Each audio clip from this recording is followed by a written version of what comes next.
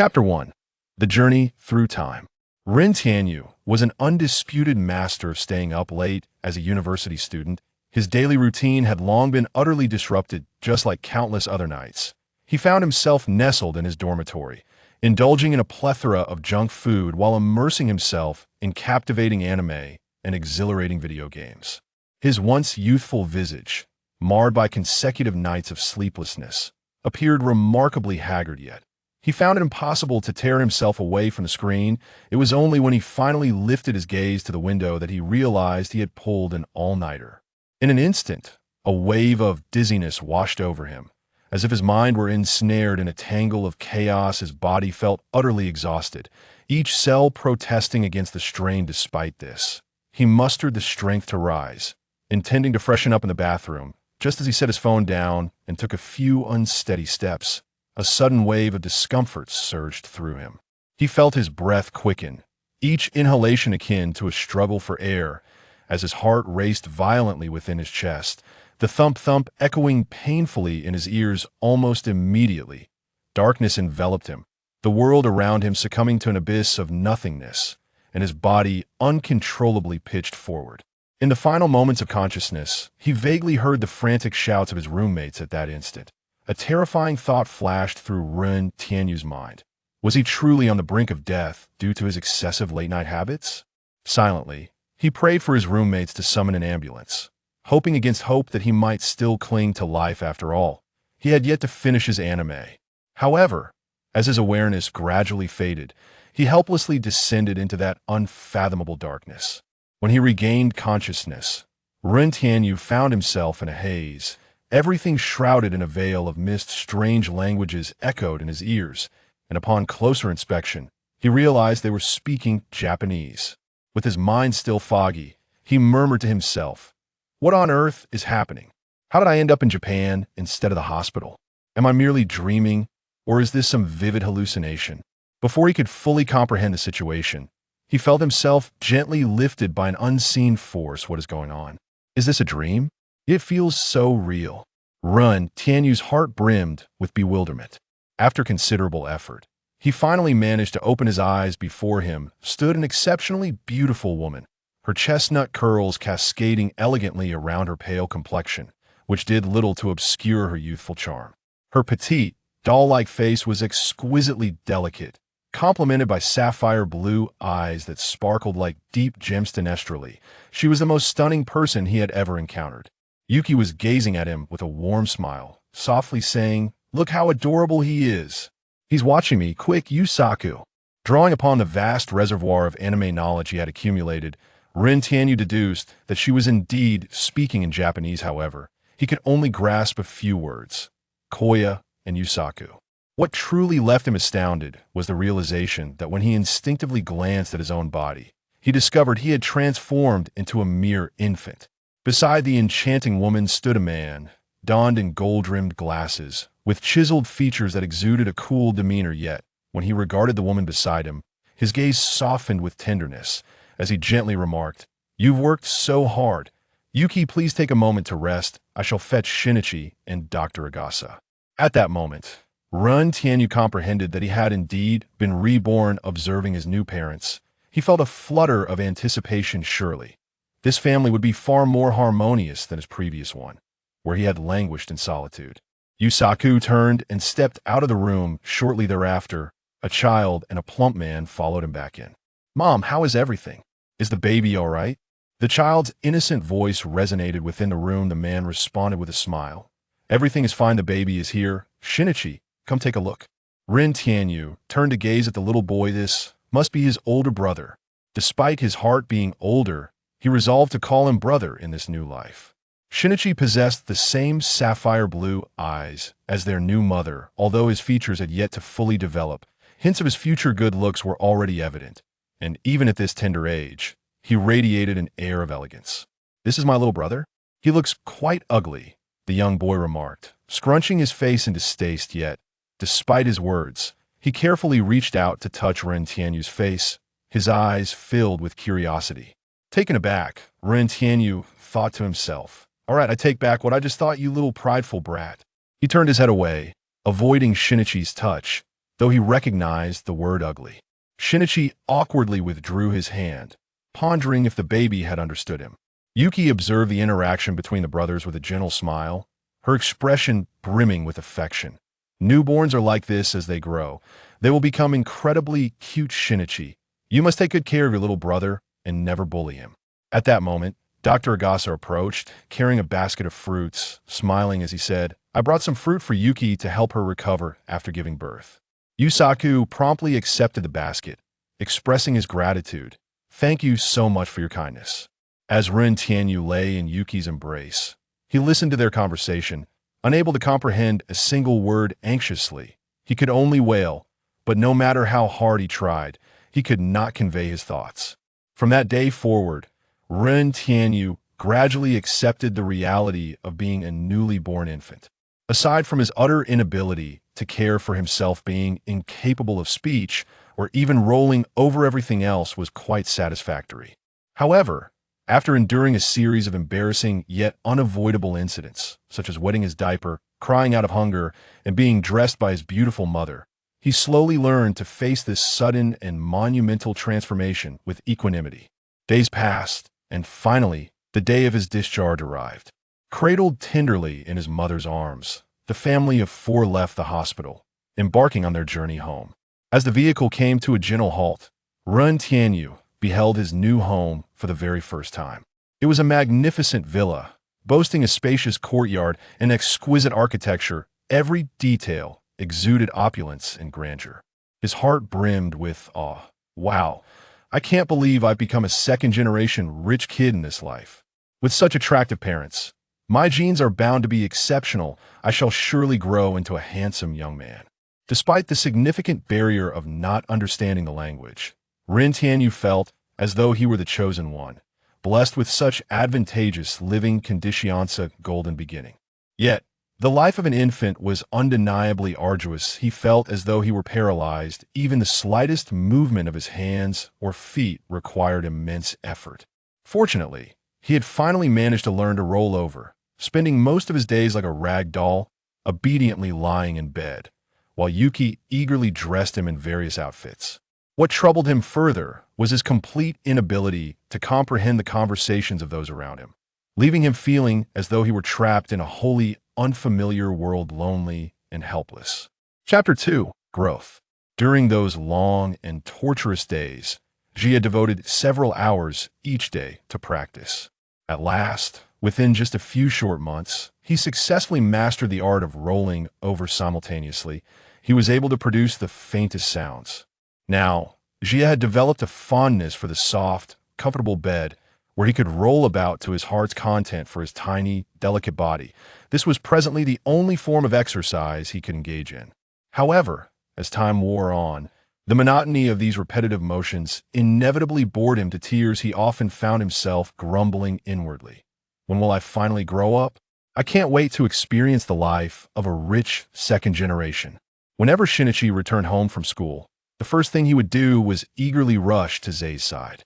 He would lean in close, his eyes sparkling with curiosity, keen to see what his adorable little brother was up to. Currently, aside from his obsession with detective novels, Shinichi's greatest delight was to lie beside Jie, regaling him with tales of Sherlock Holmes. Truth be told, although Jie had no comprehension of the intricate cases and deductions, having Shinichi's company, listening to his voice, was infinitely better than languishing alone. Shinichi would chatter endlessly to Jie, sharing amusing anecdotes from school and new detective techniques he had discovered, pouring his heart out to his little brother. Afterward, he would thoughtfully prepare milk for Jie. While the flavor of the formula was somewhat monotonous, day in and day out, the same taste, Jie still preferred drinking it himself rather than being fed by his mother. That small sense of autonomy brought him immense satisfaction. Yet, Jie occasionally pondered, how much longer must I wait before I can savor truly delicious and varied meals? I yearned to taste all sorts of culinary delights. As the days passed one by one, when he first moved forward using both hands and feet, it felt as if he had discovered a new continent, realizing that he could finally break free from the confines of the bed and sofa and could walk on the ground.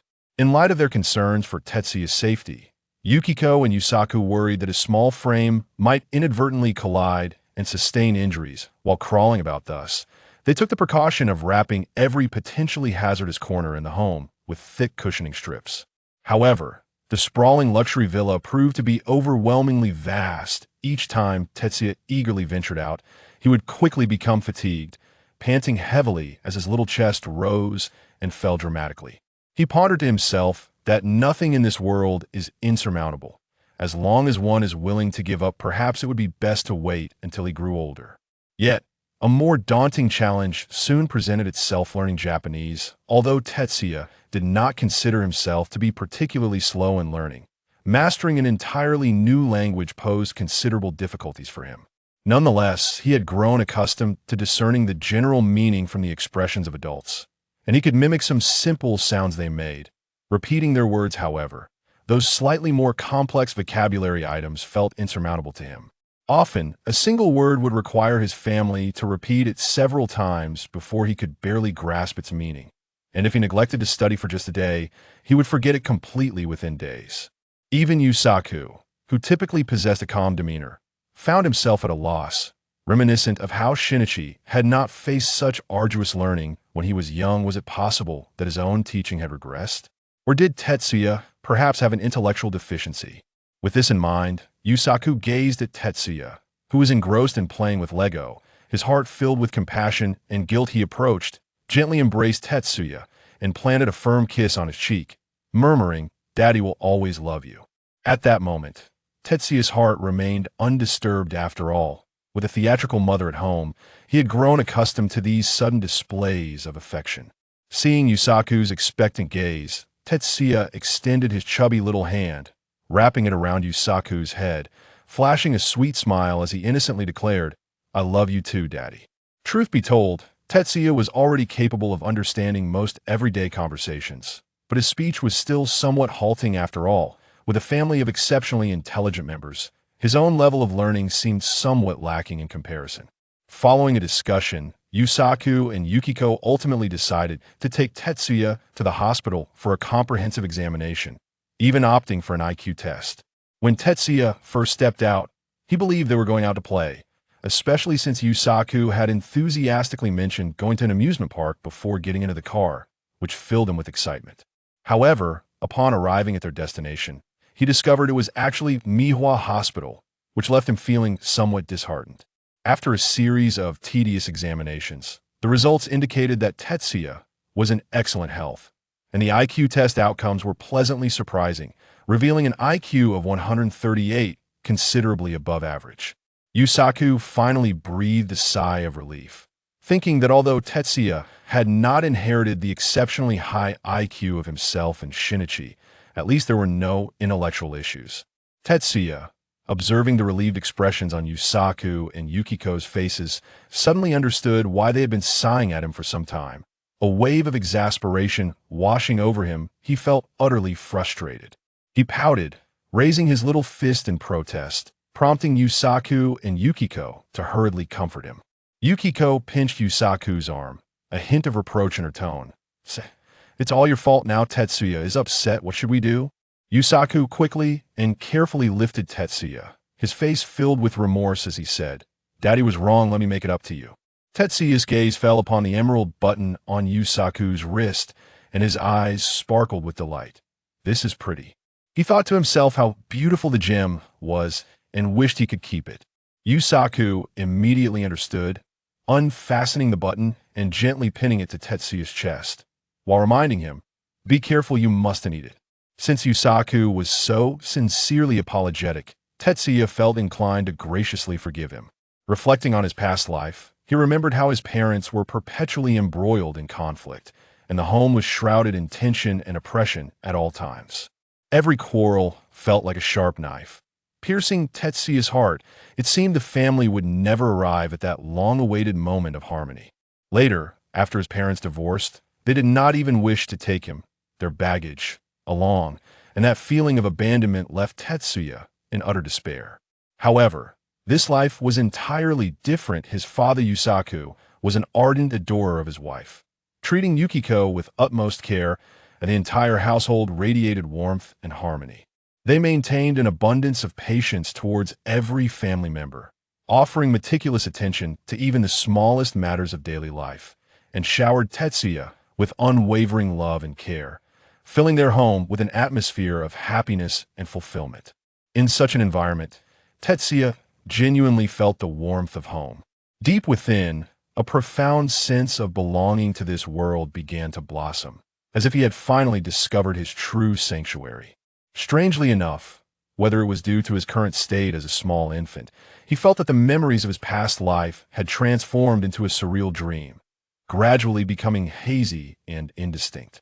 The painful memories and the images of quarrels are gradually fading away. Ever since he transformed into a child, Tetsuya's life has taken on an air of simplicity and leisure. Beyond the necessities of eating and sleeping, his greatest joy lies in watching anime. Each day, he obediently sits before the television, his eyes wide open, utterly transfixed by the screen, completely immersed in the adventures of Crayon Shinchan and Doraemon. It must be said that watching Japanese anime in Japan is extraordinarily convenient.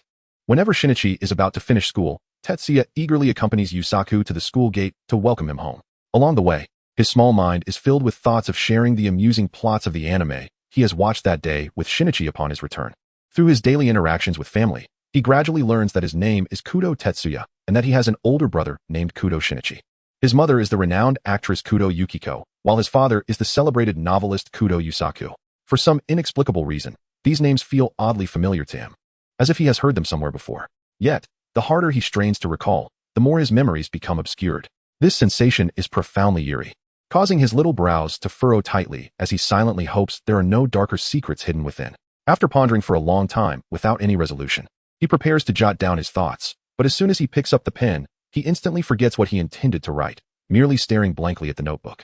Feeling utterly lost. Chapter 3. Oblivion. There is a persistent sensation of having lost something profoundly significant. Tetsuya's small brows are tightly knitted together, his face etched with distress as he grapples with deep contemplation. Instinctively, he picks up a colorful crayon and awkwardly scribbles on the paper that this year he is 2 years old. Yet, as soon as he finishes, a look of confusion crosses his face, as if a voice within him is insisting that something is amiss. No, it should be 18. Tetsuya mutters softly to himself, glancing down at his chubby little hands, which are astonishingly smaller than the crayon he holds. His eyes brim with confusion and bewilderment. How could an 18-year-old's hands be so diminutive? Where has it all gone wrong? Jie's eyes glistened with urgency, his small hands patting his head as he fervently chanted to himself. Remember, remember. Yuzwa sat before his computer, the rhythmic clatter of keystrokes echoing in the room as he managed to submit his manuscript just before the deadline. With a sigh of relief, he rose from his seat, stretching his stiff limbs after prolonged sitting, a smile of liberation brightening his face as he softly murmured, "At last, it is done." Turning around, he immediately spotted Jie beside him, adorably tapping his head. In that moment, Yuzwa felt the weariness within him dissipate significantly. He quickly approached Jie, bending down to gently lift him, bestowing a tender kiss upon his rosy cheek. Tetsuya was initially immersed in his own thoughts when this sudden action interrupted him. He cast a dissatisfied glance at Yusaku and protested in a childlike voice, "Daddy, please don't." With this interruption, Tetsuya found himself unable to recall what he had been pondering moments before. In a flurry of anxiety, he clutched Yusaku's collar tightly, his eyes brimming with urgency, wondering what he had been engaged in just moments ago. Yusaku, seemingly oblivious to Tetsuya's distress, gently patted his back with a warm smile and said, "Let me tell you a detective story." Reflecting on the days of Shinichi's childhood, Yusaku remembered how he adored listening to his stories. Who would have imagined that he would grow up to be such a prideful child, withholding his innermost thoughts? Yusaku settled onto the sofa, placing Tetsuya on his lap, and began to narrate with great expressiveness. His voice rose and fell dramatically, his expressions vivid as he mimicked the detective's astuteness one moment and the villain's cunning the next.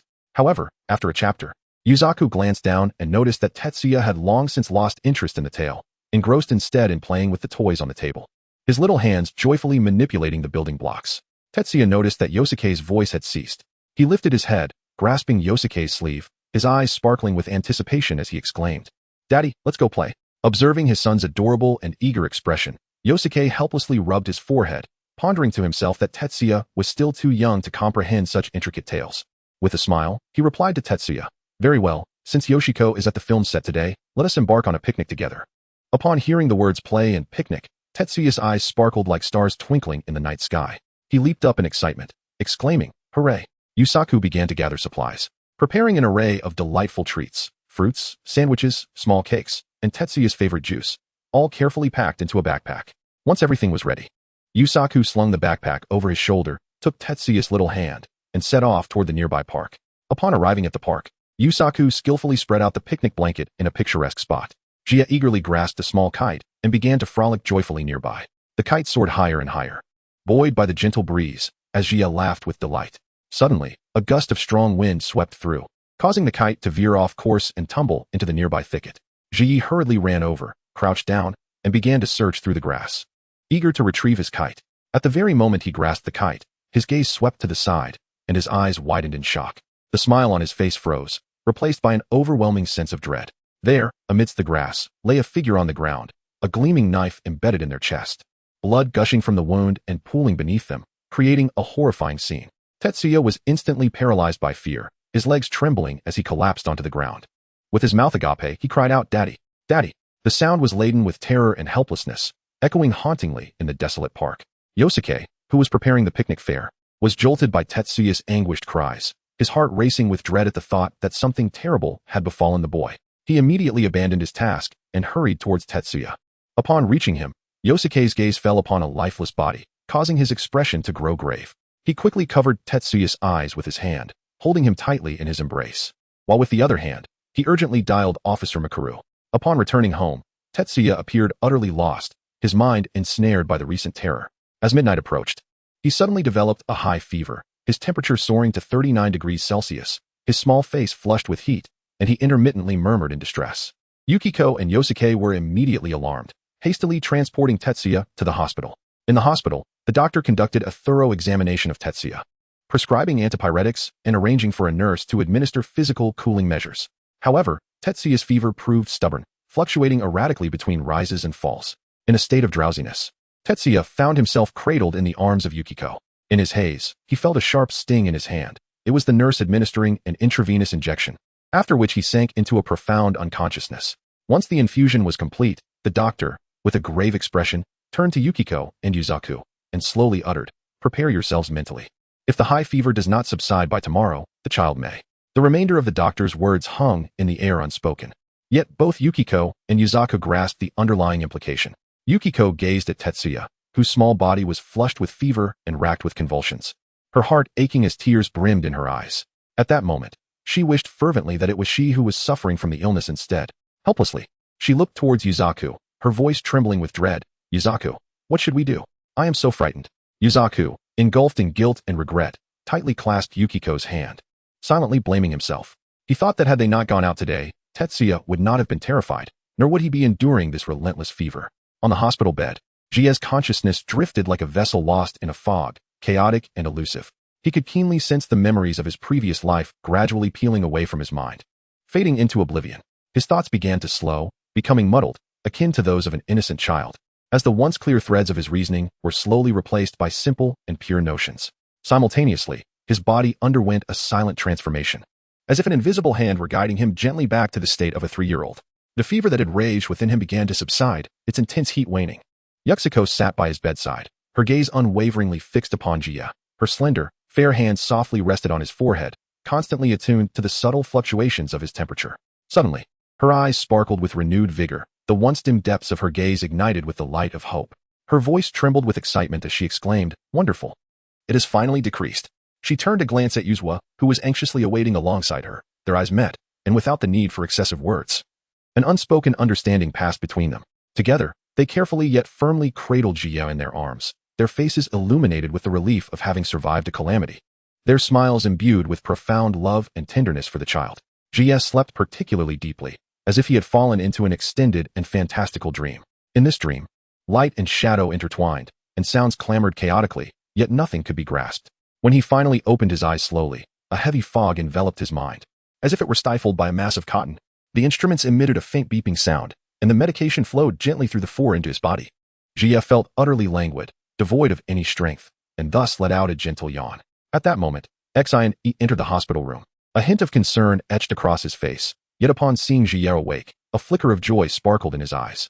He hurriedly approached Jia, slightly bending down, extending a finger to delicately rest upon Jia's small hand, a gentle smile gracing his features as he softly spoke. "Jia, your brother has come to see you." His voice brimmed with tenderness. Tetsuya instinctively grasped his fingers, the small hand gripping tightly, as if it had seized a familiar warmth. He merely blinked, gazing at Shinichi with a naive expression, softly uttering, "Brother."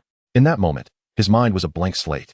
Filled with confusion, how peculiar it was that he found himself in a hospital. Chapter 4.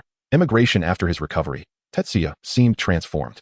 The once vibrant and lively spark in his eyes had vanished, replaced by a prolonged stupor.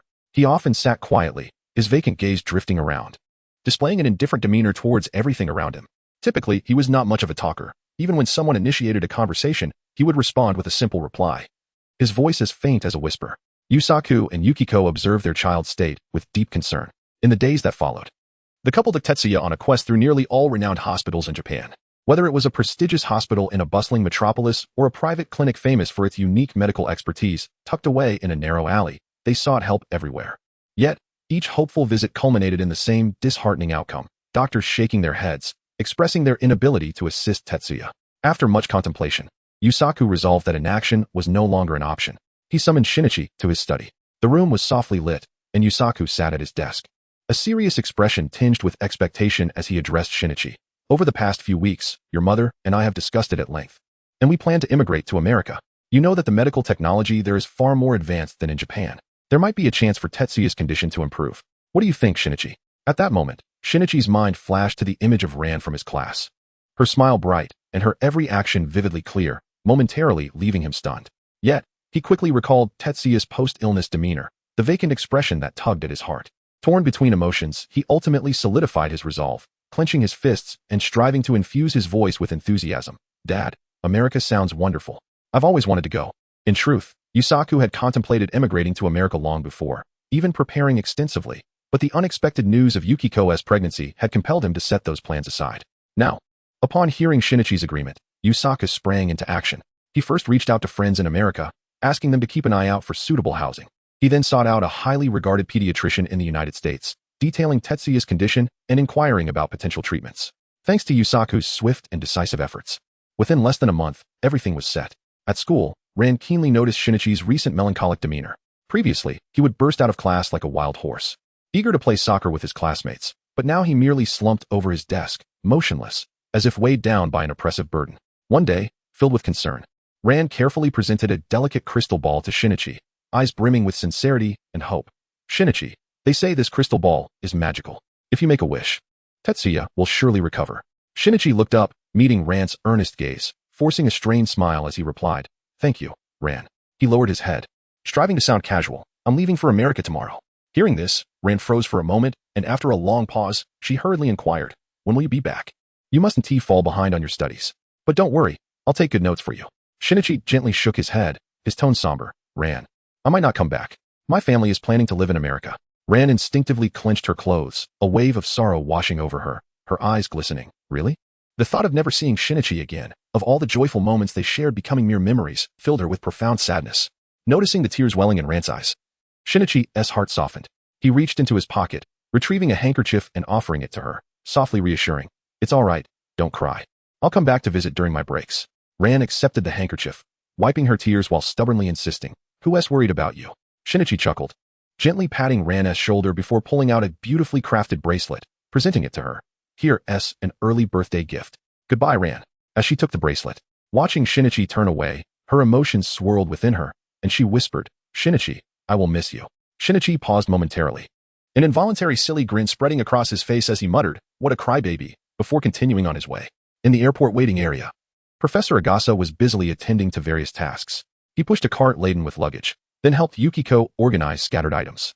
His slightly plump figure navigated through the crowd with difficulty, beads of sweat forming on his forehead, glistening under the lights. Despite the chaos, a warm smile remained on his face, betraying no hint of impatience. Yusaku held Tetsuya in one arm while managing a suitcase with the other, feeling a surge of gratitude as he observed Professor Agasa's helpfulness. Before boarding, Yusaku approached the professor, giving his shoulder a hearty pat. His eyes filled with expectation. "Do remember to visit us in America. Make sure to stay for a while so we can catch up." Professor Agasa, wiping his brow, responded with a hearty laugh, "Of course. Be sure to prepare a room for me. Don't mind me being an old bother." After successfully shipping all their belongings, Professor Agasa approached Tetsuya, observing his vacant expression. A pang of compassion surged within him as he gently stroked Tetsuya's head, murmuring, "What a poor child." Seeing this, Yusaku took Tetsuya's small hand, prompting him to say goodbye to Professor Agasa. Jier raised his head, his gaze somewhat unfocused. yet he obediently waved his hand gently. His voice soft and tinged with a hint of frailty. "Goodbye, doctor." Shinichi stepped forward as well, slightly bowing to bid farewell to the doctor. "Doctor, we shall take our leave now. Please take care of yourself." Dr. Agasa watched the gradually receding figures of the four-person family, silently praying in his heart, "I hope this time we can successfully cure Jia's illness." After a lengthy journey, the Kudo family finally arrived in America. Exiting the airport, a luxurious car had been waiting for them for quite some time, ready to escort them to their villa located in the outskirts. As Jia stepped off the vehicle, he was taken aback by the grandeur of the villa before him, his eyes widening in astonishment and his mouth slightly agape. However, being in an entirely unfamiliar place filled him with unease, causing him to cling tightly to Yukiko. Despite this trepidation, his curiosity was overwhelming. He occasionally peeked around, his eyes sparkling with the light of exploration as he surveyed his surroundings. Shinichi trailed behind, dragging his suitcase while glancing around. Everything here was starkly different from Japan: the fresh air, the expansive lawns, the uniquely styled architecture, but a medley of emotions stirred within him. His thoughts inevitably drifted back to Japan, wondering what Lan was doing at that moment and if she too missed him. Once settled in, Jia began to undergo various treatments. The process was long and arduous, filled with frequent examinations, bitter medications, and intricate rehabilitation exercises. Jia complied diligently, evoking even more empathy from those around him. Each time a doctor or nurse entered the room, he would obediently extend his small hand or quietly lie on the bed, allowing them to attend to him. With the support and encouragement of his family, Jia gradually improved, regaining his former vitality, which validated their decision to leave Japan.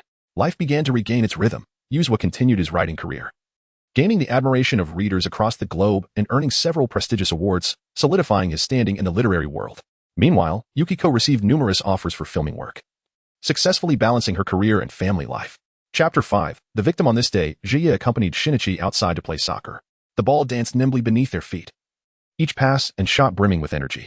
Just as they were engrossed in their game, a sudden gasp echoed nearby. The two turned towards the sound and saw a person collapsed on the ground, frothing at the mouth, surrounded by a crowd. The expressions on the bystanders' faces were a mix of horror and confusion, uncertain of what had transpired. Without hesitation, Shinichi rushed forward, his eyes reflecting a sense of determination and calm. Jia followed closely, his heart racing with anxiety and tension. Once they managed to push through the throng, they discovered that the victim had lost consciousness. The scene was chaotic, with someone already dialing for an ambulance. Shinichi knelt down, utilizing his accumulated knowledge to carefully assess the victim's condition. His brow furrowed, his expression grave, he looked up and solemnly stated, "The person has passed away, and it is evident that this was a case of poisoning." His voice was soft yet resonated clearly amidst the clamor, eliciting expressions of shock from those surrounding them. The heart of Tetsuya sank abruptly. He had never encountered such a scene and was utterly unprepared for the dire circumstances that unfolded before him. His body trembled slightly, overwhelmed by a profound sense of dread. At that moment, the wail of police sirens grew nearer as officers swiftly arrived at the scene to commence their investigation. They cordoned off the area and began to disperse the surrounding crowd, meticulously examining the site. Without hesitation, Shinichi stepped forward, eagerly offering his assistance to the police. With his keen observational skills and exceptional deductive reasoning, he shared the fragments of information he had gathered with the officers. He articulated his findings with great care, leaving no detail overlooked. The police listened intently, nodding in appreciation of the youth's capabilities. Meanwhile, Tetsuya stood anxiously to the side, witnessing the death before him and feeling an overwhelming sense of fear. He retreated behind Shinichi, unable to bear the sight. His hands clenched tightly together, palms slick with sweat, and he fervently prayed for the swift capture of the despicable murderer, hoping the victim could finally find peace. Beside the lifeless body lay a bottle of drink purchased from a nearby vending machine, a potential key to unraveling the cause of death. Judging by the circumstances, it appeared that the deceased had ingested the beverage, triggering a fatal poisoning response.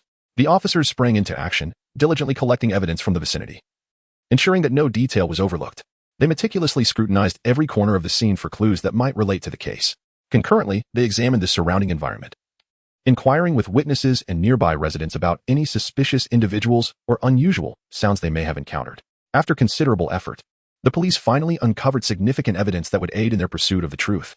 Subsequently, they carefully placed the body of the deceased into an ambulance, transporting it to the forensic laboratory for a thorough examination. During the autopsy, it was confirmed that the individual had succumbed to poisoning from the toxic beverage. Meanwhile, using the information gleaned from the deceased's wallet, the police learned that his name was Hans Steck and that he resided nearby. They then proceeded to investigate Hans Steck's background and social connections. Shinichi noticed paint splatters on the victim's clothing, prompting a nearby officer to remark that the man appeared vaguely familiar, as if he had encountered him before. Tetsuya observed Shinichi's contemplative demeanor and inquired whether this might be a random incident. He speculated that the perpetrator had surreptitiously placed a toxic beverage in the vending machine. anticipating that when the victim purchased a drink, 2 bottles would emerge. An unsuspecting individual would likely assume a malfunction had occurred and would take both bottles, ultimately consuming the poisonous drink and meeting their demise. Shinichi shook his head, questioning how the killer could foresee whether the victim would take the drink and what the motive behind such a scheme would be. At that moment, the officer recalled that 3 weeks prior, a woman had reported feeling stalked. Following her lead, they had apprehended a man in a nearby park, but after investigating, they found no evidence of misconduct and merely gave him a verbal warning before releasing him. Upon hearing this, Shinichi deemed it essential to visit the woman's residence for further inquiries. Tetsuya, aware of his brother's aspiration to become a great detective, called their father, requesting that he reach out to his police officer friend to facilitate their assistance. Despite having already filed a report with their superior, allowing Tetsuya and Shinichi to accompany Officer Smith to the woman connected to the victim, some bystanders muttered that such matters were not for children to involve themselves in. My brother is quite remarkable. He is a disciple of Sherlock Holmes, a true detective, Tetsuya declared loudly. Oh dear, why such a sudden proclamation? Shinichi felt a bit embarrassed and scratched his head. Tetsuya continued to assert that his brother would undoubtedly apprehend the culprit, urging everyone to wait and see. Officer Smith scoffed, remarking that this was no mere child's detective game. Frustrated by the officer's impatience, Tetsuya retorted, how about we make a wager? If my brother identifies the murderer, you must apologize to us and buy us ice cream. Hearing Tetsuya's bold words startled Shinichi, who quickly interjected with a smile to diffuse the tension, saying, oh dear, Tetsuya, you mustn't speak to uncle in such a manner. We should always show respect. I sincerely apologize, officer. Please do not take offense. After listening to Shinichi's words, Tetsuya, albeit reluctantly, mumbled an apology so softly that only he could hear it. However, Officer Smith seemed unfazed, bursting into hearty laughter. Haha, it's perfectly all right. Children are bound to be a bit impulsive. Now, my little rascals, let us officially commence this intriguing wager. In the blink of an eye, the group arrived at the doorstep of a lady. After a round of introductions, they learned that her name was Erin. Upon hearing the unfolding events, a look of sheer astonishment spread across her face. Yet, as the officer began to interrogate Erin, the astute Shinichi noticed some peculiarities.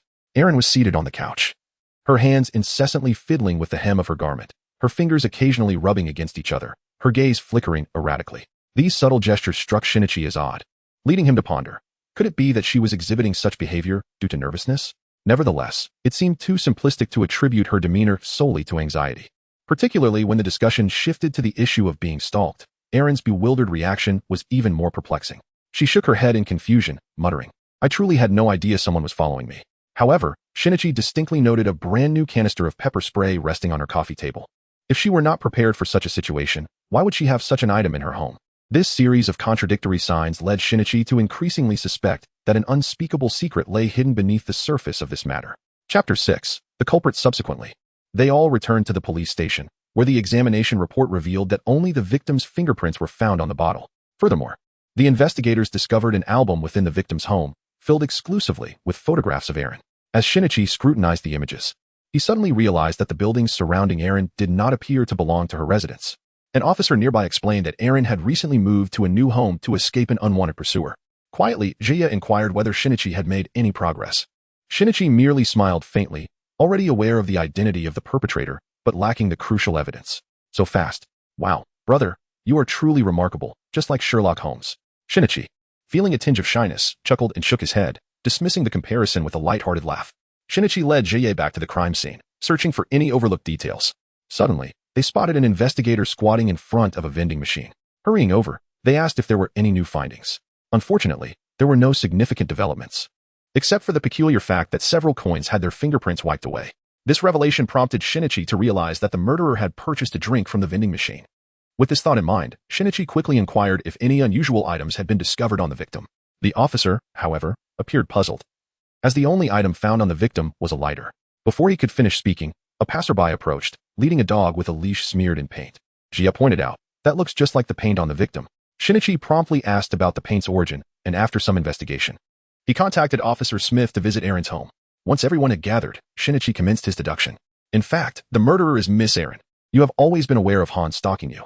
That day, you feigned the act of buying a drink. You consumed a beverage from the vending machine and randomly placed it in your bag.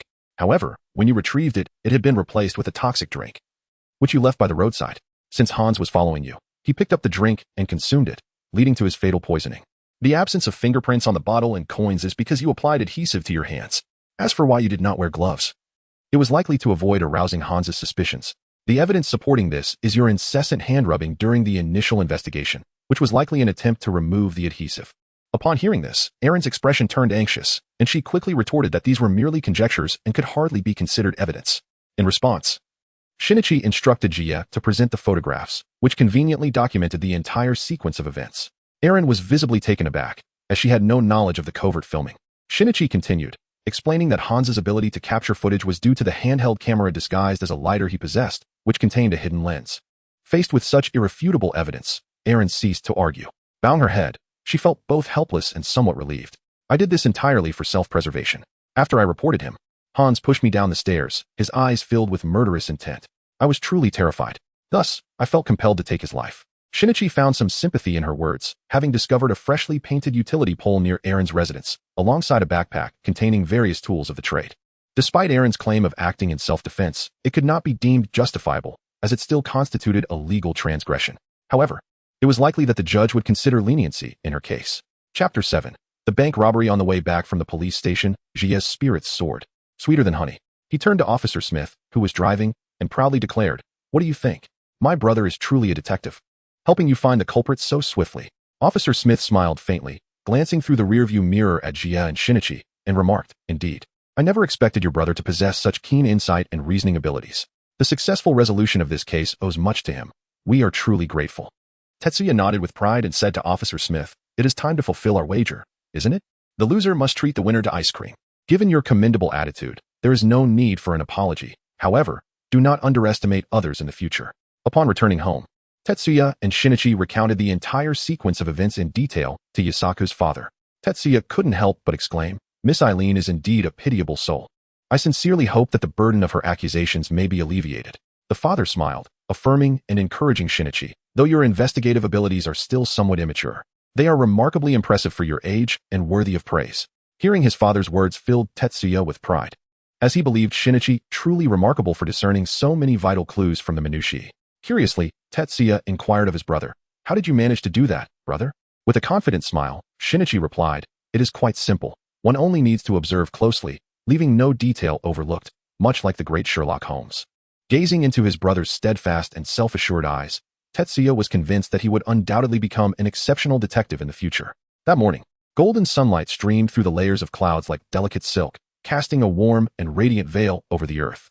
A gentle breeze danced lightly, caressing people's faces and bringing with it a refreshing and pleasant aroma. Yukiko, dressed in an elegant dress, moved gracefully, her face adorned with a warm smile. With Tetsuya holding her left hand and Shinichi linked to her right, the trio strolled leisurely towards the bank. Along the way, they exchanged laughter and conversation, relishing the beauty of the moment. However, midway through their journey, an unexpected occurrence transpired as Yukiko suddenly spotted her long-lost friend standing not far away, beaming and waving at her. Upon realizing this, Yukiko promptly urged Tetsuya and Shinichi to continue to the bank, while she paused to reconnect and chat with her friend. Jie and Sini exchanged a brief nod before quickening their pace towards the bank. Upon entering the bustling hall, they were greeted by a sea of people engaged in various activities, some hurriedly filling out forms, while others anxiously waited in line, creating an atmosphere brimming with activity. Sini swiftly approached the ticket machine, adeptly pressed the buttons, and retrieved a numbered slip. Subsequently, he and Jie settled onto a long bench provided by the bank, patiently awaiting their turn. The cacophony of voices reverberated throughout the bank, rendering the environment somewhat chaotic. During the prolonged wait, Sini keenly observed the throng around him. It soon became apparent that a peculiar phenomenon had taken hold. Many patrons appeared to be suffering from colds. Some sneezed intermittently, others dabbed at their noses with tissues, while a few looked pale and lethargic, evidently unwell. At that moment, Jie, who had been quietly seated, suddenly felt an unusual itch in his throat, followed by an uncontrollable fit of coughing. Instinctively, he covered his mouth with his hand, yet the cough escaped nonetheless. Noticing the commotion, Sini immediately turned his head.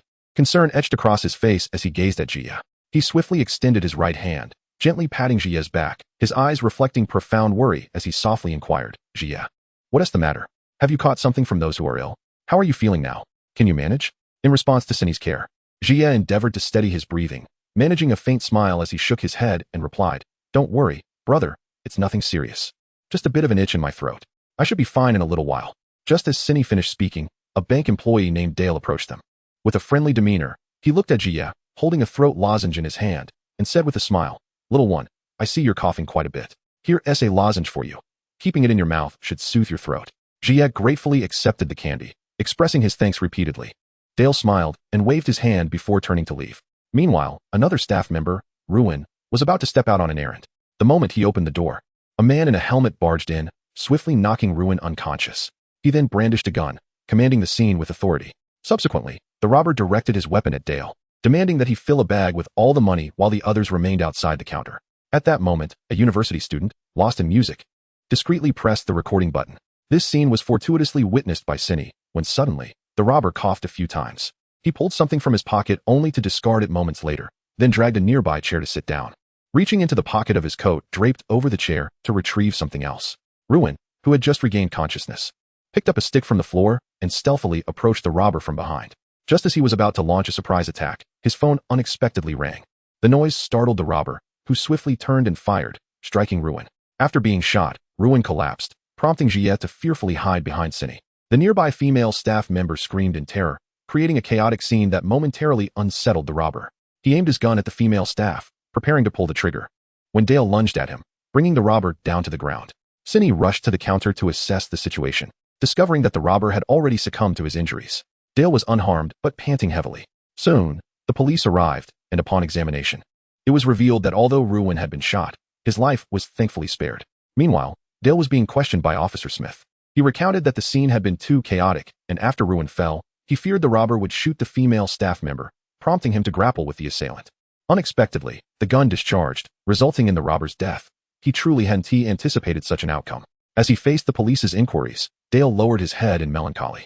Due to the incident occurring in a blind spot of the surveillance cameras, the police found it impossible to verify Dale's account.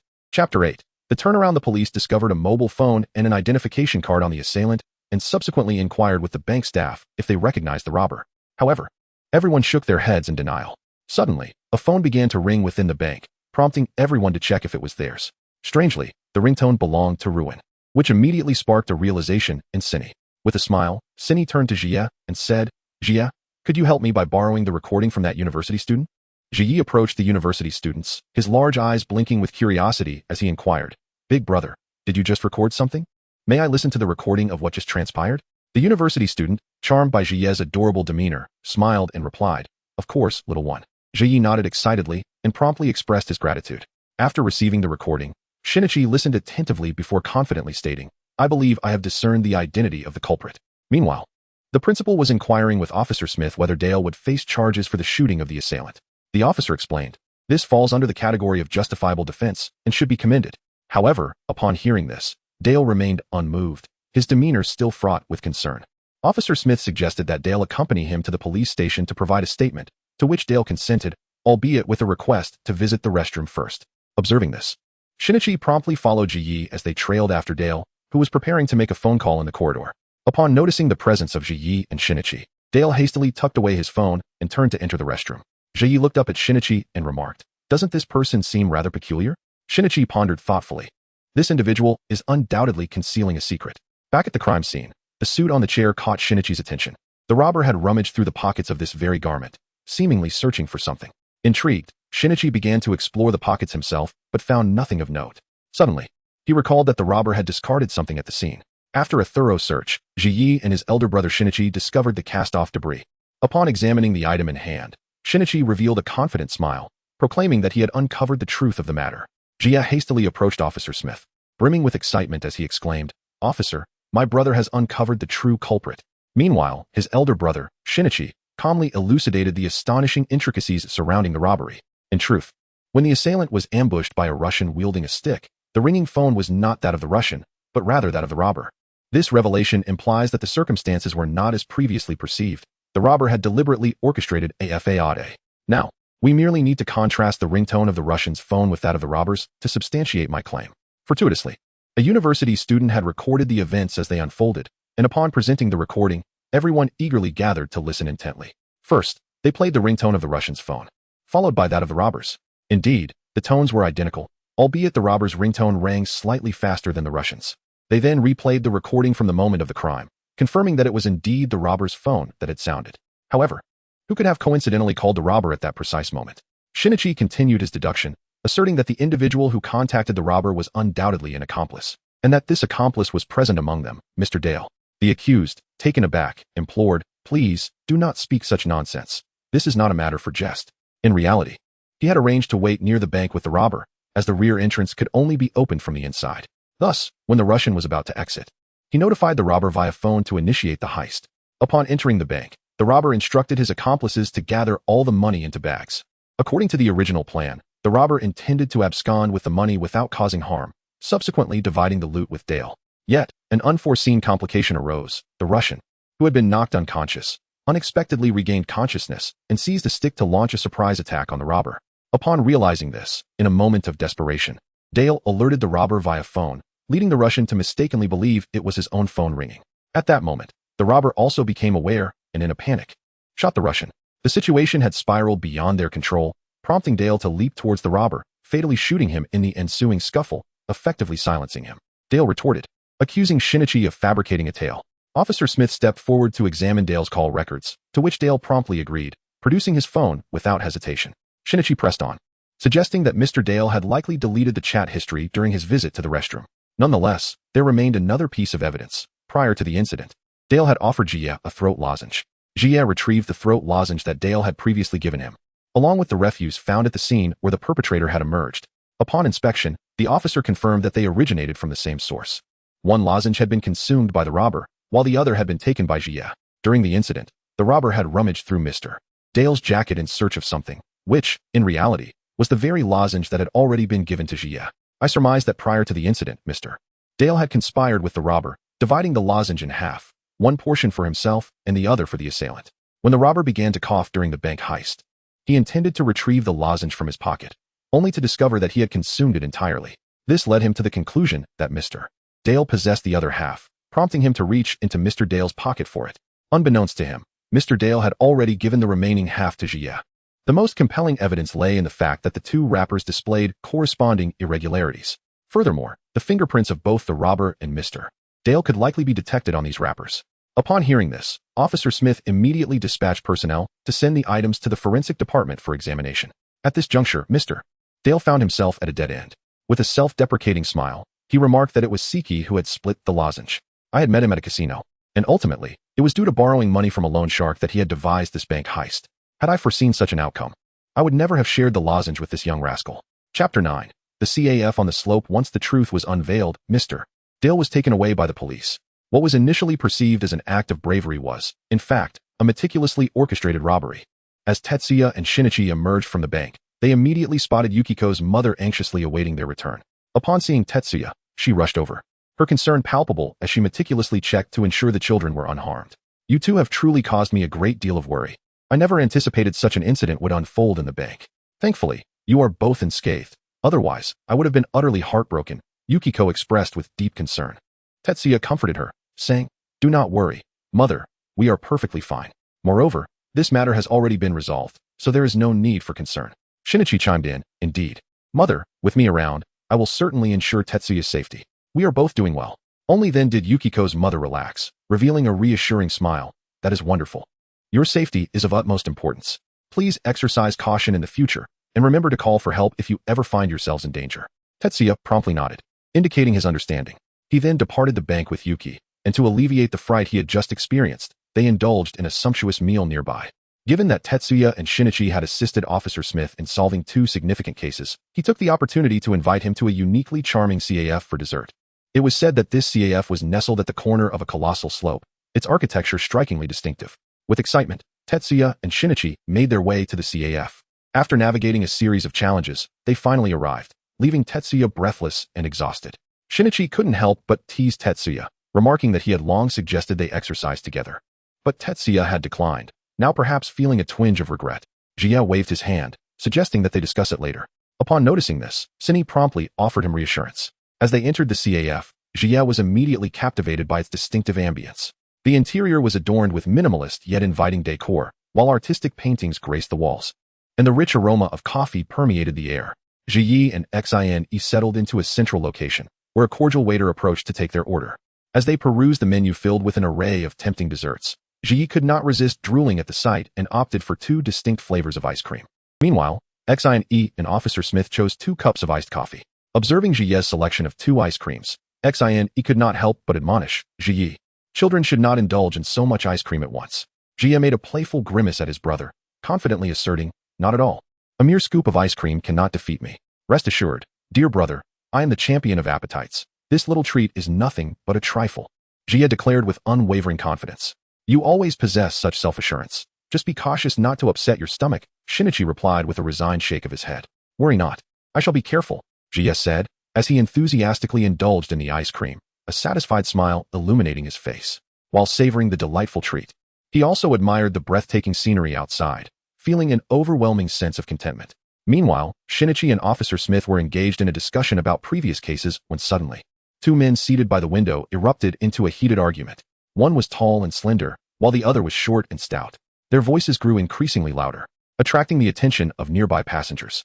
"How can you act this way? Did we not come to an agreement?"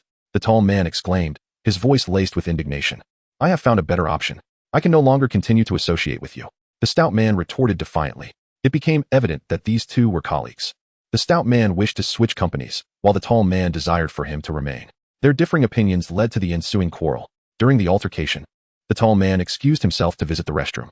Meanwhile, Jia, having indulged too much in ice cream, felt a growing discomfort in his stomach, as if countless tiny creatures were gnawing at him. At that moment, Shinichi and Officer Smith also noticed his distress. Concerned, Shinichi turned to Jia and inquired, "Jia, what is wrong? You look rather pale." Jia pointed to his stomach with a sense of grievance, revealing that he had indulged in an excessive amount of ice cream, resulting in a painful belly. Sini shook his head in resignation and remarked, "See, I knew this would happen. Do you need to visit a doctor?" Jia clutched his stomach, pondering whether a brief visit to the restroom would remedy his discomfort. He approached the restroom door, knocking incessantly, yet no response came, causing him to pace anxiously. At last, the door creaked open, revealing a tall, slender man who emerged while covering his mouth. Without a second thought, Jia hurried inside. After attending to his needs and washing his hands, he prepared to exit. At that moment, a child at a nearby table exclaimed, "Mom, look! There's a long line on the back of the bus. How peculiar." Chapter 10. The truck that suddenly burst into the CAF. The tall man returned to his seat, one hand grasping a tissue while the other adjusted his clothing. Xine, ever perceptive, noted this detail and silently mused. The man had been using his left hand moments ago, but now he had switched to his right. Few could manage with both hands now. As the tall man retrieved a cigarette and prepared to light it, he realized he could not find his lighter. Muttering to himself that it must have fallen in the restroom. Rising, he headed back towards the restroom, but just as he reached the door, a thunderous crash reverberated through the air. The deafening sound startled everyone, drawing their gazes towards its source. To their astonishment, a fleet of massive trucks barreled into the CAF like wild stallions, their speed leaving onlookers aghast. Even more shocking was the fact that these trucks charged directly towards the very spot where the slender man had been seated. His eyes widened in horror as a wave of dread washed over him. Had he not gone to retrieve his lighter, he would surely have been crushed beneath the onslaught. Just as he felt a surge of relief for narrowly escaping calamity, he caught sight of a short, stout man seated nearby, who had no time to react and was struck by the truck, instantly losing all signs of life. The sudden turn of events left the crowd in stunned silence. Chaos and terror engulfing the scene. No one had anticipated such a tragedy. Everything had transpired far too swiftly. Jia clung tightly to his brother, his body trembling incessantly.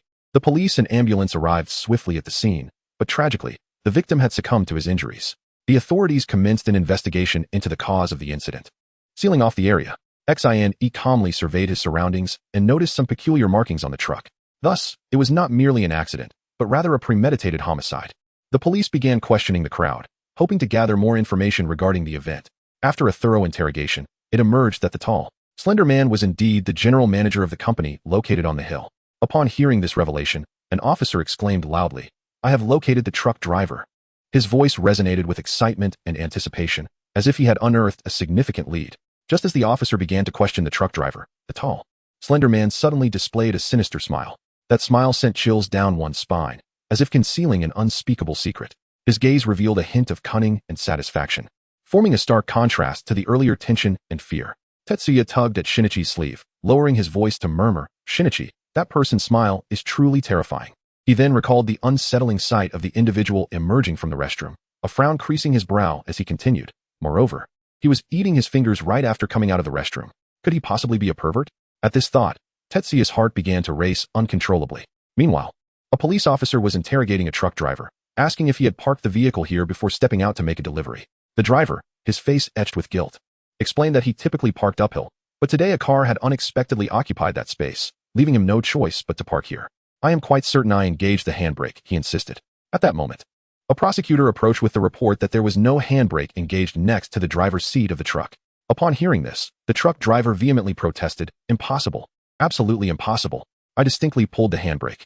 The tall, slender man, filled with rage, retorted, "You must be lying. Sam was my dearest friend, my right hand. Without someone like Sam, my company is bound to collapse." Chapter 11. The discovered bloodstain. The truck driver widened his eyes, his mouth agape in disbelief as he gazed at the tall man. "Are you saying someone has died?" His voice trembled, seemingly unable to grasp the shocking revelation. Just then, a woman clad in a purple suit appeared behind the truck driver. "Reese, what are you doing here?" she inquired. "If we do not transfer the funds to the other party today, they will cease shipments to us." Reese, her face marked by sorrow, replied, "I am fully aware of that, but this is not the time to discuss such matters. Sam has suddenly passed away. He died in an unfortunate car accident." Miss Longchamp looked on in disbelief, exclaiming, "How could this be possible?" Shinichi, noticing the man inserting his hand into his mouth, felt a surge of unease.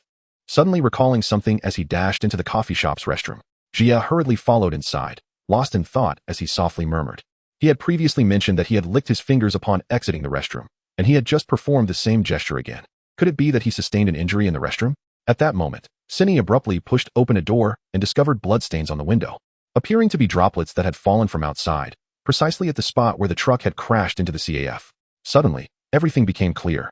He had exited from this very location and had only gotten blood on himself upon returning. This explained why Jia had received no response when he knocked earlier. Mr. Lee simply was not in the restroom at that time. Cindy leaped out of the window, realizing that Mr. Lee had exited through this window and had injured the index finger of his left hand outside. Thus, upon returning, he had resorted to using his right hand to carry items. But where had he gone, and what had he done? Prior to the incident, Mr. Lee had been acutely aware of time. Did he need to leave the CAF within a certain time frame? As Cindy approached the bus stop sign, he suddenly halted. Turning to Jia. "Jia, do you recall what time the incident occurred?" Tetsuya furrowed his brow, reflecting intently before responding with certainty. "I remember vividly. I happened to glance at my watch, and it was approximately 2:10. Shin nodded slightly, his gaze sweeping over the bus stop sign, which indicated a bus scheduled for 2:07. By calculating the time, it seemed that this particular bus had just completed a loop back to this very spot. The bus stop at the entrance of the CAF was indeed the final destination for that route. At that moment, Shin noticed a wooden cone lying on the ground. He bent down to pick it up for inspection. Suddenly, a bus came to a gentle halt before us, and to our astonishment, a piano wire was inexplicably tied to the rear of the vehicle. A slight smile played at the corners of Shin's mouth as he revealed his newfound confidence. "Tetsuya, I have completely grasped the truth of the matter. This is not merely an unfortunate accident. It is, in fact, a meticulously orchestrated murder. The perpetrator must be that individual. Now, go and inform Officer Smith to gather everyone together. I am about to unveil the true identity of the murderer." Jia nodded with excitement and promptly sought out Officer Smith to relay his findings. As Jia approached, Mr. Reese mentioned that he had some matters to attend to at his company and was preparing to leave, claiming he needed to transfer funds to a client and would only require half an hour.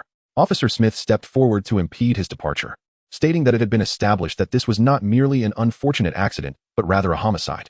Therefore, he could not leave at this time and must cooperate with the investigation. Simultaneously, Shinichi joined Mr. Reese, asserting that he could not depart, as they were on the verge of revealing the perpetrator, and his presence was indispensable. Mr. Reese, taken aback, exclaimed, "What do you mean by that? Do not speak recklessly. Everyone at the scene believes that the driver failed to park properly, which led to the truck crashing into the CAF and causing this incident." With a smile, Shinichi replied, "Then allow me to begin by discussing your method of operation." Mr. Reese dismissively shouted, "I have important matters to attend to. I cannot waste time with your nonsense." The truck driver, unable to contain his laughter, interjected, "Do not be so hasty. Perhaps you should listen to what he has to say. Are you feeling guilty?" Shinichi then commenced his reasoning display. First, Mr. Reese parked his vehicle in the space designated for the truck and subsequently invited Mr. Sam to the CF for a discussion. To divert his attention from the events occurring on the slope, he discreetly maneuvered him to a position facing away from the window. During their conversation, he feigned the need to use the restroom. Mr. Reese countered, "I did not position him there, nor did I pretend to go to the restroom." Shinichi smiled and asked, "Is that truly the case, Mr. Reese? Just moments ago, when my brother went to the restroom, he knocked several times, yet received no response." Jia nodded, acknowledging the truth in those words. He was nearly frantic, as no one had responded to him. At that moment, Mr. Reese's expression shifted dramatically. Shinichi continued, explaining that you had crawled out through the window of the restroom and made your way towards the truck parked nearby. At that time, you had produced a wooden cone and placed it beneath the front wheel of the truck. Despite the evidence, Mr. Reese continued to deny any involvement, insisting that he was far too busy to engage in such actions and questioning what benefit it would bring him. Shinichi interrupted his defense, emphasizing that this was all part of a strategy to ensure that the police could not suspect him of the crime. You had cleverly secured the cone with piano wire beforehand, attaching the other end to the hook at the back of the bus that was waiting to depart. Subsequently, you released the handbrake of the bus and returned to the CAF, feigning nonchalance. When the time came, as the bus set off, it would pull the cone, causing the truck to roll down the incline. You would then seize the opportunity to leave your seat, using the excuse of having forgotten your lighter in the restroom. GS suddenly realized that the child in the CAF had mentioned the line behind the bus was intended for such a purpose. Shinichi produced the evidence. Having discovered a wooden stake at the bus stop, due to the immense impact of the bus, it had been reduced to mere debris, and as one might imagine, following the truck's collision with the CAF, Mr. Sam had met his untimely demise on the spot. Mr. Reese, upon hearing this, was drenched in sweat and could not help but exclaim, "Even so, what proof do you have that I am responsible?" With an air of composure, Shinichi replied, "Indeed, there is evidence. You did not consider that while binding the piano wire, you inadvertently cut your own finger." "What, Mr.?" Reese's eyes widened in disbelief as he gazed at Shinichi, his voice trembling. "I clearly sustained my injury from the bathroom door." Shinichi's lips curved into a confident smile as he continued, "It is quite simple. The truck only required one hand to shift gears, thus leaving no traces of blood. However, upon returning to the restroom, you opted to climb through the window using both hands. Consequently, the blood from your hand left marks on the outer side of the window." He pointed outside, and the onlookers followed his gesture, indeed discovering the bloodstains on the window's exterior. Shinichi paused momentarily before further elucidating. "Afterward, you returned to your seat to converse with Mr. Sam, but due to your injured left hand, you could only write with your right. Perhaps due to the continuous bleeding from the wound, you subconsciously licked your finger, a motion that was fortuitously witnessed by Jia. Isn't that correct, Jia?" Jia nodded eagerly, affirming that Shinichi's assertion was entirely accurate. Chapter 12, Returning Home. Mr. Reese's countenance darkened significantly, and he stammered, "I have already stated that my hand was accidentally scratched by the bathroom door, and all of this is merely your conjecture. Without concrete evidence, you should refrain from making claims." Shinichi shook his head, his tone resolute. "I possess decisive evidence, which is located in your vehicle. You left the gloves you used during the crime in your car, did you not? Officer, could you please take a look?" The officer nodded and approached the car to conduct a search. Moments later, he turned around, holding a pair of gloves stained with blood, and solemnly addressed Mr. Reese. "Mr. Reese, could you please explain the origin of these gloves?" Shinichi continued, "If we examine the piano wire, it will undoubtedly bear your bloodstains, along with the gloves that were stained with blood that dripped onto the window at nearly the same time, which were also found in the vehicle. I am quite curious how you will explain this now." Faced with irrefutable evidence, Mr. Reese could no longer conceal the truth and was compelled to confess. "Yes, it was indeed I who killed him. That fellow disregarded the favor I bestowed upon him when I promoted him on the spot. In the direst moment for the company, he sought to jump ship. If he were to leave just like that, my company would surely falter, since it was headed for bankruptcy. I decided to create the illusion of his accidental demise, thus allowing me to claim a substantial insurance payout and compensation for damages.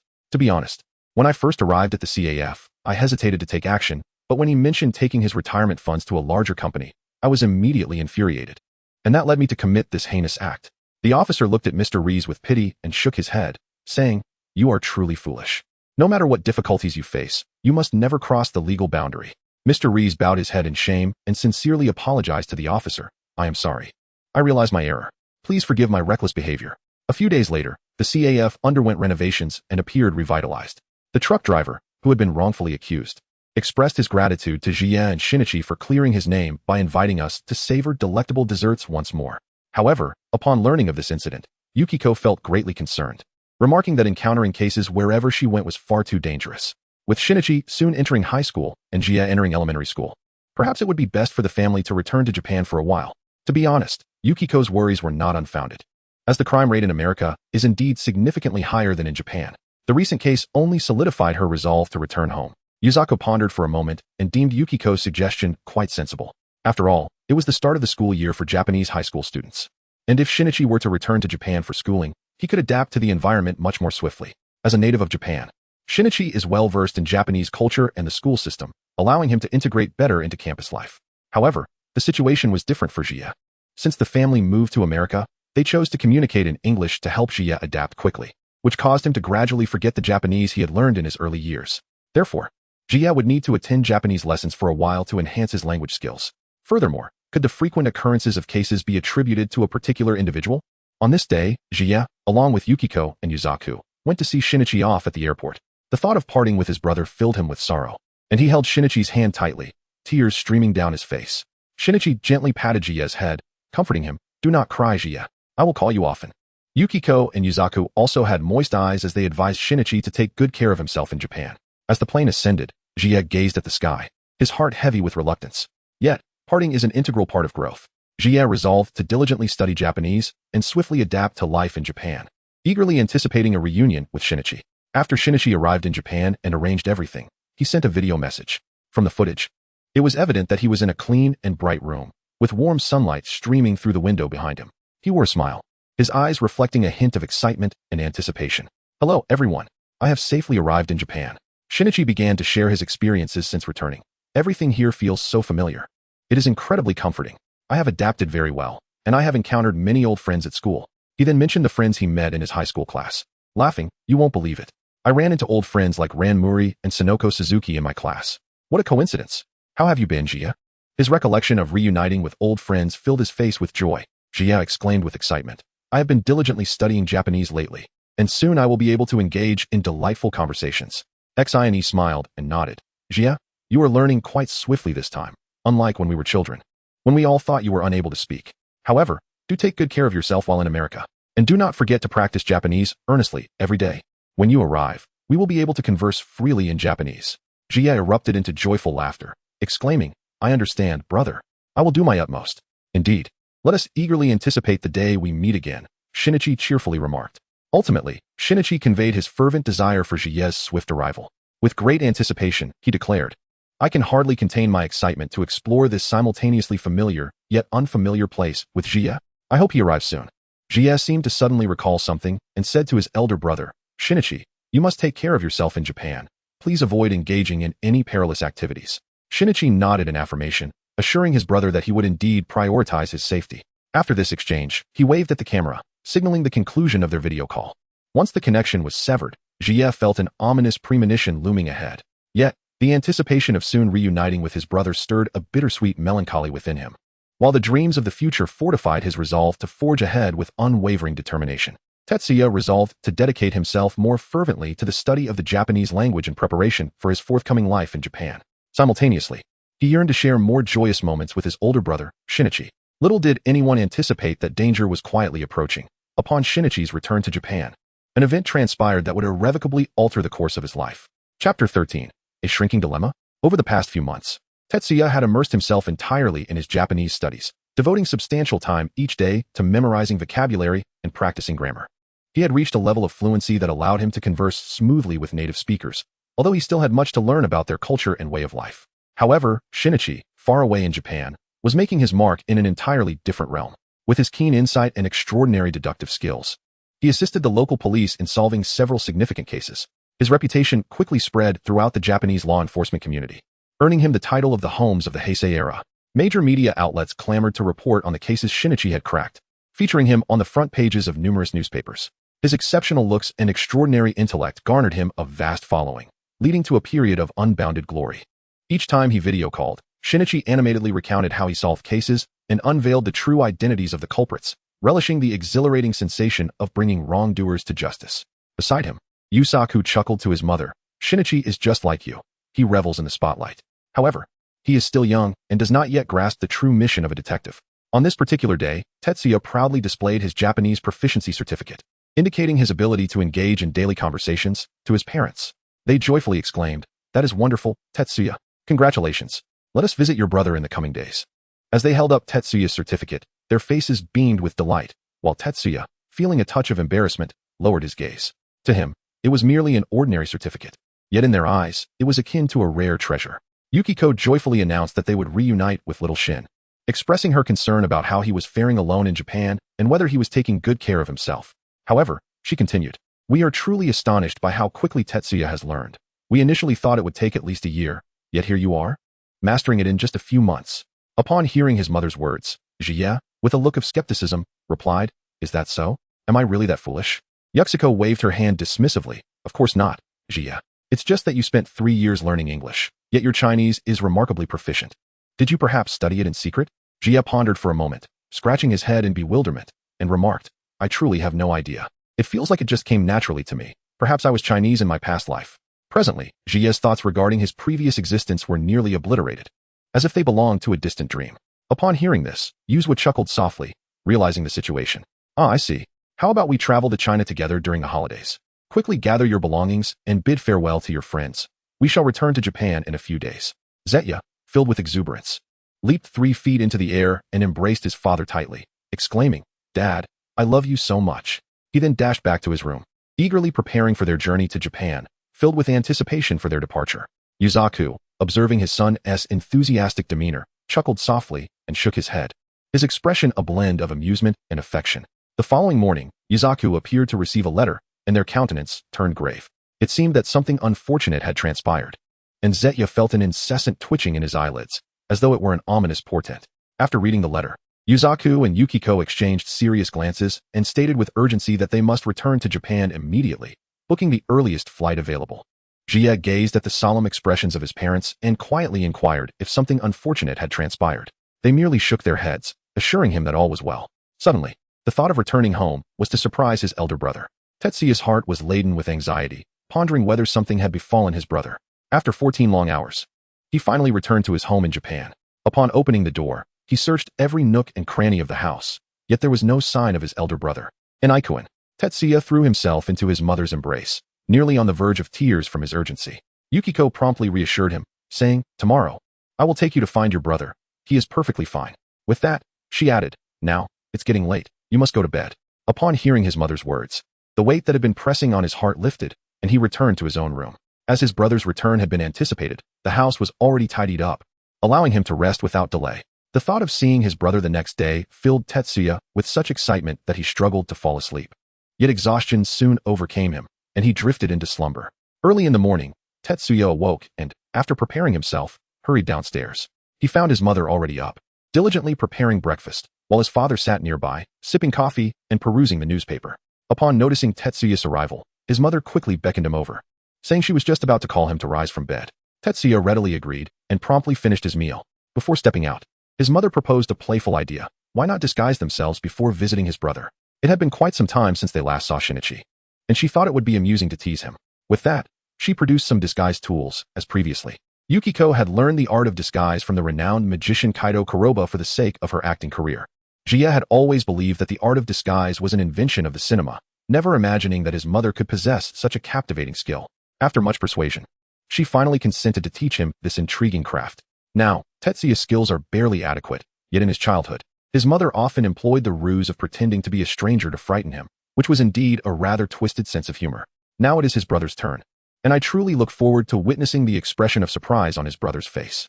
Arriving at Professor Agasa's residence, the professor greeted Tetsuya with a warm smile, remarking how long it had been since they last met and complimenting him on becoming increasingly adorable. Jie gazed at the childlike figure of the doctor before him and smiled, greeting him with a heartfelt "long time no see, doctor." Dr. Agasa, a dear friend of his parents, was an inventor renowned for his myriad of fascinating creations. He frequently visited from America. Jie's mother suggested that he discreetly capture photographs of his older brother to preserve the moment. Yusaku was dressed as the enigmatic Baron Knight, while Yukiko masqueraded as a plump middle-aged woman, adopting the name Idagawa Fumio. Dr. Agasa, utilizing his inventions, transformed himself into a tall and robust man. It was rumored that Jie's brother was currently at the home of his sister, Ran. The group divided into 3 teams, with Jie remaining in Yusaku's car, poised to take photographs, while Yukiko ascended the stairs in search of Shinichi. Shortly thereafter, the Muri father and daughter escorted them downstairs, where a stout woman emerged, leading a boy who bore an uncanny resemblance to Jie, approximately his age, adorned with a pair of vintage black-framed glasses reminiscent of those worn by his father. Jie scrutinized his surroundings, but found no trace of Shinichi, only the small boy who had just arrived. He silently mused, "Surely, you weren't born as twins." Upon hearing Jie's remark, Yuzo couldn't help but burst into laughter. "Jie, your imagination is truly vivid. How could that be? That boy is your brother." Jie's mouth fell agape in astonishment. "What? Dad, are you saying that little boy is my brother?" He gazed at Yuzo incredulously. Although Yukiko occasionally teased children, she would never deceive them. "What on earth? My brother has shrunk." Suddenly, a thought struck Jie's mind. Shrinking, detective, Kudo Shinichi. Goodness, this seemed reminiscent of some anime. Could it be? At that moment, Jie was rendered speechless, vaguely recalling that Kudo Shinichi had been poisoned by a nefarious organization, causing his body to shrink. And he had assumed the alias Conan while residing with his childhood friend, Ran Muri. Jie hastily inquired of his father. "That boy, no, surely he isn't named Conan?" Yuzua gazed at Jie in astonishment. Ah, it must be Dr. Agasa who informed you. Indeed, Shinichi has assumed the alias Idagawa Conan and is residing at the Muri household. Jie's emotions have been tumultuously unsettled for an extended period, his heart stirred by a tempest of turmoil. Since arriving in this world, his previous memories have become increasingly indistinct, and he can no longer recall the pivotal plotlines of the anime. Yet, I have truly traversed into a realm where murder incidents transpire daily. And my brother is none other than the infamous Shinigami elementary student. Chapter 14, Idagawa Conan. Jie was lost in thought, astonished to discover that his brother was, in fact, Kudo Shinichi. He had always found the name somewhat familiar, and now the reason was clear. As he pondered this revelation, Jie and Yuzua arrived at the old house they had previously agreed upon, awaiting the arrival of Yukiko and Shinichi. At that moment, Yukiko called to inform them that Shinichi, upon hearing her words, had been so startled that he fled the car in panic. He ran off to seek Dr. Agasa, which is why I had just administered a sedative to him. He will be arriving shortly. Tetsuya listened in astonishment, realizing the scale of the situation. His mother had resorted to using a drug. Such a fright would undoubtedly anger his brother. Suddenly, the door swung open, and Yukiko entered, cradling Shinichi, who remained unconscious. Yukiko gently placed him on the bed, and Tetsuya observed closely, noting how much his brother resembled him in his childhood. Yusaku instructed Tetsuya to remain in the monitoring room to document the familial interactions. Tetsuya obediently took the camera, nodding earnestly, promising to capture the essence of a cinematic masterpiece. After all, this was a grand production featuring the renowned actress Yukiko Kudo, the brilliant novelist Yusaku Kudo, and the famous detective Shinichi Kudo. As the effects of the drug began to wane, Yusaku secured Shinichi with a rope and placed him in the kitchen. Tetsuya had his equipment set up in the monitoring room, eagerly awaiting the actor's cue. Before long, Shinichi awoke, panic etched across his face as he noticed the ropes binding him. He struggled to regain his balance, glancing around in confusion. Suddenly, he leaped onto the countertop, provoking Tetsuya to chuckle. His brother, having been shrunk, appeared rather endearing. Previously, he had teased Tetsuya about his height, but now he was experiencing the world from a child's perspective. At that moment, Yusaku and Yukiko began their captivating performance. The Dark Baron spoke in a deep voice, questioning why Shinichi had not yet been eliminated. Winda replied, pleading, please, do not press me. This is an order from above. Conan stealthily approached the wall, eavesdropping on their conversation through the crack in the door. Winda continued, revealing that the superior deemed Shinichi's reaction to the drug as a unique case, necessitating his return to the organization. The Dark Baron scoffed, abruptly turning towards the kitchen. Conan's face paled in fear as he retreated several steps, just as the Dark Baron approached him. Quickly, Conan collapsed, feigning unconsciousness to evade danger. Is that little brat awake yet? Winda inquired from behind.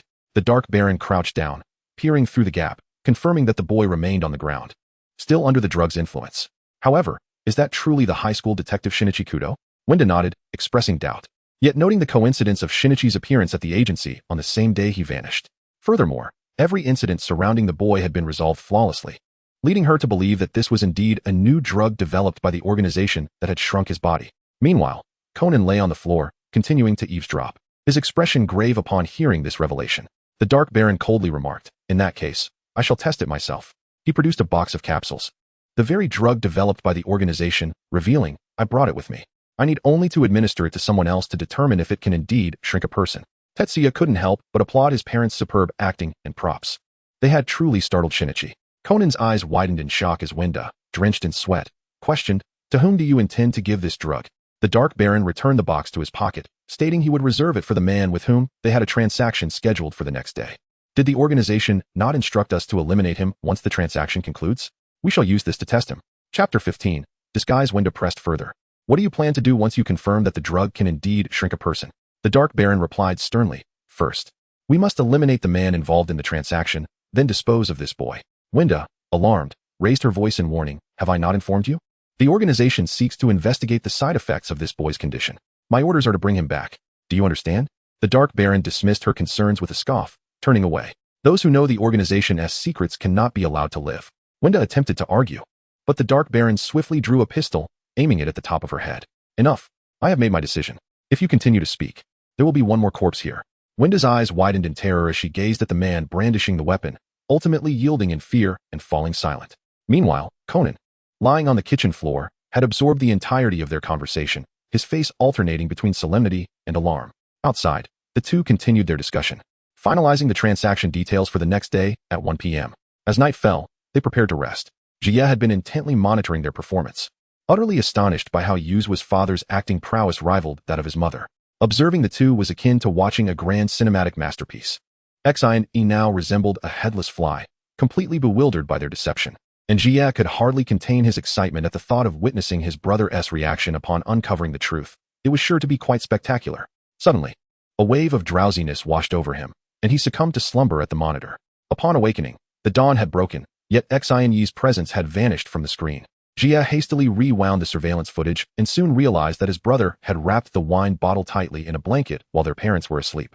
Then, akin to crumpling a piece of paper, he smashed it to prevent the sound of shattering from waking their mother and father. Following this, he used the shards to sever the ropes and concealed himself in a small compartment. Meanwhile, Baron Dark Knight and Winda had awakened. Upon entering the kitchen, they found no trace of Conan. Winda pointed towards the window, asserting that Conan must have escaped by leaping down into the snow below.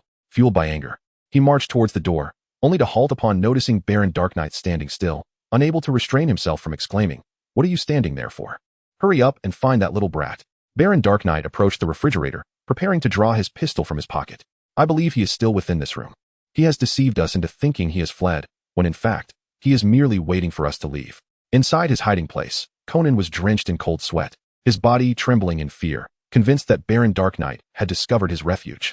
Just then, Baron Dark Knight opened the refrigerator, yet found no trace of Conan, who was diligently concealed in an underground compartment. After failing to locate Conan within the house, Baron Dark Knight and Winda departed, heading towards the rendezvous point. At last, Conan emerged from his hiding spot, exhaling a sigh of relief. "I thought I was done for. Had I not discovered this place in time, I would have certainly been caught." Once he heard their car drive away, Conan began rummaging through the belongings left behind, suddenly unearthing a newspaper riddled with holes and a calendar marked with knife impressions. Utilizing the clues left by Yuzo, Shinichi swiftly deduced the location of the transaction. Jie gazed at his brother, deeply engaged in his reasoning, and found him truly adorable. It was no wonder their mother enjoyed teasing him so much. It was simply delightful. Tetsuya stealthily trailed behind his older brother, observing him intently while wielding a camcorder. Perhaps due to the weight of his thoughts, his brother remained blissfully unaware of the following presence. In a bid to conceal his identity, Tetsuya exerted considerable effort. Crafting a simple yet ingenious disguise, he donned a wig that starkly contrasted his usual hairstyle, utilized special cosmetics to alter his facial structure, and adorned himself with a pair of black-rimmed glasses, successfully transforming his aura. At that moment, Tetsuya fixated on the front, watching as his brother walked briskly towards the reception desk of the Mifuwa Grand Hotel. The small figure stood out remarkably, particularly when he spoke, melting the hearts of those around him. With his head held high, his brother addressed the receptionist in a sweet, childlike voice. "Excuse me, beautiful sister. I accidentally misplaced my father's key tag. The number of the box where he stores his belongings seems to be 30. This innocent yet slightly aggrieved demeanor was truly endearing. Tetsuya chuckled to himself, thinking, who would have imagined that my brother had such an adorable side? Clearly, as the son of a renowned actress, his innate talent for performance is no exaggeration. However, the receptionist appeared puzzled by his brother's words. She first glanced down at the list in her hands, then looked up with a bewildered expression, responding, "I'm sorry, little one, but our storage boxes only go up to number 26. There is number 30. Upon hearing this, his brother seemed unfazed, simply nodding obediently before turning to leave. At that moment, he inadvertently overheard a couple conversing nearby. "Oh dear, we are quite forgetful. We left our things in the car," the wife lamented. The husband scratched his head, responding with a hint of resignation, "What can we do? We were in such a hurry. Thankfully, the car is parked in spot 95. We can retrieve it shortly." Though brief, their exchange resonated clearly in his brother's ears. In an instant, he realized that the previously mentioned 30 might not refer to a storage box number, but rather a parking spot. With this revelation, he dashed towards the parking lot without hesitation. Upon reaching spot 30, he found a family of 3 who appeared untroubled. However, as they drove away, a small number 1 appeared on the ground. At that moment, a tall, robust man approached. Glancing at the number, it was Professor Agasa. Conan, too, sensed something amiss and followed the sturdy man to room 301. The man knocked on the door, and indeed, it was opened by the enigmatic Baron of the Night. Just then, Winda emerged from the elevator, while Tetsuya, hidden around the corner, was on the verge of being discovered. Tetsuya had already secured a room around the corner under the guise of his father's name, anticipating that Shinichi would be hiding here, observing, "In the script of the Kudu family, how could there be a scene without me? Could it, Tetsuya?" Just as Shinichi was about to be discovered, Tetsuya swiftly opened the door, and upon seeing this, Shinichi hurriedly dashed inside and shut the door. Tetsuya, imitating the altered tone of voice, pointed at his brother with a face full of astonishment and exclaimed loudly, "Thief." However, Shinichi did not see through my disguise. He swiftly covered my mouth and whispered, "Stay silent. I am not a thief, but rather Conan, a cosmic detective from planet Lambwa, on the trail of a perilous intergalactic villain. Upon hearing Shinichi's rather dramatic proclamation, Tetsuya was already bursting with laughter internally, yet he maintained a facade of incredulity and retorted, "You're lying. You are clearly just a child." Conan, feeling somewhat embarrassed, scratched his head and explained, "That is merely a ruse to evade the watchful eyes of the enemy, as I intentionally masquerade as a child." Frankly, this could be considered yet another manifestation of the truth. Ji maintained his skeptical demeanor, demanding that he revert to his original self for his viewing. Xin was momentarily rendered speechless, unsure of how to respond. Jie resolved to see this scene through to the end, raising his voice once more. "Indeed, you are the thief." At the same time, he pretended to pick up the phone, preparing to call the authorities. In a state of helplessness, Xin reluctantly took out his voice-modulating device. Altering his vocal tone, Jie gazed at the bow tie, marveling at its remarkable utility, pondering that had he known of such an ingenious invention earlier, he might not have exerted himself so diligently in altering his voice. Observing the time, he deemed it unnecessary to tease his brother any longer. He promptly feigned belief in his brother's words. However, Jie mused that he had ceased to believe in extraterrestrial beings by the age of 3. What on earth possessed his brother to concoct such a juvenile rationale to amuse a child? Tetsuya feigned a look of admiration towards Conan, inquiring if there was any way he could assist. Conan nodded and replied, "First, I would like to borrow the telephone in this room. And then I need a piece of gum." He ordered a sumptuous meal for room 301 and discreetly hid himself, carefully affixing the gum to the door lock. Unfortunately, the cunning Baron of the Night keenly noticed the obstruction at the keyhole, realizing that someone had stealthily entered. He drew a gun from his pocket, preparing to confront the new guest in the room. Linda, hearing his declaration, hurriedly checked the dining cart, but found nothing amiss. The Baron approached the cabinet and abruptly yanked it open, revealing that Shinichi was indeed hiding inside. The sudden appearance of the child left everyone else in a state of bewilderment. In truth, the dining cart was a mere ruse. Shinichi had placed the order over the phone, and while they were conversing with the waiter, he had cleverly affixed the gum to the keyhole, preventing the door from locking automatically. While their attention was diverted to the dining cart, he had sneaked in. The Baron pressed the gun against Shinichi's head, gradually applying pressure to the trigger, poised to fire. At that moment, Shinichi swiftly retrieved his watch-shaped tranquilizer gun from his pocket, but upon pressing the button, he discovered that no dart was released. "Damn it," Conan muttered under his breath, realizing that the watch must have been damaged during his capture. When the Baron had successfully apprehended Shinichi, he had discreetly and swiftly sabotaged the vital tranquilizer watch. Now, bereft of this formidable means of defense, Shinichi's heart was inundated with helplessness and despair, just as he was engulfed in profound fear, believing he was about to face a merciless gunshot.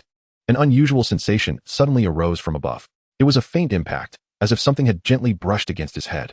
With a heart full of confusion, Shinichi slowly lifted his gaze upwards. To his astonishment, instead of the anticipated lethal bullet, he beheld a seemingly harmless soft projectile. This unforeseen turn of events left Shinichi utterly stunned, seated on the cold floor, his mind a blank slate, utterly at a loss for how to respond to the situation. Meanwhile, the Baron and his 2 accomplices, witnessing this comical scene, could no longer suppress their laughter, erupting into boisterous fits of mirth. Gradually, Shinichi emerged from his initial shock, an uncontrollable fury surging from within. He sprang to his feet, eyes wide with anger, and shouted at the Baron and his cohorts. "What on earth do you intend to do? Why are you toying with me in this manner?" However, before Shinichi could finish his sentence, the Baron leisurely removed his disguise, revealing his true face hidden in the shadows. In that instant, Shinichi's eyes widened in disbelief, for the figure before him was none other than his beloved father, the world-renowned detective novelist, Yusaku Kudo. Beside him stood the plump woman, his mother, Yukiko. The tall, robust man was none other than Professor Agasa. Tetsuya entered, shedding his disguise, sweetly calling out brother, exclaiming how long it had been. Conan looked at everyone present, wearing a bemused expression. Chapter 16. Left behind, Conan lay on the sofa, utterly disheartened, filled with a sense of helplessness and indignation. He could hardly fathom that his parents possessed such a twisted sense of humor. What infuriated him further was that Tetsuya had joined in their antics. Recalling the terrifying scene from earlier sent a shiver down his spine. He felt as if he had nearly been scared to death. At that moment, all he desired was to rest and soothe the turmoil of fear and anger within him. Yukiko and Yusaku continuously comforted Conan, explaining that upon receiving Professor Agasa's letter, they had immediately booked tickets to return. Tetsuya chimed in. "Indeed, that is precisely what happened." Conan then grasped the situation, yet still expressed his displeasure, saying, "So, upon learning that I had shrunk, you devised such a cruel prank?" Yusaku, observing Conan's reaction, laughed heartily. "I merely aimed to test your detective skills, and my brilliant child successfully passed my challenge. However, you must remain vigilant. I have a new novel out, and I play the role of the Baron of the Night." Conan pouted. "Oh, why do you have to bring that up? I thought I was about to be killed." Turning to Tetsuya, Conan gently tugged at his cheek, expressing his discontent. Why did you also have to join in the teasing with mom and dad? Do you know how frightened I was?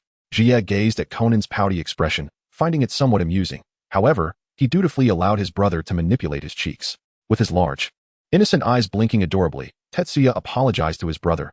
I'm so sorry, big brother, it won't happen again. Yet, in his heart, he silently thought, humph, that is not true. I will do it again next time. Conan gazed at Tetsuya's charming and obedient demeanor, and his anger dissipated like smoke. After all, who could bear to chastise such a naive and delightful younger brother? He gently pinched Tetsuya's cheek and smiled. All right, I shall forgive you this time. Yukiko tightly embraced both Tetsuya and Conan, explaining, it was only because we were unaware of your current situation that we arranged things this way. Dr. Agasa chimed in, confirming that it was for this reason he had agreed to collaborate as well.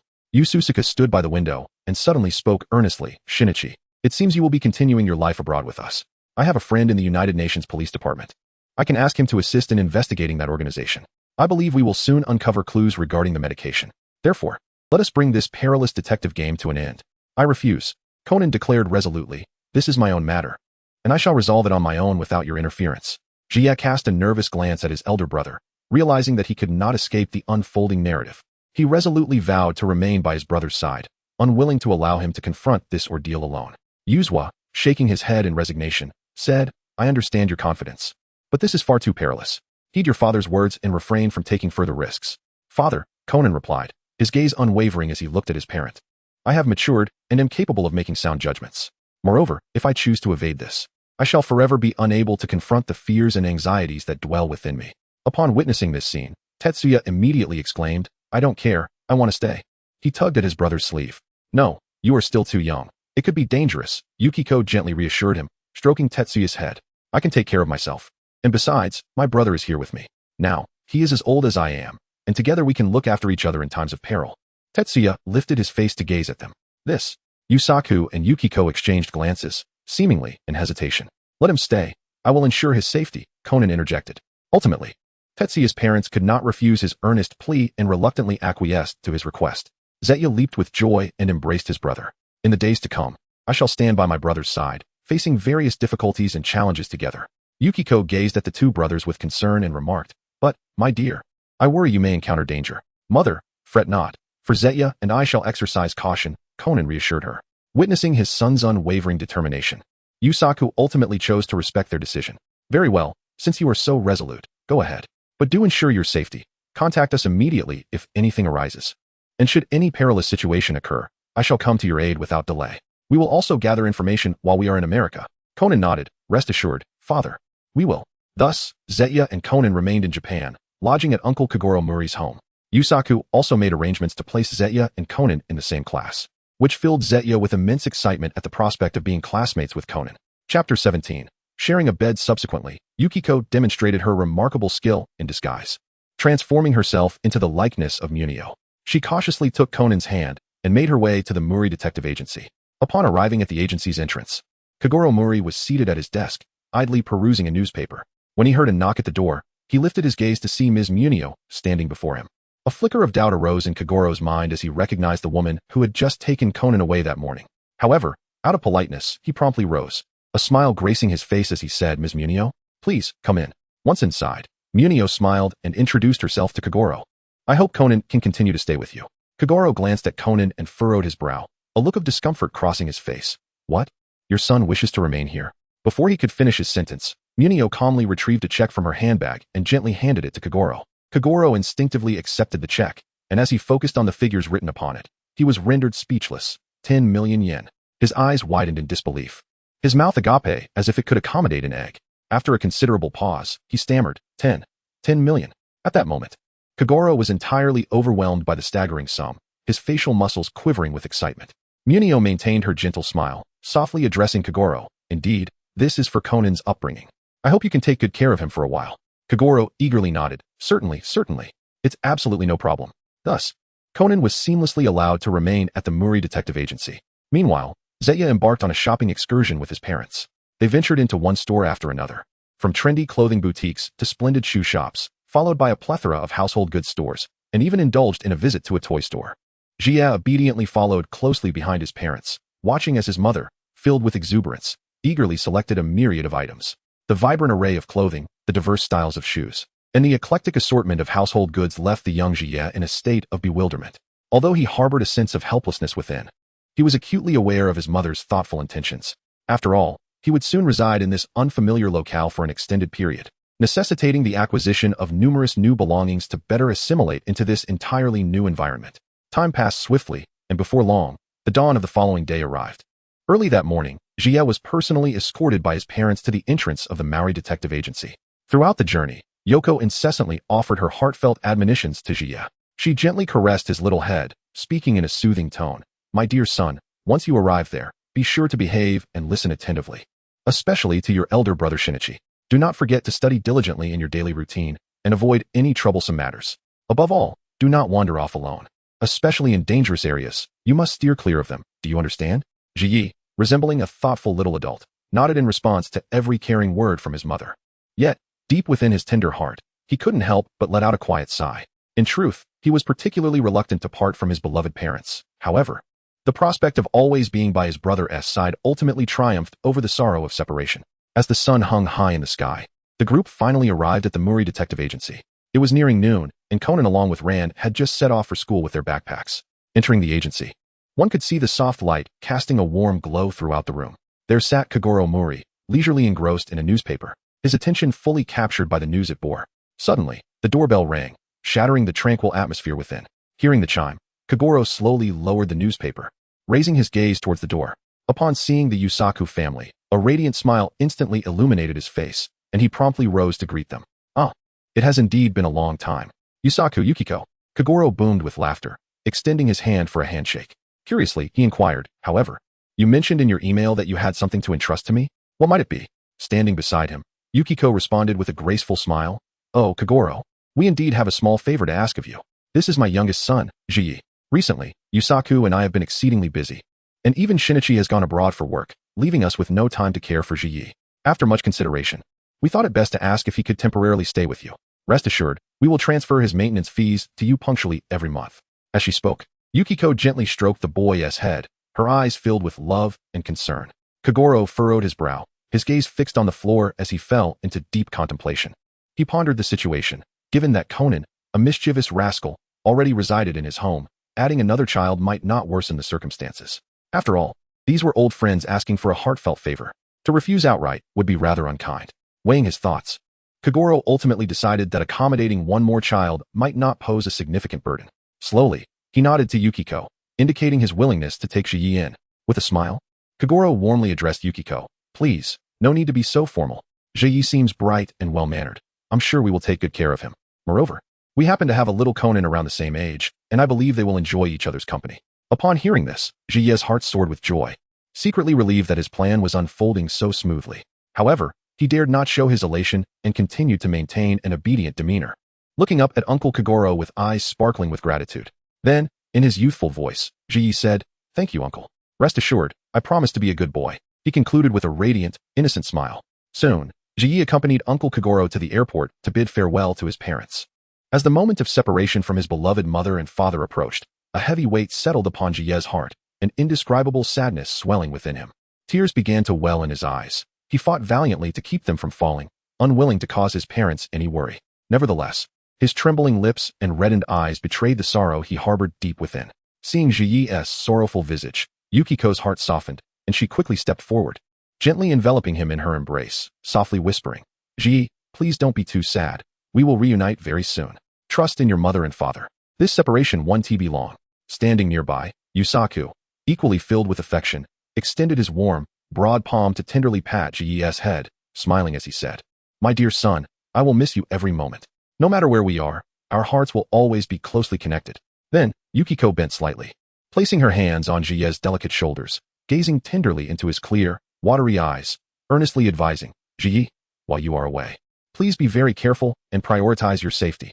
Remember, do not engage in any perilous activities that might cause us anxiety. After imparting this advice, Yukiko discreetly retrieved a bank card from her handbag, swiftly placing it into Jie's small palm, leaning in to whisper, Be a good boy. If you find yourself in need of money while out with your brother, or if you see something you like, feel free to use this card. Buy whatever you wish without worrying about the cost, but do not spend recklessly, understood? Finally, Yukiko gazed fondly at her considerate and obedient Ji, gently stating, "Though your father and I cannot be by your side for now, you must promise to listen and take good care of yourself." Tetsuya bit his lip, striving to suppress the tears that threatened to spill from his eyes. He nodded vigorously and replied, his voice trembling slightly, "Yes, I understand. Don't worry, Mom and Dad. I will certainly listen to you and live well." After that, Tetsuya stood quietly in place, his gaze fixed on his parents as they gradually receded into the distance. He continued to watch until their figures vanished completely around the corner of the boarding gate, leaving no trace behind. Reluctantly, he turned away, his steps heavy as he slowly walked away. On the way home, Kagoro Mori drove the car steadily, glancing through the rearview mirror at Tetsuya, who sat in the back seat with a forlorn expression. Unable to contain his concern, he asked, "Hey, little one, have you found your school yet?" Jia's lips curled into a faint smile, his face radiating joy as he softly replied, "Yes, I have found it. It's right at Titan Elementary School."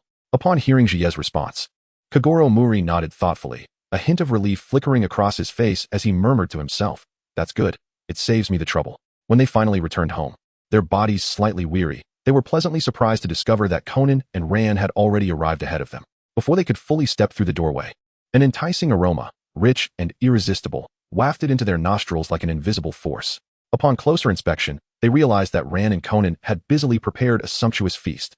The dining table, already ample in size, was now laden with an array of delectable dishes, each more enticing than the last, creating a visual banquet that rendered them unable to resist salivating at the sight.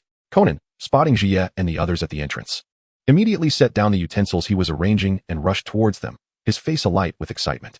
In a clear, melodious voice infused with enthusiasm, he exclaimed, "Welcome back. Today, Sister Ran has truly outdone herself, preparing so many delicious dishes for everyone to enjoy." He playfully winked with his big, sparkling eyes, exuding an adorable charm. Gazing at Conan's innocent and delightful smile, Jia felt the fleeting pangs of impending separation dissolve, replaced instead by a profound sense of warmth and gratitude. At that moment, Ran approached them with a smile, gracefully saying, "You've all worked hard on the way back. I'm sure you must be famished. Don't just stand there. Go wash your hands, and we'll start the meal soon." Tetsuya quietly raised his hand, swiftly brushing away the barely perceptible tears at the corners of his eyes. Fearing that others might uncover the fragility hidden deep within his heart, he feigned composure as he approached the sink, turning on the faucet to let the cool water wash away the remnants of his sorrow.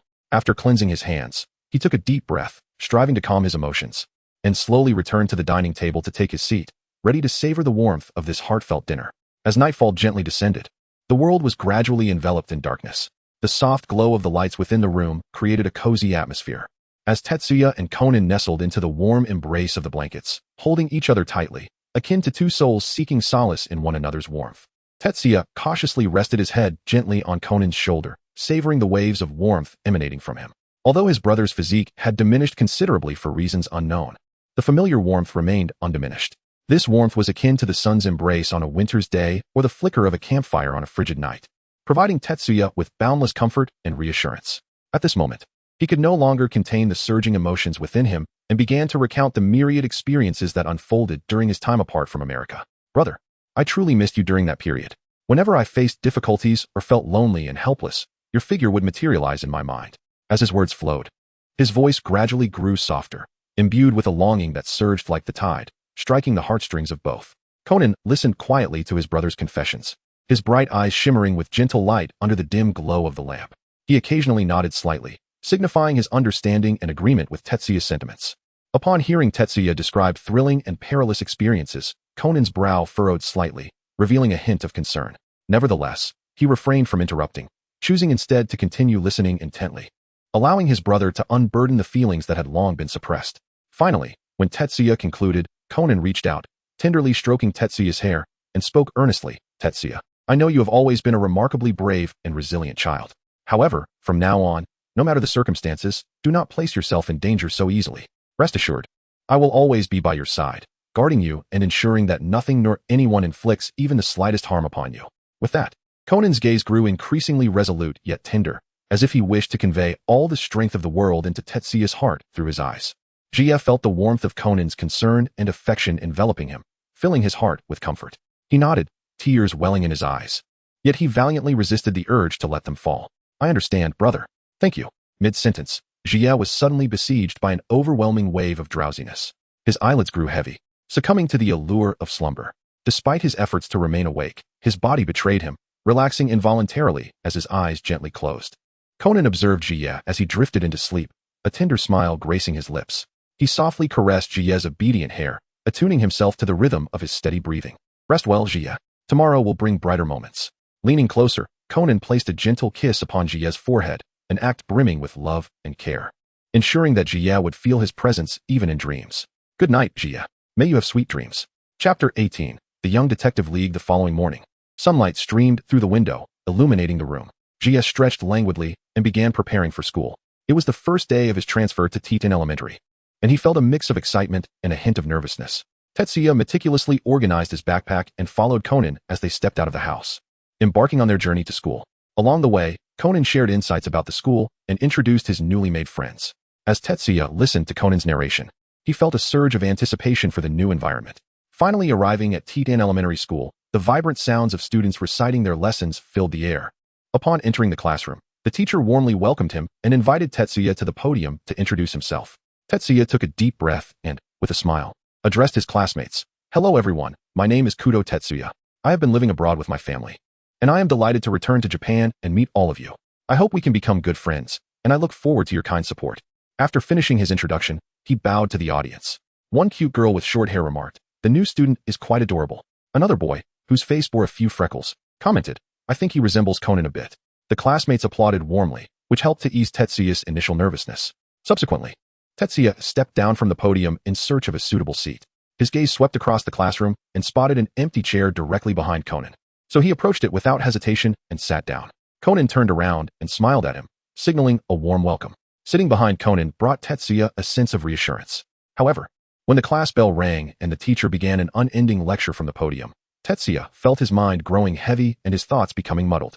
His proficiency in Japanese was limited, barely sufficient for daily conversations, and the teacher spoke with a noticeable accent at an incredibly rapid pace, akin to a machine gun, leaving Tetsuya feeling utterly lost and unable to comprehend the discourse. Before long, he succumbed to drowsiness. His eyelids began to flutter uncontrollably, and he ultimately surrendered to the embrace of sleep.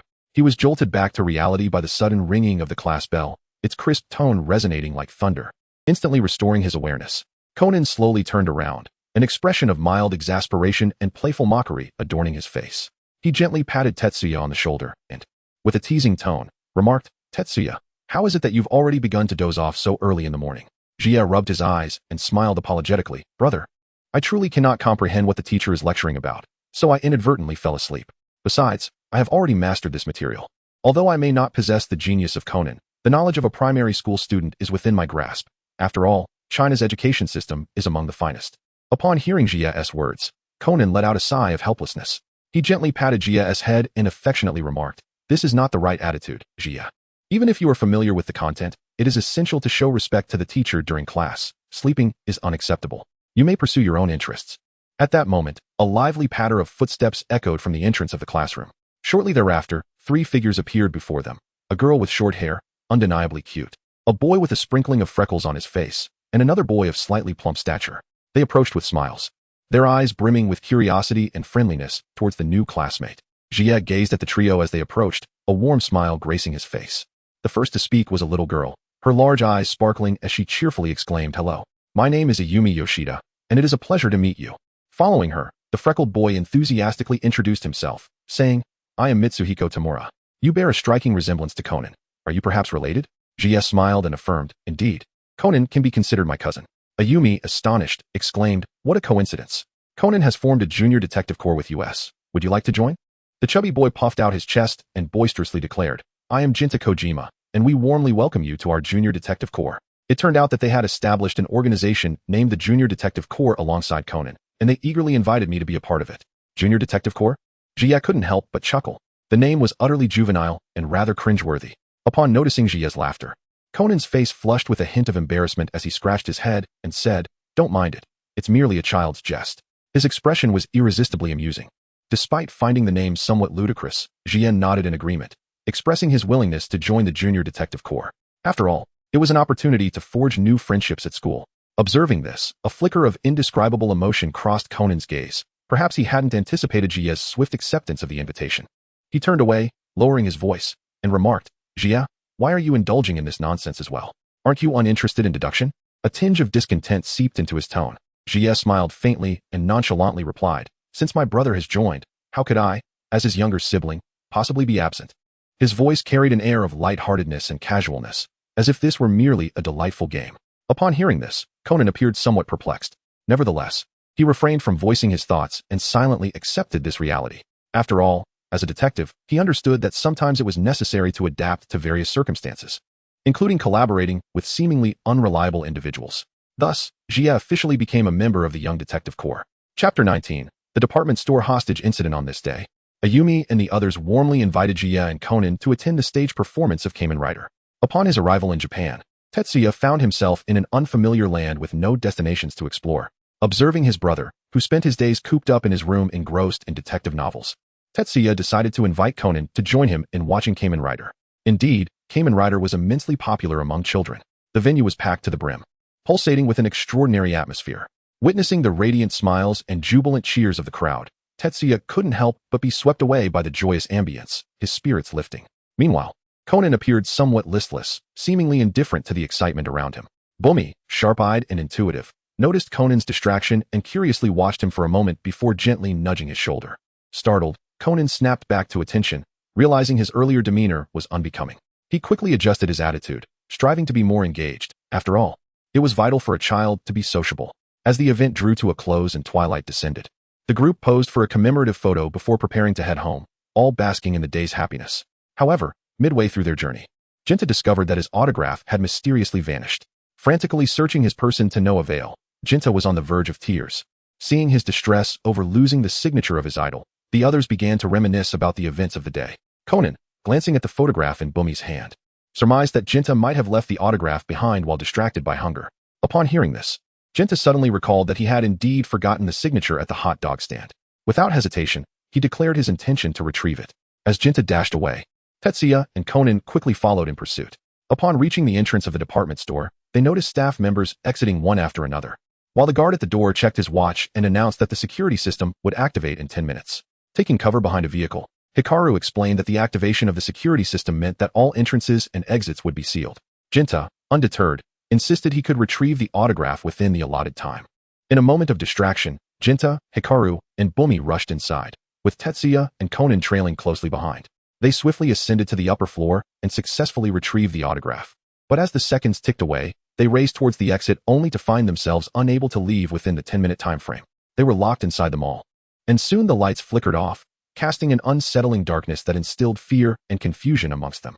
Conan stepped forward, proposing that they make their way to the security office to disclose their predicament, thereby securing their exit. According to the signs, the security office was located on the second basement level. Following the faint glimmer of light, they arrived at the office door, only to discover that it was not the mall's security personnel inside, but rather robbers disguised as Kamen Riders, plotting their heist of the mall's jewels and antiques. At the sight of the criminals, the young detectives trembled in fear. Tetsuya quickly sought refuge behind Conan, who reassuringly patted his shoulder, whispering for everyone to remain calm and undetected as they devised a plan to alert the police. They quietly approached a public telephone, ready to dial for help, only to find that the robbers had severed all the phone lines beforehand. Ji Yi and Conan retrieved their phones, only to discover that they had long since run out of battery and shut down. Furthermore, the staff's phones had been effectively commandeered by the security system. In light of this, Bume, filled with trepidation, exclaimed, "Does this mean that no one will come to our rescue?" Yuan Tai, with a sorrowful countenance, lamented, "At least I had the chance to savor plenty of eel bento before my demise."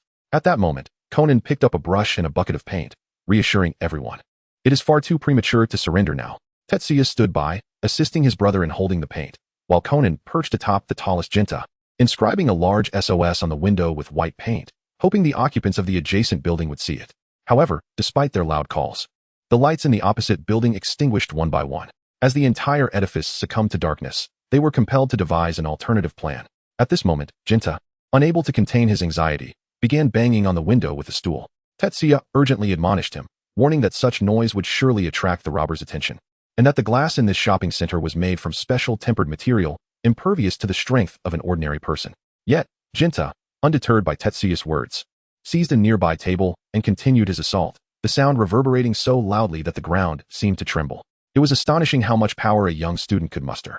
The robbers downstairs, scavenging for treasures, heard the commotion from the 7th floor and quickly contacted their accomplices to check the surveillance footage. After a while, Jinta, exhausted, collapsed against the window, which showed no signs of yielding. Conan, glancing upward, suddenly noticed the surveillance camera swiveling. He hastily shouted for everyone to take cover beneath the table. Tetsuya, seeing the paint remnants on the window, rushed to draw the curtains and promptly crouched down. Fortune favored them. At the very moment the camera turned, they successfully concealed themselves behind the curtains, escaping detection. Nevertheless, the robbers remained suspicious and resolved to ascend and investigate personally. As it was too dark, everyone cautiously made their way to the exit. Halfway there, they heard footsteps approaching and quickly concealed themselves. The footsteps drew nearer as two robbers emerged. Suddenly, Jinta flung open the door of the cabinet where he was hiding, colliding directly with one of the robbers. The others, startled, swiftly dashed out, fleeing to the side. Meanwhile, Ran returned home, cradling her groceries. Upon opening the door, she found no sign of Conan or Tetsuya, only Uncle Muri, drunkenly slumbering nearby. The robbers, hot on their heels, were determined to capture the children after having seen their faces, leaving no room for escape. Chapter 20. The Department Store Hostage Crisis Part 2. Conan quickly maneuvered a shopping cart into position, urging everyone to climb aboard. With a powerful push, he propelled the cart forward, crashing into the robber and causing him to lose his balance and topple over. Immediately afterward, he accelerated the cart, racing ahead. The fallen robber, infuriated, swiftly contacted his accomplices in the guardroom, demanding they turn on the lights. Unfortunately, the surrounding noise rendered his commands inaudible. Left with no choice, the robber stumbled in the dark toward the storeroom. Just then, he tripped over a rope and fell to the ground. At that moment, a thick blanket descended from above, enveloping him completely. It was revealed that Mitsuhiko and Ayumi had been lying in wait on either side, having tightened the rope for just such an opportunity. As the robber fell, Tetsuya, Conan, and Jinta combined their efforts to weigh down the blanket, successfully rendering him unconscious. They swiftly procured ropes to bind the robber securely, ensuring he could not escape upon regaining consciousness. After dealing with these two robbers, several still remained in the guardroom to confront the remaining accomplices. Upon failing to receive any communication through their walkie-talkies, promptly switched on the lights in the shopping center. Everyone was startled by the sudden illumination, and Jinta, perplexed, inquired about the unfolding situation. Tetsuya furrowed his brows tightly, an unsettling premonition surging within him. It seemed the nefarious individuals in the security room had become aware of their presence, and in a frenzied attempt to capture everyone, they had recklessly illuminated all the lights. At that moment, Hikaru, trembling with fear, exclaimed, "We must leave this perilous place at once." His voice was laced with terror, as if he would be engulfed by the encroaching darkness in the next heartbeat. Meanwhile, Sister Ran was anxiously calling out to Uncle Kagoro, who had succumbed to slumber. She shook his shoulders repeatedly, striving to rouse him. Finally, after removing his pillow, Uncle Kagoro stirred awake. Eagerly, Sister Ran inquired, "Where have Conan and Tetsuya gone? Why haven't they returned yet?" However, Uncle Kagoro, still drowsy, replied nonsensically, "How would I know such disgraceful things?" Before he could finish, he drifted back into sleep. Witnessing this scene, Sister Ran felt utterly helpless, her worry intensifying. Sensing the looming crisis, everyone hastily ran toward the elevator, completely oblivious to the surveillance cameras above.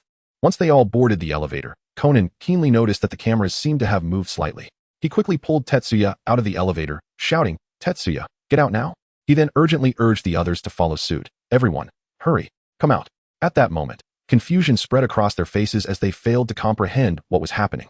Suddenly, the elevator doors shut rapidly, and the indicator lights extinguished. Observing this, Tetsuya let out a sigh of relief, exclaiming, "We almost got trapped in the elevator." Thankfully, Conan noticed in time.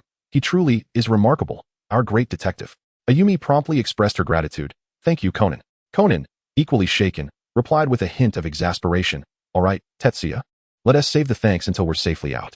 Meanwhile, Uncle Kagoro finally regained consciousness, furrowing his brow in contemplation before stating, "Conan and Tetsuya must have gone to the department store. They went to see the puppet show with those kids, right?" Sister Ran gently lifted the curtain, gazing into the inky blackness of the night, and expressed her concern, "But it's already dark outside." Uncle Kagoro scratched his head and suddenly suggested, "Why don't we call the department store to inquire? Perhaps we can find some clues." Sister Ran nodded in agreement and picked up the phone to look up the store's number. However, no matter how many times she dialed, she was met with a mechanical voice stating, "Hello, this is the customer service center. Please hold." To make matters worse, the department store had already closed its doors for the night. By this time, Uncle Kagoro was already hungry, his stomach growling as he urged Sister Ran to prepare a meal. Yet, she disregarded his request and instead silently handed him a chilled bottle of beer. Continuing to call the other children who had gone out, the results only deepened her unease, as all the children reported they had not yet returned. Sister Ran's heart grew heavier, and ultimately, she resolved to make an important call to her father's friend, Officer Magyar, at the police station. She detailed the situation of the missing children, hoping for assistance and support from the police.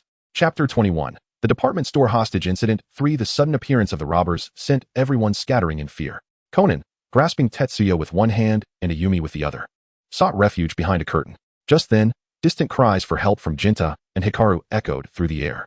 It turned out that these two little mischief makers had inadvertently fallen into the hands of the robbers. Conan's expression shifted, and he quickly instructed Tetsuya to take good care of Ayumi and to remain still. Resolute, he dashed out, determined to rescue Jinta and Hikaru, exhibiting extraordinary wisdom and courage. Conan cleverly employed a mannequin and a voice changer to create the illusion of approaching police officers. In the dim light, the robbers found it difficult to discern reality from deception.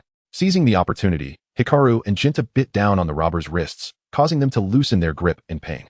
With that, Hikaru and Jinta managed to escape their restraints and sprint towards Conan. They raced upstairs, narrowly brushing past the two previously bound robbers, only to realize that there were no police, just a group of children. Infuriated, the robbers kicked down all the mannequins, vowing to capture the little rascals who had tricked them. The group fled down the manual escalator, but Jinta, exhausted, collapsed onto the ground, leaning against the railing and gasping for breath. Tetsuya rushed over, urging him, "Jinta, do you want to be caught by the robbers?" Jinta quickly got up and continued down with the others. Suddenly, a surveillance camera shifted, revealing that someone was indeed monitoring their movements from the security room. The robbers, now aware of their location, awaited them at both ends of the escalator, effectively surrounding them. With no other option, they slid down the rope beside the escalator, successfully evading the robbers as they reached the ground. At that moment, Conan sensed something was amiss. Tetsuya, unable to contain his curiosity, pondered aloud. Why do the robbers always know our whereabouts? Is someone else watching us? Conan nodded. I believe I have an inkling, but for now, let us focus on escaping. Meanwhile, Sister Ran was at home, restless and consumed by worry for the children, fearing they might have been kidnapped. Uncle Kagoro attempted to console her, asking if any of the other parents had received ransom calls when she had inquired about the children. Sister Ran shook her head, indicating no. Kagoro speculated that they might be lingering somewhere and would soon return home, urging her not to panic. He then asked, "Can we cook now?" Sister Ran decided to wait a little longer, and if there was still no news, she would contact Officer Magyar. She refused to acquiesce to Uncle Kagoro's demands for food, insisting they must wait for Tetsuya to return together. They pretended to be mannequins with wigs, stealthily hiding among the numerous figures, while the robbers passed by Tetsuya without recognizing him. As the corners of Jie's mouth had barely settled into a smile, Jinta's stomach unexpectedly emitted a loud growl. In the stillness of the surroundings, the sound resonated with an alarming clarity. The nearby robbers, not having moved far, immediately turned their heads, their expressions shifting to one of wariness. Upon witnessing this, everyone promptly fled without hesitation. At home, Xiaolan could no longer remain seated. She rose and accompanied her father to the police station to seek Officer Mumu. Earlier, during their phone conversation, Officer Mumu had grasped the general situation and assured them that he would dispatch personnel to investigate. Hearing this, Xiaolan felt a slight sense of relief. After all, with the police involved, the chances of locating Conan and the others had significantly increased. Mori Kagoro, noticing the easing of Xiaolan's expression, smiled at her, suggesting they could now be at ease and perhaps go grab a bite to eat. However, Xiaolan disregarded his comment and quietly perched herself on a nearby bench, indicating her intention to wait for news at the police station. As it was already quite late and no one had had dinner, they resorted to snacking on some cake to replenish their energy. Although feeling somewhat guilty, they all promised to reimburse the shopkeeper once they were out. Hikaru, munching away, choked out, "But will we really be saved?" At this remark, Jinta and Ayumi, who had been enjoying their meal, suddenly wore forlorn expressions and halted their eating. "We certainly will," Jie declared with unwavering determination. "Now that we've filled our stomachs, let's muster our spirits." Conan nodded in agreement, his eyes gleaming with confidence beneath his glasses. "Indeed, as long as we unite in purpose, we shall surely overcome our adversaries. First, we must defeat those scoundrels and then make our escape." They then deliberated on strategies to confront the robbers. Meanwhile, Uncle Kagoro, waiting impatiently at the police station, picked up a newspaper, lamenting that Conan and Jie had caused him to miss his meal. Suddenly, he noticed a report about a department store robbery, where thieves had infiltrated after closing hours, making off with jewels and antiques. Xiaolan also spotted this article, her heart sinking with concern for Conan and Jie's safety against these robbers. The group split into two teams, one to divert the robbers while the other lay in ambush near the escalators. As the robbers pursued them to the escalator's edge, everyone erupted from both sides, armed and riding bicycles towards the thieves. Using the force of momentum, they successfully knocked the robbers to the ground. They then intentionally lured 4 additional robbers to their aid, who, mistaking it for an opportunity, fell into the trap that Conan and the others had set. Utilizing ropes to trip them, they quickly incapacitated the robbers with the force of sparkling wine. They then proceeded to the arcade, where a tennis ball machine awaited. The group loaded the machine with tennis balls and adjusted the angle before activating it. A deluge of tennis balls rained down upon the robbers, overwhelming them instantly. One robber, unable to contain his frustration, furiously brandished a knife, preparing to charge at them. In response, everyone swiftly turned and fled toward the pet area. It turned out that Conan had smeared the previous tennis balls with dog food. When Jia opened the pet area cages, all the large dogs caught the scent of the food and lunged at the knife-wielding robber. They tore at his clothing, plunging him into utter chaos and disarray. Seizing this opportunity, the other robbers also fell to the ground. The group bound them all, ensuring they could not escape. After a fierce battle, they successfully subdued the gang of robbers, safeguarding everyone's safety. Suddenly, as if struck by a thought, Conan dashed towards the security room, with Jia hastily trailing behind him.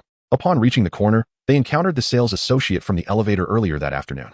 She regarded Jia and Conan with a hint of confusion, seemingly questioning their presence there. Lowering her gaze, she softly remarked, "Children, how did you end up here? It is quite dangerous. There are many bad people around, so come along with me." Conan, his gaze piercing, fixed his eyes on the woman before him and slowly spoke, "There is no need for you to feign innocence any longer. We are fully aware of everything." The woman before them appeared momentarily stunned, and Jia continued, echoing Conan's words, "Sales associate. No, you should be referred to as the fifth member of the robbery syndicate." At hearing the children's words, a flicker of surprise crossed her features. Yet she quickly regained her composure and feigned ignorance, asking, "What are you talking about?" Jia smiled faintly and began to elucidate. "At that time, it was you who signaled the robbers and activated the escalator, wasn't it? You were the one monitoring the surveillance in the security room. Aware of the number of individuals in our party, which leads me to believe you are the sales assistant we encountered earlier." Conan then interjected, "You infiltrated this department store under the guise of a sales assistant, simultaneously conducting reconnaissance and directing operations. Am I correct?" Upon realizing that Conan had completely uncovered her true identity, her expression darkened instantly, a flicker of astonishment passing through her eyes as she coldly inquired, "Who exactly are you? How could you possibly know so much?" With a proud expression, Tetsuya pointed at Conan and declared, "This is the renowned detective, Edagawa Conan." Once her identity was exposed, the salesgirl ceased her pretense and revealed a handgun from her bag. "You may not know, but I am the leader of this organization," she proclaimed, firing at us as she spoke. In a moment of panic, Conan seized Tetsuya and sprinted toward the rooftop, while Tetsuya, tears streaming down his face, lamented, "Isn't it alarming how easily one can acquire a Japanese handgun? Using such a perilous weapon against children is utterly despicable." Conan urged Tetsuya to hasten toward the rooftop. However, the woman pursued closely behind, brandishing her firearm and threatening us loudly, "Don't run, or I will shoot." Suddenly, Tetsuya and Conan spotted a basket of basketballs, and Tetsuya nodded in understanding. He swiftly dashed to the basket, threw a basketball toward Conan, and then overturned the remaining balls to create chaos, obscuring the woman's line of sight.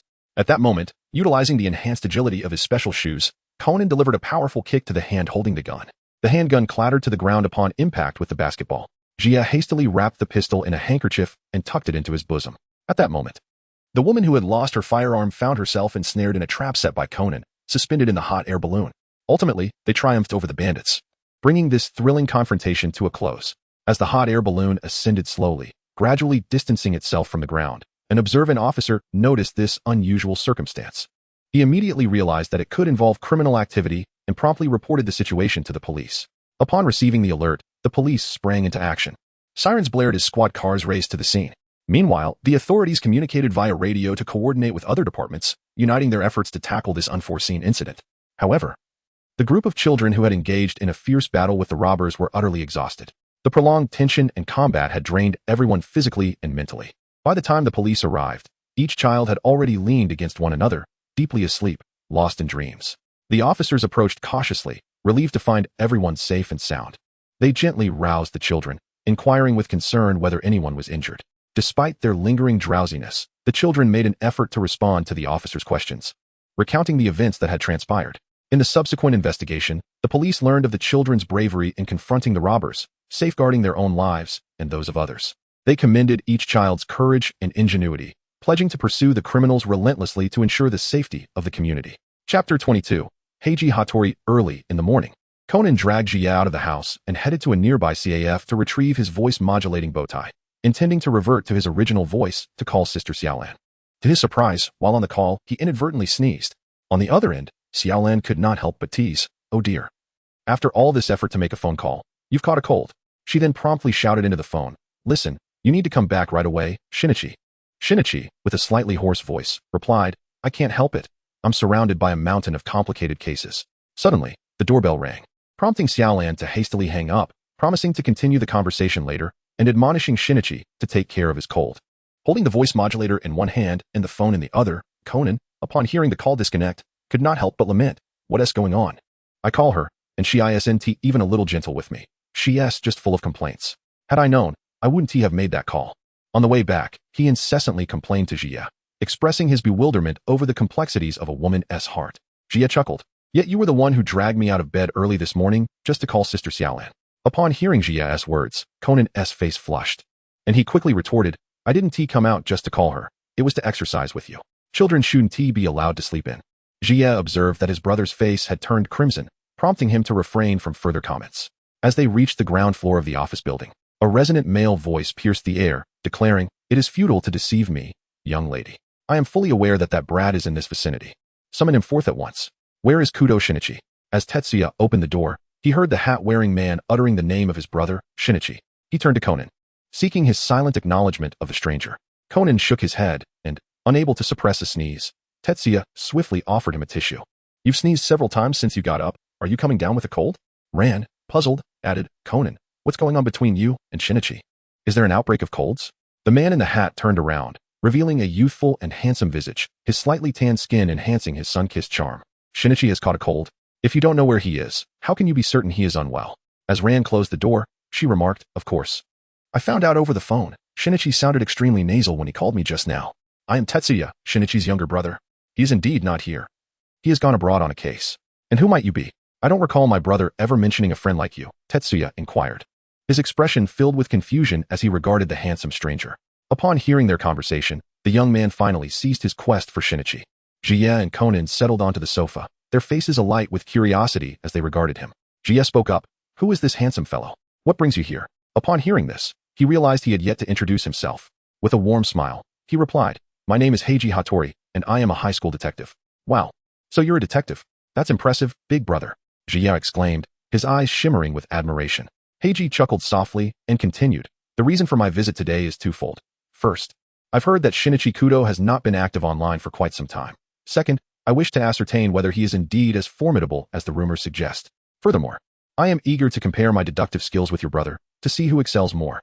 Tetsuya blinked thoughtfully and remarked, "Only after comparing with my brother will I truly know." At that moment, Conan couldn't help but glance at Tetsuya and teased, "Why are you so excited today?" Zetya beamed with a radiant smile and mischievously replied, "Really, brother?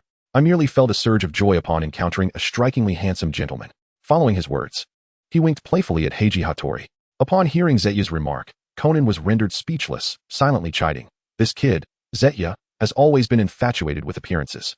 As a child, he would beam with delight whenever a good-looking person held him, yet would burst into tears if an unattractive individual embraced him." Reflecting on this, Conan gently tapped Zetya's head and cautioned, "You mustn't be deceived by those who appear virtuous. Good looks do not necessarily equate to a good heart." In response to Conan's admonition, Zetya patted his chest, assuring, "I would never be that foolish." Suddenly, Conan let out a series of sneezes. Observing this, Heiji removed a package from his bag, unveiling a bottle wrapped in cloth, proclaiming that he had brought a remedy for colds. He then poured the liquid from the bottle into a paper cup and handed it to Conan. After expressing his gratitude, Conan gulped it down in one go. He handed the cup back to Zetya, his face flushed with color as he staggered, clutching onto Zetya and repeatedly calling out his name. Jia hastily leaned in to sniff the cup, realizing that Hattori Heiji had poured sake for Conan, which explained his inebriated state. Sister Xiaolan swiftly turned her gaze toward Hattori, inquiring about the nature of the drink he had given to Conan. Hattori produced a bottle, revealing its label, and explained that it was a type of liquor from China known as Baijiu, which is purported to be beneficial for colds. He added that prior to meeting Kudo Shinichi, he had often intruded upon his time, and this was meant as a token of greeting.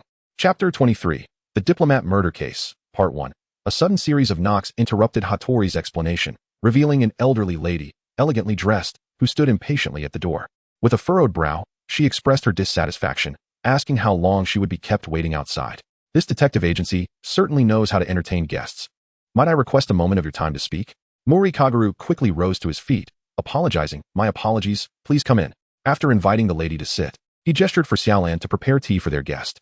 Once she was seated, Mori Kaguru smiled and inquired, "May I ask your name?"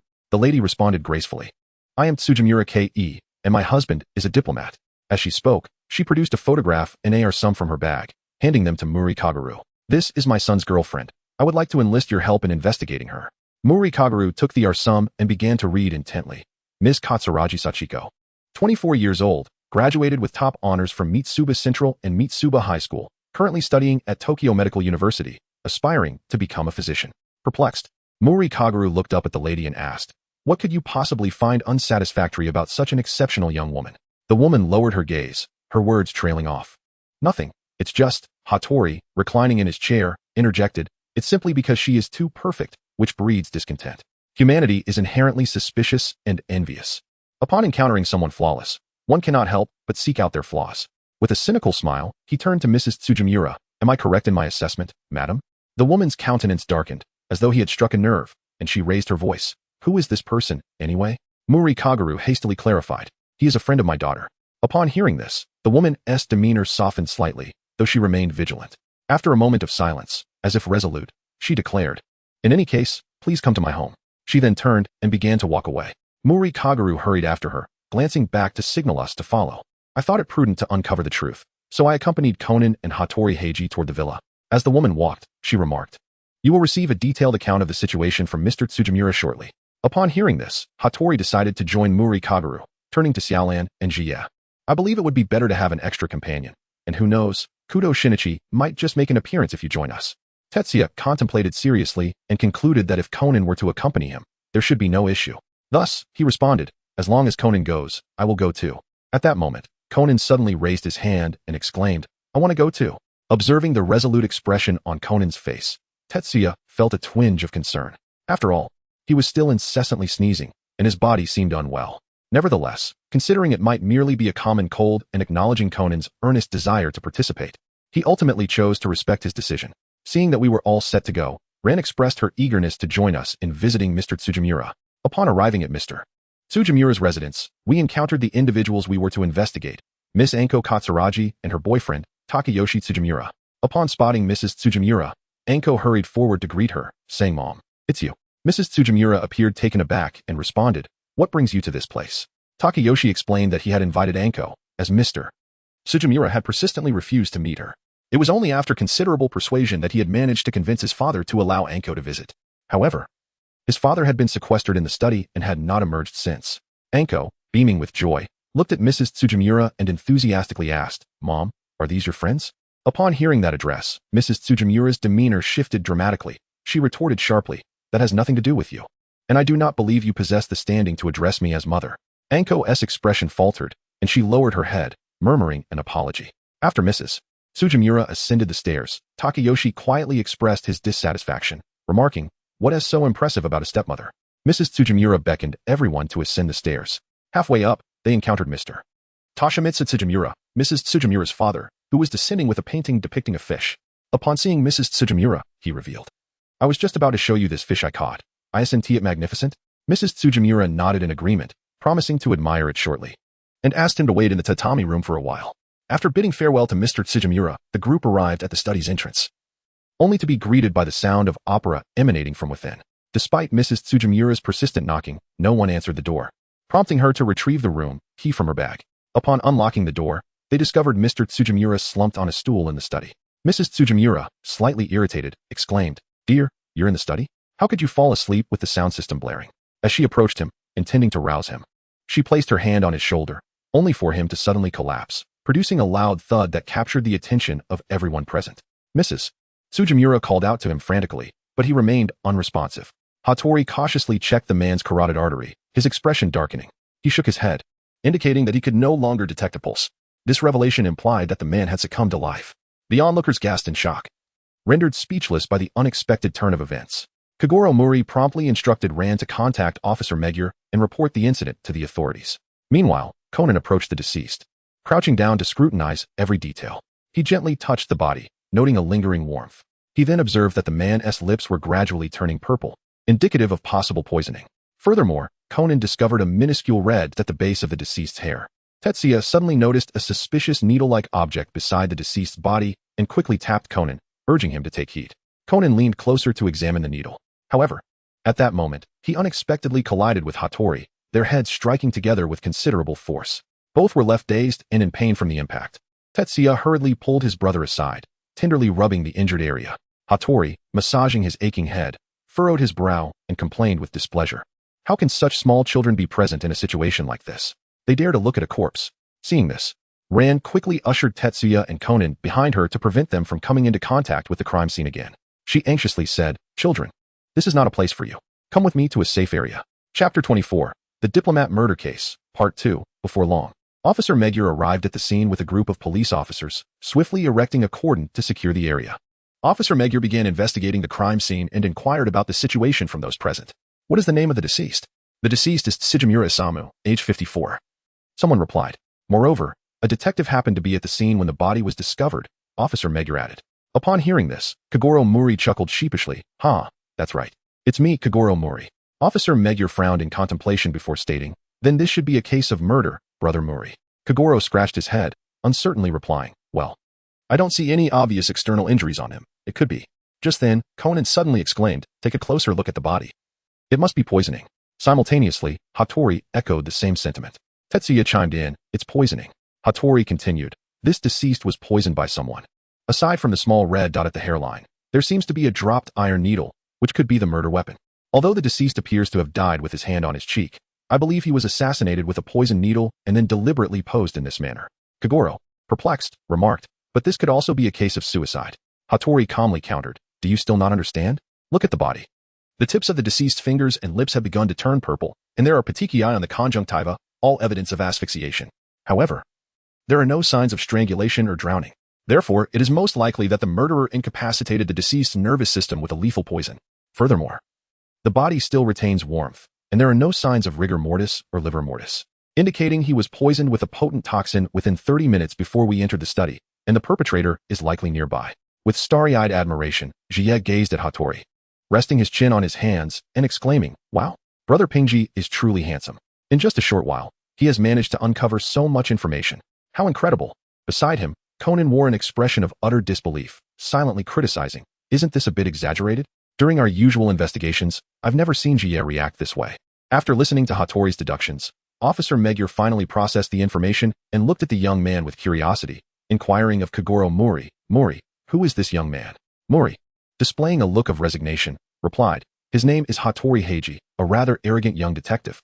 Upon hearing the boy's name, Officer Magyar's face registered surprise as he quickly realized that this young man was the son of the current Osaka police chief, Hattori Heizo, who was still in high school. Kagoro was equally astonished, recognizing that he was indeed the chief's son. Xiaolan also looked at Hattori with surprise, thinking he bore a striking resemblance to Shinichi. At that moment, Conan could no longer contain himself and sneezed repeatedly. Jia hurriedly offered him a few tissues, saying, "Are you all right, Conan? Can you hold on? I told you to rest properly, yet you insisted on coming." Conan, clutching his head, hoarsely responded, "I can still manage for a bit," though internally he lamented, realizing that his cold was worsening. Jia observed Conan's discomfort and, in response, requested a servant to bring a cup of hot water to warm him. Officer Magyar noted that all the windows in the study were locked from the inside, making it impossible to enter from outside. Thus, the only possible entrance was that door, suggesting that the person who possessed the key to this door was the most likely culprit. Turning to Madame Tsujimura, he inquired, "Madam, there should be several keys to this study, correct?" After a moment's thought, Madame Tsujimura shook her head and produced the key to the study from her bag. "No, there are only 2 keys for this study. One is this one in my hand, and the other is with my husband." As she spoke, she revealed the key. Officer Magyar was somewhat astonished. "The other key is with your husband?" With a calm demeanor, Madame Tsujimura affirmed, "Indeed, he usually keeps the key in his pants pocket." Officer Magyar immediately searched the deceased and, to everyone's disbelief, discovered the key in his pocket. Mori, still bewildered by the astonishment around him, was met with Hattori's explanation. "Do you not understand? When we entered, the study was clearly locked. This means the murderer locked the door after committing the crime, with only 2 keys, one with Madame Tsujimura, who had been with us all along, and the other with the deceased. This forms a perfect scenario for an impossible crime, a locked room murder." The revelation left everyone incredulous, with Muri Kagoro exclaiming that it was impossible.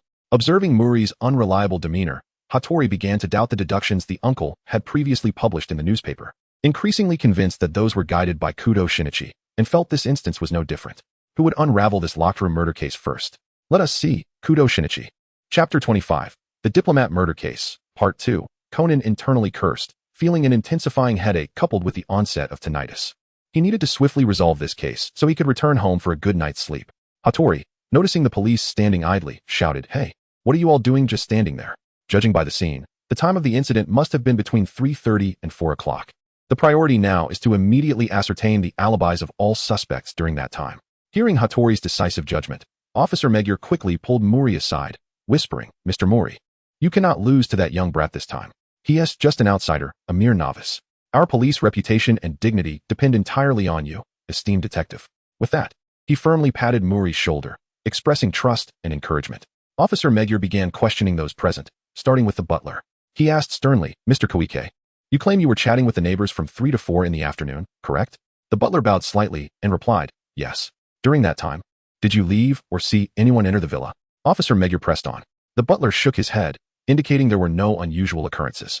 Next, Officer Magyar turned his attention to Mr. Takeyoshi and Miss Sachiko, stating steadily, "Mr. Takeyoshi and Miss Sachiko, you both arrived shortly before Madame Tsujimura returned home. Is that correct?" They exchanged glances, then nodded in affirmation.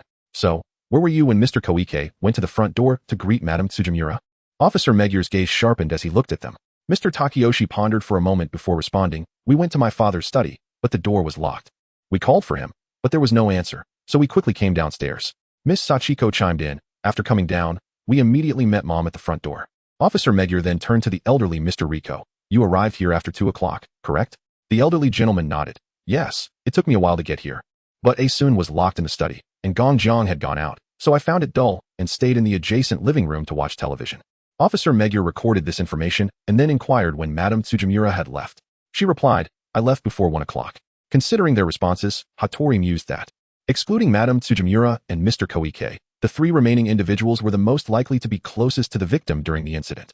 Officer Magyar approached the bookshelf and scanned its contents, noting the numerous CDs filling the shelves. Mr. Koike explained, "The master has always enjoyed classical music." Conan, intrigued, pondered. "But when we discovered the body, the music playing was clearly an opera." At that moment, Officer Magyar picked up a photograph from the shelf and asked Madame Tsujimura, "Who is this person?" She pointed at the photo, her tone somewhat displeased. "Why are you asking this?" "This is a photo from 20 years ago." A police officer approached, inquiring what should be done with the books on the desk. Officer Magyar instructed, "Leave those books untouched for now. Do not disturb anything around the body." Conan removed his glasses and rubbed his eyes, appearing quite uncomfortable. Jia, concerned, looked at him and asked if he was truly all right. Conan gently shook his head, signaling he was fine. However, following Conan's gaze, Jia noticed he was intently focused on the books on the table, which were neatly stacked, as if they had been moved directly from an empty space on the adjacent shelf. At that moment, an officer reported that the key on the deceased seemed unusual. Upon opening the key ring, there was a piece of tape. Everyone's attention was drawn to the key in the officer's hand, and Conan, swaying slightly, moved forward. Jia hurried to steady him, fearing he might stumble. Yet, when Jia's hand touched his arm, Conan's body suddenly trembled, and he tightly grasped Jia's hand, pressing it against his chest. Tetsuya gazed at Conan's anguished expression and, with a voice laced with concern, softly inquired, "Brother, Conan, what troubles you? Why have you suddenly changed like this?" Officer Magyar enveloped Kagoro Muri in a comforting embrace and asked with genuine concern, "So, do you have any leads now?" Kagoro Muri stammered in response, "Not at the moment." Hattori seemed to sense something amiss, abruptly dashing toward the doorway, fixating on the narrow crack beneath it, as if a sudden epiphany had struck him, inwardly contemplating that he had unraveled the technique of the hidden chamber. Meanwhile, Conan, valiantly suppressing the pain, raced through the clues he had just gathered in his mind, particularly that enigmatic opera. After thorough contemplation, he finally unearthed the answer. The perpetrator was none other than... Chapter 26, The Diplomat Murder Case, Part 2.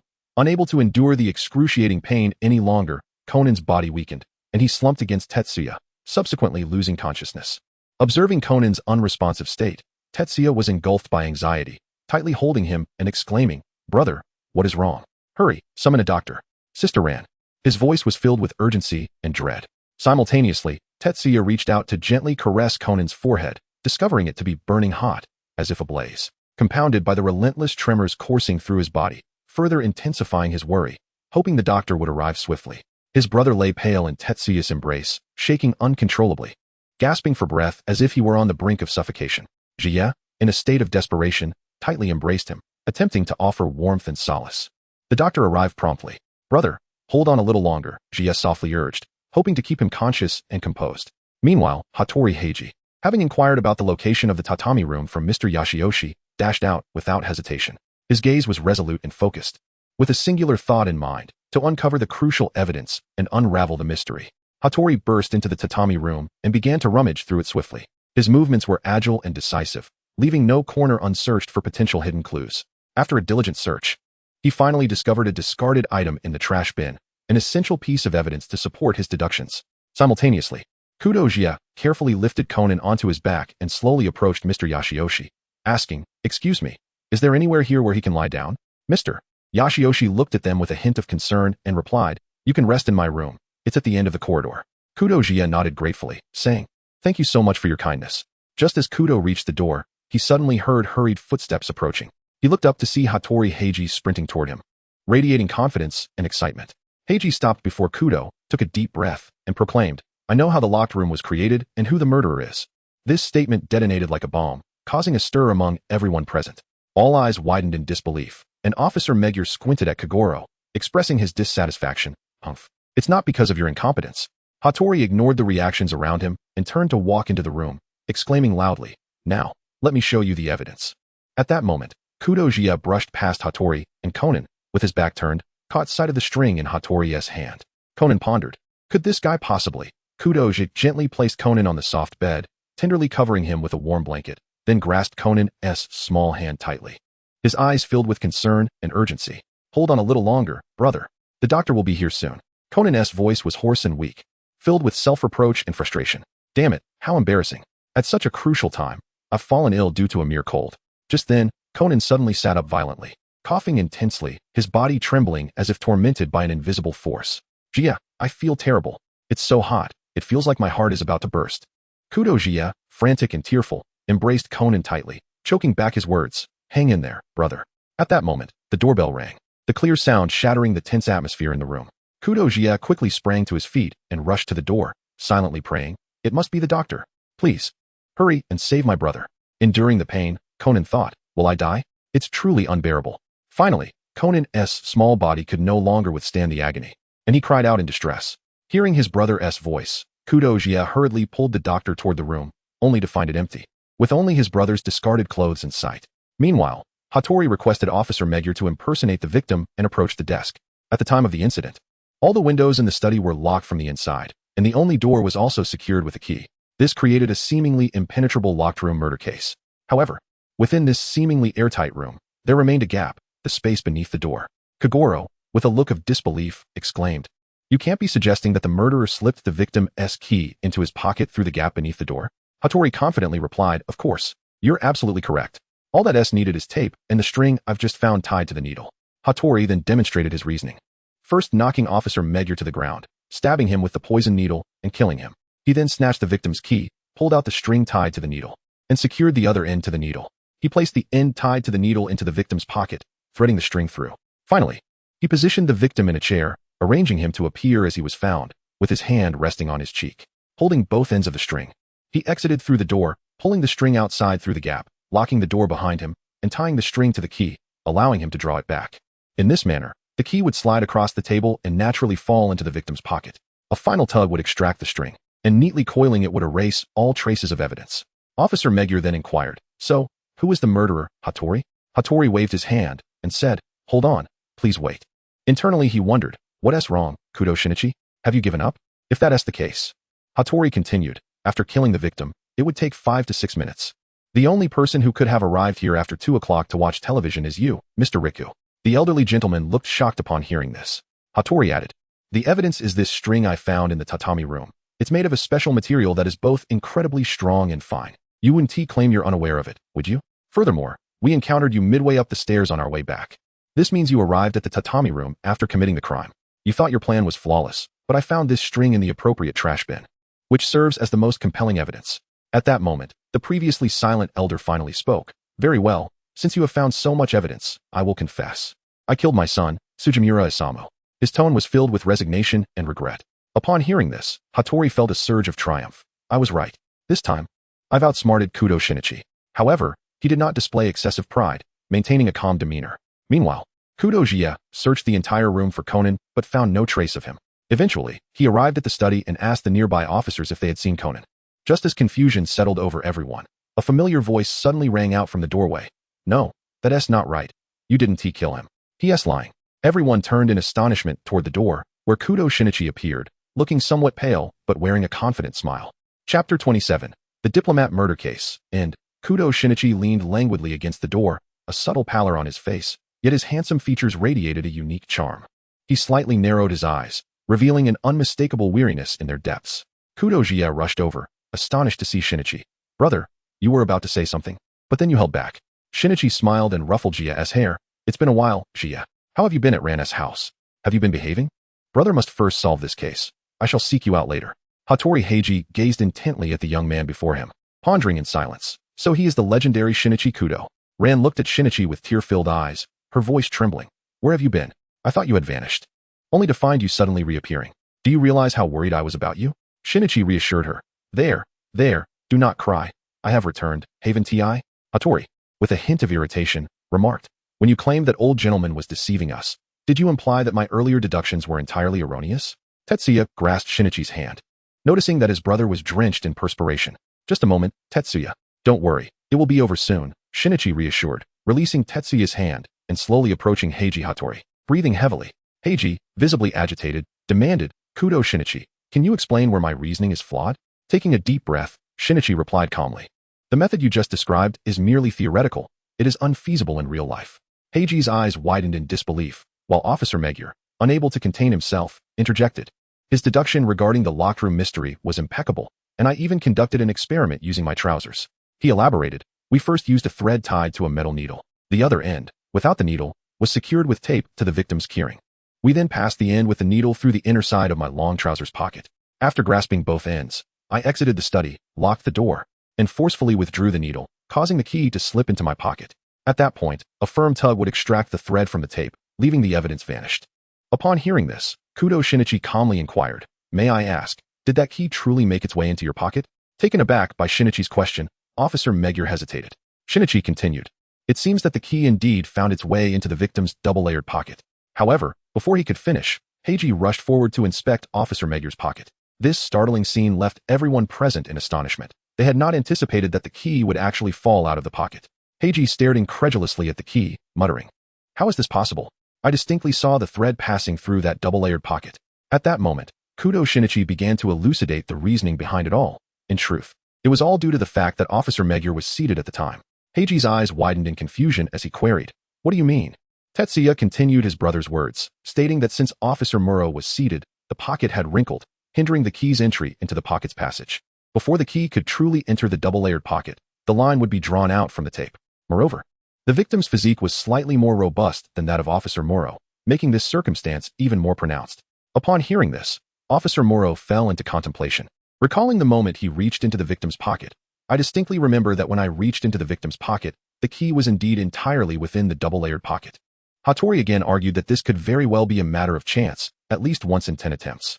Shinichi shook his head, asserting that the outcome would remain consistent. He urged Hattori to contemplate the orientation of the key when it resided within the victim's double-layered pocket. Hattori suddenly had a revelation, and Shinichi continued, stating that even if the key did manage to find its way into the double-layered pocket, it would only be the keyring, for within the confines of a narrow pocket. A key and its ring could never bend into a 7-shaped configuration. This indicated that the murderer had initially placed the key into the deceased's pocket. Hattori, still unwilling to concede, pulled out the fishing line he had discovered in the tatami room, presenting it before Shinichi and inquiring, What do you have to say about this fishing line? Shinichi gazed at him steadily, responding in a low voice. This is merely a trap set by the murderer, intended to frame this elderly gentleman for the crime. I found several sets of fishing lines scattered throughout the house. No matter where the elderly gentleman was during the incident, he would become entangled in the scheme. Hattori fixed his gaze on him, pressing further, But why would this elderly gentleman admit to committing the crime? Shinichi calmly replied, That is because this elderly gentleman intentionally stepped into the murderer's trap, though the specific reason remains unclear to me. At this moment, Tetsuya interjected. Could it be to protect someone of great importance to him? Finally, Hattori, with a puzzled expression, remarked, This study is entirely a locked room. Are you suggesting that the victim committed suicide? No, he did not take his own life, and the murderer left clues revealing his true method of crime, Shinichi affirmed. When the victim was discovered, opera music filled the room, and a stack of books lay before him. Why was this so? The playing of opera served as a disguise for the potential screams of the victim when the poison needle was administered, while the books were meant to mask the agonized expression that might arise upon being stabbed. Shinichi began to deduce, his voice deep and powerful. Upon hearing this, Hattori could not help but burst into laughter. Ha! For whom did the murderer go to such lengths to cover their tracks? His laughter bore a hint of mockery and confusion. However, Shinichi looked at him seriously and slowly said, all of this was, of course, for you, Hattori Heiji. Upon hearing this, Hattori's expression grew grave, his eyes reflecting shock and doubt. Shinichi continued, it is not only you but also the detectives who accompanied you. For anyone who notices would disrupt his plan. Therefore, I am certain the murderer is the one who entered the study closest to the victim. Shinichi turned, pointing at the crowd, declaring, indeed, the murderer is you, Mrs. Tsujimura. Instantly, the crowd erupted in uproar. What? The lady killed the master? Kagoro Mori also realized. So when we arrived, the victim was actually still alive. A confident smile graced Shinichi's face, his eyes sparkling with intelligence as he stated. Precisely, initially, Mrs. Tsujimura used a certain drug to put the victim to sleep, and while pretending to call out to him, she administered the poison needle. At that moment, no one noticed. Which was natural, for the drug was potent, and the victim, upon receiving the lethal injection, would succumb without a struggle. Officer Moro furrowed his brow, questioning. If the corpse were to show traces of sedatives, that would be problematic, wouldn't it? Hattori shook his head, replying, that would not be the case, as we have long believed the victim died before we entered the room. According to your reasoning, the murderer deliberately lured the detectives here, exploiting their visual blind spots, trusting that he would not kill in the presence of detectives. By creating the illusion of a psychological locked-room murder, none of us would notice this. Is that correct, Kudo? Shinichi nodded slightly, his gaze resolutely affirming his agreement. Hattori continued, then present your evidence, for at that time, Mrs. Tsujimura did not display any action of retrieving the poison needle. Shinichi picked up the key from the ground, demonstrating that indeed, Mrs. Tsujimura did not take out the poison needle upon entering, for the needle was concealed above the key. The keyring in Mrs. Tsujimura's possession was a pair with the victim's keyring, both capable of unlocking the same. Officer Moro approached Mrs. Tsujimura, his expression serious as he said, Mrs. Tsujimura, please allow me to inspect the interior of your keyring. Mrs. Tsujimura hesitated but eventually handed the keyring to Officer Moro. Officer Moro examined the keyring closely, and indeed, as Shinichi had surmised, the interior of the keyring contained a tiny groove. Shinichi explained with unwavering confidence, based on my deductions. This must be the recess for housing the poison needle. After entering the study, Mrs. Tsujimura swiftly revealed the poison needle hidden within this meticulously designed keyring, making this the most compelling evidence against her as the murderer. Officer Moro, perplexed, furrowed his brow and asked, but Mrs. Tsujimura, why would you wish to harm the diplomat? Shinichi approached the bookshelf, gently picking up a photograph. He gazed at the image, slowly stating, if my instincts are correct, Mrs. Tsujimura's motive lies within this photograph. The crowd gathered around, peering at the photograph. The image depicted a young Mrs. Tsujimura, and all were astounded to find that the woman in the photograph bore a striking resemblance to Miss Anko. Unable to contain herself, Mrs. Tsujimura exclaimed, of course we resemble one another, for I am Sachi's mother. In truth, Sachi is the daughter of my former husband. The crowd was taken aback, as if they had just uncovered a scandalous revelation. Anger flickered across Mrs. Tsujimura's face, seemingly recalling past grievances that had deeply unsettled her. She continued, it was because my current husband, Tsujimura Isamu, 20 years ago, brought my former husband down from society on charges of misconduct. He was the falsely accused diplomat, Yamashiro Kenji. When the people heard the name Yamashiro Kenji, they felt an uncanny familiarity. Mrs. Tsujimura added, he is the diplomat who died in prison 15 years ago.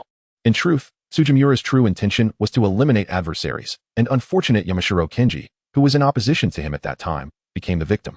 Even worse, I was deceived and married him, remaining oblivious to all of this. It was only when Kayasuk brought home Sachi's photograph that the man inadvertently revealed the truth, allowing me to learn of the events that transpired back then. Moreover, my father-in-law had assisted Tsujimura Isamu in these deeds back in the day. At that moment, the elderly gentleman lowered his head in remorse and softly uttered, I am sorry, KG. I do not comprehend why I acted in such a manner. Officer Emura, having grasped the entire situation, realized that the old man had willingly walked into the trap laid by Madame Tsujimura in an attempt to atone for the mistakes of his past. Madame Tsujimura, now handcuffed, spoke with a tone of resignation, stating that feigning virtue at this point was futile. The innocent lives lost in Yamashiro had been unjustly branded with baseless accusations due to their actions. As she reached the door, Madame Tsujimura implored Kayashige to take good care of Sachiko, as this was her final request. Chapter 28. Shrinking again. Heiji Hattori marveled. So, Madame Tsujimura's harsh demeanor towards Miss Sachiko stemmed from her desire to conceal their mother-daughter relationship. It explains her perpetual facade of indifference. He then turned to Shinichi Kudo, only to find him collapsed on the ground, his complexion pale and exhibiting signs of distress, drenched in perspiration and coughing incessantly. Tetsuya Kudo, filled with concern, helped Shinichi to his feet, gently patting his back as he anxiously inquired, "Brother, what is wrong? Why have you suddenly deteriorated so severely? Is it due to that medication?" Shinichi, interrupting Tetsuya with a hoarse voice, reassured him, "I am fine, Tetsuya, do not worry. I merely have a severe cold." Heiji gazed at Shinichi with curiosity and asked, "But how are you so well acquainted with this matter? Have you been lurking nearby?" Shinichi chuckled wryly and replied, "Do not be absurd. I only heard the entire account from Tetsuya over the phone." He glanced at Tetsuya, who, upon hearing his name, quickly nodded in agreement, affirming, "Indeed. I relayed all the details to my brother." Enduring the pain within, Shinichi struggled to remain conscious and spoke with great difficulty once more. He mentioned that a detective with somewhat dark skin and peculiar speech had arrived from Osaka, urging me to come quickly. He pleaded for quite some time before I agreed to come, and it was because there was a major case at hand. Jie could not help but tug at Shinichi's sleeve, murmuring softly, "I didn't say that." Beside them, Xiaolan anxiously watched Shinichi, her voice trembling with concern. "Shinichi, are you all right? I'll go find a doctor. Please wait here." With that, she hurriedly dashed towards the door.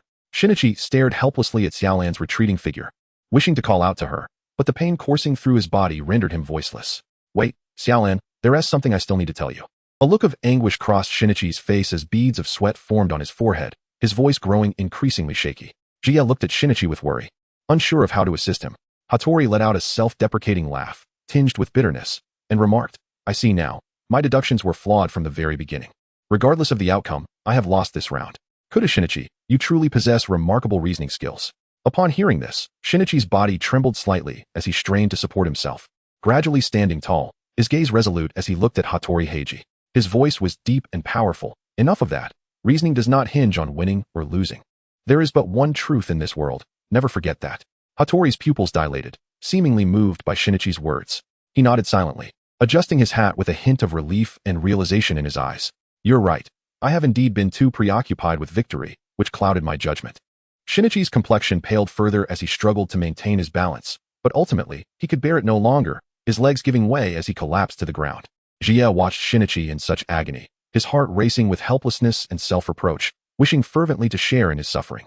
Hattori, noticing Shinichi's distress, furrowed his brow and asked with concern, "Kudu, are you truly just suffering from a cold? Are you all right?" His tone was laced with doubt and care, as if he sensed a deeper issue lurking within Shinichi. Suddenly, Shinichi's eyes widened, a wave of intense discomfort washing over him, as if his heart were about to rupture and his bones were melting. This sensation mirrored the abrupt change he had felt earlier, alerting him to an imminent danger. He swiftly turned to Jie, silently signaling that they needed to leave this place immediately. Jie received the message and turned to Hattori with sincere eyes. "Hattori-san, my brother is genuinely suffering from a severe cold. He is very unwell. Could you assist me in getting him to the adjacent room?" Hattori, seeing Jie's anxious expression, nodded vigorously. "Of course, let us hurry." In his heart, Tetsuya pondered. The predicament his brother faced was indeed not merely a consequence of a cold. It was likely a deleterious reaction between the alcohol consumed that morning and the medication his brother had previously taken that precipitated his sudden reversion to his former self. He needed to devise a plan to relocate his brother to a safe haven, lest they attract unwanted attention. Thus, Heiji, Hattori, and Tetsuya gingerly assisted the feeble Shinichi Kudo, gradually making their way toward the room where they had just rested. As they entered, they fortuitously brushed past Ran Muri, who was on her way to seek a physician. After they laid Shinichi upon the bed, Tetsuya immediately displayed an expression of urgent distress, nearly on the verge of tears. "Heiji, why hasn't the doctor arrived yet? Is my brother going to be all right? Could you possibly check how much longer it will take for the doctor to come?" Heiji, moved by Tetsuya's pitiful demeanor, felt his heart soften and opened the door to search for the doctor. However, at that precise moment, Tetsuya swiftly locked the door behind him. Meanwhile, lying on the bed, Shinichi was in excruciating pain, weakly uttering, "Tetsuya, I don't want to become Conan. I hurt so much. I feel so unwell." He clutched Tetsuya's hand tightly, as if it were the only source of solace he could find. Tetsuya felt a searing pain in his hand, yet he understood that this might alleviate Shinichi's suffering. Just after Shinichi let out a piercing scream, Tetsuya witnessed a scene he would find impossible to forget for the rest of his life. A grown man, visibly and rapidly diminishing in size, transformed within mere seconds into a 7-year-old boy. Meanwhile, Hattori, having stepped outside not long before, encountered Ran and the doctor who were searching for Shinichi. After clarifying the situation, Hattori led Ran and the doctor to the room where Shinichi had just been. Ran knocked on the door a few times, calling out, "Shinichi, Tetsuya, are you in there? Hurry and open the door. I've brought the doctor." Upon hearing the knock at the door, Tetsuya swiftly dressed Conan and hurriedly tidied the room, concealing the clothes previously worn by Shinichi. After adjusting his expression, he proceeded to open the door. Sister Ran, Shinichi just took a brief rest here. He is feeling much better now and has left, mentioning that a significant case awaits him. Tetsuya offered a charming smile to Ran, then added, perfect timing. The doctor has arrived. Perhaps he could take a look at Conan, who is quite unwell. Ran surveyed the room, noting the absence of Shinichi, and expressed her discontent. That deduction enthusiast. He didn't even say goodbye before leaving. How inconsiderate. Hattori felt perplexed, for he distinctly recalled that Shinichi had been present when he departed, yet now he was nowhere to be found, and an additional child had mysteriously appeared. Tetsuya noticed Hattori's confusion and explained, Hattori, what are you pondering? Conan has not been feeling well, huddled under the covers. It is only natural that you did not see him just now. Finally, Tetsuya turned to Ran and said, since you are here, I shall excuse myself to the restroom. With that, he hurriedly left the room. Upon reaching the restroom, Tetsuya swiftly retrieved Shinichi's phone, and, altering his voice to mimic Shinichi, he called Ran. Hello, Ran. I've just received word of an urgent case that requires my attention. I apologize for not being able to chat with you longer. When Ran received the call, she found Shinichi's voice somewhat less hoarse than usual, which struck her as odd, yet she dismissed it. You have no idea how worried I've been. When will you be back? This case is quite tricky and may take some time. By the way, you must not speak of this to anyone. And please inform that dashing detective from Osaka to keep it confidential as well. Tetsuya suddenly chuckled at a thought. All right, I must be on my way now. Until next time, love you. Ran's cheeks flushed instantly at the mention of a dashing detective and love you, wondering when Shinichi had become so affectionate. Chapter 29, The Library Murder Case, Part 1. After returning from the Tsujimura household, Conan was afflicted with a high fever and felt exceedingly weak. A doctor arrived promptly, administering an injection and prescribing some antipyretics. After a period of rest and treatment, Conan's temperature gradually decreased, and his condition began to improve. Once at home, Ran suddenly recalled something, and, with a puzzled expression, asked Tetsuya, why did you refer to Conan as brother back then? That seems rather strange. In a moment of inspiration, Jier exclaimed, Sister Xiaolan, when I witnessed Conan suddenly faint, I couldn't help but call out. You are aware that Conan is my cousin. Though he is of the same age as I, at times, I feel shy and find it difficult to address him directly. It was only in a moment of urgency that I did so this time. Therefore, Sister Xiaolan, please keep this a secret and do not let anyone else know, as it would cause me great distress. Children of our age are particularly sensitive to such matters. He displayed a somewhat bashful expression. After listening to Jie's explanation, Xiaolan dismissed her curious thoughts, gently ruffling Jie's soft hair, and thus the matter was laid to rest. Tetsuya let out a sigh of relief, reflecting on the past few days when he had been fervently honing his acting skills, feeling utterly exhausted. However, he had finally persevered through it all, and now, with Shinichi free from concerns, he could enjoy delightful outings with handsome companions. During Conan's recuperation, Tetsuya warmly entertained Heiji Hattori. Together, they explored the local attractions, savored the regional delicacies, and relished their time spent in merriment.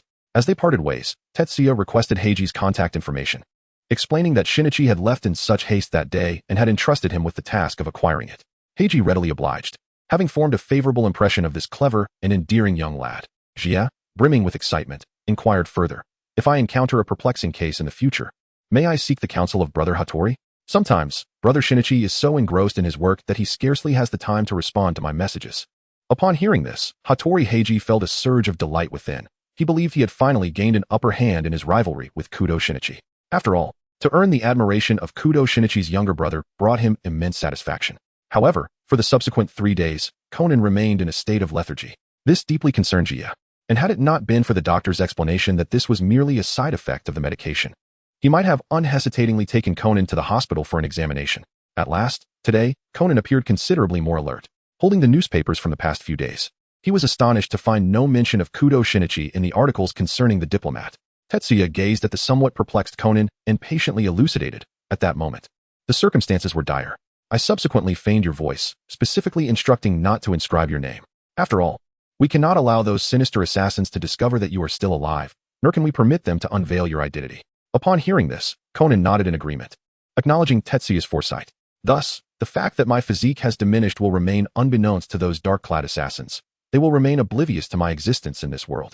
However, I cannot fathom why my body has suddenly reverted. Conan furrowed his brow, earnestly reflecting upon his prior actions, endeavoring to uncover a clue. Suddenly, it dawned on him that the only deviation had been consuming the liquor brought by Heiji Hattori. Tentatively, he inquired of Tetsuya, do you suppose that drinking that white liquor could have caused my transformation? Upon hearing this, Tetsuya immediately became agitated, fervently shaking his head in dissuasion. Brother, you must not attempt this again. Such behavior is exceedingly perilous and could inflict irreparable harm upon your body. Furthermore, I have already informed our parents, and they are currently seeking individuals to analyze the composition of that liquor and the substances within you. During this period, it is imperative that you remain composed and refrain from any reckless actions. Tetsuya gazed at Conan with a face full of concern, his eyes brimming with empathy. Moreover, you have no idea how deeply I worry for you. When you suddenly transformed in that way, I was utterly at a loss for what to do, he said. His voice tinged with a quiver, his expression reflecting helplessness and anxiety, evoking a sense of compassion in those who beheld him. Conan, touched by Tetsuya's profound concern, swiftly embraced him, gently reassuring, There, Tetsuya, do not weep. I promise you, I shall never again engage in perilous endeavors. Upon hearing Conan's promise, Tetsuya finally ceased his tears, his emotions gradually stabilizing. Gazing at his adorable younger brother, Conan quietly pondered, Tetsuya, I was truly terrified at that moment. But as long as you are by my side, I feel an immense sense of reassurance. At that moment, Tetsuya suddenly broke free from Conan's embrace. Looking at him with curious eyes, and eagerly inquired, Brother, you still haven't told me what those sinister men in black looked like, and what exactly happened. Conan took a deep breath, beginning to recall that harrowing experience. At that time, I was at the amusement park with Ran, where a bizarre incident unfolded. During the investigation, I noticed the peculiar behavior and aura of the two suspects. They seemed to conceal a certain unspeakable secret. Conan recounted slowly, memories of the scene flooding his mind.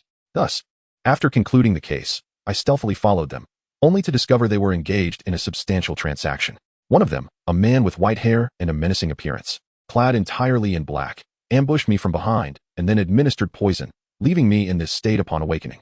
Jia, in the future, should you encounter such individuals, be sure to keep your distance and flee swiftly. Do you understand? As Jia listened to his brother's description, the image of the striking white-haired man he had met in America involuntarily surfaced in his mind. This imposing and handsome figure, the sharp-tongued brother Koizumi, occasionally bestowed upon him thoughtful gifts. Jia could not help but question whether the person his brother had described was indeed the same individual he was acquainted with. Surely not, he mused. Did I not recall that Jin had golden hair? Could it be that my memory is in disarray? If that person truly is Jin, it is beyond belief. Upon observing Jia's prolonged silence after he had finished speaking, Conan sensed a deep contemplation enveloping him. After calling out several times without receiving a response, he grew increasingly anxious. Raising his voice, he exclaimed, Kudo Jia, what are you pondering? Did you hear my words? You must flee swiftly from such a person. Jia finally regained his senses upon noticing Conan's anxious expression, promptly nodding in acknowledgement. He realized that he had been so absorbed in his thoughts that he had overlooked Conan's presence. I apologize, brother. I was momentarily distracted. Rest assured, I shall remember. At that moment, Ran entered, pushing the door open, and said, Conan, Jia, hurry and get dressed. Your friends have come to see you. Conan and Jia swiftly donned their clothes and exited the room, discovering that it was Ayumi, Jinta, and Mitsuhiko. They collectively invited Conan and Jia to the library to collaborate on a book report. Excitedly, Jia pulled Conan out of the door, and the group was filled with laughter and joy along the way. As Conan observed his companions, he secretly mused that before reverting to adulthood, he should cherish this time with Jia, for such opportunities are rare. Unbeknownst to them, the library they were headed to concealed a staggering secret, one that would trigger a series of thrilling and suspenseful events. Chapter 30. The Murder Incident at the Library, Part 1. Ayumi, Jinta, and Hakuba sat nearby, engrossed in their books and magazines, occasionally erupting into fits of cheerful laughter. Meanwhile, Jia was absorbed in a comic book, thoroughly enjoying himself. Conan stood beside the bookshelf, holding a children's book, his face reflecting a sense of exasperation. Honestly, every book here is dreadfully dull. How am I supposed to compose a reading report with such material? Moreover, the disarray of these books is utterly maddening. As he complained, he shook his head with a sigh, unable to endure the tedious atmosphere any longer. Conan glanced around and suddenly noticed what appeared to be a box of books hidden in the innermost shelf. Curiosity piqued, he approached and reached for one, discovering it to be an original book from abroad. How peculiar, he thought, that this book was placed backward in the box and wrapped in plastic. Confusion filled his mind. At that moment, a hand unexpectedly reached out from the side, swiftly snatching the book from Conan's grasp. Startled, Conan looked up to find a kind-faced middle-aged man smiling down at him. The man spoke in a gentle tone, Little one, what are you doing here? These are not books suitable for children. With that, he returned the book to its place and gently patted Conan's shoulder. Apologizing hastily, Conan felt a rush of embarrassment. Just then, the sound of police sirens blared from outside. Ayumi, peering through the window, spotted Officer Magyar stepping out of his car and quickly called Jia and Conan over to see the patrol vehicle.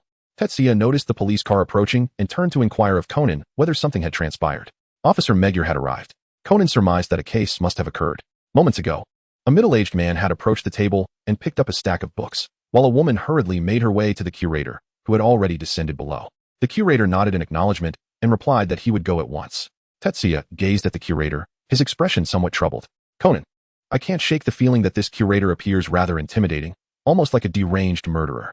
Conan, somewhat disapproving of Tetsuya's remarks, thought to himself how superficial his friend was. The curator merely possessed a stern visage, yet Tetsuya hastily labeled him as a deviant. However, just then, Conan seemed to have a sudden realization and dashed towards the elevator. As he ran, he turned back to shout to Tetsuya and the others, Tetsuya, everyone, hurry up and follow me. Though puzzled, Tetsuya nevertheless followed Conan to the elevator. They managed to arrive just in time, yet the alarm blared, revealing that the elevator was overloaded. Everyone glanced up to see that the elevator could accommodate 8 individuals. Jinta counted the group and noted that there were indeed only 8 people, exclaiming in confusion, how peculiar. It seems perfectly fine, so why is it overloaded? Conan, with an exasperated expression, replied, oh, Jinta, you forgot to count yourself. Hikaru, overhearing this, chuckled quietly to Ayumi, saying, haha, I told you Jinta wouldn't catch a cold. He's so plump, he counts for 2.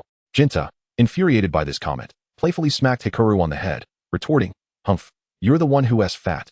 The group then exited the elevator and descended the stairs. Upon reaching the first floor, they observed Officer Magyar earnestly questioning an individual before him.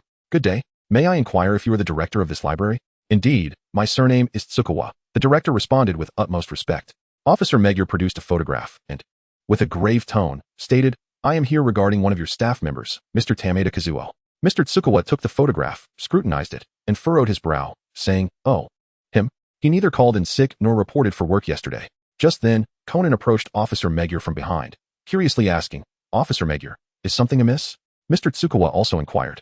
Yes, what has transpired? Officer Magyar explained, Mr. Tameda has been missing since the night before last. Mr. Tsukawa, hearing this news, gasped in astonishment. Oh, how could this be? Officer Magyar continued, we were informed that you and Mr. Tameda worked late at the library that night, correct? Upon hearing the officer's question, Mr. Tsukawa's expression shifted to one of discomfort. However, I left for home earlier than Mr. Tameda that day. After that, I was unaware of what happened. Tetsuya gazed at the curator, his expression vacant, a bead of cold sweat forming on his forehead, as an overwhelming sense of unease surged within him, leading him to increasingly suspect that there was something amiss with this individual. At that moment, Conan noticed a police officer inspecting the library's storage area, and with curiosity, he inquired of Officer Magyar, what prompts their investigation there? Perhaps Mr. Yamada was murdered by someone on the way. Officer Magyar, furrowing his brow, explained, this is merely a precaution. Mr. Yamada was a man of great diligence. He would always call home from here before returning each day. However, the night before last, he failed to do so. This indicates that he was likely taken from here while working late, or he may still be within the library. If he remains here, there is a strong possibility that he has met with foul play. At that juncture, an officer approached with the report that all locations had been searched without any findings. After pondering the situation, Officer Magyar remarked, so he was indeed taken away. Very well, we shall withdraw for now. My apologies, Mr. Tsukigawa, for the disturbance. Mr. Tsukigawa waved his hand, indicating it was no trouble, and then escorted the officers out. Chapter 31, The Library Murder Case, Part 2. However, Conan sensed a subtle disquiet. Indeed, as Tetsuya had articulated, this curator exhibited peculiar behavior. Could it be that he was concealing a secret? Moreover, a familiar scent lingered within the library. Conan meticulously recalled his earlier conversation with the curator and the latter's odd demeanor, increasingly convinced that the situation was far from straightforward. In pursuit of the hidden truth, the young detective league resolved to conceal themselves in a small cubicle, waiting until everyone else had departed before emerging. They quietly slipped into the small enclosure, biding their time for the others to leave. Jinta was the first to peek out, cautiously surveying the surroundings. After confirming that no one was present, he whispered, now that everyone is gone.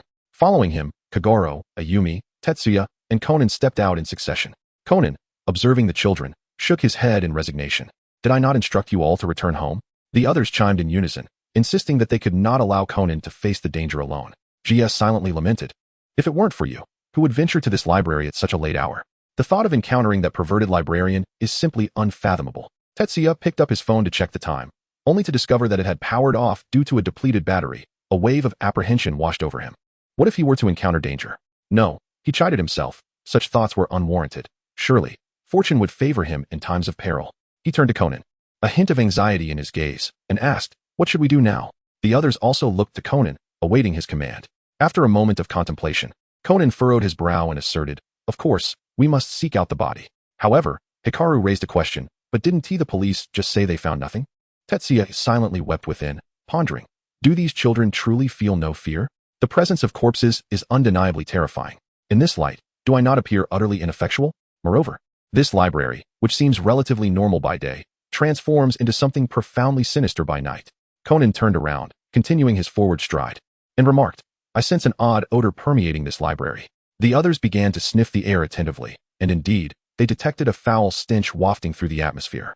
Upon detecting the peculiar odor, Tetsuya's expression shifted dramatically. Could it be the stench of decay? His heart tightened, and he hastily clutched Conan's arm, leaning in to whisper, Brother, I am truly frightened. Conan gently patted Tetsuya on the shoulder, assuring him of his commitment to protect everyone. At that moment, the previously silent library erupted with a noise that startled everyone. Shortly after, someone arrived on this floor via the elevator. Conan swiftly grasped Tetsuya's arm, signaling for everyone to hide in a nearby corner. As the elevator doors slowly parted, the librarian emerged, his once cheerful demeanor now replaced by a dark and sinister expression, his eyes gleaming with malevolence, rendering him particularly terrifying in the dim light. He advanced into the reading room, heading towards the location where Conan had discovered the hidden books. With the group stealthily trailing behind, Conan observed as the librarian retrieved books from a box, all of which were dubious imports. The librarian picked up one, mockingly muttering to himself about Yuta, that foolish man, suggesting that had he not perused those pages, he would not have met his demise. As he spoke, he removed the books, deriding the police for their foolishness in so readily abandoning their search, completely oblivious to the fact that Yuta was currently slumbering within the library's confines. His laughter, reminiscent of a demon's, echoed ominously in the darkness. Upon hearing Mr. Sakagawa's words, fear etched itself across everyone's faces as he rapidly tore open the covers of those books, extracting the contents within. Conan, intrigued by Sakagawa's actions, pondered why he was doing so when he distinctly remembered that the books had been inverted in the box. In the midst of this harrowing moment, Genta suddenly exclaimed, I can't see. He inadvertently pushed forward, losing his balance and collapsing atop Ayumi. Simultaneously, the door that had been pushed open creaked loudly, a sound that pierced the library's stillness and startled the librarian, who was intently focused on tearing books. The librarian, instantly alerted, paused his actions and scanned the surroundings, his gaze eventually landing on their hiding spot. He approached slowly, his footsteps light, yet imbued with an oppressive weight that rendered the air suffocating. Everyone held their breath, their heartbeats resonating clearly in the quiet library. Upon reaching the bathroom door, the librarian gently nudged it open, only to find it empty. Frowning, he proceeded to the next door, which also revealed no one. At last, he arrived at the bathroom door where Conan and the others were concealed. He reached out, slowly gripping the doorknob, a cruel glint in his eyes. As the door creaked open, the librarian's figure came into view, his face adorned with a sinister grin, as if he had already sensed something amiss. Yet, to his astonishment, the bathroom contained no traces of anyone. Frustrated, he searched the area but yielded no results, ultimately conceding defeat. Meanwhile, Conan and the others pressed tightly against the wall behind the door, their small frames allowing them to escape the librarian's line of sight. They had narrowly evaded disaster, breathing a silent sigh of relief. Panic-stricken, their faces paled, Tetsuya clung to Conan, whispering, I knew it. He is indeed a deranged murderer. I suggest we remain here for the time being. The group nodded in agreement, staying put until the librarian finally exited and descended in the elevator. Conan contemplated. Let us begin by investigating the original texts of unknown provenance. He pushed the door open, approached the box, and was about to retrieve one, only to discover it was empty. This revelation startled Conan. He realized that the boxes that once contained the original texts had been completely cleared out. Jie gazed at the scene before him, furrowing his brow as he remarked, I suspect the concealed items must have been relocated by him. His tone carried a hint of apprehension, revealing his unease regarding the unfolding events. Mitsuhiko, however, proposed an alternative possibility. Could it be that he took them away in a bag? This notion piqued the interest of Conan and Jie, yet they remained skeptical about its plausibility. After all, with such an abundance of book boxes present, it would not be an easy task to carry them all away at once. Conan shook his head in denial, asserting, that seems improbable. There are too many book boxes here to be taken all at once. They must be hidden somewhere within the library.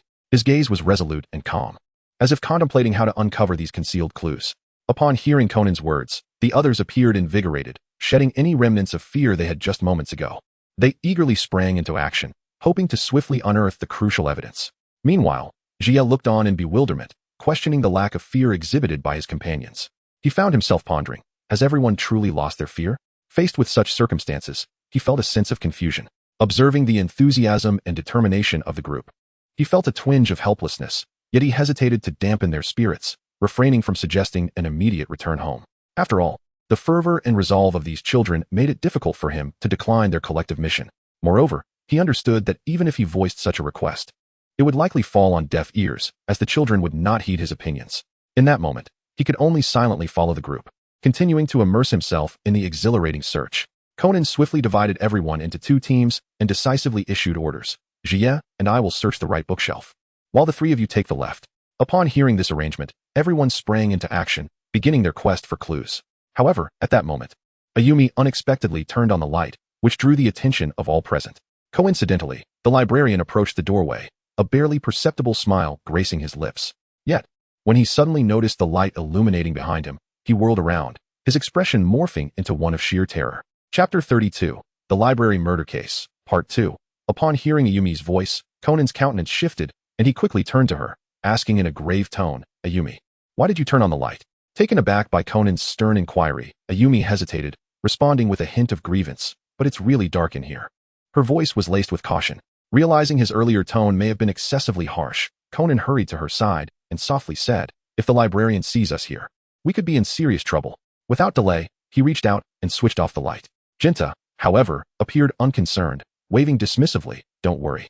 That librarian has probably gone home by now. At that moment, the librarian had indeed descended to the lower level, yet he did not leave. Instead, he fixated his gaze upwards, his eyes glinting with a cruel light. Tetsuya approached the window, gazing down to find the street devoid of any presence, and he silently exhaled in relief. He fervently hoped that the curator had already departed. While everyone was tirelessly searching for clues, Tetsuya diligently removed every book from the shelves on this side. Breathing heavily, he complained, I'm so exhausted. Conan, have you uncovered any leads? I've emptied all the books from this section. Conan, with a resigned shake of his head, replied, I haven't discovered anything on my end yet. Let us continue searching meticulously. Tetsuya sighed and continued to immerse himself in his work. Suddenly, Conan lifted his head and was astonished to discover that the books on the shelf were all facing the opposite direction. He murmured to himself, what is going on? Could it be that Jinta and the others are slacking off? Consequently, he called out to Jinta, Jinta, could you move a bit faster? However, Jinta replied, we are already moving as quickly as we can.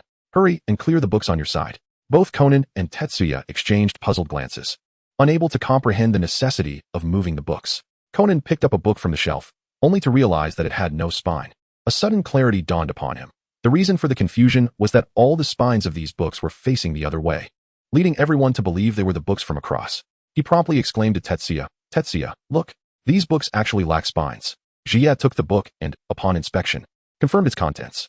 Subsequently, Yuanta extracted a stack of books, presenting them to Conan and Jie, stating, behold, these books are all alike. Suddenly, enlightenment dawned upon Conan. It became evident that these volumes had not been placed in the box by the opposing party. Rather, they lacked spines altogether. A spark of excitement flickered in his eyes, as if he had unearthed a pivotal clue. The curator had meticulously orchestrated the arrangement by positioning 3 rows of books directly on the shelf. Consequently, regardless of who withdrew a book, the unobstructed view from one side would still reveal a complete volume, misleading observers into believing they were gazing at books from the opposite side. Thus, no one would discern that this row was devoid of authentic books, especially since this area was designated for children's literature, where young ones were less likely to notice such intricacies. Moreover, the haphazard arrangement of these books served a purpose. When someone forcefully withdrew a volume, it would inadvertently push the preceding books outward, rendering the entire shelf seemingly disordered. This was, indeed, an integral aspect of the curator's ingenious design. Tetsuya gazed at the book in his hands, his face etched with confusion as he inquired, why is the curator expending such great effort? Conan furrowed his brow, pondering for a moment before responding. If such items could be manufactured abroad and transported to our country, I surmise they might conceal firearms or narcotics. With that, he snapped one of the books in half, revealing indeed a cache of white powder within. The others soon followed suit, only to discover that each tome harbored the same illicit contents. A collective gasp escaped their lips as they began to comprehend the horrifying secrets lurking behind the facade of this seemingly ordinary library. Tetsuya recalled the words spoken by the curator earlier. So it is, this Tsukuwa curator is indeed engaged in drug smuggling activities, and Mr. Muta inadvertently stumbled upon his crimes, leading to his brutal murder at the hands of the curator. Conan nodded in agreement, indicating his concurrence. It appears to be the case. We should promptly inform the police. Everyone expressed their approval, and just as Tetsuya was about to retrieve his phone to report the incident, he suddenly realized that his phone's battery had been depleted. Conan, equally frustrated, confessed that he had not brought his phone either, prompting the group to decide to head to the public telephone booth at the library to make the call to the authorities. Conan stood on a small stool, attempting to dial several times, yet he was unable to connect. The group speculated that there might be an issue with the line, so they resolved to venture outside in search of a police officer for assistance. At that moment, Jinta proposed a suggestion. Why not locate the body first, and then report the incident? This way, we would have accomplished something significant. Ayumi and Mitsuhiko raised their hands in excitement, agreeing with the notion. Tetsuya thought to himself that since the perverse curator had already departed, they might as well wait until they found the body before leaving. Conan observed the group's insistence on finding the body before relinquishing their search and silently critiqued. Come on, Tetsuya, you were just terrified. Why are you so eager to stay now? With a sense of resignation, Conan led the group away from the telephone booth. However, unbeknownst to them, a pair of cruel eyes had emerged behind them, fixating on the group, as if ready to strike at any moment.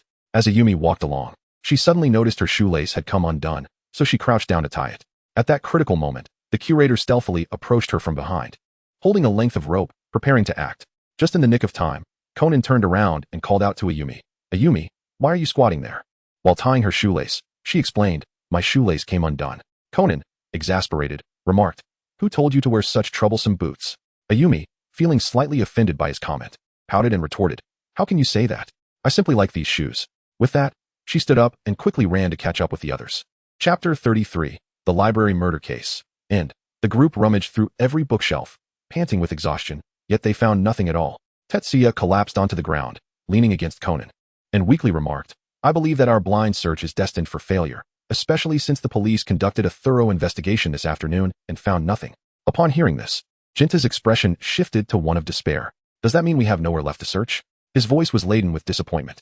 At that moment, Ayumi suddenly dashed over, her eyes sparkling with excitement as she pointed towards a peculiar bookshelf behind them. Look over there. There's an unusual bookshelf with a strange handle. The curiosity in her eyes was palpable. The group turned their gazes in the direction of Ayumi's finger and indeed discovered several rows of movable bookshelves tucked away in the corner. Hikaru, upon noticing this, became instantly animated.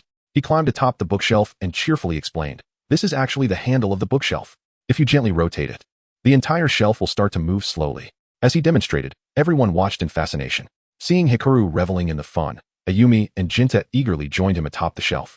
Sharing in the delight, Jie gazed at the bookshelf before him, a flicker of speculation igniting within his mind. Conan, could it be that a body is truly concealed within? After a moment of contemplation, Conan nodded, affirming the plausibility of such a scenario. Raising his eyes, he noticed that Yuanta was strenuously attempting to shift the handle. Yet the bookshelf remained unyielding, as if obstructed by some unseen force. Both Conan and Jie surmised that a body might indeed be hidden there, and promptly called upon everyone to assist Yuanta in moving the shelf. With their combined efforts, they finally managed to shift the bookshelf, only to discover nothing of significance within. Thus, the reason for the bookshelf's immobility was revealed. Yuanta's weight was simply too much. Upon hearing Conan's remark, Yuanta's face flushed with embarrassment. You're too heavy, aren't you, Yuanta? How much do you weigh now? Asked Ayumi, her curiosity piqued. Yuanta scratched his head awkwardly and replied, I weigh 40 kilograms now. Kagoro couldn't contain his laughter and teased. That's nearly twice my weight. Jie jestingly remarked. You need to lose some weight, Yuanta. I only weigh 18 kilograms. Upon hearing this, Conan helplessly shook his head, internally lamenting, this is truly unbearable. Just a little longer, I will endure it as if accompanying Jie in a detective game. As long as my parents can develop the antidote, I will regain my identity as a high school student. At that moment, a sudden realization struck Conan, and he murmured to himself, oh right, I almost forgot.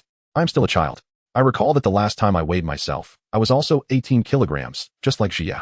However, later in the elevator, his gaze sharpened with excitement as he exclaimed, I've figured it out. I know where the body is hidden.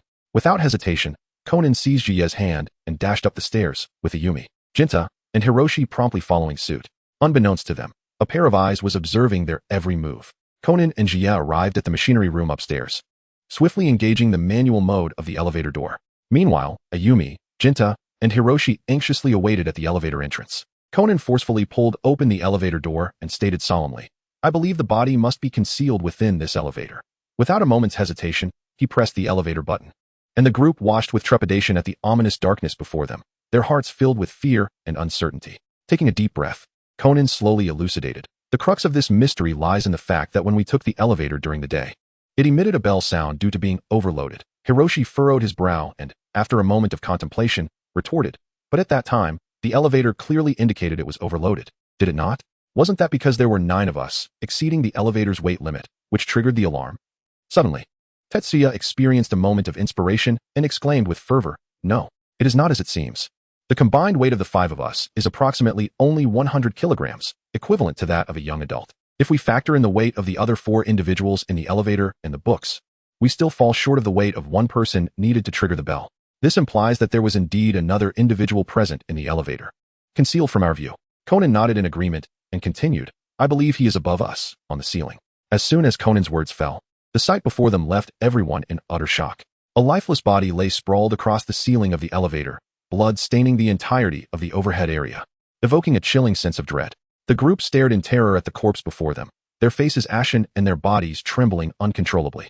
Tetsuya clung tightly to Conan's arm, afraid to let go. Conan turned around and calmly deduced, "I believe he must have been strangled, and then the murderer disposed of the body by tossing it onto the ceiling. This is all the work of Director Tsukagawa. We must hurry to report this." At that moment, Ayumi, Jinta, and Mitsuhiko gazed at the ascending elevator, their expressions filled with terror. Noticing their sudden change in demeanor, Tetsuya inquired, "What is wrong?" They pointed tremblingly behind Tetsuya and Conan, stammering, "Why you? Behind you is Director Tsukagawa." Tetsuya and Conan turned their heads, only to see Director Tsukagawa slowly ascending in the elevator, a strange smile adorning his face. Tetsuya and Conan quickly retreated, watching him with vigilance. The director emerged from the shadows, his expression dark, his voice low and hoarse. "Children, why are you still here at this late hour? Come here, let's go home together." The children, trembling with fear, retreated as if confronted by a fierce beast, quaking like lambs awaiting slaughter. Conan whispered urgently to the group, "You must follow my lead. I will distract him first while you quietly make your way to the elevator and wait for my signal. When the opportunity arises, I'll rush towards you. Remember, do not panic. Staying calm is the key to our escape." The director's patience wore thin as he furrowed his brow, his tone growing more severe. "What are you still discussing? Hurry up and come here." He stretched out his hand, ready to seize the children. At that moment, Conan stepped forward and shouted, "Don't underestimate us, children. We have gathered evidence of your crimes. We know all about the secret of that bookshelf, your concealment of drugs within the books, and even your heinous act of murdering Mr. Tameda to silence him." The director was taken aback by the children's knowledge, his hypocritical facade torn away to reveal a menacing countenance. "Who are you?" he growled. Conan raised his voice, "I am Idagawa Conan, a detective." Upon hearing the word detective, a flicker of surprise crossed the director's face, but it was quickly replaced by a steely glare as he scanned the vicinity, seemingly searching for something. Suddenly, his gaze landed on an empty spot where one child had been standing. Alarmed, he turned around, only to find that the child had swiftly dashed into the elevator. Fury ignited in the director's eyes as he raised his iron rod, intent on preventing the child's escape. But at that moment, Conan dashed toward the elevator with remarkable speed, his movements agile like a nimble monkey. The director attempted to block Conan with the rod, but Conan skillfully evaded the attack with the flexibility of a child's body. In the final moments, he successfully squeezed into the elevator. The doors closed, separating Conan and the others from the director, who could only watch in anger and disappointment as the elevator descended. "You wretched children, don't think you can escape my grasp so easily. I will not let you go." The director seethed, his voice laced with venom. He rushed toward the stairwell, intending to intercept Conan and the others on the first floor. Upon reaching the ground level, a sinister smile crept across his face. "Prepare to meet your end, little ones. I finally have you." He forcefully pried at the elevator door, eager to wrench it open. To his astonishment, however, the elevator was empty. Stunned, his expression twisted in disbelief, he roared, "Damn it, where have they gone?" Frustrated, he scanned the area for any trace of Conan and the others. Meanwhile, Conan had successfully led the group through an emergency exit. "No matter, as long as I can halt the elevator, they won to escape. Just wait, I will catch each of you one by one and eliminate you," the director vowed, his resolve hardening as he continued his pursuit. As he passed the reading room, he discovered the desks in disarray, books strewn across the floor. He entered slowly, a malevolent grin spreading across his face as he muttered to himself, "So, you are hiding here." The bookshelves were also in chaos, haphazardly arranged. One shelf leaned precariously, propped up by several thick tomes.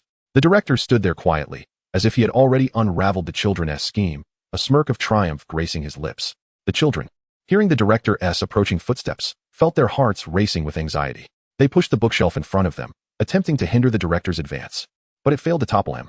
With embarrassed smiles, they quickly darted aside. The director, observing their panic, cruelly laughed. "Children's ideas are still too naive. Do you think you can trap me? Not so easily. I will ensure you all descend into hell together." Raising his iron rod, he prepared to strike. At that moment, a resounding crash echoed from behind him as a bookshelf toppled over, crashing directly onto the director. The children had not intended to crush him with the shelf, but had cleverly utilized a chain reaction. The first shelf falling triggered a domino effect, causing the surrounding shelves to collapse one after another. The director, caught completely off guard, found himself pinned to the ground. The children watched in disbelief as the scene unfolded. Their tense emotions finally released. They cheered and celebrated their narrow escape. Quickly, they notified the police, who soon arrived to apprehend the unconscious director. Simultaneously, they discovered Mr. Tamada's body and confiscated all the drugs. Thus, the case was finally resolved, and justice was served. Chapter 34. The Phantom Thief. Kid light rain fell from the sky as Ran and Sonoko walked home, discussing the latest school gossip. Ran held a red umbrella, droplets dancing on its surface, creating a crisp sound. Sonoko, with a green umbrella, walked alongside her. Did you hear? That handsome teacher at our school seems to have a girlfriend now, Sonoko said excitedly. Really? Who is it? Ran inquired with curiosity. I don't know, just heard rumors. But I think he's so handsome. I wish I could be his girlfriend. Sonoko gushed. Ran chuckled, shaking her head. Don't be ridiculous. He is a teacher. And we're students. It's impossible. I know. I'm just dreaming, Sonoko pouted. As they passed a jewelry store, Sonoko suddenly recalled the recent news and excitedly exclaimed. Ran, did you know? The Phantom Thief 1412 has sent out another invitation. Ran, intrigued, asked, Phantom Thief 1412? Who is that? Sonoko, her eyes sparkling with admiration, explained. He is that incredibly handsome gentleman in his 40s. He always sends out a prelude before stealing precious treasures at the designated time and place. His techniques are superb. And he has never failed. Then, in a conspiratorial tone, Sonoko added, So, I want to invite my uncle to participate this time. At the Miho Museum. My father is showcasing our family's heirloom, the Dark Star. I believe Phantom Thief 1412 will surely target it. Xiaolon furrowed her brows and expressed her confusion. But such matters shouldn't require my father as protection. The police can handle it, can't they? Yuanzi shook her head regretfully. That simply won't do. If the Phantom Thief were to be apprehended by the police, he would be taken away immediately. However, if my uncle were to catch him, I might still have the chance to meet him and glimpse his appearance. After all, he is the notorious 1412, a source of great distress worldwide. I imagine he must be quite the handsome figure. Xiaolon gazed at Yuanzi, who was lost in her infatuation, and shook her head in resignation. You truly are Navi. She pondered what charm the legendary thief 1412 possessed that could captivate Yuanzi so completely. As they approached an intersection, a crowd emerged, and Xiaolon thought she caught sight of Shinichi. She froze in place, her eyes fixed intently in that direction. She doubted her vision, but couldn't help but feel a glimmer of hope. She noticed a girl beside Shinichi, and they appeared to be engaged in an intimate conversation. A pang of anxiety gripped Xiaolon's heart. Just as she resolved to pursue them, she realized they had vanished without a trace. She stood there dazed, tears streaming down her cheeks, whispering, Shinichi, don't go. Yuanzi, noticing Xiaolon standing there, hurried over to grasp her hand, offering comfort. Xiaolon, don't be upset. That was probably just someone who resembled Shinichi. Let us move on. Wiping away her tears, Xiaolon nodded, though her heart remained heavy. Upon returning home, she immediately informed Tetsuya of her encounter earlier that day in Shibuya, where she had seen Shinichi, who had greeted her, accompanied by a woman. Upon hearing this, Jia displayed a look of astonishment. How could that be possible? Sister Xiaolan, my brother is still in America. I even called him this morning. Perhaps you truly misinterpreted what you saw. Moreover, if he had indeed returned, wouldn't he come to find us? Conan chimed in. Yes. Brother Shinichi is certainly not here. He then silently rejoiced, thinking, of course he wouldn't be here, for I have not ventured out at all, and my body has yet to recover. Upon hearing Jia and Conan's words, Xiaolan felt somewhat reassured, contemplating that it might indeed have been a mistake on her part. Nevertheless, a lingering doubt remained. Could it merely be a case of someone resembling him? That silhouette was far too familiar, leaving her unable to easily dismiss it. Xiaolan resolved to reflect more carefully on the situation in hopes of uncovering additional clues to ascertain whether she had truly erred in her observation. Meanwhile, Conan breathed a silent sigh of relief, thinking how fortunate it was that Xiaolan did not suspect him. Nearby, Kagoro Muri, inebriated, remarked, I see. He has probably had enough of you. Why not ignore that foolish detective? By the way, were you serious about what you just said? Didn't you just instruct me to capture that phantom thief? Xiaolan corrected him, stating, it's phantom thief number 1412. To be honest, I am not well acquainted with his background either. Jia exuberantly exclaimed, I know him. He is my idol, often committing his deeds under the moonlight. Prior to each act, he invariably sends a foreboding letter to his target. Then, employing his exquisite and dazzling magical skills, he stealthily absconds with the anticipated prize, effortlessly manipulating the authorities. He never resorts to murder. Most of the stolen items are returned to their rightful owners, while the police either discard them or allocate them to those in need, depending on the situation. Thus, he is celebrated as the magician of the moonlight, truly incredibly handsome. Ji was brimming with excitement, pondering the imminent encounter with Kaido Kid. How thrilling it would be. He wondered what marvelous magic tricks would unfold this time. Observing Jiye's enthusiasm, Xiaolon couldn't help but chuckle, remarking, Ji, you and Yuanzi are both his ardent admirers.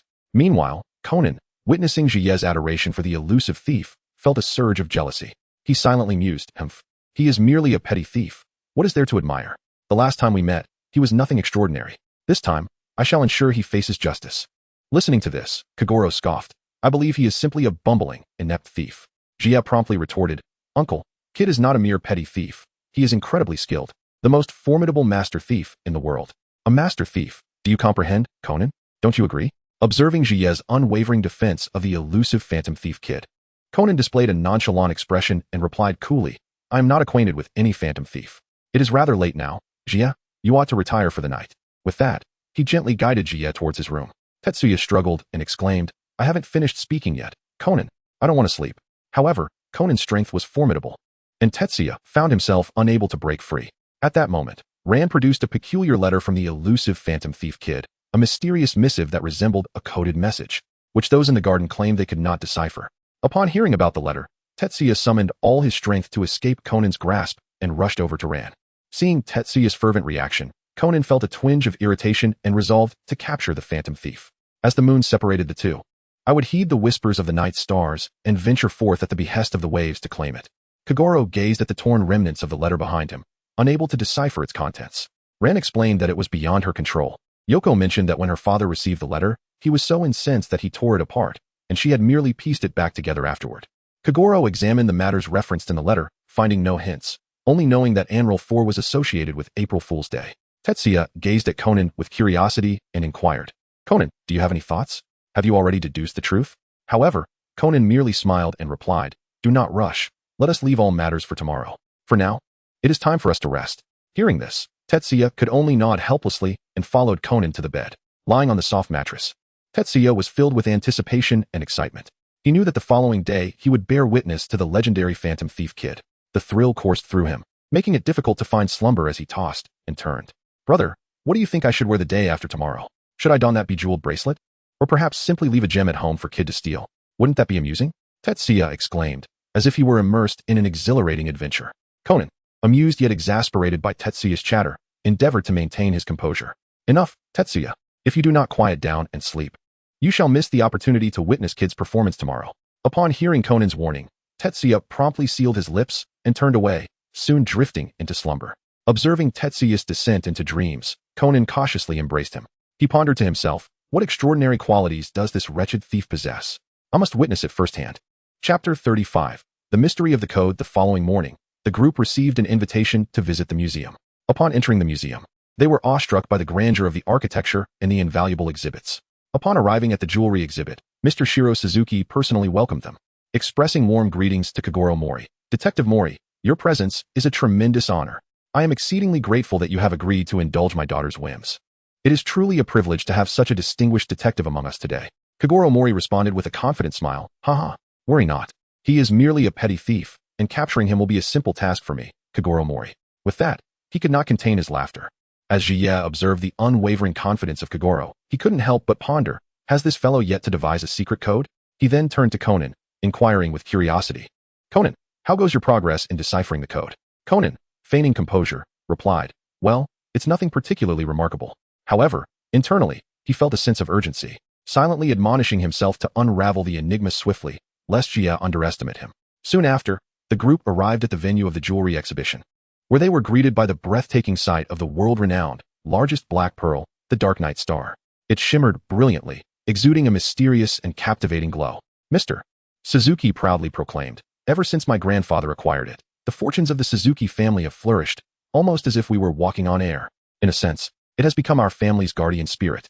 At that moment, numerous police officers began to appear in the gallery, their expressions grave and prepared for action. Kogoro, intrigued, asked, But today is merely the day before the notorious thief is scheduled to strike. Why is the security here so stringent? Mr. Suzuki explained, Indeed, the notice explicitly states that the time is set for tomorrow, yet we have decided to implement heightened security measures starting tonight. After all, we cannot predict how he will choose to make his entrance. Just then, Officer Chaki was vociferously reprimanding his subordinates. What is the matter with you all? Did I not emphasize that the riverbank requires special attention? We must allocate some of our manpower to the opposite bank. Remember, that phantom thief, 1412, undoubtedly intends to infiltrate the museum via the river that flows beside it. Hearing this, Uncle Suzuki thought he had deciphered the code and eagerly inquired, "So, has the code been cracked?" Officer Chaki nodded affirmatively, stating that the reference to waves in the notice implied an approach along the waters of the Tu River, the only nearby area with waves. Upon hearing the officer's deduction, Kagoro burst into laughter. "Huh, that's utterly ridiculous." The sharpness of his laughter caused Officer Chaki to furrow his brow, scrutinizing the familiar figure before him. "Wait, aren't you that Kagoro who previously led a division?" Kagoro, brimming with pride, stepped before the officer, a smirk playing upon his lips. "Indeed, I am the illustrious detective, Kagoro Mori. However, you truly are lacking, officer. Can't you discern even this minuscule clue?" He began to showcase his intellectual prowess. "Allow me to enlighten you, officer. The so-called waves naturally refer to the vast ocean. And when we think of the ocean, we inevitably conjure images of the fields. As for the stars, they correspond to the English term star, which signifies the superstar, Yoko Okino, performing at the Miho Flower Hall nearby tomorrow. Moreover, her final song happens to be Moonlight Girl, which perfectly aligns with the phrase in the notice that states, 'The moonlight separates the two.'" As Kagoro grew increasingly animated, as though he had unraveled the entire mystery, he proclaimed, "Thus, the thief 1412 will make his appearance at the conclusion of the concert at 9 o'clock, subsequently committing the theft. What do you think, officer? Isn't my reasoning splendid?" However, Conan, standing nearby, could not suppress an internal critique. "This guy is truly spouting nonsense." Simultaneously, Jia quietly murmured, "Uncle is utterly unreliable." To their astonishment, Officer Chaki nodded in agreement with Kagoro, even praising him. "Indeed, Mr. Mori has made a valid point." Mr. Suzuki also chimed in supportively. Witnessing this exchange, both Conan and Jia widened their eyes in disbelief. Officer Chaki swiftly issued orders. "Divide into 2 teams and head to the Miho Flower Hall at once." Conan appeared anxious, still grappling with the enigma of the code. Officer Chaki surveyed the surroundings, muttering, "Where has that fellow, who was assigned to our department last month, gone off to?" A nearby officer responded. "The team leader took him and his subordinates over there this morning." Enraged by the thought of someone wandering off at such a critical moment, Officer Chaki turned and stormed away. At this juncture, it was noon, and Sonoko cheerfully suggested that they all go for lunch. Ren smiled, noting that she had already eaten on the way, while Conan, upon hearing the mention of food, suddenly experienced a flash of inspiration. Racing to the window with an urgent glint in his eye, directing his watch towards the outside, Tetsuya observed Conan's actions with curiosity and inquired, "What are you up to, Conan?" Without raising his head, Conan replied, "I am currently adjusting my watch to ascertain the direction." Tetsuya rolled his eyes, pondering that this was undoubtedly related to Kid's secret code. Unable to contain his curiosity, he pressed further, "Conan, have you deciphered the code? How exactly is it confirmed?" Conan gently nodded and continued to elucidate. "It's quite simple. One only needs to align the hour hand of the watch with the direction of the sun. Given that Japan is situated in the northern hemisphere, the angle between the hour hand and the 12 o'clock position indicates true south. Consequently, south corresponds to the 1 o'clock direction, while southwest lies approximately at 2:30. At that moment, Ran unexpectedly appeared behind them, prompting Conan to abruptly halt his explanation. A hint of panic in his voice as he exclaimed, "Ah, Sister Ran, we should head home." With that, he hurriedly took Tetsuya by the arm and left. Conan exchanged a knowing glance with Tetsuya, signaling that further details would be shared later. As night fell, Tetsuya eagerly clung to Conan, yearning to uncover the enigma of the code. However, Conan remained enigmatic, deliberately withholding information, insisting that the time was not yet ripe. The night deepened, and all were enveloped in slumber. Conan sat quietly, his keen gaze surveying the surroundings.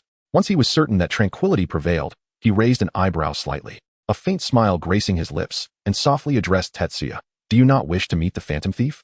Allow me to escort you to him at this very moment." Jia's eyes widened with excitement and anticipation. Grasping Conan's hand tightly, he expressed his heartfelt gratitude, saying, "Thank you, brother. I am truly overjoyed. You are undoubtedly the most formidable person in the world." A faint blush crept across Conan's cheeks, yet he swiftly regained his composure. With a hint of pride, he feigned nonchalance and replied, "I am a detective. Such trivial matters are a mere trifle for me." Secretly, he resolved to ensure that Jia would see the true face of the phantom thief, dispelling his blind admiration for that detestable character. Conan and Jia quietly exited the room. Proceeding down the corridor with utmost care, they skillfully navigated around the slumbering individuals to avoid unnecessary disturbances. As they walked, Conan retrieved his phone and dialed Dr. Agasa's number, adopting a serious tone as he sought assistance. He hoped that Dr. Agasa could delve into Yusaku Kudo's criminal archives to uncover information regarding the elusive phantom thief 1412, thereby equipping himself with a better understanding of his adversary. As they journeyed together, Tetsuya curiously inquired about the meaning of Conan's coded message, repeatedly clinging to Conan's arm and sweetly pleading, "Brother, please tell me what this signifies. I truly want to know." Conan felt an immense sense of pride within. He relished the admiration from his younger sibling. After a considerable pause, he leisurely began to explain. When the moon separates the two, it is not referring to human beings, but rather to the artificial satellite and the sun. The phrase about the moon separating the two signifies the phenomenon of a lunar eclipse, which occurs when the moon is positioned between the artificial satellite and the sun. This moment coincides with the interruption of the BS broadcast, specifically between 12:30 a.m. and 4:30 a.m. Continuing, Conan elucidated further. As for the invitation by the waves symbolize the radio waves. This indicates that the phantom thief will materialize from the direction of the BS signal.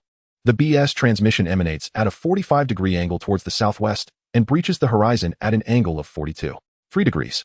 From the perspective of the Miho Museum, the only establishment that meets this criterion is the Cup House Hotel. Conan mused inwardly. Given that this adorable brother has implored me so many times, I shall reveal it to him. Chapter 36. The first confrontation outside the Cup House Hotel. Several police cars were stationed, and a few officers were lying in wait. Suddenly, two children dashed into the hotel. The officer on surveillance promptly reported to the team leader, "Captain, two young children have entered the hotel. What should we do?" The chief, sitting in the back seat with a cigarette in his mouth, calmly replied, "Do not concern yourselves with them. Our target is solely the phantom thief. No matter how skilled he may be, he cannot disguise himself as a child." Conan and Tetsuya took the elevator to the rooftop, where Tetsuya pointed in the distance, exclaiming, "Brother, that is the Miho Museum." Conan retrieved a firework and placed it on the ground. Glancing at his watch, he remarked, "Indeed, it is now 12:28. We merely need to wait for that individual to appear." Upon hearing this, Tetsuya adjusted his attire and retrieved a pen and paper from his pocket. Conan found this rather peculiar, to which Tetsuya explained, "I wish to take a photograph with the phantom thief and request his autograph when we meet later." Conan sighed and shook his head, replying, "Come on, this isn't a celebrity meet and greet." At that moment, the phone began to ring, and Conan answered it, inquiring, "How is it, doctor?" Tetsuya, upon hearing it was a call back from Dr. Agasa, moved closer to listen. Dr. Agasa, examining the gathered information, remarked, "Shinichi, I have compared your father's dossier with the newspapers from this period, and it appears that this elusive phantom thief 1412 is indeed a figure shrouded in mystery. His last known appearance was in Paris 18 years ago, after which he vanished for 10 days. Some have speculated that he may have perished, yet today, 8 years later, he has seemingly resurfaced, primarily operating within Japan." Upon hearing this, Conan realized that since the first crime occurred 18 years ago, the thief must be of considerable age by now. Dr. Agasa continued, stating that the public has bestowed numerous titles upon him, such as the Heisei Lupin and the Magician of the Moonlight. Among these monikers, one is particularly well known. It is said that a renowned novelist, finding this phantom thief, who toys with law enforcement as if they were mere children, somewhat troublesome, dubbed him Kid, hence the common name, Phantom Thief Kid. Suddenly, a figure descended from the heavens, akin to a radiant star in the night sky. A handsome gentleman, adorned with a monocle, donned in a white tuxedo, a top hat perched upon his head, and a cloak billowing behind him, materialized before the gathered crowd. In the serene moonlight, he descended like a brilliant star, a mysterious smile gracing his lips. Jia was so exhilarated that he nearly leapt from his feet, exclaiming, "Kaido Kid, how splendid! I am indeed your devoted fan." Simultaneously, he swiftly seized his mobile phone, eager to capture this rare moment. After Conan ended the call, he gazed quietly as Kid approached him with deliberate grace. Although Kid's visage was obscured by glasses and the harsh backlight, Conan could still discern that he was a remarkably youthful individual. As Kid reached their vicinity, he greeted Conan with a warm smile, saying, "Hello, young friend. It is a pleasure to meet you, this charming and dapper little gentleman." Following this, he slightly bent at the waist, performing a perfect gentleman's bow, and extended his right hand. Without hesitation, Jia placed his small hand into Kid's larger one, and Kid gently grasped it before bestowing a soft kiss upon it. Subsequently, with a flourish, Kid produced a resplendent red rose and presented it to Jia. Tetsuya reached out to accept the rose, and an unmistakable smile illuminated his delicate and charming face. Conan, however, gazed intently at the flower, his eyes brimming with vigilance. Subsequently, Conan crouched down and ignited the firework in his hand. Accompanied by a series of crackling sounds, the fireworks soared into the sky, bursting forth in a resplendent display of colors. At that moment, Kid slowly spoke, "What are you doing here at this late hour?" Conan looked up at the fireworks blooming in the sky and then bowed his head to respond, "We are setting off fireworks." Just then, the police below detected the suspicious flashes and sounds, promptly reporting to their superior and swiftly dispatching a helicopter to ascertain the situation. Observing this, Conan pointed towards the helicopter and, in his youthful voice, remarked, "It seems they have noticed us." Hearing this, Kid's lips curled into a slight smirk as he coldly replied, "Little brother, you don't appear to be an ordinary child." Conan puffed out his chest, brimming with confidence as he declared, "I am Idagawa Conan, a detective." Upon hearing this name, Kid nodded in acknowledgement, indicating his understanding. Tetsuya blinked his large eyes, filled with curiosity and confusion, and innocently inquired, "I am Kudo Tetsuya, and I greatly admire you, Mr. Kaido Kuroba. With so many police gathered here, how do you plan to make your exit? I must admit, I am quite eager to see." Conan furrowed his brows and replied, "I believe it would be best to stay here. After all, the helicopter has already arrived." He understood that he had only one chance to use his tranquilizer gun on him, and he had to seize this opportunity. Upon hearing this, Kaido maintained his calm and composed demeanor, effortlessly retrieving a walkie-talkie from his pocket. Clearing his throat, he audaciously mimicked Officer Momoi's voice. "Currently, all patrol vehicles in Kyupo town and the helicopters flying above are to converge at the Kyupo Hotel to apprehend the phantom thief. Below." Officer Momoi's face turned crimson with rage as he exclaimed, "That despicable fellow dares to impersonate my voice." He hurriedly attempted to clarify the situation over the walkie-talkie, but was interrupted by a report revealing that the message had indeed originated from Kaido himself.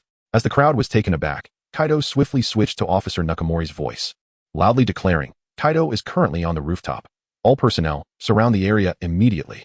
At that moment, Conan's expression was one of sheer astonishment, his mouth agape and eyes wide. Murmuring to himself, what on earth is he trying to achieve? Meanwhile, Tetsuya admired him with a thumbs up, excitedly exclaiming, "As expected of Mr. Kaido, you are truly remarkable." Simultaneously, helicopters circled above, capturing the scene below. Kaido stood there, composed and smiling, his gaze sweeping over the crowd. He elegantly nodded at Tetsuya and said to both Tetsuya and Conan, "Thank you for your kind words, young gentleman, and you too, young detective. I trust you are satisfied now." At that moment, Officer Nakamori dashed up the stairs, bursting through the door with his gun drawn, aiming it at Kaido. Upon recognizing the officer, Kaido smiled slightly and greeted him politely. "Ah, Officer Nakamori, good to see you." Nakamori gripped his gun tightly, glaring at Kaido with seriousness and retorted, "Do not play games with me, Kaido. I have unraveled your riddle. You knew we had set up a tight security net here, expecting you to descend from above with ropes. Hence, we conducted a thorough search and defense of the entire area. However, I did not anticipate that you would choose such an indirect route from Tokyo Tower. But let me tell you, no matter what tricks you employ, you cannot escape my grasp. You are out of options now." Kaido's lips curled into a smirk. "The reason I have come to visit you all is merely for a preview. After all, I have no intention of stealing that pearl. Did you not see that I clearly stated in the announcement? April 1st, April Fool's Day. Everything is, of course, a ruse." His tone dripped with mockery and sarcasm. Kaido donned his parachute and tossed a laser flare from his hand. Seeing this, Conan quickly covered Tetsuya's eyes. A dazzling light flashed, accompanied by a loud bang, illuminating the entire room. Kaido's voice echoed through the smoke. "Let me tell you, young detective, if the phantom thief is a skillful artist, adept at stealing treasures and brimming with creativity, then the detective is merely a nitpicking individual who follows in the thief's wake, a mere critic at best." As the smoke dissipated, Kaido's figure had vanished, leaving everyone standing in place, their faces etched with anger. Chapter 37. The new announcement. The police, with solemn expressions, swiftly issued commands. Helicopters, activate radar lockdown immediately. Use radar to track his movements. The helicopter pilots nervously operated their equipment, only to soon voice their confusion. But aside from our 4 helicopters, there are no other objects detected in the vicinity. Officer Nakamori's face turned ashen with fury, gritting his teeth as he remarked, "Damn it, that cunning fellow has escaped again." Conan's eyes widened in disbelief, filled with astonishment and confusion as he pondered, how is this possible? How could a living person just vanish into thin air? Beside him, Tetsuya gazed in admiration, excitedly mumbling to himself, as expected of Mr. Kaido, "He is truly amazing. Oh no, I completely forgot to ask for an autograph. How frustrating. I must remember next time." Just then, a piece of paper suddenly descended from the sky, as if it were a clue intentionally left by Kaido. As everyone focused on it, they realized it was Kaido's announcement. April 19th, the Sally Bess will set sail from Yokohama port. I have my eyes set on that genuine Night Star pearl. Jia walked joyfully, tightly clutching a vibrant bouquet of roses in his hand. His cheeks bore a rosy hue, excitement shimmering in his eyes, and the corners of his mouth involuntarily curled upwards. He turned to glance at Conan beside him, softly inquiring, "Brother, are you happy to see Kid again?" Conan, with a stoic expression, coldly fixed his gaze upon the roses in Jia's hand, offering no response. His heart was a tumultuous sea of emotions, a blend of anger and bittersweet feelings towards Kid. Tetsuya observed Conan's silence, assuming he was still immersed in Kid's earlier words. Unable to free himself from their grasp, he let out a gentle sigh, then extended the rose in his hand towards Conan, softly saying, "Come now, brother. Do not wear such a sorrowful expression. Here, allow me to present you with a rose. Do not let it trouble your heart." Conan accepted the rose, a faint smile gracing his lips as he expressed gratitude for Tetsuya's concern. Yet, within the depths of his heart, he silently vowed to make Kid pay the price. He thought to himself, that wretched fellow, just you wait. Tetsuya sensed a shift in Conan's emotions, and his own mood brightened in response. He grasped Conan's hand, and together they strolled leisurely towards home. Time flew by, and before they knew it, April 19th had arrived. The Suzuki family was poised to host a grand maritime banquet, a spectacle of remarkable magnificence. However, despite Officer Nakamori's earnest objections, the resolution of Officer Chaki could not be swayed, and ultimately, the vessel set sail without incident. Mr. Suzuki stood at the center of the stage, delivering a heartfelt opening speech. Dear friends, today marks the 60th anniversary of the Suzuki Foundation. On behalf of the Suzuki family, I extend my sincerest gratitude to each and every one of you present here. It is your unwavering support and trust that have fostered the success of the Suzuki Foundation. Let us raise our glasses in celebration of this splendid occasion. I also hope that everyone will indulge in tonight's feast, casting aside all worries and immersing yourselves in the joyous atmosphere. At that moment, Mrs. Tomoko Suzuki approached him from behind, smiling as she said, Now, I have an intriguing announcement to make. As each guest boarded the ship, I personally handed them an exquisite little box. In fact, this is a delightful game I have prepared, a subtle challenge directed at the self-proclaimed thief. The guests eagerly opened their boxes, and to their astonishment, each contained a dark night star. Mrs. Tomoko continued, Indeed, this is our family heirloom, and it also represents the primary target of tonight's Phantom Thief Kid. Of course, there is only one true dark night star, and only I know to whom I have entrusted it. Now, I ask that you wear this brooch on your chest, allowing the Phantom Thief Kid to observe from the shadows. But will he succeed in his endeavor within the next 3 hours? The crowd erupted into uproarious laughter. Tetsuya examined the jewelry in his hand with great scrutiny and remarked, The anti-theft measures are remarkably executed. At first glance, they are nearly indistinguishable from the genuine article. However, for Lord Kid, this surely poses no challenge. Aiko smiled and said to Yoko beside her, Your mother is truly impressive. At that moment, she noticed Yoko turning her head repeatedly, seemingly searching for something. With a worried expression, Yoko said, I haven't seen my sister anywhere. She wouldn't still be at home, would she? After speaking, she hurriedly picked up her phone to make a call. Aiko reassured her, That's impossible. How could that be? Indeed, as expected, Yoko's sister had forgotten. She was still at home at that very moment. How could my sister not answer the phone? Yoko exclaimed in disbelief. What? Dad is home too. So, the one who just spoke was Conan, who had overheard their conversation, suddenly realized that the speaker was Kid and quickly inquired, Uncle, do you know where the chairman went? The man pointed towards the restroom and replied, The chairman just went there, young one. Without hesitation, Conan dashed towards it. Followed closely by Tetsuya, they arrived at a door, and Conan eagerly opened it, revealing a collection of disguising tools. Picking up a mask, Conan exclaimed, I see. He disguised himself as the chairman to infiltrate. I must thank you, for you have provided me with the perfect opportunity to unmask your fearless facade. With that, a confident smile graced Conan's lips. Chapter 38. The true Black Pearl. Conan subsequently contacted Yoko, informing her that Kid had disguised himself as Mr. Suzuki to infiltrate the gathering. Yoko gasped in shock, exclaiming, You mean the Phantom Thief disguised himself as my father? How is that possible? Conan pointed towards the restroom, explaining, I discovered his disguised tools and clothing there. The police have already begun their investigation. Mrs. Suzuki was equally astonished, and Conan added, However, we still lack concrete evidence. At that moment, Tetsuya noticed that Aiko was still missing and asked Kagoro, Uncle, where is Aiko? Kagoro, holding a glass of wine, replied, She went to look for you since you two have been gone for a while. I was wondering if she might have been captured by that phantom thief, number 1412. Suddenly, a person leaned close to Kagoro's ear and loudly corrected, He is not number 1412.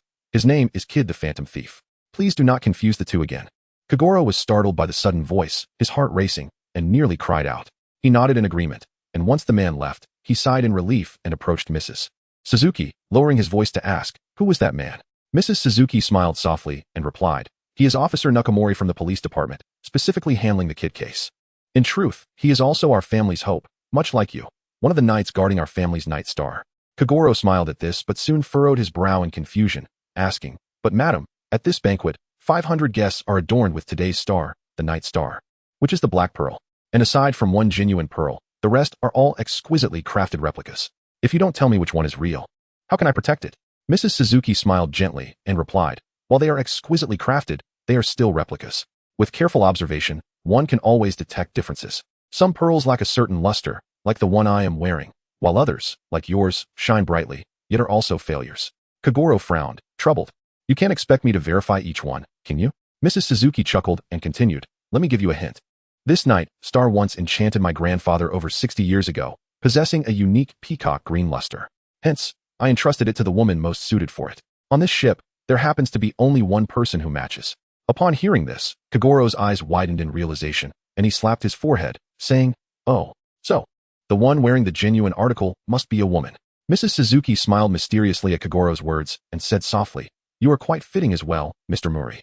At that moment, a man in a finely tailored suit with an extraordinary demeanor approached, smiling at Kagoro, and said warmly, "You must be Mr. Mori. It's been a while. I owe you my gratitude for your assistance last time." Kagoro looked at the unfamiliar man with suspicion and asked hesitantly, "May I ask who you are?" The man nodded slightly and replied with a smile, "I am from the Hikitaka group, and I truly appreciate your help last time." Kagoro frowned, struggling to recall past events, but uncertainly replied, "You are not the Mr. Hikitaka from the group?" The man nodded in acknowledgement and continued, "Indeed. Thanks to the great support from President Suzuki and her husband, our establishment has successfully expanded. In fact, the dishes tonight were all meticulously crafted by me."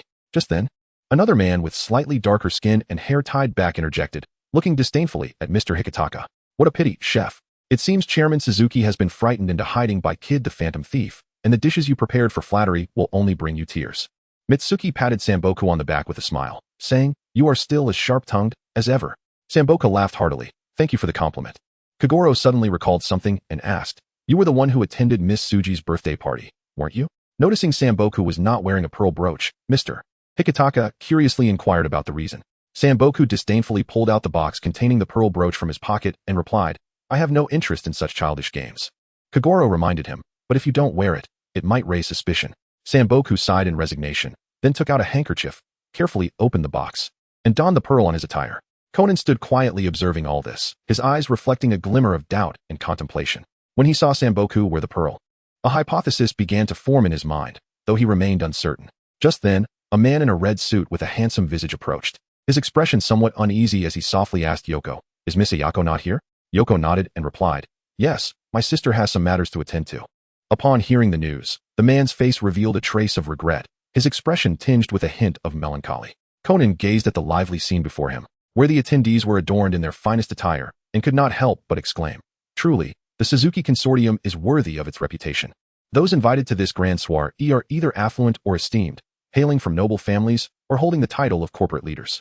Kagoro, noticing that Ran had not returned for quite some time, began to voice his concerns. "Why has Ran taken so long to come back?" Yoko chuckled at this, teasingly suggesting, "Perhaps she has lost her way inside. After all, she is quite the navigational challenged individual."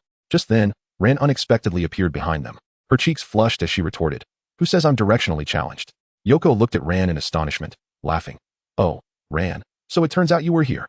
At that moment, Officer Chaki stepped onto the stage, his demeanor serious as he announced, "I am Officer Chaki from the police department. I trust many of you are familiar with my name.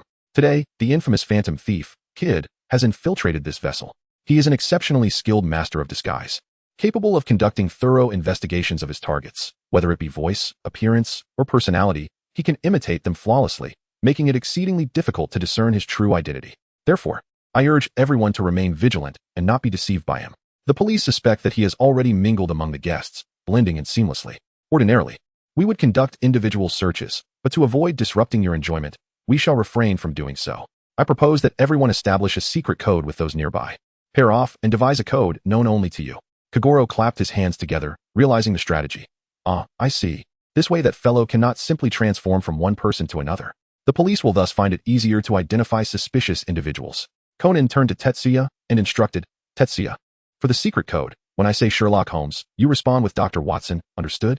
Jia nodded, for indeed, his brother was invariably connected to Sherlock Holmes. "Shinran, may I count you in as well? Would it be acceptable if I suggested Lupin?" Conan acquiesced, while Jia observed Shinran and sensed something peculiar about her. Though he refrained from voicing his thoughts, he pondered, could it be that the case was causing her anxiety? Or was there another reason altogether? Although he felt an unsettling disquiet, he deemed it inappropriate to inquire directly. Thus, Jia silently concealed his doubts within the recesses of his mind. Chapter 39, The Signature Suddenly. The entire room was engulfed in darkness, followed by a chilling laughter reverberating through the air. As a dense fog began to dissipate, a figure clad in a pristine white suit quietly emerged from the shadows. "Haha, even if you employ secret codes, your efforts are in vain. For the stars of the night have long since fallen into my grasp," exclaimed Kagoro in astonishment. "How can this be possible?" Tetsuya was flushed with excitement. Could it be that Kaido Kid has made an appearance? Mrs. Suzuki's lips curled into a subtle smile, betraying a hint of delight. That insufferable thief truly is a nuisance. How audacious of Kaido Kid to act so brazenly. He must be swiftly brought to justice. With that, she swiftly withdrew a handgun from her pocket, skillfully chambering around, and without hesitation, fired several shots towards the thief ahead. After a series of gunshots, the struck thief fell heavily to the ground. The others, startled by the sudden gunfire, screamed in alarm, while Tetsuya, gripped by terror, clung tightly to Conan, unable to face the horror unfolding before them. As the lights flickered back on, the onlookers were astonished to find the fallen thief lying motionless upon the table, his body rigid. Officer Nakamori turned to Mrs. Suzuki, urgency etched on his face. What have you done? Yet Mrs. Suzuki remained remarkably composed, replying coolly, There is no need for concern, officer. He is not yet dead. Why should you be so anxious? Upon hearing her words, Officer Nakamori was momentarily rendered speechless, his mind awash with confusion and surprise. At that moment, the thief, previously collapsed on the table, suddenly sat up, a sly grin spreading across his face. Seeing this, Mrs. Suzuki smiled and explained to the crowd, Our company's security has successfully apprehended this notorious thief using the tablecloth, the very individual I had just shot with a model gun. In truth, he is none other than the brilliant magician Mr. Akizen Sanada, whom I hired especially for today's entertainment. With a gentle clap of her hands, she signaled Mr. Sanada to take the stage. Mr. Sanada strode gracefully to the center of the gathering, slowly removing his top hat and bowing deeply to the audience as a sign of respect. He then lifted his head, his gaze radiating confidence and pride. Mrs. Suzuki continued, Let us extend a warm round of applause to Mr. Akizen Sanada. In gratitude for his impeccable portrayal of the legendary Kaido Kid, let us all cheer for him. Instantly, the room erupted with thunderous applause and cheers, as people expressed their admiration and astonishment at Mr. Sanada's remarkable performance. Amidst the crowd, however, Tetsuya scoffed, muttering under his breath, Kaido Kid would never be so easily captured. Nearby, Mr. Kiki nodded thoughtfully, murmuring, I see. Kaido Kid is indeed a master of illusion. This portrayal is exceptionally well executed. He could not help but admire Mrs. Suzuki's clever arrangement, while also marveling at Mr. Sanada's exquisite skill. At that moment, a throng of admirers surrounded Mr. Sanada, who proudly declared, Indeed, whether he or I, we are both artists adept at deception. I am a thorough magician, and I shall never be outdone by that petty thief. Hearing this, Tetsuya retorted with disdain, This guy, though handsome, truly lacks eloquence. His trivial tricks are nothing compared to Kaido Kid, right, brother? Yet Conan appeared somewhat distracted, only snapping back to reality when Tetsuya called him several times. Forcing an awkward chuckle, Haha, Tetsuya, what were you saying? Sorry, I wasn't paying attention just now. At that moment, the words Kaido Kid had previously uttered echoed in Conan's mind. If the thief is an artist skilled in the craft of stealing treasures and brimming with creativity, then the detective merely follows behind, nitpicking at every detail, at best, a mere critic. Just then, Conan sensed an unusual gaze from within the crowd. It turned out that Kaido Kid had successfully blended in among the guests. Tetsuya observed Conan, sensing something amiss since earlier, and a flicker of curiosity stirred within him. What is it, brother? Is something wrong? Conan lowered his voice and replied, Tetsuya, perhaps Kid will make his appearance shortly. Upon hearing this, Tetsuya's previously worried expression transformed into one of excitement, his eyes sparkling with anticipation. Meanwhile, Conan clenched his fists, silently vowing to capture Kid this time.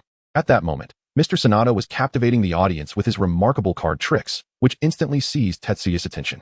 Mr. Sanada skillfully executed an array of shuffling techniques, mesmerizing the spectators with his exquisite artistry.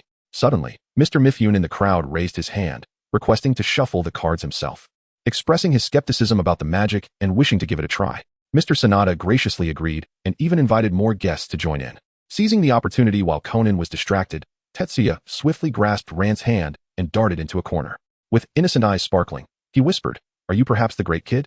A charming smile illuminated his face. Ran was taken aback, hastily shaking her head in denial. Tetsuya, what are you saying? I am not. Her voice conveyed a mix of surprise and tension, as she seemed quite taken aback by Tetsuya's conjecture. With a sly glint in his eyes, Ji regarded Kid with a tone brimming with satisfaction. Don't think you can deceive me. Sister Xiaolon would never act like you. However, I must confess that I haven't revealed this to anyone, not even to my brother. Therefore, you ought to express your gratitude to me. Naturally, you must also promise me something in return. Upon hearing this, Kid ceased to disguise his identity, letting out a soft sigh before responding with a smile.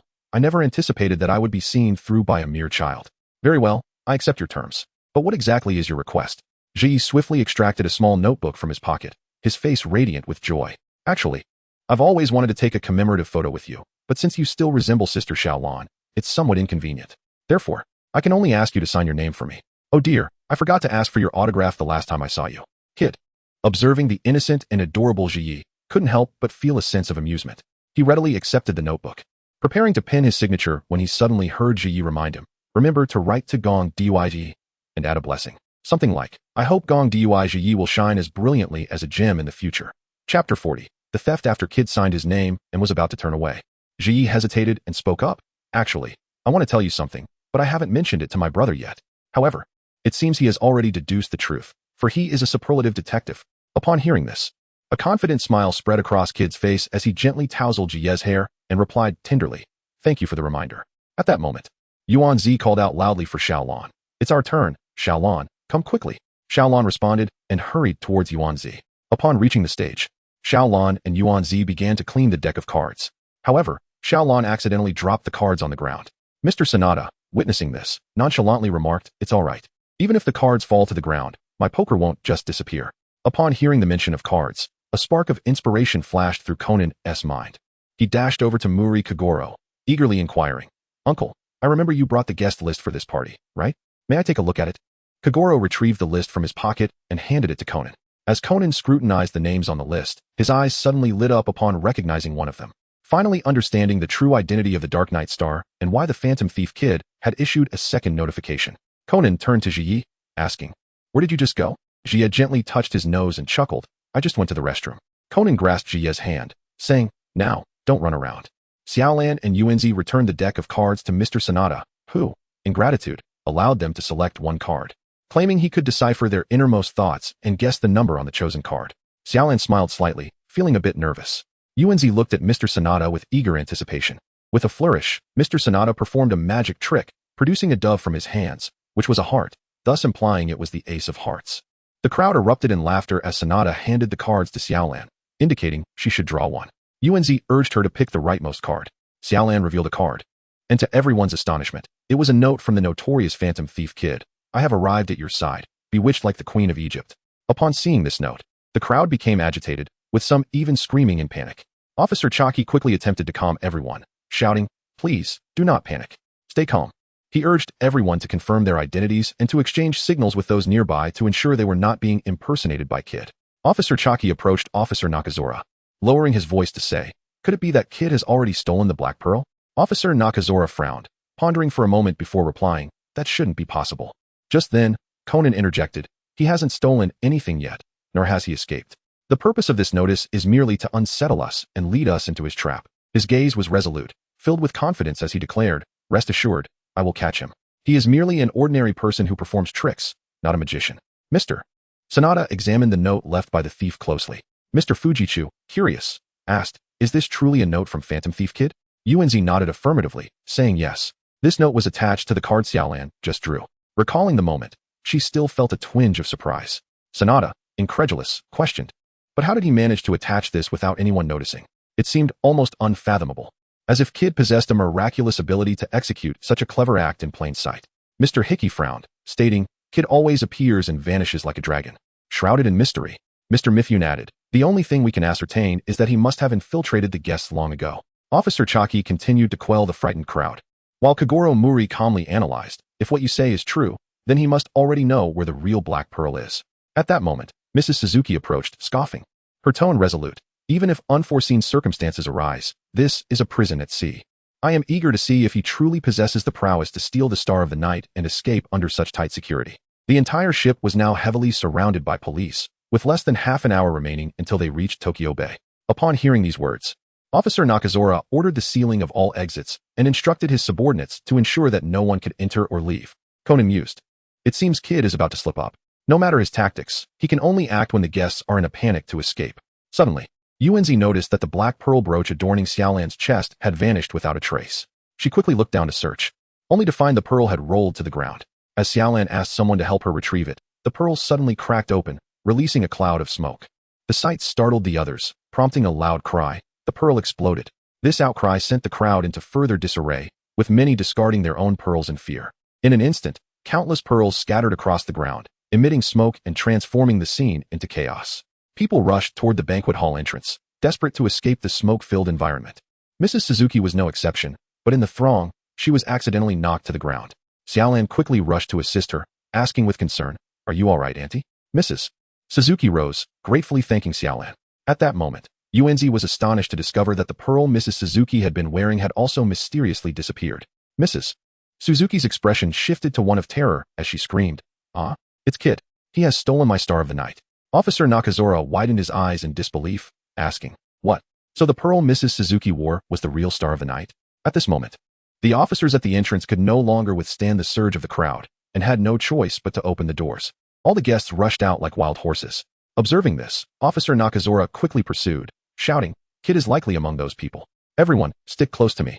Conan firmly held onto Jie with one hand while clutching Xiaolan with the other, urgently saying, "Let us go catch Kid together, shall we? I already know who he is." At this revelation, both Jie and Xiaolan were taken aback, with Xiaolan's expression shifting dramatically. The officers searching through the fleeing guests found no trace of Kid, suspecting he had escaped the ship with the treasure. However, Officer Nakazora remained convinced that Kid was still aboard and ordered a thorough search of everyone on the ship to uncover his whereabouts. Chapter 41. The Truth. Conan, Jie, and Xiaolan arrived at the ship's engine room. Xiaolan, curious, asked, "Conan, this is the engine room. Do you really think Phantom Thief Kid would hide here?" While kicking a soccer ball, Conan nonchalantly replied, "Xiaolan, do you know the significance of that gemstone?" Xiaolan shook her head, bewildered. Conan patiently explained, "The pearl symbolizes the moon and femininity. Among all the guests on this ship, only Mrs. Tomoko Suzuki has moon in her name. Therefore, the true pearl is the one she wears." Xiaolan's eyes lit up with understanding, though curiosity still lingered. "But how does that help you identify Kid?" Conan, composed, continued, "It's about those cards, Xiaolan. The card you drew had a note from Kid attached to it, didn't it? The trick lies in the magician's right hand producing the dove, drawing everyone's attention away while he discreetly inserts the card.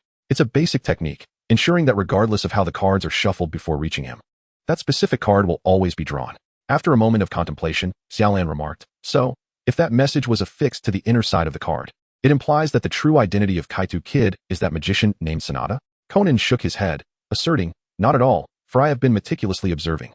And that individual never had the opportunity to approach Mrs. Suzuki." A look of anxiety crossed Xiaolan's face as she urgently inquired, "Then who could he possibly be?" Meanwhile, Conan casually kicked the soccer ball at his feet and replied with an air of calm, "Isn't there still one other person? The one who deliberately scattered the cards on the ground and then, while picking them up, intentionally concealed one, affixing that message to it, and subsequently hiding the card in his palm. Ultimately, he could feign drawing that card from the deck. Wouldn't you agree, Sister Xiaolan?" "Oh no, I should refer to you as Mr. Kaito Kid." Upon hearing this, Xiaolan's expression shifted to one of shock, while Tetsuya exclaimed, "Wow, brother, you're incredible. You deduced that so quickly." At that moment, the helicopter overhead circled several times but found no suspicious traces. The patrol team, utilizing sonar and radar, also detected no anomalies. Officer Chaki decisively issued orders for all personnel to maintain their patrol status. Concurrently, Officer Nakamori instructed the officers aboard the ship to disperse across various floors, exerting every effort to search for Kid's whereabouts and to apprehend him. Upon hearing Tetsuya's remark, Conan's lips curled slightly upwards. "If anyone knew first, it would likely be you. Tetsuya, when you pretended to go to the restroom, you were actually going to find him, weren't you?" Jie widened his eyes, his face a canvas of astonishment, and exclaimed, "How did you know, brother?"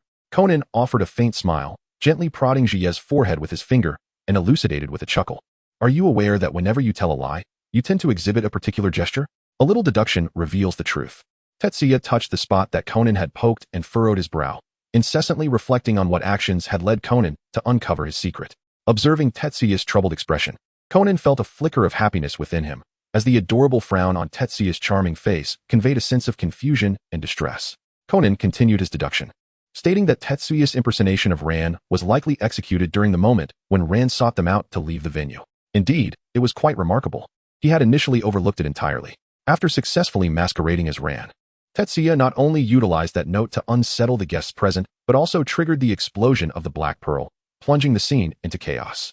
It was amidst this tumult that he seized the opportunity to snatch the genuine pearl while assisting Mrs. Suzuki after her fall. Furthermore, the reason for his preparation of numerous smoke bombs was his prior knowledge of Mrs. Suzuki's replication of a significant number of black pearls, was it not? Rand still refrained from acknowledging this, smiling and saying, "Stop joking, Conan. I can't even discern which is the real black pearl, and I have no hints regarding this matter." Conan confidently replied, "In truth, you need not any hints to discern the answer, for you have already observed that Mrs. Suzuki donned gloves before retrieving that black pearl from the small box.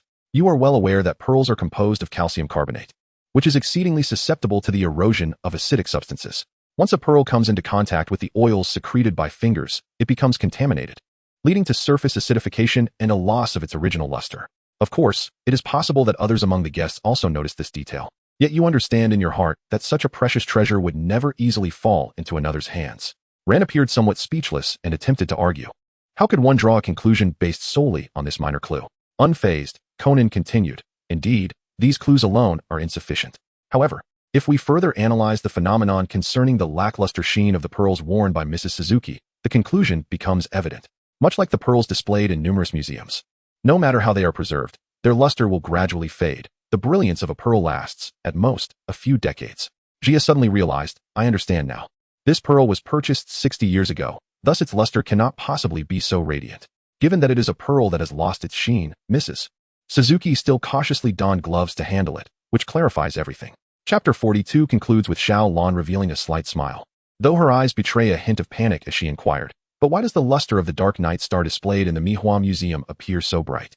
Conan replied with composure, that is precisely why the pearl was not stolen. You already knew that one was a counterfeit. It is for this reason that you issued a second notification letter to provoke Mrs. Suzuki into wearing the genuine black pearl, specifically noting the words "the real" in your correspondence. Am I correct?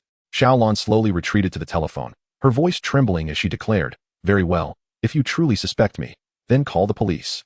With that, she picked up the receiver, preparing to dial. Conan swiftly activated his enhanced footwear, forcefully kicking the football into the air. The ball soared like a cannonball, crashing into the telephone with a resounding impact. Xiao Lan stared in terror at the approaching football, her eyes widening in shock, frozen in place. Conan chuckled coldly, asserting, I will not allow you to employ the same tricks you used at the rooftop restaurant. Back then, you summoned the police not to mock me. You utilized a glider to make everyone believe you could fly, and then, while tossing a flash grenade, you masqueraded as an officer, blending into the police ranks, thus evading notice. Moreover, you only call people here for those mundane antics. I am fully on guard, ready to confront you. An artist who dares to infiltrate a crime scene in a one-on-one showdown. However, most remarkable artists only gain fame posthumously, and I shall ensure you become a legendary thief.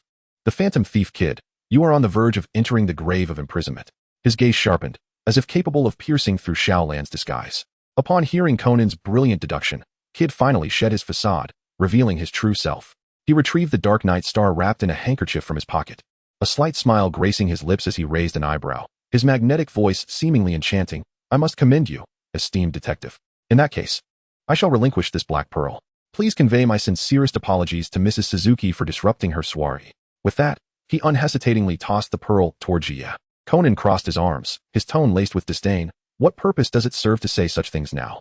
Kid's expression shifted slightly, yet he quickly regained his composure. Smiling as he remarked, I almost forgot. I borrowed clothing from that young lady, leaving her alone on the lifeboat. If I do not hurry to find her, she may catch a cold. After all, I am a perfectionist. He then produced a small vest from his garment, giving it a gentle shake. Jia covered his eyes, too shy to look, and Conan immediately sensed something was amiss. At that moment, Kid donned his sunglasses, produced a flashbang, and, leveraging the blinding light, made his escape once more. Conan intended to pursue him, but suddenly noticed a dress falling from the sky. Realizing that Ran lacked clothing, he swiftly scooped up the garment and dashed toward the lifeboat. Jia hurriedly followed, calling out, Brother, wait for me. Conan reached the lifeboat's location in haste, where several officers were assisting Ran out of the vessel. Fearing that Ran might expose herself without proper attire, Conan shouted, Wait, stop. However, as he approached, he was taken aback to see that Ran's clothing was entirely intact, and on her chest lay a note left by Kid. Just then, Jia, panting, arrived and, upon spotting the note on Ran, breathed a sigh of relief.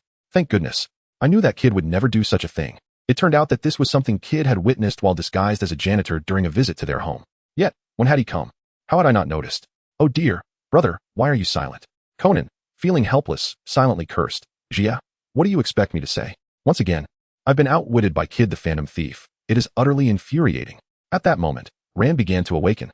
While Officer Nakazora and others discovered in a corner of the ship the glider Kid had originally planned to use for his escape. Thus, Kid vanished from the ship without a trace.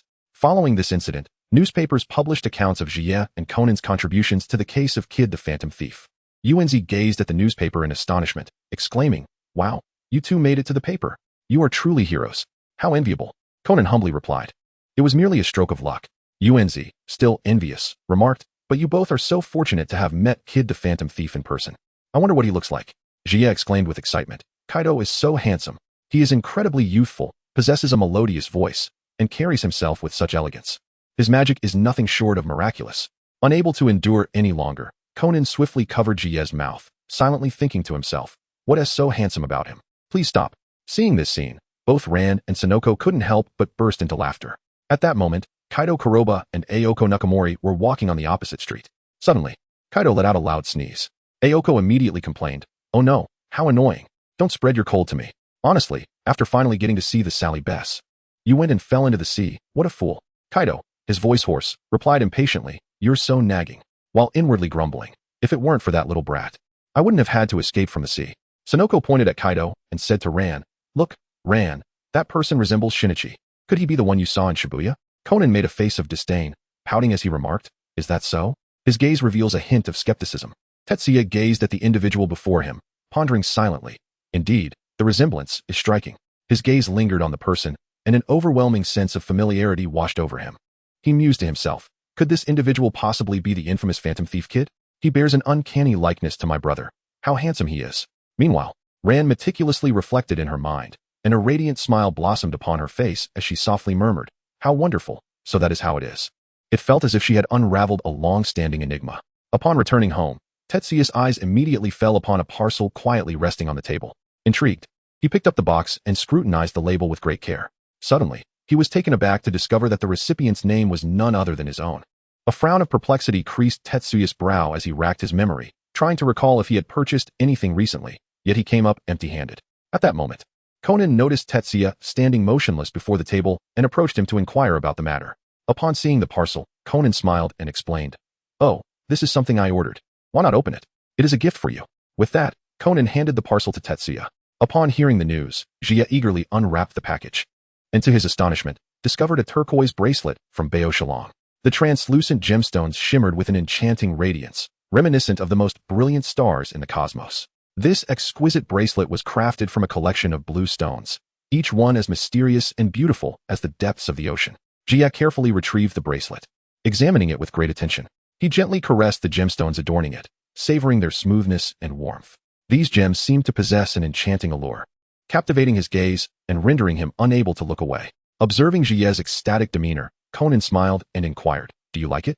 Jia nodded vigorously, his eyes sparkling with joy. Conan assisted him in fastening the bracelet, remarking, didn't you mention wanting a gemstone last time? Although this may not be particularly precious, the moment I laid eyes on it, I felt it suited you perfectly. You've been in Japan for a while now, and I have yet to present you with a gift. Jia was so exuberant that he nearly leaped with joy. He raised his hand, admiring the radiant bracelet adorning his wrist, his heart brimming with happiness and gratitude. He flung himself into Conan's embrace, holding him tightly and planting a kiss on his cheek. Brother, you are truly wonderful. I love you dearly. Conan reciprocated the embrace, feeling an immense sense of fulfillment. The frustration from being toyed with by Kid dissipated, replaced by an overwhelming sense of bliss. He softly replied, I love you too, brother. The two remained entwined, savoring this moment of warmth and sweetness. Chapter 43. The Holmes Enthusiast Murder Case. 1. In gratitude for the gift from Conan, Tetsuya eagerly registered online for a Sherlock Holmes enthusiast tour. Excitingly, he was fortunate enough to be selected. A group of travelers boarded a coach, en route to their reserved hotel. Along the way, they enthusiastically discussed their favorite Holmes works. When the topic shifted to Kagoro Mori, he promptly mentioned the Western Express murder case. However, this answer was met with disdain, as a man retorted, you must be referring to Agatha Christie's murder on the Orient Express, which is certainly not penned by the revered Arthur Conan Doyle. Sitting nearby, Conan chuckled and expressed his preference for the Sign of the Four. This response garnered nods of agreement from the others. For the Sign of the Four is indeed recognized as a classic of world literature. At that moment, the tour leader stood at the front of the coach, solemnly welcoming everyone. Esteemed guests, I extend a heartfelt welcome to you all at the Macarolo Inn. I am Yuji Kaneko, the proprietor of this establishment and the architect of this journey. Those gathered here have been meticulously selected, true aficionados of Sherlock Holmes. Suddenly, a bearded man questioned, is that really the case? I can't shake the feeling that there's an outsider among us who doesn't even grasp the essence of Holmes. He disdainfully glanced at Kagoro Mori, who sat behind him. Another woman chimed in, is there truly such a person? The man pointed rudely at Kagoro, declaring, it's that bearded fellow. Hearing the discussion, Kagoro felt an urge to return home. Just as he prepared to turn away, a hand reached out to stop him. Mr. Mori, please wait a moment. The speaker was Mr. Kaneko, who said with an air of anticipation and excitement, everyone, Today's guest is no ordinary individual. To be frank, he is a detective who rivals Sherlock Holmes himself. However, at that moment, a sharp and piercing voice interrupted. Mr. Kagoro Mori, correct? I recognize him. He frequently graces the pages of major newspapers. Though his intellect is somewhat commendable, he could never be compared to Sherlock Holmes. The speaker, Hoya, wore an expression of disdain and contempt. Following suit, another woman added, indeed, if comparisons must be made, even Dr. Watson, Holmes's companion, would surpass him. Her words dripped with evident mockery. Kagoro's face flushed with anger as he shouted, how dare you speak of me in such a manner? He felt deeply insulted, and his fury ignited instantaneously. Jia gently tugged at Kagoro's sleeve, whispering, oh come on, uncle, it's Sherlock Holmes after all. Losing to him is simply unavoidable. Upon hearing this, Kagoro immediately grasped Jia's cheek, exclaiming loudly, how could I possibly lose to a character from a book? His voice resonated with fervor and excitement, as if he sought to unleash all the discontent and resentment bottled within him. At that moment, the crowd turned their heads in unison, their gazes fixed intently upon Kagoro.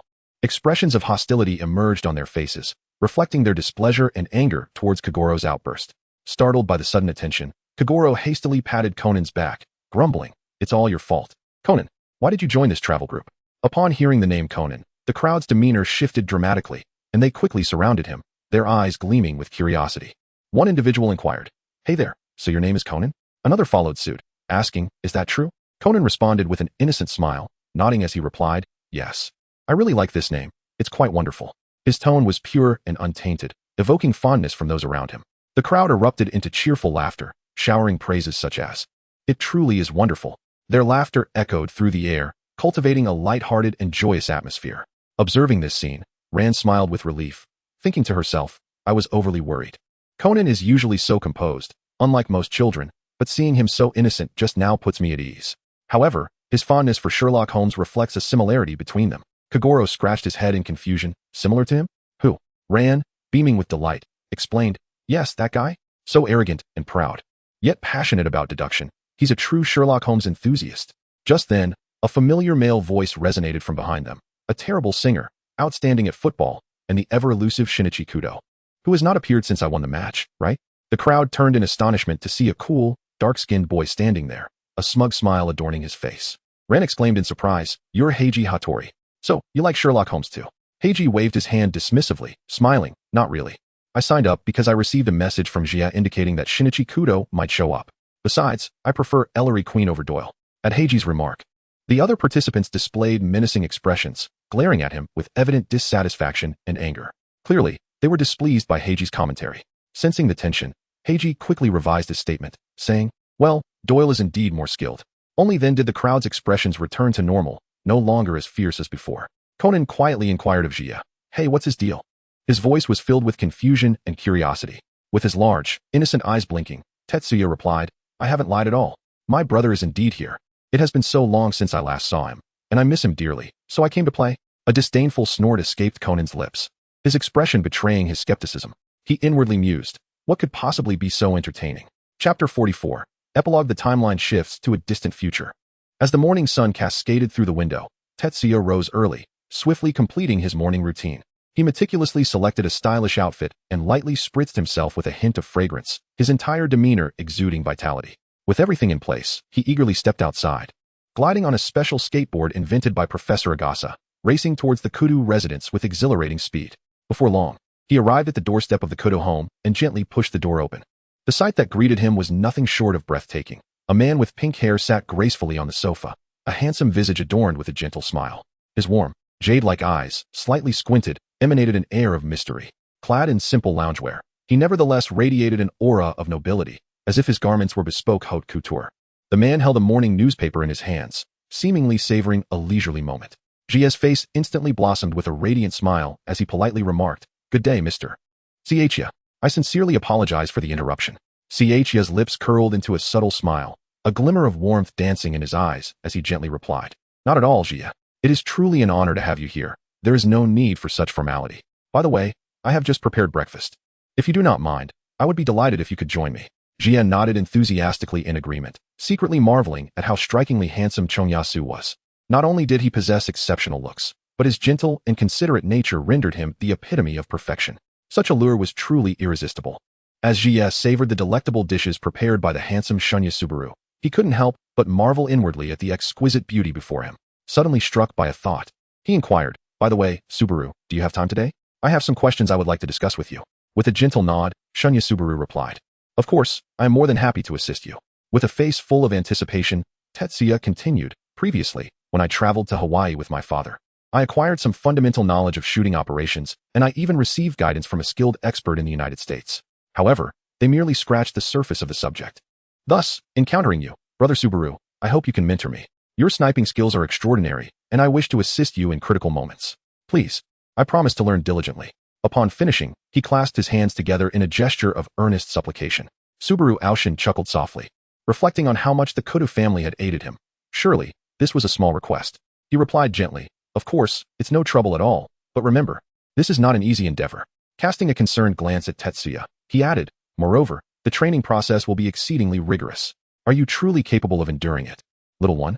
Upon hearing these words, Jia immediately approached Kano Subaru, wrapping his arms around his, and began to act adorably. "That's wonderful, Brother Subaru.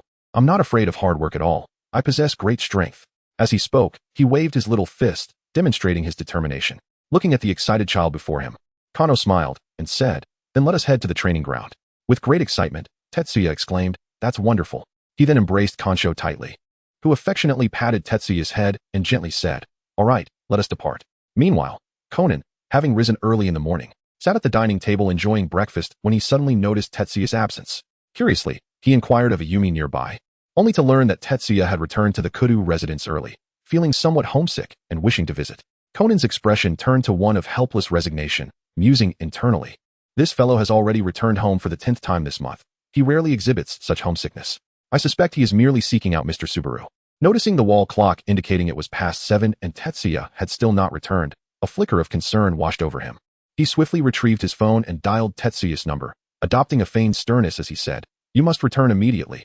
It is quite late to be out playing." On the other end, Tetsuya's voice came through, tinged with exhaustion and excitement. "Brother, I am in training.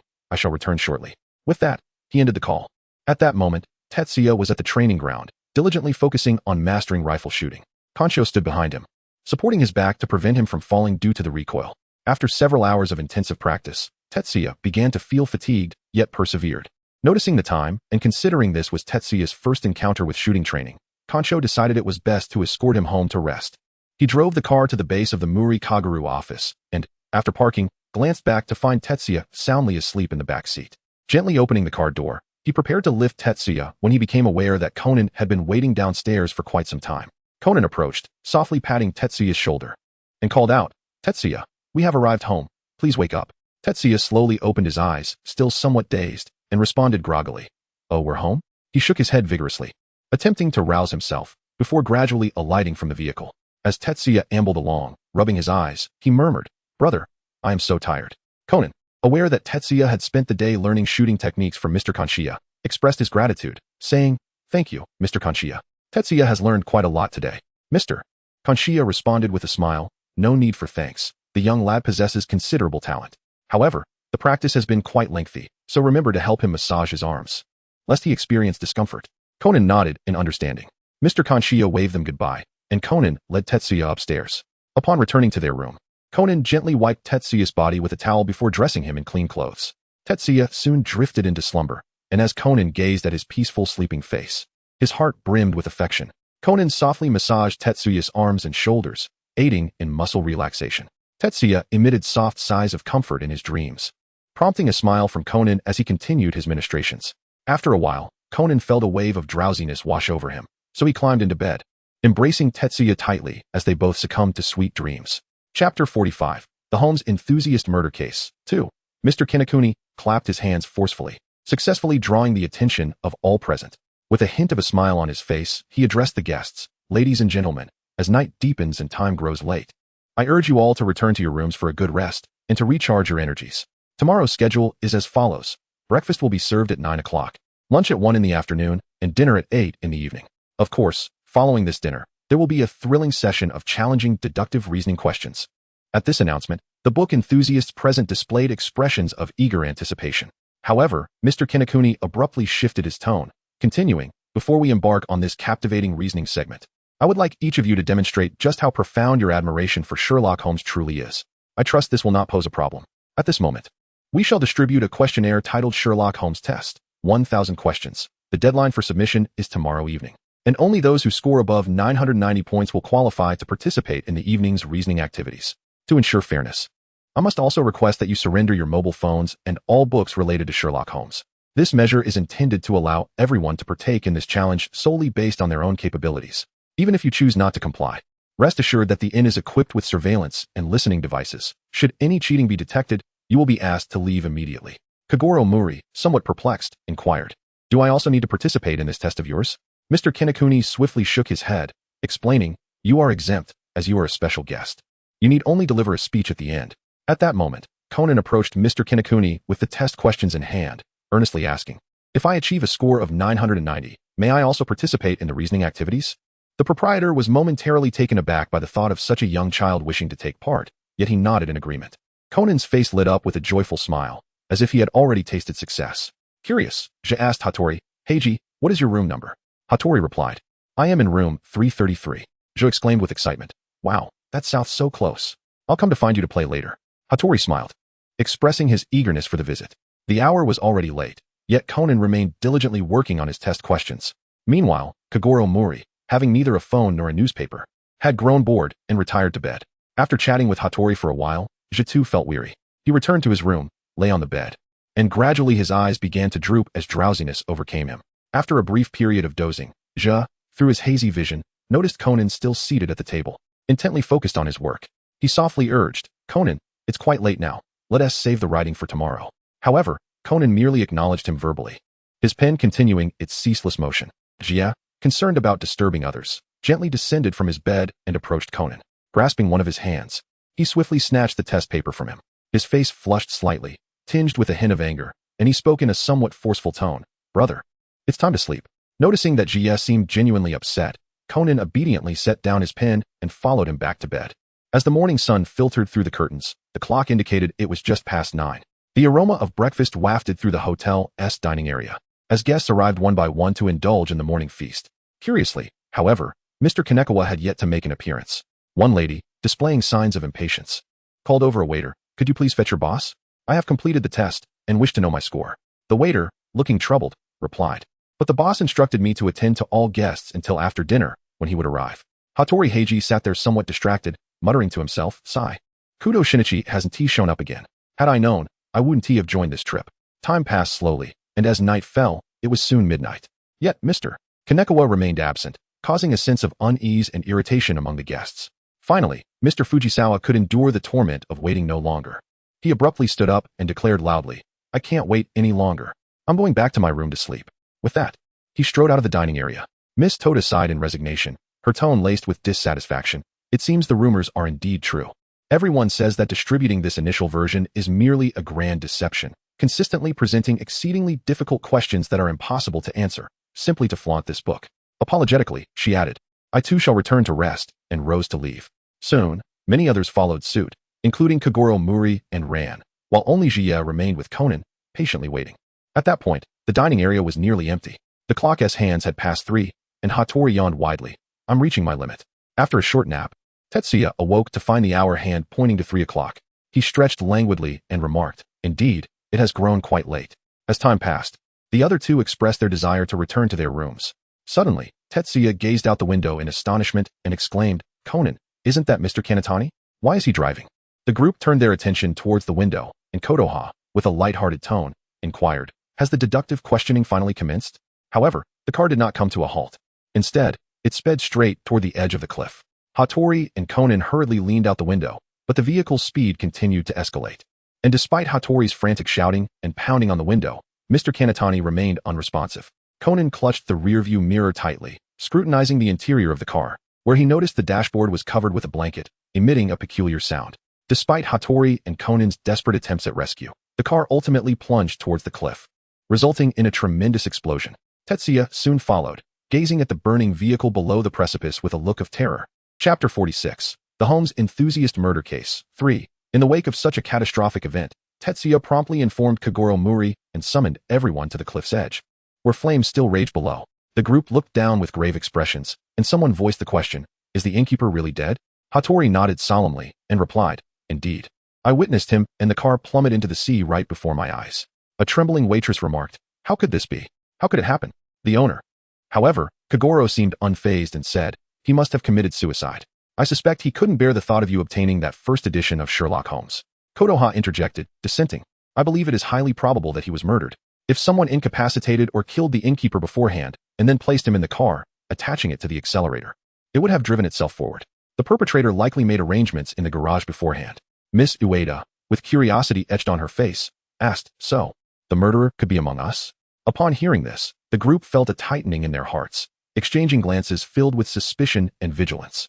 After all, the incident was too bizarre. If it were not an accident, it could only be a deliberate murder, and every person present bore the potential of being the culprit. Kodoha smiled confidently, adjusting her glasses, and asserted, "Indeed, this is how the events must have unfolded."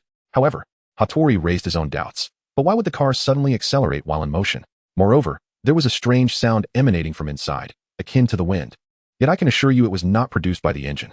Upon hearing this query, Kodoha was momentarily taken aback, unable to respond. Just then, a tall man spoke up. Could it be the sound of the air conditioning? Perhaps it was never turned off, and when the car started, it began to blow air.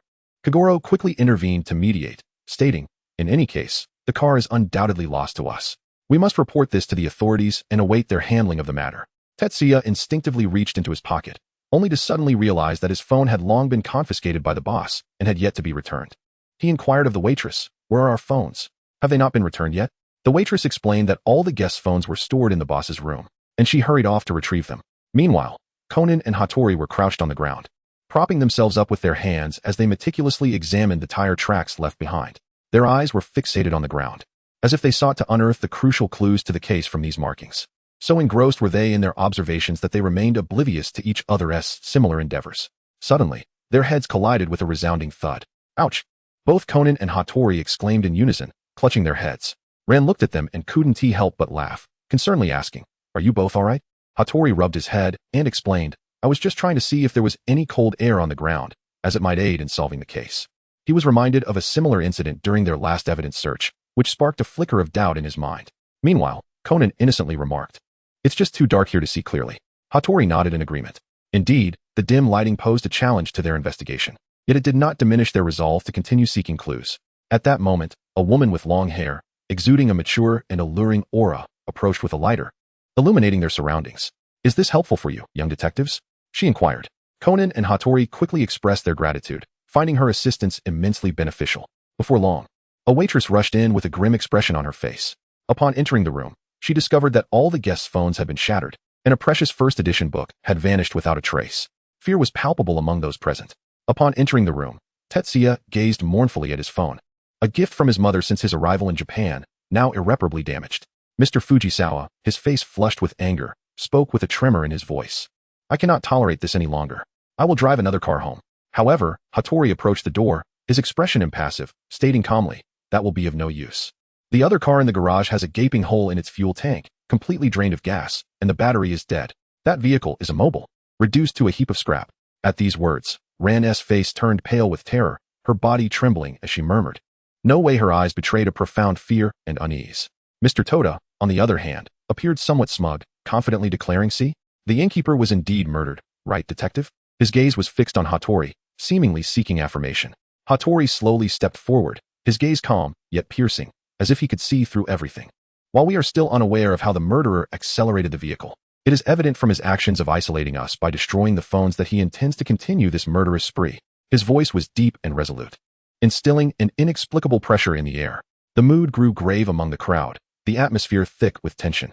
Kagoro inhaled deeply and asserted, "In any case, the murderer is one of us. With thorough investigation, we will surely uncover the truth."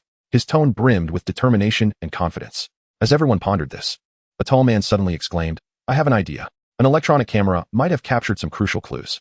His words shattered the silence, drawing the attention of all present.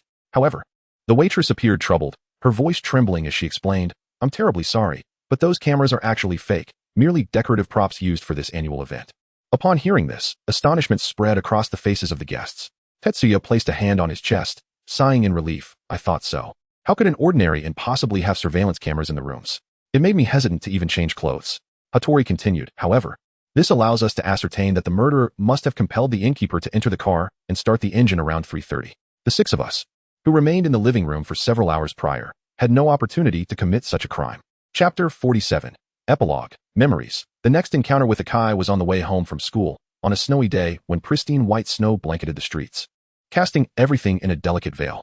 Having hurried back to Japan after receiving a letter from Dr. Agasa, I had not bid farewell to my friends in America. Later, when my brother described a certain individual, his figure surfaced in my mind, despite my reluctance to believe he was one of those cold-blooded members of the Black organization.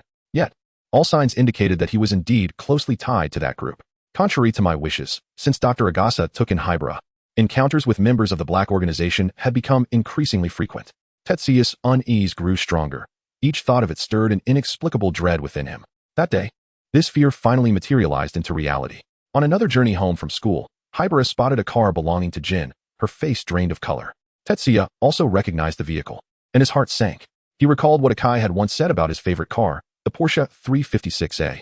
Conan and Hybra decided to plant a listening device and transmitter on this car to gather more information about the Black organization, while Tetsuya was to keep watch outside, ensuring their actions went undetected. Suddenly, he spotted Akai across the street. His heart raced, palms sweating as he gripped tightly.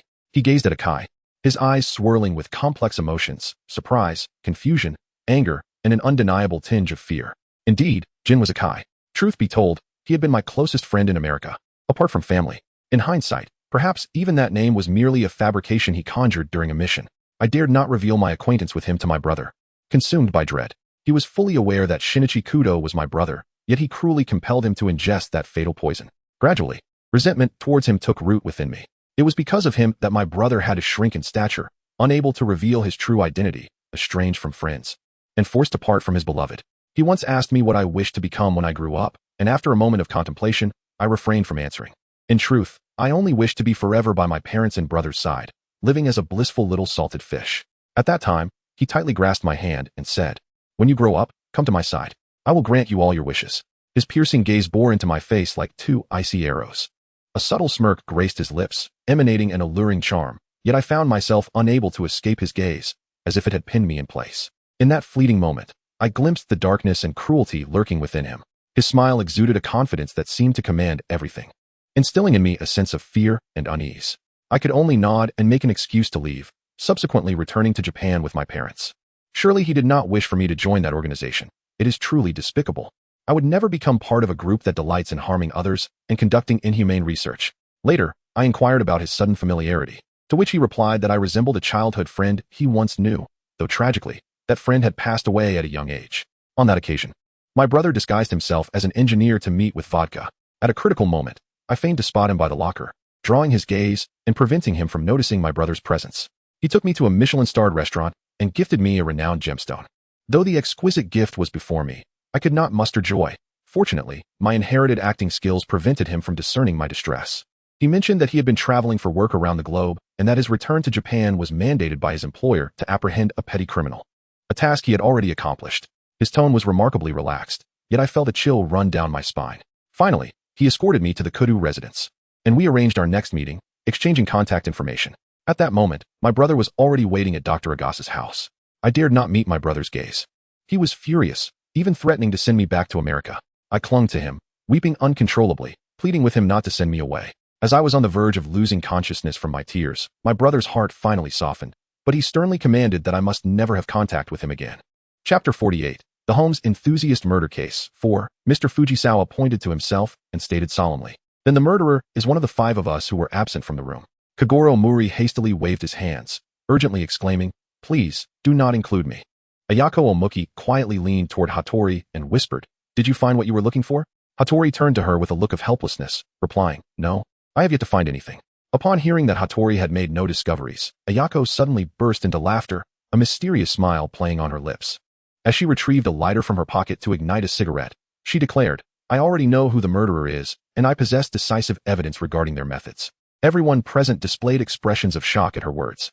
Ayako then spoke in a stern voice, "I will give you 15 minutes. If you do not wish for me to reveal your name, you had better confess." With that, she turned and walked toward the restroom. Mr. Toya attempted to follow her, but was coldly sent back. At this moment, Mr. Fujisawa scoffed, "Even the renowned detective is at a loss." Kagoro's face was one of disdain. "She is merely being enigmatic." Tetsuya turned to Conan and inquired, "Does she truly know?" After a moment of contemplation, Conan responded, "She must have uncovered something that we overlooked." Hattori nodded in agreement, adding, "There is a possibility of that." Tetsuya reminisced about the events of the day and addressed Conan, saying, "After lunch today, I saw her in the hallway of the inn. Upon noticing me, she hurriedly concealed something resembling paper behind her. At that moment, I assumed it was merely the test questions distributed last night." Mr. Fujisawa could not help but speculate. Could it be that she was cheating? Kagoro Mori expressed his disdain, saying, "How could there be such a woman?" Hattori turned to the nearby server and inquired, "Aside from Miss Oki, who else has not had lunch?" The server carefully surveyed the surroundings and pointed out, "Those two, Mr. Togain and Miss Shimizu, have not eaten." Upon hearing this, Hattori furrowed his brow, deep in thought. Regardless, from her deliberate actions that could raise suspicions of cheating, it could be inferred that Miss Oki had known from the outset that the camera was a fake, merely putting on a fade. At that moment, Conan approached Mr. Togain and asked, "Brother, did Sister Ayako come to your room during lunch?" Mr. Togain shook his head and replied, "I spent the entire day in my room working on the test questions. No one came to visit." Upon hearing this, both Hattori and Conan simultaneously realized that Miss Ayako must have encountered some crucial clue in someone's room, and among these four individuals without alibis, one of them was undoubtedly closely linked to the crime. Tetsuya gazed at the clock on the wall, perplexed, and inquired, "Why has Ayako been gone for so long?" Mr. Fujisawa concurred, "Indeed, she has been in the restroom for over 20 minutes. A sense of unease washed over Kagoro Mori, prompting him to lead everyone to knock on the bathroom door. Eventually, Ayako impatiently opened the door, exclaiming, "What is it? You are being quite rude, loitering outside the restroom." Apologetically, Kagoro responded, "I'm terribly sorry. We were merely concerned for your well-being." Mr. Fujisawa added, "We hope you can tell us who the murderer is." However, Miss Ayako offered an embarrassed smile and replied, "I'm sorry. I may have made a mistake regarding that matter. I truly apologize." She then turned and returned to her room. Kagoro remarked, "It seems she was merely pretending." Yet, Conan and Hattori held a different perspective, believing that the situation was far from simple. Why had her demeanor shifted so drastically? Did she truly possess knowledge of the murderer? Or were there other reasons for her change of stance? The mysteries continued to multiply, leaving them utterly confounded. Conan and Hattori resolved to revisit the crime scene, hoping to uncover additional clues. They meticulously inspected every corner, but to no avail. Reluctantly, they returned to the previous room to see if there had been any developments. Upon their return, they found everyone still present, with the exception of Miss Ayako. Tetsuya informed them. She went out for a walk alone. We attempted to stop her, but she insisted that there would be no further murders. Conan and Hattori exchanged worried glances. Mr. Tohya, however, appeared unconcerned, confidently stating, "After all, the suspects are all in this room. Her being outside is of no consequence." Just then, a tremendous noise erupted from the garage, sending everyone into a state of panic. They rushed towards the garage, only to discover it engulfed in flames. As Ran beheld the inferno, her heart was filled with dread and compassion. Trembling, she queried, "Could Miss Ayako be inside?" The expressions of Conan and Hattori grew grave. If Miss Ayako was indeed within, she may have met with a dire fate. But who had set the fire? What was transpiring? Mr. Tohya, upon hearing this, dashed towards the raging flames, only to be halted by Kagoro Mori. He then instructed the others to fetch fire extinguishers post-haste. Mr. Tohya collapsed in despair, while Mr. Fujisawa urged, "We must extinguish the fire quickly, or that book will." In a concerted effort, the flames were finally subdued. Mr. Tohya, hoarsely calling out Ayako's name, received no reply. Seizing the moment when everyone was distracted, Mr. Fujisawa stealthily slipped into the garage. Upon opening the door, he was horrified to discover a charred corpse seated within, prompting him to scream. Mr. Tohya and Kagoro rushed to his side. Gazing at the remains, Mr. Tohya was overwhelmed with grief. After regaining some composure, Kagoro Mori stated, "Based on the clothing and physique, we can confirm it is indeed her." Jie's complexion was as pale as parchment, his lips quivering slightly as he grasped Conan's arm tightly, his eyes brimming with fear and disbelief. Sister Ayako was just fine a moment ago. How could this happen so suddenly? What on earth is going on? His voice was laced with palpable panic, as if he could scarcely comprehend the events unfolding before him. Miss Toda furrowed her brow, a hint of doubt flickering in her gaze as she speculated. So, she must have indeed known the identity of the murderer? Could this be the reason for her silencing? Her tone was grave and tense, as she pondered the truth behind Ayako's demise. Nearby, a server stood in utter astonishment, bewilderedly questioning. Could she really have been silenced by the killer? Her eyes scanned the surroundings in search of answers, yet yielded nothing. Miss Shimizu shook her head, firmly countering. "That is impossible. We have all been together. No one could have left the room to harm Ayako. Besides, everyone was in the boss's room at that time, unable to act." Her tone was resolute, clearly rejecting such a notion. Miss Toda anxiously stamped her foot, exclaiming, "Then who could it be? It's not as if she could have set herself ablaze." Her face was etched with worry and unease, fervently seeking clarity. At that moment, a tall man stepped forward, proposing an alternative possibility. Perhaps the true culprit is none among us, but rather the hotel owner who has already plummeted off the cliff. If he were still alive, everything could be elucidated. His demeanor was calm and composed, as if piecing together the case's intricate truth.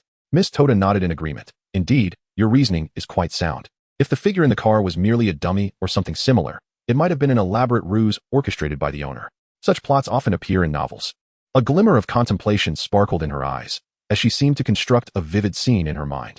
However, Hattori disagreed, asserting that the figure in the car was indeed the owner himself, a fact he had witnessed firsthand. Conan echoed this sentiment, affirming his own observation. Mr. Tohira, in a fit of frustration, retorted, "Then who do you propose is responsible? Ayako was clearly murdered."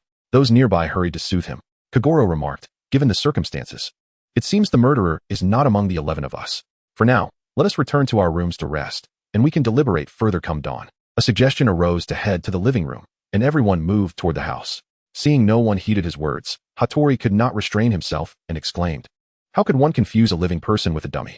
Conan found the situation peculiar as well, murmuring, "Everyone was in the room. Could there have been a timed ignition device in the garage?"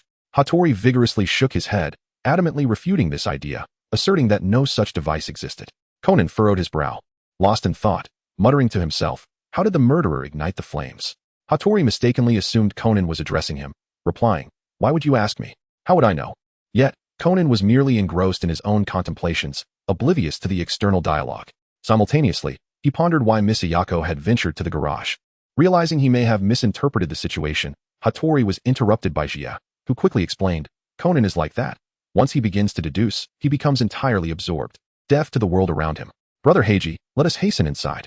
Tetsuya turned his head and unexpectedly spotted Mr. Fujisawa, standing not far away. Mr. Fujisawa's expression was exceedingly terrifying, as if he had witnessed something that instilled great fear within him, his eyes fixed intently upon the ground. Jie could not help but feel a chill wash over him, pondering inwardly. This individual appears quite terrifying. Consequently, he grasped Hattori's hand tightly and whispered, "Heiji, let us depart swiftly." After a while, thunder rumbled ominously in the sky, followed by a torrential downpour. Xiaolan gazed anxiously out the window at the deluge, prompting Miss Toda to exclaim, "With such a downpour, even if dawn breaks, returning home seems impossible." Muri Kagoro, lethargically slumped over the table, murmured, "Staying up late has left me both exhausted and famished." The waitress suggested, "Shall I prepare some coffee or cold drinks?" Xiaolan eagerly offered to assist, and the tall man along with Mr. Tohia promptly expressed their willingness to join, concerned that having only 2 girls might pose a risk. Miss Toda continued her earlier line of thought, questioning, if the murderer truly is the innkeeper, why would he feign death and then murder Miss Ayako? Suddenly, Mr. Fujisawa sprang to his feet, slamming his hand on the table, and declared loudly, "I believe the innkeeper is a remorseless killer. Did you see this card? If anything goes awry, I shall be the one to perish." Muri Kagoro took the card and remarked, "If he desires that book, he should come to the garage at 5 tomorrow. It will be beneath the rear seat." I recall the garage caught fire around 4:30. Hattori contemplated this and said, "Isn't that where Miss Ayako met her demise?" Conan hastily inquired, "May I ask where you obtained this card?" Mr. Fujisawa replied, "It was slipped through my door after dinner last night." Kagoro seemed to grasp something, but Hattori interrupted, "Uncle, I have already stated that the innkeeper is indeed dead." Muri Kagoro scoffed, dismissing the boy's words as untrustworthy. Hattori grew increasingly agitated. Conan reflected, in any case, judging by the location of Ayako's death, she must have gone to the garage for the book. Thus, the only remaining question regarding the second case is how the murderer, who stayed in the house, ignited the fire in the garage. At that moment, Hattori and Muri Kagoro were embroiled in an argument. "I believe a detective like you only complicates matters further." Xiaolan entered the room holding a cup, witnessing the scene before her, and expressed her irritation. "You are quite rude. My father has always successfully solved cases." She continued, "He often appears to be asleep while solving them, which is why he is called Sleeping Kagoro, right, Dad?" Upon hearing the term sleeping, Hattori seemed to realize something, quickly pulling Xiaolan aside and whispering, "When your father solves cases, where is that fellow?" Xiaolan looked puzzled, unsure of whom Hattori was referring to. Hattori then directly seized Conan, who had been eavesdropping, and whispered, "The one who always circles around the crime scene." Xiaolan recalled and was astonished to realize that whenever her father solved a case, Conan was indeed absent, but would suddenly appear from behind to assist with the deductions. However, there were times when her father would enlist Jie's help. Despite Conan frantically gesturing to Xiaolan in denial, it had no effect. Hattori, upon learning that Conan emerged from behind her father, wore a knowing smile. Fixating his gaze upon Conan, with a sheepish grin, Conan hastily explained, I merely enjoy playing detective games. Suddenly, all the lights went out, and Xiaolan speculated whether it was due to the thunder. The waitress clarified that it might be because the fuse had blown. Mori instructed the waitress to quickly fetch a toolbox, while Mr. Fujisawa produced a lighter for illumination. Damn it, to have a power outage at such a time, he exclaimed. Why, use this to light the way. At that moment, someone appeared behind him, brandishing an ice pick, and lunged at Fujisawa, resulting in a scream. The group, terrified, urged EY to turn on the restored lights, revealing Mr. Fujisawa collapsed and unresponsive. Conan and Hattori hurried to check on him, and Jia pointed at the shattered window, exclaiming, Uncle, look at the window. Mori deduced that the murderer had escaped through the broken window. However, Conan and Hattori discovered evidence about the murderer and understood how the individual could have been in the house while the garage caught fire. Chapter 50. The Holmes Murder Case. 6. They carefully propped Mr. Fujisawa up in a chair as the waitress, in a panic, asked, Who could it be? Muri Kagoro replied gravely, It is the innkeeper. He faked his death during the first murder and has been lurking in some corner of this house. After burning Miss Ayako alive in the garage, he ambushed Mr. Fujisawa with the ice pick and then escaped through the window. Mr. Fujisawa clutched his wound tightly, perspiration beading on his forehead, and gritted his teeth. How despicable. Why would the innkeeper betray me? I had diligently assisted him in publishing his book. Seeing the puzzled expressions on everyone's faces, he elaborated. It was a Sherlock Holmes book he self-published last year. I recall its title was The Mockery of Irene Adler. Upon hearing that name, a realization struck Conan. Muri Kagoro turned to Xiaolan and said, Let us pursue the innkeeper who escaped through the window. Xiaolan nodded in agreement and was about to step outside when Hattori quickly interjected, It's futile. It's better to give up. No matter how you search outside now, you will never find the murderer. Just look at how the chair is arranged. It is evident the murderer hastily replaced it after breaking the window. Conan crawled beside the chair and excitedly pointed at its leg. Indeed, there are shards of glass all over. The murderer used this chair to shatter the window. Muri Kagoro responded, but this only proves that the murderer recently used the chair. Tetsuya understood his uncle's reasoning. The murderer, uncertain of their escape, would hardly have had the opportunity to return the chair. Hattori continued, affirming that the assailant likely used the chair to break the window, employing their hands to strike it. Given the surrounding darkness, even if they wished to erase their fingerprints, they would have found it impossible. Thus, the murderer discreetly pushed the chair back under the table to avoid raising suspicions and could later, once the lights were restored, take advantage of our inattention to wipe away any traces of their presence. Miss Toda remarked that upon the lights coming back on, only we were present in the room. Hattori nodded slightly, stating that it should now be evident to everyone that the boss was not the culprit and that the true murderer was concealed among us. Muri Kagoro turned his gaze towards Miss Iwami, recalling that during the power outage, it was she who mentioned the fuse being faulty. Miss Iwami confirmed, explaining that while she was plugging in the coffee maker, the lights abruptly went out with a loud pop. She then led everyone to the kitchen to investigate further. Hattori picked up the plug, scrutinizing it closely, and discovered it was wrapped in fine wire. If anyone were to insert it into the socket, it would undoubtedly cause a short circuit. Kagoro wore a puzzled expression, murmuring to himself, but how did the murderer acquire this wire? Conan, with keen perception, noticed something and swiftly grabbed a nearby tea bag, observing that it was tied with a similar wire. Kagoro hastily took the tea bag from Conan and, upon closer inspection, was astonished to find that the sizes of the two were indeed identical. Hattori then inquired of Miss Iwami, Pray tell, who opened this tea bag? She pointed towards Mr. Koya and Mr. Kawazu, replying, It was they who unwrapped it. Suddenly, Kagoro burst into laughter, exclaiming, I have already deduced the identity of the culprit. The evidence is unmistakable. Mr. Kawazu is the murderer. Upon hearing his name, Kawazu's face blanched with alarm, and he hastily denied the accusation. It wasn't me. Do not be so quick to conclude. There were 3 others present in the kitchen as well. How can you assert it was I? Kagoro, with a confident smile, replied, The others have alibis from their first offense, while you alone had the opportunity. You likely wrapped the wire around the plug unnoticed, and then casually returned to the living room to await the blackout. When darkness enveloped us, you seized the chance to strike Mr. Fujisawa with the ice pick you had on hand. The lighter in Mr. Fujisawa's possession became your target. But you did not anticipate that we would uncover your scheme, did you? With that, Kagoro turned to Hattori Heiji, who nodded in agreement with Kagoro's reasoning. He remarked, Indeed. That is correct. However, I still sense something amiss.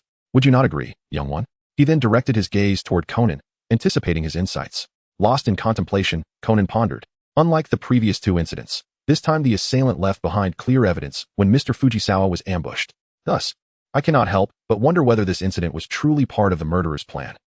Tetsuya, why are you pinching me? That hurts. From the moment Conan began to speak, Tetsuya persistently poked him, signaling that it was Hattori who was posing the question. However, Conan was entirely absorbed in his own thoughts. oblivious to Tetsuya's subtle hints. Ultimately, Tetsuya, unable to contain his frustration any longer, directly pinched Conan. At that moment, all eyes turned toward Conan, suddenly jolted back to reality. He became acutely aware that he was merely a naive child at that moment. With an innocent smile, he scratched the back of his head and said, "Haha, I'm sorry. I'm just a little kid who doesn't understand anything." Lon hurriedly stepped forward, positioning herself protectively in front of Conan, and with a gentle smile explained, "This child has a great fondness for detective games, so please do not mind him." As she spoke, she tenderly patted Conan's head. Jia echoed, Indeed, I truly apologize." However, within his heart, he secretly sighed, "Alas, my efforts may be in vain this time. It seems the truth will inevitably come to light. Why, oh why, did you not inherit our mother's remarkable acting skills?" Xiaolon, feeling helpless, pulled Conan and Jia towards the back of the crowd. Meanwhile, Hattori Heiji's suspicions regarding Conan intensified. He realized that what Conan had just exhibited was not mere detective game skills, but rather a flawless capacity for deduction. Aside from the differences in voice and stature, he was virtually another Kudo Shinichi. Moreover, recalling the last appearance of Kudo Shinichi, this little rascal had mysteriously vanished, only to reappear silently after Kudo's departure. Could it be that this little fellow was indeed the genuine article? Chapter 51. The Holmes Murder Case. 7. After everyone left the kitchen, Miss Toda suddenly spoke up, however. "Mr. Detective, do you not find it somewhat peculiar? If Mr. Kawazu is indeed the murderer, then what method did he employ to ignite the garage during the second incident? After all, during the first murder, the vehicle had accelerated before the owner plunged off the cliff." Mr. Kawazu also regained his composure and concurred, "Yes, precisely so." Hattori approached slowly, narrowing his eyes slightly, and stated gravely, "The second matter has been unraveled, yet the first remains shrouded in ambiguity." Miss Toda, astonished, inquired, "Do you already know the truth behind the garage fire?" Hattori nodded and continued, "In summary, there are 4 suspicious focal points regarding the first murder. 1. Why did the innkeeper vanish without a trace? 2. What caused the vehicle to suddenly accelerate? 3. What was the source of the strange noises within the car? 4. The blanket draped over the dashboard. Now, another point of suspicion has emerged. Why was the innkeeper gripping the steering wheel so tightly, remaining still despite the bumpy road? At the moment the innkeeper was in the vehicle, it coincided with the period of his post-mortem rigidity. The crowd, perhaps hearing the term rigor mortis for the first time, displayed expressions of confusion. Observing their reactions, Hattori continued to elucidate. Generally, after death, the body begins to stiffen between 30 minutes to 2 hours post-mortem. This rigidity gradually spreads throughout the body, reaching full stiffness within 9 to 12 hours and lasting for approximately 30 hours. Subsequently, the body begins to soften, returning to its original state after about 70 hours. Then, Hattori furrowed his brow and said earnestly, "At 3:30 in the morning, when we discovered the innkeeper's body, it had already become completely rigid. Therefore, based on this, we can deduce that the innkeeper must have been murdered between 3:30 and 6:30 the previous afternoon. In other words, the murderer acted before dinner. However, what baffles me is why the murderer would place the innkeeper's body in the car so early." At this moment, Mr. Toya interjected. Perhaps the murderer intended to create an illusion, making it appear as though the innkeeper committed suicide. The murderer must have killed the innkeeper before dinner, then placed him in the car, securing his hands to the steering wheel. This way, when the body stiffened, it would resemble a suicide. After dinner, the murderer could start the vehicle in the garage, meaning one of the individuals who left the living room post-dinner was the culprit. Miss Toda, filled with confusion, asked, "But why did the vehicle suddenly accelerate?" Mr. Kawazu echoed, "A dead person cannot accelerate on their own." Upon hearing these words, Hattori and Conan were struck by a revelation. Suddenly realizing something, Hattori, with a grave expression, stated, "If that is the case, then the murderer is." Conan thought, "Wait.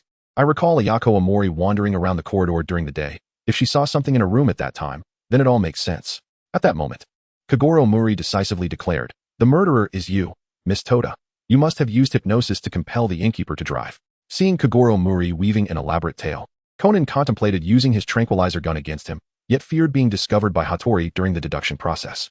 A sense of inner turmoil engulfed Conan. Tentatively, he probed, "Hattori, after the temperature rises, how does the state of rigor mortis change? Does it accelerate the speed of rigidity? Surely, you know the answer to this simple question?" However, Hattori continuously shook his head, an expression of helplessness on his face, conveying his complete lack of understanding of the situation, even jesting about his own foolishness. Conan inwardly cursed. "Damn, this guy clearly knows, yet he is deliberately making me spell it out." Tetsuya anxiously inquired, "Conan, what should we do now?" Conan gritted his teeth and replied, "There is no other choice. We must use a tranquilizer gun to put him to sleep. Do not blame me for this." Pretending to head towards the restroom, Hattori hurriedly followed him. As they reached the door, Hattori glanced around but could not find any trace of Conan. At that moment, Hattori suddenly felt a sharp pain in his neck, and darkness engulfed him as he lost consciousness, gradually sliding down to sit on the floor. Seizing the opportunity, Conan began to imitate Hattori's voice. Sir, the game is over. I already know who the murderer is. This time, I am absolutely certain that the culprit behind the 3 incidents at this inn is you, Mr. Toya. Mr. Toya's expression changed, and he hastily denied it, saying, What do you mean by that? I have been right here for hours before the innkeeper started the car. Moreover, I was here when Ayako was burned to death. Kagoro Mori stormed over and slapped Hattori on the head, causing Hattori to see stars. Tetsuya could not help but marvel at the force of Kagoro's strike. Thinking that Hattori might not wake up again, Ran quickly stepped forward to dissuade Kagoro, saying, Dad, don't be so impulsive. Kagoro glared, fuming, Don't underestimate people. How can you suddenly accuse him of being the murderer? I'll tell you, when the innkeeper started the car, you were with Mr. Toya. How could he possibly start the car in that state? Conan adjusted his glasses and calmly stated, True, on the surface, it seems impossible. However, if one cleverly utilizes the post-mortem rigidity and certain mechanisms of the car, it becomes entirely plausible. He elaborated, Mr. Toya first moved the innkeeper, who had been dead for a full day, into the driver's seat and secured his feet on the brake pedal. Since he was pressing the brake, the car would not move. Then, before dinner last night, he could open the garage, wait for the body to soften, and once the foot on the brake released, the car would start on its own. Kagoro could not help but burst into laughter. You fool. Have you forgotten what you said before? A corpse remains rigid for at least 40 hours before it begins to soften. Conan's lips curled into a confident smile. Indeed. But you seem to have overlooked a crucial factor, the influence of the external environment. When the temperature surrounding the body is high, say above 35 degrees, both rigidity and softening occur at an accelerated rate. In such conditions, the body will begin to soften within 24 to 30 hours. He continued reasoning, given the current circumstances, it is highly likely that the innkeeper was taken away around 10 last night. Let us assume he was killed at that moment, and the car was started around 3:30 this morning. This means approximately 29 hours passed from the time of the incident to when the vehicle was activated. Does that not align perfectly? Conan further explained, moreover, the sound emanating from the car was not from the air conditioning, but rather from the heating system. If the air conditioning was running, water droplets would form in front of the wheels, which is the conclusion I reached after careful observation. Upon hearing this, Ran suddenly realized, now I understand. That is why both you and Conan wanted to check the tires. Conan nodded, precisely, and indeed, there were no traces of water droplets to be found. Kagoro responded, but such a trick would be discovered through an autopsy. Conan elucidated. That is precisely why the murderer caused both the innkeeper's body and the car to fall off the cliff. Without the body, the investigation into post-mortem rigidity becomes impossible. Miss Toda questioned, but why did the car suddenly accelerate? Conan speculated, it could be due to the bumpy road, causing the corpse's foot to slip off the brake pedal. Additionally, the blanket covering the dashboard was placed there by the murderer to prevent anyone approaching the vehicle from noticing that the heating was on. Mr. Kawazu realized so. It suffices to stay inside with someone to witness the car starting. Miss Toda marveled. In that case, it provides a perfect alibi. Images flashed in Rant's mind, and she finally comprehended. So, Mr. Toya forcefully kept Miss Ayako in the living room to ensure she would be a witness to the car starting. Conan coolly analyzed, indeed. The only person capable of doing that was Mr. Toya, who was with Miss Ayako. However, Mr. Toya suddenly burst into laughter. How amusing. Your deductions read like a captivating novel. Unfortunately, you possess no tangible evidence to support your assertions. I have continuously emphasized that when the garage caught fire, I was inside with everyone else. Regardless, I could not have ignited the fire when Ayako reached the garage. With that, a smug smile crossed his face. Conan, undeterred, continued. No, you had every opportunity to do so. All you needed was to utter a single phrase to make her comply. That phrase would be that beneath the back seat in the garage lies that precious first edition of Sherlock Holmes. Upon hearing this, Mr. Toya's expression darkened instantly. Chapter 52. The Sherlock Holmes Murder Case. 8. Conan spoke solemnly. Have you forgotten? The car in the garage was not only leaking oil, but also had a dead battery. Even if she sought that book, the back seat would be plunged into darkness once the interior lights went out. What would you do in that situation? Kagoro pondered for a moment before responding. In the dark, one would indeed be helpless, but one could use a lighter for illumination. I understand now. Miss Ayako used the lighter to search for that book, but the flame ignited the gasoline leaking from the car. Rand gasped. So she inadvertently set the fire? Mr. Kawaza questioned, but did you not say she was a crucial eyewitness to the first murder? Conan clarified, while she was one of the witnesses, there were 4 others as well. Thus, the murderer no longer needed to keep her alive. Ran, confused, asked, but Miss Ayako is Mr. Toya's girlfriend. Why would he treat her this way? Ji, deep in thought, remarked, perhaps it is due to his identity being exposed by her that he is indeed the true murderer. For him, personal safety eclipses the importance of his girlfriend, leading him to the grim decision to silence her permanently. Conan nodded in agreement. Indeed. Miss Ayako not only unraveled the ruse of the corpse's rigidity, but also possessed evidence implicating Mr. Tohya as the perpetrator. Do you all recall? When Miss Rinko proclaimed her knowledge of the killer's identity, Mr. Tohya exhibited palpable anxiety. He deliberately feigned accompanying her to the restroom, while meticulously orchestrating her visit to the garage in search of books. Mr. Kawazu concurred. That is correct. At that moment, Mr. Tohya was the only one alone with her. Miss Toda gasped. Thus, the sudden shift in Miss Rinko's demeanor upon exiting the restroom can be elucidated. To think Mr. Tohya could devise such a scheme. Conan, brimming with confidence, rectified Miss Toda's misconception. Not quite, for this was originally intended for another individual. Fortuitously for the murderer. Both Miss Ayako and that individual carried lighters. Subsequently, Conan elaborated. The trap set in the garage was actually meant to incinerate Mr. Fujisawa. Surely, you all remember? Mr. Fujisawa received a card stating that if he sought the first edition of Sherlock Holmes, he should search in the back seat of the garage. However, to his surprise, Miss Ayako uncovered her secret first, prompting him to resort to the garage trap to eliminate her. Then, with a flash of inspiration, he employed a power outage trick to ambush Mr. Fujisawa in the darkness with an ice pick. Kagoro suddenly understood, so that is what transpired.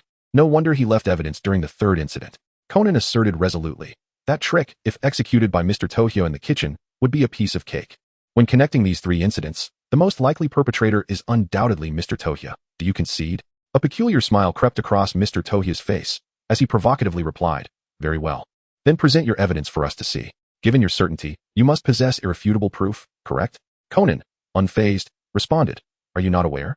Miss Ayako observed something in your room yesterday during the day. Mr. Tohya arrogantly laughed. Even if she did see something, she can no longer speak of it. A sly smile graced Conan's lips as he continued. First question, what is Sherlock Holmes most adept at? Second question, what is the name of Dr. Watson's wife? Mr. Tohya was momentarily taken aback by these unexpected inquiries, angrily demanding, Why are you suddenly asking these questions? Conan pressed on. Oh dear, have you truly forgotten? You must have written an exam about Sherlock Holmes, yes? Then what is question 238? The message Holmes sent to the murderer using the dancing figurine was? Mr. Tohya broke into a sweat. I recall distinctly that it was come here at once. At that moment, someone interjected. Incorrect, that is not the right answer. Miss Toda hastily said. I remember this question. It took me quite some time to ponder. Mr. Kawazu nodded in agreement. Conan asserted confidently. Precisely. That should be an unforgettable conundrum. If you cannot recall this question, do you not find it peculiar? Miss Ayako initially intended to sneak a glance at the answers on your exam paper, but you were not present in the room. Perhaps having gone to the garage to inspect the corpse of the innkeeper. Tetsuya speculated. Surely, Miss Ayako did not witness an empty scene. Conan continued, Indeed. Why did you refrain from writing down the answer? Because it would have been futile. You already knew in your heart that the innkeeper, whose exam you had graded, had met his demise at your hands. If you believe I am merely spouting nonsense, then do present your test paper for all to see. Under the weight of Conan's compelling evidence, Mr. Toka reluctantly confessed to his wrongdoing, collapsing to the ground in anguish, exclaiming, How despicable! Mr. Fujisawa seized him fiercely, demanding, Tell me, why did you wish for the demise of both me and the innkeeper? Conan calmly deduced, the mockery from Ellen Yadra, I surmise, stems from your collaboration with the innkeeper in producing that book. Tetsuya inquired with a sense of bewilderment. Is the Erin in that book the actress who once bested Sherlock Holmes? Miss Awami nodded in affirmation, Indeed. But our boss attributes it to Holmes's misjudgment. Mr. Kawazu suddenly grasped the situation. I see now. He believes that the book brings shame upon Holmes, hence. Mr. Koya shook his head repeatedly. That is not the case at all. Erin is the only woman whom Sherlock truly acknowledges. How could she possibly mock him? I simply cannot fathom this. I cannot condone such an occurrence. Absolutely not. With that, he wept in anguish. Tetsuya remarked. It is truly absurd that two lives were taken over such a trivial matter. Hattori slowly regained consciousness, stretching languidly and yawning widely. Ren approached him, her face brimming with admiration, exclaiming, Hattori, you are truly remarkable. No wonder you are a renowned detective. Upon hearing this, Conan felt a jolt of panic, fearing that his true identity might be unveiled. However, Hattori remained unfazed, scratching his head with a proud expression and responding with a smile, Of course. Such cases are merely child's play for me. Tetsuya observed the scene before him, silently pondering. Brother, it seems that this time, you may truly expose yourself. At that moment, Xiaolong called out to Conan, who hurriedly emerged from behind Hattori. Just then, Hattori suddenly spoke. You must be Kudu. Conan was taken aback, his face reflecting sheer terror. But he swiftly regained his composure and feigned innocence, saying, What are you talking about? I'm just a child. Hattori, however, remained unconvinced. He crouched down, his gaze unwavering as he fixated on Conan, slowly articulating, Do not play coy. You may appear innocent on the surface, yet your mind is quite astute. I know you are using this device to mimic someone else's voice. As he spoke, he abruptly snatched the voice-modulating device from Conan. And I am certain I just caught a glimpse of you utilizing it. Tetsuya, sensing the tense atmosphere, quickly attempted to mediate, saying, Hattori, please remain calm. Let us discuss this slowly. Conan, feeling a pang of guilt and beads of cold sweat forming on his forehead, cautiously inquired, when did you realize? Hattori, with a slight smirk, confidently replied, since the exam began. Though your tone was rather peculiar, your reasoning mirrors that of Kudo Shinichi precisely. Upon hearing this, Conan inwardly lamented, yet maintained a facade of composure, retorting defiantly, that's annoying. I'm merely a child. At that moment, Ran approached, prompting Hattori to rise and, feigning suspense, declared, well, never mind that. I have something intriguing to share about this little rascal. He leaned in conspiratorially towards Ran, seemingly poised to divulge a secret. Conan and Tetsuya exchanged glances, both sensing impending trouble, and urgently interjected in unison, please wait a moment. With a resigned sigh, Conan ultimately resolved to confess to Hattori. In truth, I am not a child, but Kudo Shinichi, a high school detective. I was investigating a mysterious organization when they discovered me and administered a poison, causing my body to shrink to its current state. Hattori's eyes widened in disbelief as he gazed at Conan, but he soon regained his composure, expressing understanding and support. He vowed to keep the secret while assisting Conan in continuing the pursuit of leads regarding the organization. At this juncture, Tetsuya grasped Hattori's hand tightly, his delicate face blossoming into an exuberant smile akin to flowers in full bloom on a spring day. This is fantastic. Now Hattori has joined our ranks, and we can solve cases together, he thought joyfully, reveling in the addition of another handsome ally. Conan, however, wore a strained expression and, with a hint of exasperation, remarked, what is there to be so happy about? You're even holding hands. Subsequently, he quietly pulled Tetsuya closer to himself. Chapter 53. Ai Hybra. Upon arriving at school this morning, before even settling down, I overheard Ayumi excitedly exclaim, I heard a new student is transferring to our class. Her voice brimmed with anticipation and curiosity. Kagoro added, ever since Tetsuya joined us, no new students have entered our class. Ayumi, intrigued, asked, I wonder what this new student will be like. Her eyes sparkled with eager anticipation. Jinta, filled with hope, chimed in. It would be wonderful if a cute girl joined our class. A radiant smile spread across his face. However, Kagoro countered, no, what truly matters is a good personality, regardless of whether they are a boy or girl. His perspective earned unanimous agreement from the group. Just then, Ayumi turned to Conan and asked, Conan, what do you think this new student will be like? As Conan rummaged through his backpack for a book, he propped his chin on his hand and replied, I suspect we might be looking at another bookish nerd. His tone carried a hint of playful mockery. Ayumi, pondering this, queried, so you think it's a boy then? Tetsuya suddenly interjected, perhaps it's a celebrity, you never know. His comment elicited laughter from everyone. Jinta, curious, asked Ayumi. Didn't you see this person in the staff room? Ayumi shook her head, a hint of disappointment in her voice. No. The teacher only mentioned that their name seems to be Hybra. With that, she fell into contemplation, envisioning what this new classmate might look like. Upon hearing this surname, Tetsuya could not help but speculate. Could this transfer student be the renowned Ai Hybra? Hikaru and Jinta found the surname rather peculiar. At that moment, the classroom door swung open, revealing the teacher accompanied by the enigmatic Hybra. As soon as the other students caught sight of this aloof yet exceedingly charming girl, they immediately flocked to her side. Jie curiously approached to observe closely, unable to suppress his admiration, exclaiming, indeed, she is Ai Hybra, so exquisitely charming. She resembles a lifelike figurine. He mused internally that if he were to witness her as she matured, she would undoubtedly blossom into a stunning beauty. However, Conan, observing Jie's eagerness, could not help but scoff. She's just a girl. What is so remarkable about that? The teacher, noticing the commotion, promptly instructed everyone to return to their seats and began introducing Hybra to the class. Subsequently, the teacher allowed Hybra to choose her own seat. Jinta, brimming with excitement, pointed to the empty seat beside him and said, there's no one here. Sit here. Yet, Hybra disregarded Jinta's invitation and walked directly to the vacant seat next to Conan, where she sat down slowly, took out her book, and softly stated, I look forward to your guidance. Jinta, feeling slighted by Hybra's indifference, grumbled, how cold. Ayumi turned to console Jinta, saying, I believe she must be nervous, it wasn't intentional. At that moment, the teacher entered the classroom and announced the commencement of the lesson. Jie discreetly passed a note to Conan. Brother, how do you feel about her choosing to sit beside you? Upon reading the note, Conan felt a wave of exasperation, pondering, what on earth is this child thinking? He then wrote a response and passed it back. Upon opening it, Tetsuya discovered a message that read, Tetsuya, if you do not pay attention in class, I shall have our mother suspend your card. Upon recognizing his brother's threat, Tetsuya inwardly lamented his sibling's pettiness, resolving to ignore him. After enduring several hours of the lengthy school day, He was finally relieved to see the end of classes. Bume noticed Hybera walking alone in silence and hurriedly approached her, exuberantly inviting, "Hybera, let's walk home together." Hybera, however, remained reticent, coldly distancing herself. Jinta observed this and remarked, "Don't mind her, Bume." Hikaru, unwilling to relent, pursued her further, inquiring, "Hybera, where do you live?"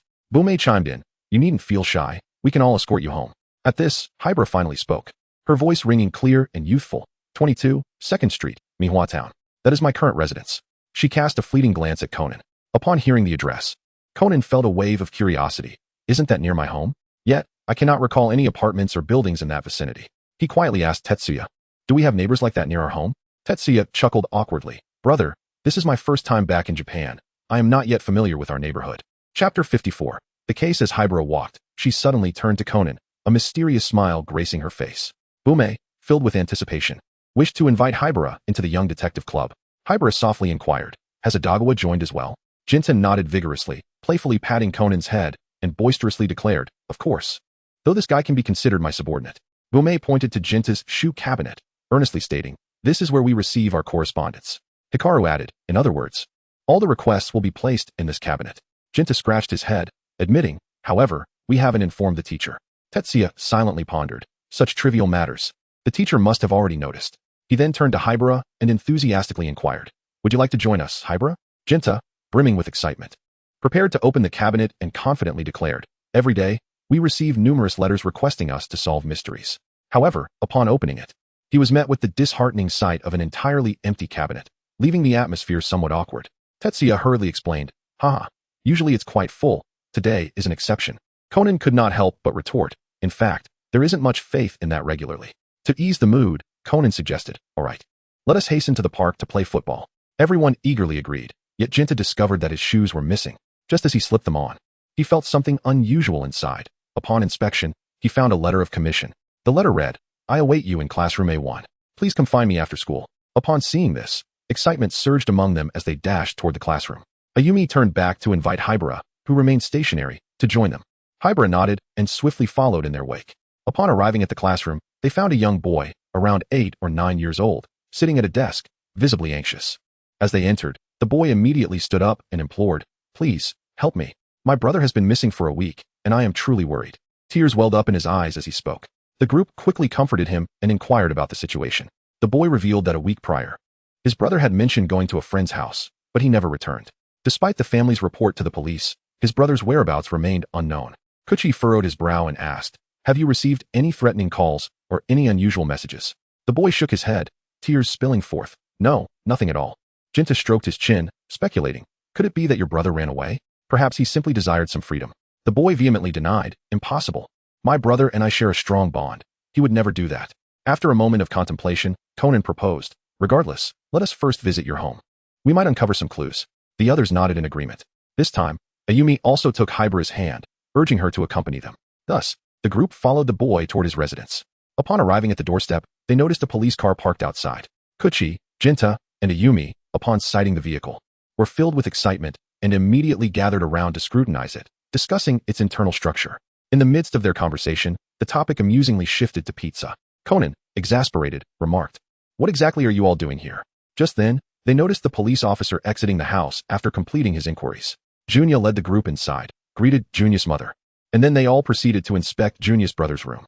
Chapter 55. Counterfeit currency. The room was impeccably clean, and after a meticulous search, they discovered something peculiar. Several reproductions of famous paintings stored beneath the bed. Conan pointed to one particular portrait and furrowed his brow, stating, "This one strikes me as rather odd." As Jia leaned in for a closer look, a puzzled expression crossed his face as he scratched his head. This individual bore a striking resemblance to someone he felt he had encountered before. Conan, exuding an air of exasperation, rolled his eyes and remarked, "Jia, this is none other than Natsum S. Seiki. His visage is imprinted on the yen. How could you not be familiar with him? By the way, you always seem so jubilant when you receive your allowance. Haven't you ever taken notice?" Jia offered an awkward smile, inwardly lamenting, "How would I know his name? He is not Chairman Mao on a banknote. Merely having a fleeting impression is quite remarkable." June hurriedly clarified, "He is the idol of my elder brother, who holds this painting in great admiration, even showcasing it at an exhibition." However, the artwork was rendered from a photograph, leading to considerable discontent among the exhibition attendees. The only individual who praised his skill was an eccentric woman. Ji, filled with curiosity, pressed further. How strange could it be? Surely, they can't be clad entirely in black. Junyi, with a look of astonishment, replied, "How did you know? It is indeed the case. The hat is pulled low, and they are dressed completely in black." Conan felt a jolt in his heart and urgently interrogated Junyi about when he encountered her, inquiring if there were also two men dressed in black accompanying her. Junyi, slightly frightened, stammered in response, "Yes, there were two others." Tetsuya was somewhat taken aback, his mind racing with the troubling thought. Could it be the organization behind this? How had it fallen to such a lowly state, resorting to the abduction of a university student? Conan was deeply shaken, pondering silently. Could it truly be them? Upon noticing Conan's agitation, Ayumi curiously inquired, "What is wrong with you?" Ignoring her, Conan urgently exclaimed, "His wallet, student ID, and bicycle are at home. If I am not mistaken, your brother is likely in this vicinity, having been taken by those despicable kidnappers." Hikaru concurred. "Indeed, let us hasten to search the area. We may uncover some clues." As he spoke, Conan tightly grasped Tetsuya's hand and urged, "Tetsuya, lead the way. We must set off immediately to search." However, despite their exhaustive search of the surroundings, no one had seen Junior's brother. As time ticked away, fatigue began to set in. Eventually, they found themselves utterly exhausted and parched. Just then, they arrived at the entrance of a convenience store and decided to take a brief respite. Tetsuya ventured into a convenience store to procure a bottle of water for refreshment. Upon witnessing this, Sume expressed her desire to accompany him in this endeavor. Consequently, they all entered the store together, while Conan remained by the counter, awaiting their return. Although Conan felt a sense of urgency, he urged them to hasten their pace. Standing beside the counter, he suddenly noticed a man exhibiting suspicious behavior. This individual appeared somewhat anxious, his eyes darting about nervously. Clutching a 1,000 yen note, he bypassed the nearby vending machine and approached the counter directly. Such anomalous conduct immediately aroused Conan's suspicion, leading him to ponder whether the man harbored ulterior motives. Jia had just purchased some water when he noticed Conan swiftly climbing onto the counter, his expression grave as he fixed his intense gaze upon the man. Curiosity piqued. Jia inquired about the unfolding events, to which Conan emphatically alerted the attendant, declaring, "This is a counterfeit bill. Quickly, call the authorities." Without hesitation, Conan leaped from the counter and pursued the man. Startled by Conan's sudden actions, Jia hastily set down the water he was holding and rushed after him. Others followed suit. Witnessing Conan tailing a man adorned with a hat, just as they were about to voice their queries, Conan gestured for silence and quietly elucidated, "Moments ago, this man purchased a single pack of cigarettes with a 1,000 yen note, despite the presence of a vending machine right outside. Upon closer inspection, I discerned that this bill deviates from the norm." June then, with curiosity, asked, "But what does this have to do with my brother's disappearance?" To which Conan replied, "The paintings your brother created feature the likeness of a certain individual." Hybra added, "Natsum S. Seiki." Tetsuya recalled, "Indeed, the figure depicted on the 1,000 yen note is none other than Natsum S. Seiki." Conan remarked, "Perhaps someone has recognized his artistic prowess and confined him in a certain location, compelling him to assist in the production of counterfeit currency. I cannot say for certain, as it is possible that those involved are under the influence of narcotics." Upon hearing that Conan was about to reveal a secret, Tetsuya hastily covered his mouth, exclaiming, "Control your brother with medication? Haha, isn't that right?" Ayumi, observing Tetsuya's peculiar behavior, inquired with uncertainty, "Is that true?" Her eyes widened as she cast a dubious glance at both Tetsuya and Conan. Tetsuya released his grip, gently tapping Conan's shoulder, and with a smile remarked, "Isn't that so, Conan?" He gazed at Conan with anticipation, hoping for an affirmative reply. Conan nodded, forcing a smile as he replied, "Indeed, indeed. That was precisely my thought." Yet internally, he lamented, thinking, "What a perplexing situation this is. It is imperative that these children remain uninvolved in this incident, for their safety is at stake. However, if we continue to linger here, we will surely lose track of those men. A solution must be devised to ensure their safe return." Suddenly inspired, Conan grasped Tetsuya's arm and earnestly declared, "I am entrusting you with a very important task. You must ensure the safe return of these individuals to their homes." He met Tetsuya's gaze with resolute eyes, striving to persuade him. Jia furrowed his brow and reluctantly replied, "Why? I want to embark on an adventure with you. I refuse to accept this task." He pouted, expressing his dissatisfaction. Conan, exasperated, supported his head with his hand, thinking to himself, "This fellow is truly obstinate." He had no choice but to employ his final tactic. Speaking softly, "Jia, I genuinely have something of great importance to attend to.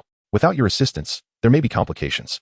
If you agree to help me with this, I can procure the latest diamond necklace for you. What do you say?" He knew that Jia had a penchant for collecting gemstones, hence he specially mentioned this condition. Upon hearing this, Jia's eyes instantly sparkled with excitement. After a moment's hesitation, he ultimately acquiesced, promising to ensure the safe return of the children.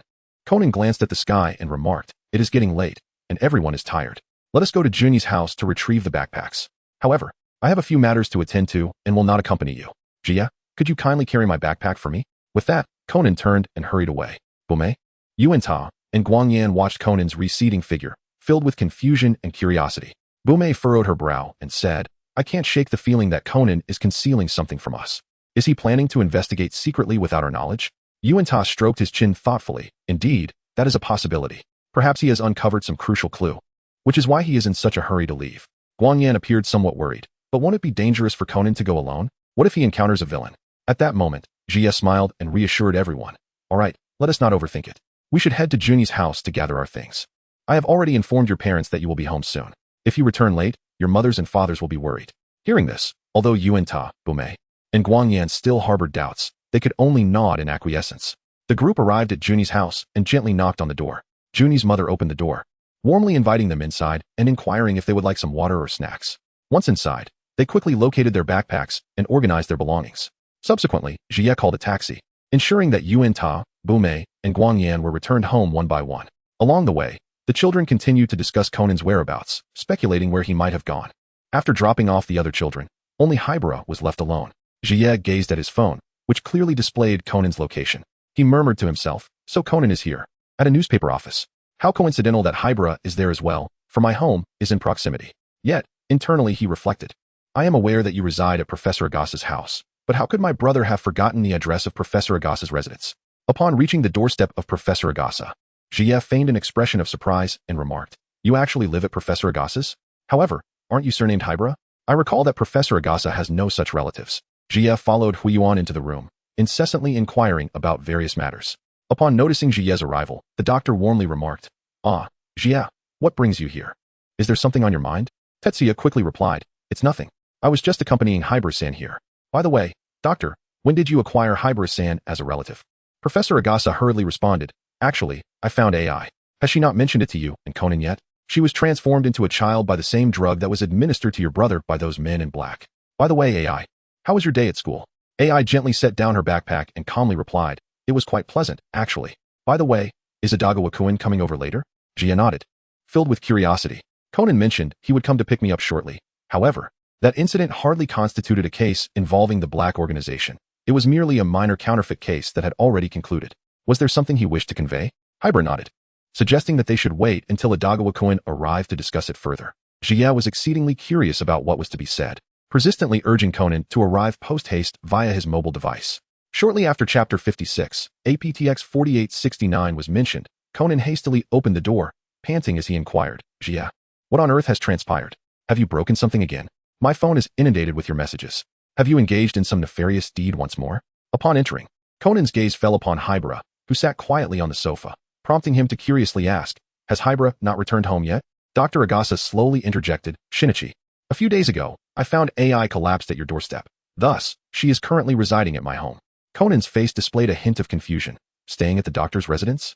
At that moment, Hybera was engrossed in a magazine, while Jia, unable to contain his anticipation, urged, Hybera, please speak quickly. I can hardly wait. Hybera set down her magazine, her demeanor calm as she stated, APTX 4869, that is the name of the poison you ingested. Upon hearing this revelation, Conan momentarily froze, but quickly retorted, What are you talking about? I didn't consume any poison. Hybera patiently clarified.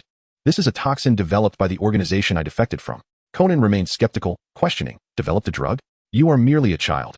How could you possess such capabilities? Hybera replied, It was a substance I created before my defection from the organization. Instinctively, Conan pulled Jia behind him, trembling with fear as he exclaimed, Does the organization know I've shrunk? I am acutely aware of their formidable nature. If they discover I am still alive and have transformed into a child, the consequences would be dire. Hybera scoffed, You should be grateful. I have altered your status to confirm deceased. After all, I find you quite intriguing. If the organization learns you are still alive, it would spell trouble. However, whether they will suspect that this information has passed through the hands of a traitor like myself remains uncertain. Conan, filled with terror, asked, You defected? Why? Hybera responded slowly. My sister was killed by the organization.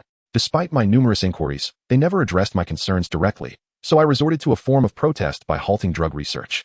The organization confined me within the laboratory's quarters, and before their execution order arrived, I was likely to be assassinated by others.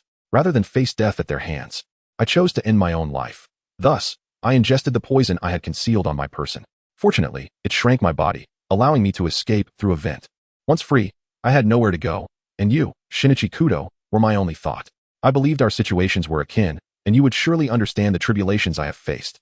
Conan, seething with rage, pointed at Hybera and shouted, "You, the one who researches poisonous substances, how am I to comprehend you?" His eyes were ablaze with fury. Hybera stood there, stunned by Conan's words, her complexion paling as she slowly bowed her head, unsure of how to respond to his accusations. Upon witnessing this scene, Jia felt a tightening in his heart and hurriedly approached Conan, attempting to soothe him. "Brother, please remain calm. I firmly believe that Hybera's initial intentions were never to cause harm, and now that she has severed ties with the organization, we should extend her a chance." Hearing these words, the anger on Conan's face somewhat subsided, yet he still retorted with indignation. Is she even aware of how many lives her research has claimed? Those innocent souls have vanished just like that. Hybera lifted her gaze, softly explaining, "I was also compelled by circumstances. I never wished to develop a poison. But at that time, I had no other choice." Her voice bore the weight of profound anguish and helplessness. Conan was about to voice further objections when he was hastily interrupted by the doctor beside them. The doctor gently advised, Now, Shinichi. Since she is the inventor of the drug, it will be considerably easier to create an antidote. Our most pressing task now is to locate the antidote for a TX-4869 so that you may return to your former self." Hybera interjected. "The drug's documentation is located at the research facility, but the vast amount of information is beyond my capacity to memorize." Filled with frustration, Conan exclaimed, "That's infuriating. Then tell me, where's the research facility?" Hybera picked up a nearby newspaper, which reported on a fire at a pharmaceutical company, and coldly replied, "It's futile. Even if you were to go there, you would find nothing." Jia expressed his regret, saying, "How could this happen?" Hybera responded with a gentle smile.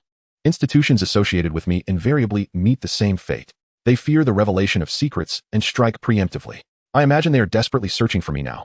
However, if the organization continues to employ such lethal substances, it is inevitable that cases akin to ours will arise. When that time comes, based on my childhood appearance, I will be found swiftly. So what do you think? Would you choose to keep me around? To you, I am a perilous individual, having developed a poison designed for murder, and you possess no legitimate reason to retain me in your company." After a moment of contemplation, Conan replied, "Not necessarily. If your situation is exposed, I fear I too will be swiftly discovered. Although it may not be entirely fair to the doctor, it is perhaps best for you to remain here as a student rather than wandering aimlessly outside."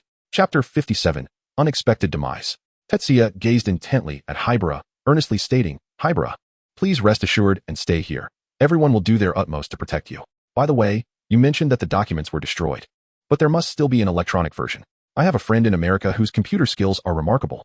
Perhaps he could successfully infiltrate the organization's system to retrieve the information." However, Hybera shook her head without hesitation, her expression grave as she replied, "I advise against attempting such a thing, as the organization's computers possess formidable anti-tracking capabilities. If they were to discover your actions, the consequences would be dire. Additionally, I just recalled something. My sister once sent me a disk, which I opened on the laboratory's computer before promptly returning it to her. Since then, the disk containing my stored medications has inexplicably vanished, and I have searched extensively for it. In hindsight, it is quite possible that it was inadvertently sent away mixed with other disks." Hearing this, Professor Agasa had a sudden insight and proposed, "Then let us go to your sister's home and search for it." Hybera sighed deeply in resignation, patiently explaining, "That would be futile, as the apartment where my sister lived was vacated by the organization upon her passing. The belongings inside have undoubtedly been cleared out. However, she did store photographs on the disk that were taken during a trip with a professor, perhaps." Conan, with a serious demeanor, interjected, "Do you know who that professor is?" Hybera shook her head and responded, "I only know he is a professor at Nanyang University, named Masaki Hirota, but I do not know his residence." Conan contemplated, "Well, I suppose we can simply inquire at Nanyang University."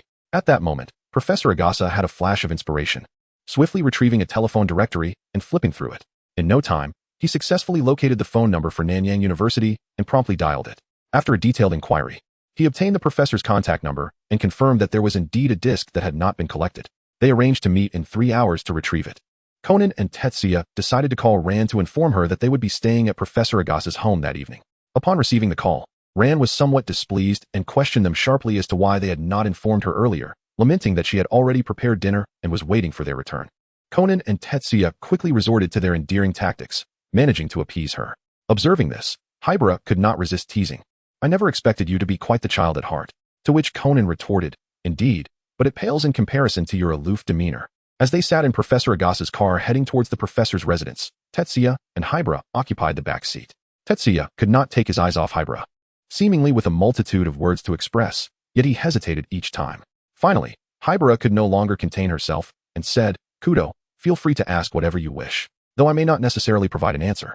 Upon hearing this, Tetsuya was filled with excitement and quietly inquired, "Hibara, I truly have many questions for you. Do you know of a white-haired individual in the organization who is often accompanied by a stout man?" Noting that Tetsuya had refrained from asking anything that was beyond her current ability to answer, Hibara pondered for a moment before replying, "You are referring to Jin. His companion is Vodka." Tetsuya continued to inquire, "What does Jin look like?" Hibara reminisced about that moment, speaking slowly. It was terrifying. The suffocating sensation marked him as an exceedingly perilous individual. Upon hearing Hibara's description, Tetsuya felt a mix of fear and curiosity. A question suddenly emerged in his mind, one he was eager to uncover, and the subject of which sat right beside him. Thus, Tetsuya cautiously asked, "Hibara, may I inquire if there exists any special relationship between you and Jin?" At his words, Hibara was momentarily taken aback, seemingly caught off guard by Tetsuya's question, and then, with a puzzled expression, she countered, "What? What kind of relationship?" Upon witnessing this, Tetsuya swiftly formed a heart shape with his hands, suggesting, "Is it this?" Upon hearing this, Huiyuan's expression instantly darkened with irritation as she exclaimed, "How could that be possible? If such a relationship were to exist, it would surely be between him and Vermouth." "What? With Vermouth? Goodness, this is indeed a sensational revelation. They are actually a couple? One is wholeheartedly devoted to the organization, while the other consistently engages in internal machinations. Their pairing is truly unexpected. However, upon further reflection, there seems to be an inexplicable sense of compatibility between them." Jie wished to continue his inquiries, yet at that moment, the vehicle had already arrived at its destination. He reluctantly set aside his curiosity, resolving to seek further opportunities to uncover more gossip regarding Jin and Vermouth. Upon alighting, Jie and Hibara found themselves before a grand villa, where an elegant lady emerged to welcome them, guiding them into the study to meet Mr. Hirota. Conan knocked at the door persistently, only to be met with silence, a foreboding sensation rising within him. Acting swiftly, he decided to take matters into his own hands. Utilizing his agile physique, he propelled himself upwards to peer through the window. The sight that met his gaze left him utterly astonished. Hirota Masaki lay sprawled in a pool of blood. A tightness gripped Conan's heart as he immediately recognized the gravity of the situation. He turned to inquire if anyone possessed a spare key, only to receive a disappointing response. None. Time was of the essence, and delay was not an option. Without hesitation, Conan, alongside Dr. Agasa, forcefully breached the door, urging Jie to promptly call the authorities. Before long, the police arrived swiftly at the scene. Officer Hongo meticulously examined the items within the room and surveyed the surroundings, initially deducing that this incident might very well be an unfortunate accident. At that moment, the forensic expert carefully lifted a trophy positioned beside the corpse. Speaking gravely, it appears that this decorative item is likely the weapon that caused Hirota Masaki's demise, perhaps in an attempt to retrieve something from the bookshelf. He placed his foot upon it and inadvertently lost his balance, resulting in a fall that struck the back of his head against this ornament, culminating in tragedy. Officer Hongo continued his analysis. Based on the clues at hand, Hirota Masaki's death is most likely a mere accident. The most compelling evidence lies in the fact that the room's doors and windows were locked, with the sole key trapped beneath a book. Hence, the possibility of an outsider committing the act can almost be entirely dismissed. Chapter 58. Doubts. The surroundings were in utter disarray, and Conan keenly noticed a telephone obscured beneath some books. Curiously, the telephone was overturned, yet its receiver remained firmly placed atop it, as if someone had deliberately positioned it there. Conan promptly pointed out this evident inconsistency to Officer Hongo, declaring, "This may not be an accident at all, but rather a meticulously orchestrated murder." Officer Hongo gasped in realization, acknowledging that the situation appeared far more complex than it initially seemed. Furrowing his brow, he murmured to himself, "Could it be that, from this perspective, this is indeed a locked room murder?" Hearing this, Mrs. Hirota's complexion drained of color, her eyes widening in disbelief as tears brimmed in her eyes. Trembling, she implored, "Who could have killed my husband?" Officer Hongo quickly reassured her, urging her to remain calm. He then softly inquired, "Please, think carefully. Did any suspicious individuals visit your husband tonight?" The lady, striving to compose herself, pondered for a moment before responding, "Including this gentleman. It seems 3 or 4 people arrived this evening." The doctor hastily clarified, "The situation is as follows.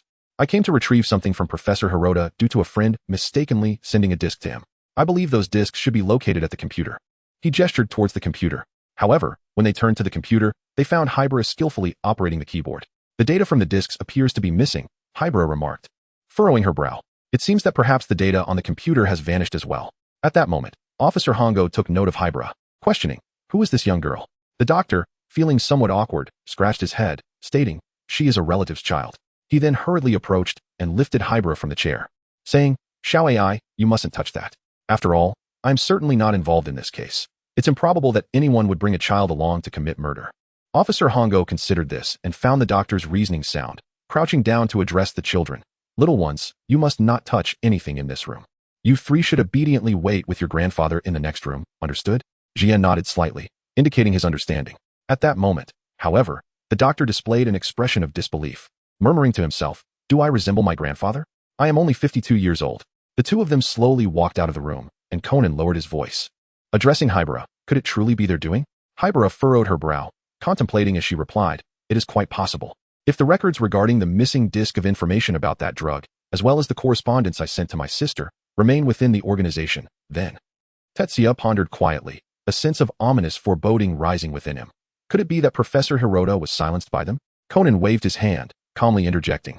It may be premature to reach a conclusion at this juncture. Let us first hear what those who visited here tonight have to say. As Mrs. Hirota recounted her evening, it became clear that she had left with her neighbor at 8 o'clock and did not return until 11. During this time, she could only recall the first guest to arrive, Professor Hirota's student, Mr. Seisher, along with the present Dr. Agasa. The officer, acting decisively, commanded that Mr. Seisher be brought in for questioning. However, with no further information from the others, Conan suddenly pointed to the telephone, exclaiming in a delightful tone, how curious. This phone emits a glow. It must be a voicemail, right? If we listen, we might uncover something of significance. Tetsuya observed Conan's playful demeanor and thought to himself, brother, commence your performance. Officer Hekigo produced a telephone and began to play the messages. To their astonishment, there were a total of 13 messages. Mr. Baichuang had called 10 times, while Mr. Shungang had made 2 calls. According to the lady's account, both were former students of Professor Hirota. Conan keenly sensed something amiss. He discerned numerous blank spots on the tape. Just as the officer mentioned contacting Mr. Baichuang, a youthful voice suddenly chimed in from behind. To be honest, I also share the surname Baichuang. What has transpired? Conan and Tetsuya turned to see a young man approaching. He was handsome, yet appeared somewhat anxious. Officer Hekigo informed Mr. Baichuang, Professor Hirota has been murdered today. Upon hearing this, shock washed over Baichuang's face, his eyes widened, and his mouth slightly agape, conveying disbelief. Officer Hekigo continued his inquiry. You called 10 times. Don't you think that's rather excessive? Baichuang hastily explained. Did I not mention it, officer? It was because the professor wouldn't answer my calls, so I had no choice but to come here directly. His tone bore a hint of urgency. Seemingly perplexed by the officer's questioning, the officer proceeded to play the final message, and a deep, raspy male voice emanated from the speaker. Hello, I am a sales representative from XX Company, and we have recently launched a new product. Upon hearing this voice, Conan's eyes widened in astonishment. Despite the machine's ability to alter voices, he instantly recognized the tone and cadence as belonging to a member of the organization shrouded in darkness. Hybera AI furrowed her brow and softly remarked, that is Vodka's voice. Dr. Agasa looked at the two in surprise, questioning, do you know this person? Could this incident be related to the dark organization? Conan shook his head and calmly analyzed. I doubt it. If they were indeed involved, why would they leave their voice on the recording? Hybera AI added to Conan's reasoning. Moreover, with their capabilities, they would not need to create a FAOD of a locked room. They could effortlessly retrieve the tape. I suspect they are currently in a state of frantic urgency, as failing to recover the tape would present significant complications. Conan nodded, a glint of vigilance in his eyes. Indeed, it was quite astute to relocate the Dr. S signal elsewhere. I surmise that members of the organization may already be nearby, searching for the whereabouts of the tape. Chapter 59. The outcome before long. Mr. Shisher and Mr. Shungang arrived at the scene, their faces reflecting astonishment upon learning of the professor's demise. Mr. Shisher hastily explained to the police. I came here because my child is applying to Nan University and hope to obtain a letter of recommendation from the professor. However, when I arrived, I found the professor had consumed considerable alcohol, so I left. Mr. Shungang quickly added. The professor had previously invited me for a game of chess, but we did not set a specific time.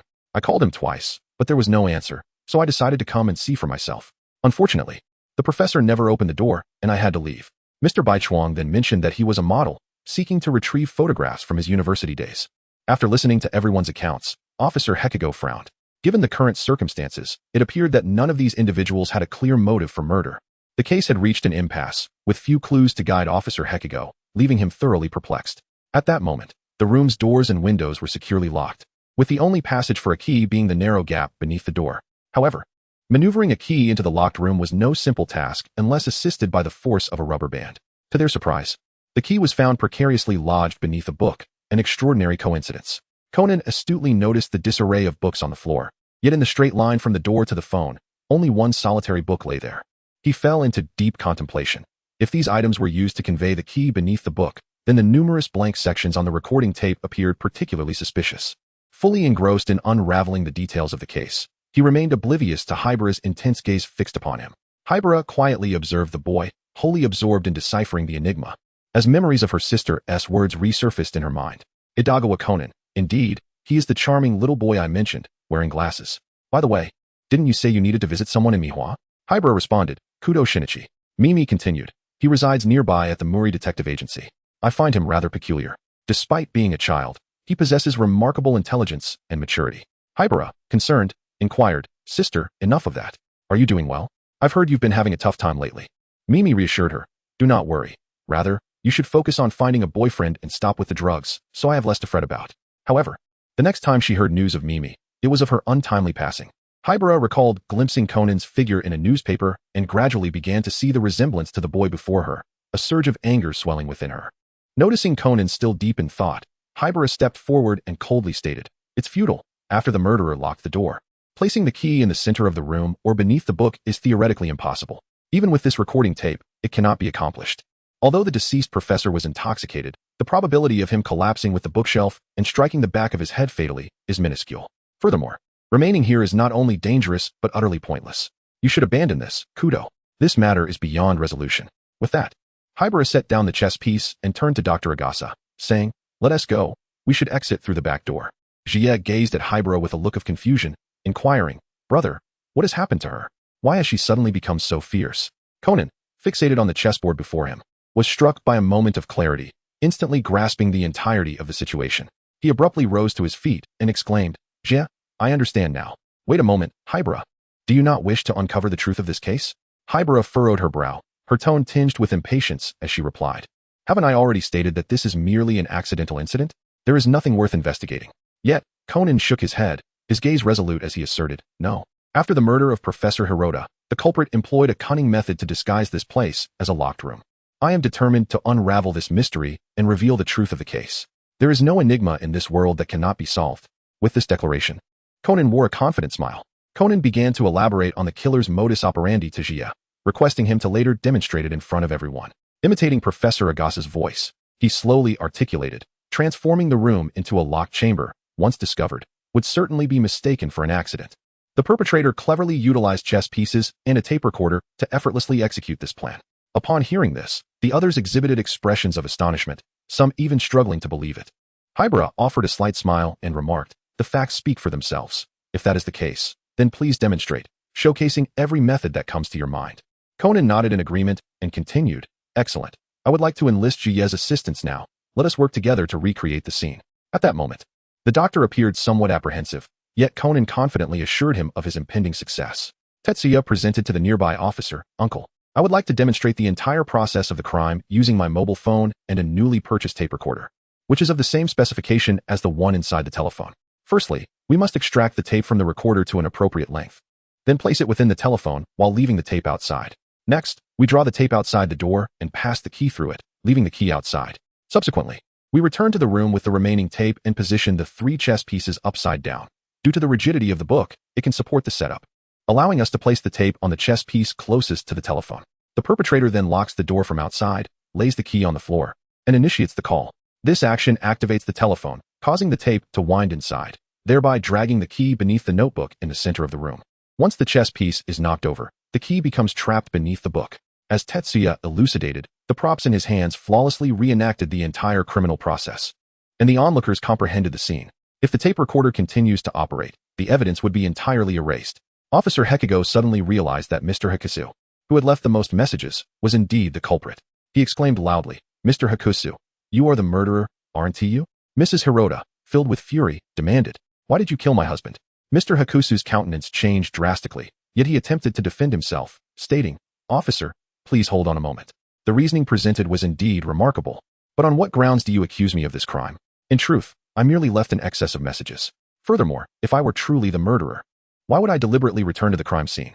Conan calmly analyzed. The reason you returned was to retrieve an item, correct? That would be the tape, which is heavily stained with your fingerprints.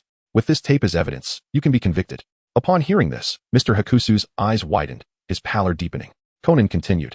It was apparent that I found fingerprints on this tape, leading me to conclude that this was an impulsive act, entirely unpremeditated.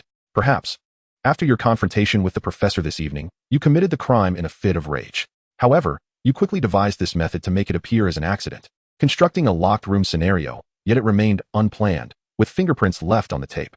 Thus, you aimed to be the first to discover the body. Intending to retrieve the tape with Mrs. Hirota later, but unexpectedly, I arrived first, followed by the police, leaving you with no recourse but to adhere to the original schedule. You inscribed your name on the tape as a precaution, in case you could not reclaim it, ensuring that your method would not be easily uncovered. Even if no messages were left during the call, we would likely notice your fingerprints on the tape. In fact, we could visit Mr. Hakusu's residence now. The professor's disc is with him. Officer Hekigo furrowed his brow, perplexed, and inquired, what does this imply? Mr. Hakusu took a deep breath and slowly explained. Before I became a model, I underwent plastic surgery, even changing my name. I cannot allow my previous photographs to surface, as they would completely expose my true identity. The photograph in question reveals my former face. He even suggested sending it directly to the magazine, causing me to lose control. By the time I regained my senses, I found the professor lying in a pool of blood. The events that followed transpired as he described. He concluded with a resigned shake of his head, his face etched with profound regret. After Mr. Hakusu's confession, Officer Hekigo took him back to the station, yet the disc would not be returned until after police verification, and everyone had to depart for the time being. As they were about to leave, they noticed Hibara standing motionless. Tetsuya was about to inquire about her when he saw her silently weeping. With a trembling voice, Hibara lamented, Why didn't you save my sister back then? Conan, puzzled, asked, Your sister? Hibara replied, My sister is Hirota Yoshimi. Upon hearing that name, Conan instantly recalled the events that had transpired earlier. The woman whose life he had desperately tried to save, only to witness her demise at the hands of Jin, unable to intervene in time. So, she was your sister. Hibara cried out, Since you possess such remarkable deductive abilities, you should have quickly discerned the truth behind that incident. Why didn't you save her? But why didn't you? Conan's expression darkened, revealing a vulnerability that Tetsuya had never witnessed before. Hibara fell to the ground, weeping heart-wrenchingly, as if attempting to expel all the anguish within her. Tetsuya, observing Hibara's profound sorrow, felt utterly at a loss, unsure of how to offer solace. Hearing her tears, laden with infinite suffering, Tetsuya felt a deep ache within, overwhelmed with sadness. In that moment, he fervently wished to alleviate their pain in some way. Chapter 60. Hiroki. Upon returning to Professor Agasa's residence, it was already quite late. Following the recent events, Conan appeared despondent. Tetsuya wished to comfort him, but was uncertain how to begin. He understood that the death of Miho had left an indelible shadow upon Conan's heart. GF felt a twinge of inferiority, surrounded by geniuses like Conan, while he himself seemed to possess no remarkable skills. He pondered the notion that, in times of peril, he should not become a burden to Conan. He yearned to assist Conan, much like Watson did for Holmes, fighting side by side. Thus, Jie resolutely decided to master a remarkable skill. His thoughts immediately turned to the superheroes depicted in American films, who invariably had an astute individual behind them. Coincidentally, Jie was acquainted with a master in the realm of computing, Hiroki. With this thought, Jie felt increasingly invigorated. At that moment, he was brimming with energy, despite knowing that it was already 10 o'clock in Tokyo. However, in terms of American time, it was nearing 11. Without hesitation, he grasped his phone and swiftly sent a message to Hiroki. Brother Hiroki, what are you up to right now? Simultaneously, far away in America, Hiroki was wholly engrossed in preparations for the Ark Noah project. Suddenly, he received Jie's message, which elicited a flicker of joy upon his previously indifferent countenance. Hiroki promptly halted his work and, after careful consideration, replied, Not much. How have things been in Japan lately? Are you adjusting well? Upon seeing Hiroki's reply, Tetsuya promptly initiated a video call, greeting him warmly. Hello, Hiroki. How have you been lately? Are you busy? Hiroki swiftly answered the video call, smiling as he responded, Tetsuya. It's been a while. It's quite late. Why haven't you gone to bed yet? Jie lay upon his bed, a look of distress etched upon his face. I find myself missing you a bit, and merely wish to see what you are up to. It seems I am preoccupied with certain thoughts, which has rendered me somewhat sleepless. Upon observing Jie's demeanor, Hiroki felt a pang of sympathy in his heart, and gently inquired, Has something happened? Is there anything I can assist you with? Please feel free to express it. After all, we are the best of friends. Hearing Hiroki's genuine concern warmed Jie's heart, evoking memories of their time together in America. Slightly embarrassed, he scratched his head and softly said, Hiroki, if you happen to have some free time, would you be able to teach me about computers? Upon hearing this, Hiroki's lips curved into a subtle smile, a glimmer of affection flickering in his eyes. Of course, I have been particularly free lately. Tetsuya, brimming with excitement akin to that of a child, sparkled with anticipation in his eyes. This is wonderful. I shall dedicate myself to my studies, and I implore you, Hiroki-sensei, to guide me generously. Observing Tetsuya's fervent enthusiasm, Hiroki couldn't help but chuckle, his heart swelling with warmth. He thought to himself, the arc of Noah is soon to conclude, and then I shall seek out Tetsuya. Instantly, his spirits lifted. With a smile, he replied, rest assured. Tetsuya, this is quite simple, and I am confident that you will master it. GF furrowed his brow and muttered, is it really that easy? I fear only a genius like you would deem it simple. He continued, however, I must admit I am rather slow-witted. Teaching me might prove to be quite a challenge. So please do not hold it against me. He then inquired, by the way, what have you been up to lately? Hiroki shook his head gently and replied, how could that be? Jia is so astute, you will surely manage it. Recently, I have been developing an artificial intelligence and a virtual game that I believe will pique your interest. Once I complete these projects, I shall come to seek you out. Jia stifled a yawn, his voice tinged with weariness. Hiroki, you are truly remarkable. I feel so sleepy. Before he could finish his sentence, he succumbed to slumber. Hiroki gazed at the video, where Jia had already drifted into sleep, his eyes reflecting profound longing and affection. Chapter 61. Study the morning sunlight filtered through the curtains, gently illuminating the room. Conan arrived early by Jia's bedside, softly urging him awake. Jia, rise and shine. We must set off to watch the football match. Yet, Jia merely managed to open his eyes with great effort, his face a portrait of fatigue as he let out another yawn. The extended video call from the previous night had drained his phone, leaving it powerless. Observing his friend's state, Conan inquired with curiosity, Jia, did you not sleep well last night? You appear so exhausted. Tetsuya rubbed his eyes and replied, I suppose I'm all right. Perhaps I just did not sleep well. He decided not to mention to Conan that he had conversed with Hiroki well into the night. Otherwise, he would surely face Conan's admonishment once more. Just after finishing breakfast, Ayumi, Jinta, and Kazuhiko excitedly approached them. It turned out that they had long made plans to attend the football match together. However, Tetsuya had promised Hiroki the previous day to delve into computer studies, and thus he regretfully stated, I'm sorry, but I have some unexpected matters to attend to today and cannot join you for the match. I hope you all have a splendid time. Concerned, Conan inquired, are you truly not going? What is it that requires your attention? Do you need any assistance? With a smile, Tetsuya shook his head and explained, it's just a minor matter. Besides, my interest in football matches is not particularly strong, and this opportunity is quite rare. Please enjoy the game. Bume expressed her disappointment, saying, Tetsuya, it's truly a pity that you won't be joining us. Hikaru added, however, if Tetsuya has pressing matters to attend to, it cannot be helped. By the way, does Hibara have time? Would you like to join us? Bume also invited Hibara, who initially hesitated, but upon realizing she had nothing else to do, agreed to accompany them. Bume, Hikaru, and Jinta cheered with excitement upon hearing the news, though they still felt a tinge of regret that Tetsuya would not be able to join in their fun. Meanwhile, Conan reminded Tetsuya at the last moment to refrain from wandering about and to stay home obediently, as time was of the essence. Conan and the others hurriedly set off. After exchanging greetings with Dr. Agasa, Tetsuya quietly slipped back to the Kudo residence and found a computer. Subsequently, he made his way to a nearby CAF, ordered a glass of iced orange juice and a small cake. Once everything was in place, he opened the computer and waited. At that moment, a video call request popped up on the screen. After accepting it, Hiroki's face appeared in the frame. Tetsuya, are you already awake? Did you sleep well last night? Tetsuya replied with a smile. Yes, quite well. I am ready. We may begin. Hiroki diligently sought out fundamental knowledge of computers, meticulously organizing each key point. Then, he took a deep breath and commenced today's lesson. Tetsuya gazed curiously at the points of knowledge organized by Hiroki, his heart brimming with both confusion and anticipation. However, as Hiroki commenced his explanation, Tetsuya found himself utterly bewildered. The words that flowed from Hiroki's lips were as profound as celestial phenomena, leaving Tetsuya with the sensation of being transported to another realm. Unbeknownst to Hiroki, who remained oblivious to Tetsuya's perplexity, he continued to expound with unceasing fervor. While elucidating, he deftly operated the computer, demonstrating his points to Tetsuya. With remarkable speed and precision, his fingers danced across the keyboard, conjuring lines of enigmatic code that materialized on the screen like magic, ultimately culminating in the creation of a simple yet extraordinary little program. So, Tetsuya, do you understand? Hiroki inquired with a smile.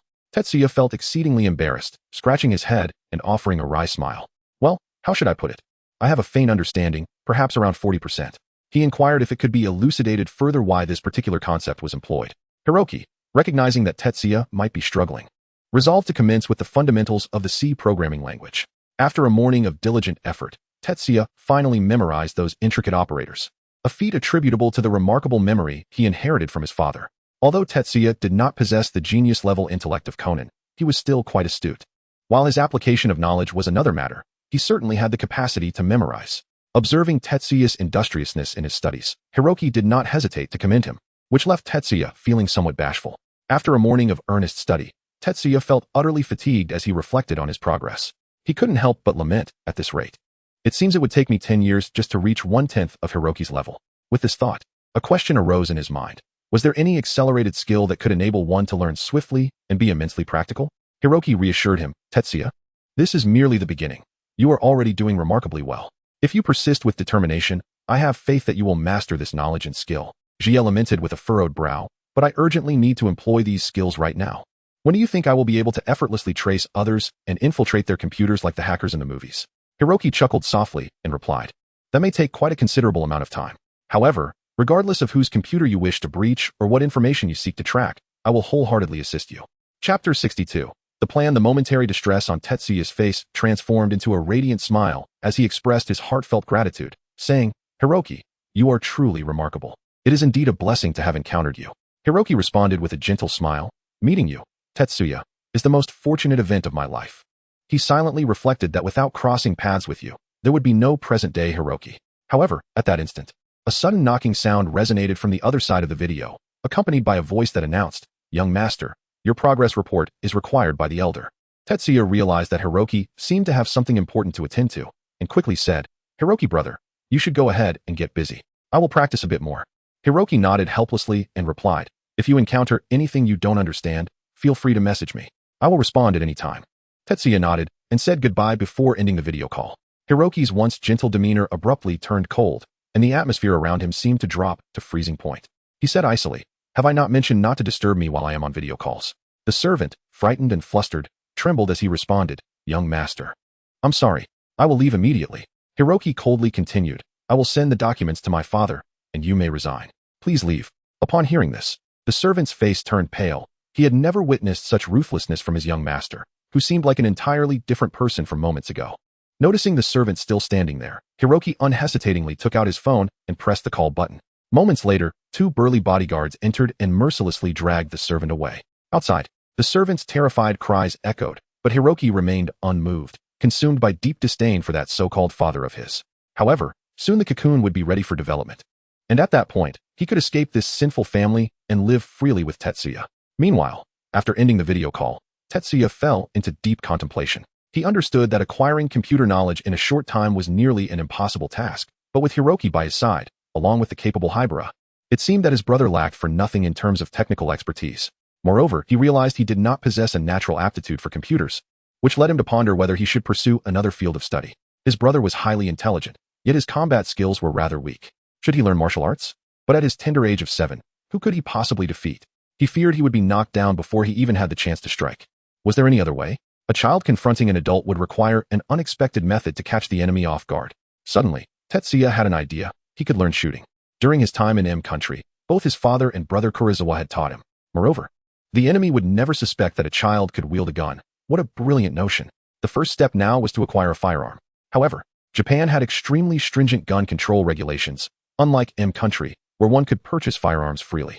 He also couldn't ask Dr. Agasa to help him craft a toy gun, as that would surely be discovered by his parents.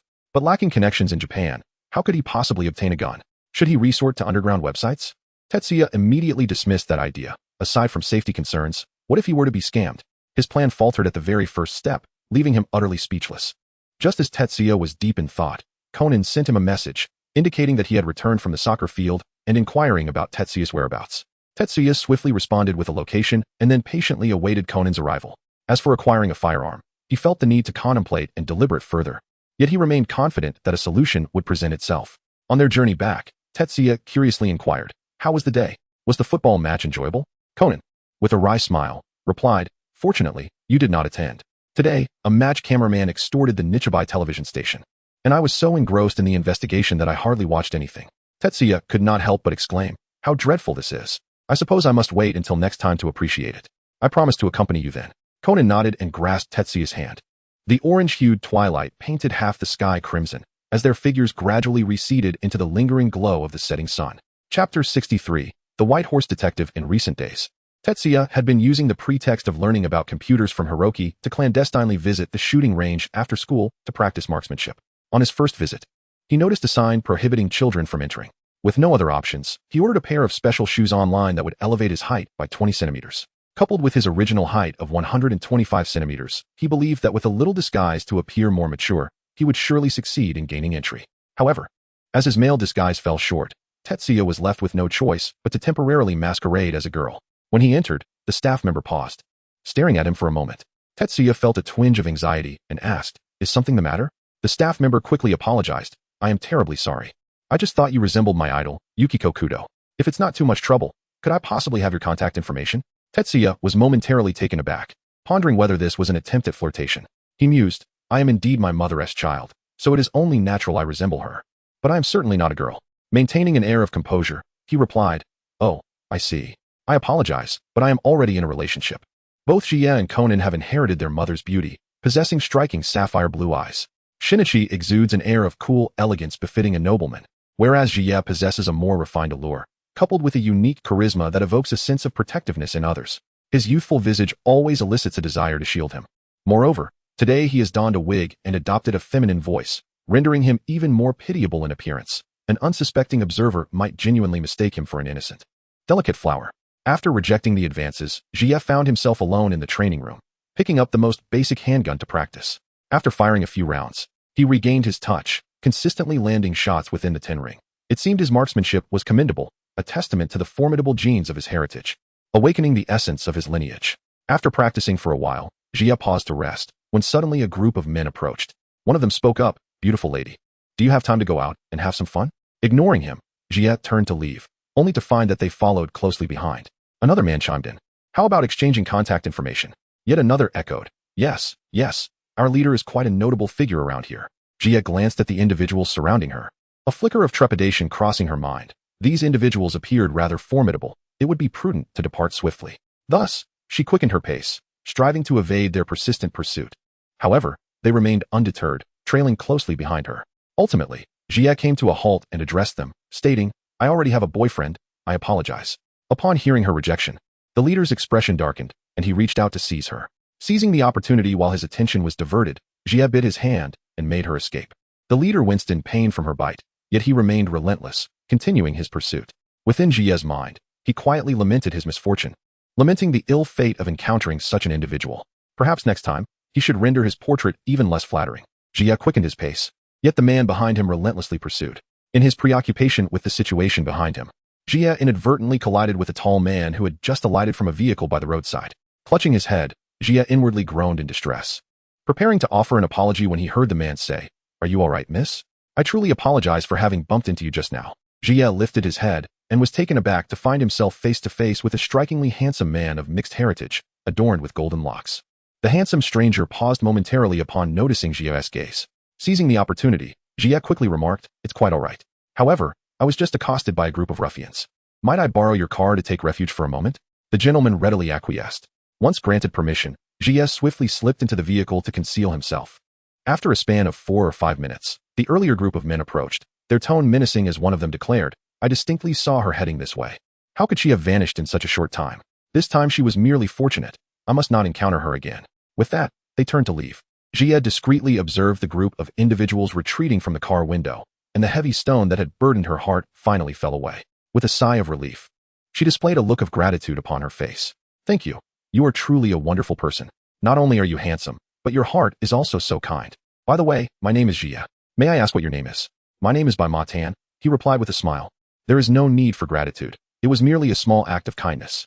However, it is indeed wise for young ladies to exercise caution when venturing out."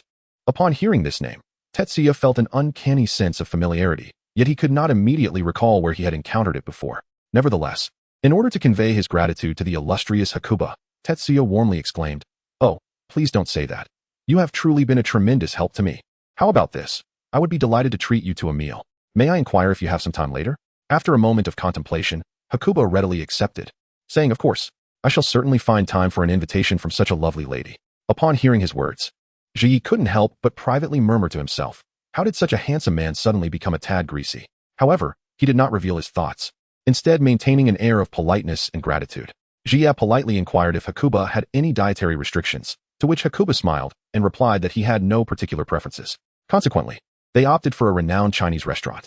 Since childhood, Jia had never quite acclimatized to Japanese delicacies such as sashimi, preferring instead the cooked dishes of Chinese cuisine. For those who find Chinese food unpalatable, he could only express his sympathy, as they were missing out on true culinary delights. Throughout their dining experience, Jia and Hakuba engaged in delightful conversation. Jia learned that Hakuba had recently returned to Japan to continue his studies at Igoda High School. Jia also revealed that he had just arrived from America, and both felt an uncanny coincidence in their circumstances. Hakuba introduced himself as a detective, to which Jia replied with a smile, "What a coincidence. I have a great detective, Kudo Shinichi, by my side." Hakuba, well acquainted with the name Kudo Shinichi, acknowledged him as an exceptional detective. The two shared laughter at the dining table, exchanging experiences and interests. In the end, they exchanged contact information to keep in touch. After their meal, Hakuba offered to escort Jia home, but this gesture was politely declined. Jia smiled and explained, "I truly appreciate your kindness, but my home is nearby, just a few steps away, so there is no need to trouble yourself. Thank you once again for the delightful meal. Let us meet again soon." With a wave to Hakuba, he turned and departed the restaurant. As Jia approached a public restroom by the roadside, he quickly entered, changed back into his original clothing, and removed his disguise, reverting to his youthful appearance. Upon returning home, Jia discovered Ran watching television in the living room, while Kagoro was asleep in his room, and Conan was engrossed in a detective novel. Chapter 64. Return. Conan, noticing Jia's return, keenly detected the fragrant aroma permeating the air and furrowed his brow, inquiring, "Why are you wearing perfume while studying?" He was quite curious about Jia's actions. Ran, too, sensed the rich fragrance that Jia exuded upon entering, filling her with wonder.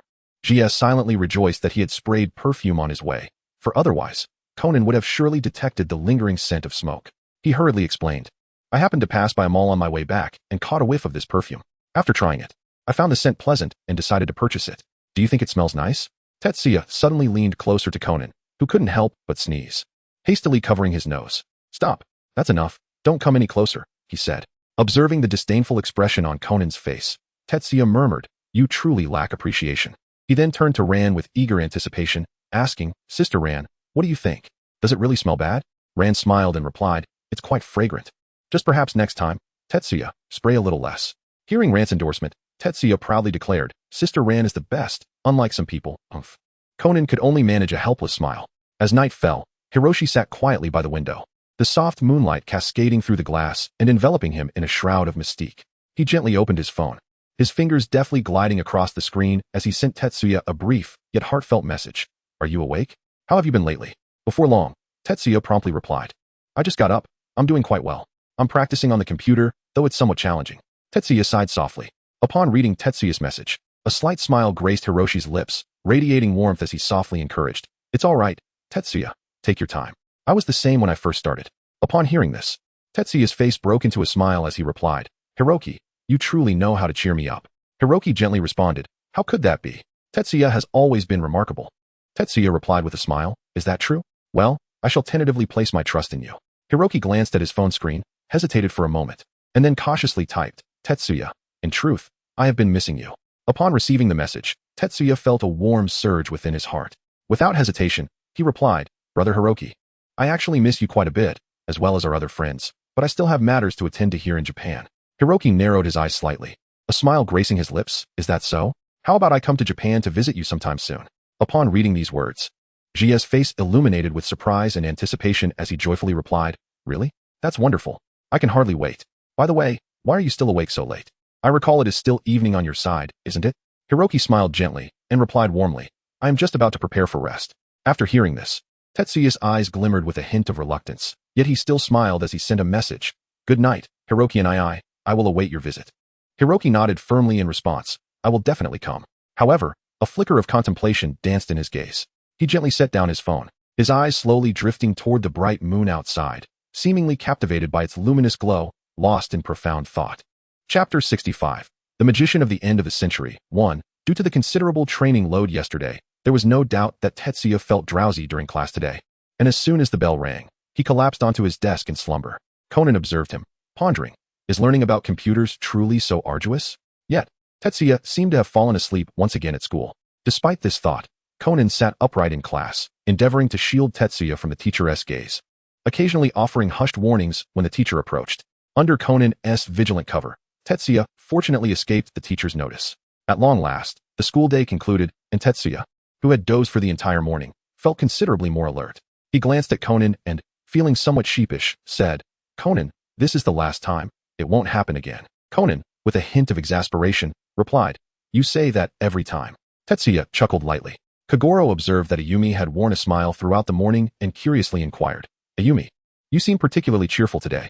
Ayumi shyly lowered her head and softly replied, "I saw Kaido Kid last night." Her voice brimmed with excitement and joy. Jinta's eyes widened in disbelief as he exclaimed, "Is that true, Ayumi?" With her hands clasped in front of her chest and a face full of admiration, Ayumi affirmed, "Indeed. He was so cool." Jia exclaimed with excitement, "Kaido Kuroba is incredibly cool. I envy you, Momiji."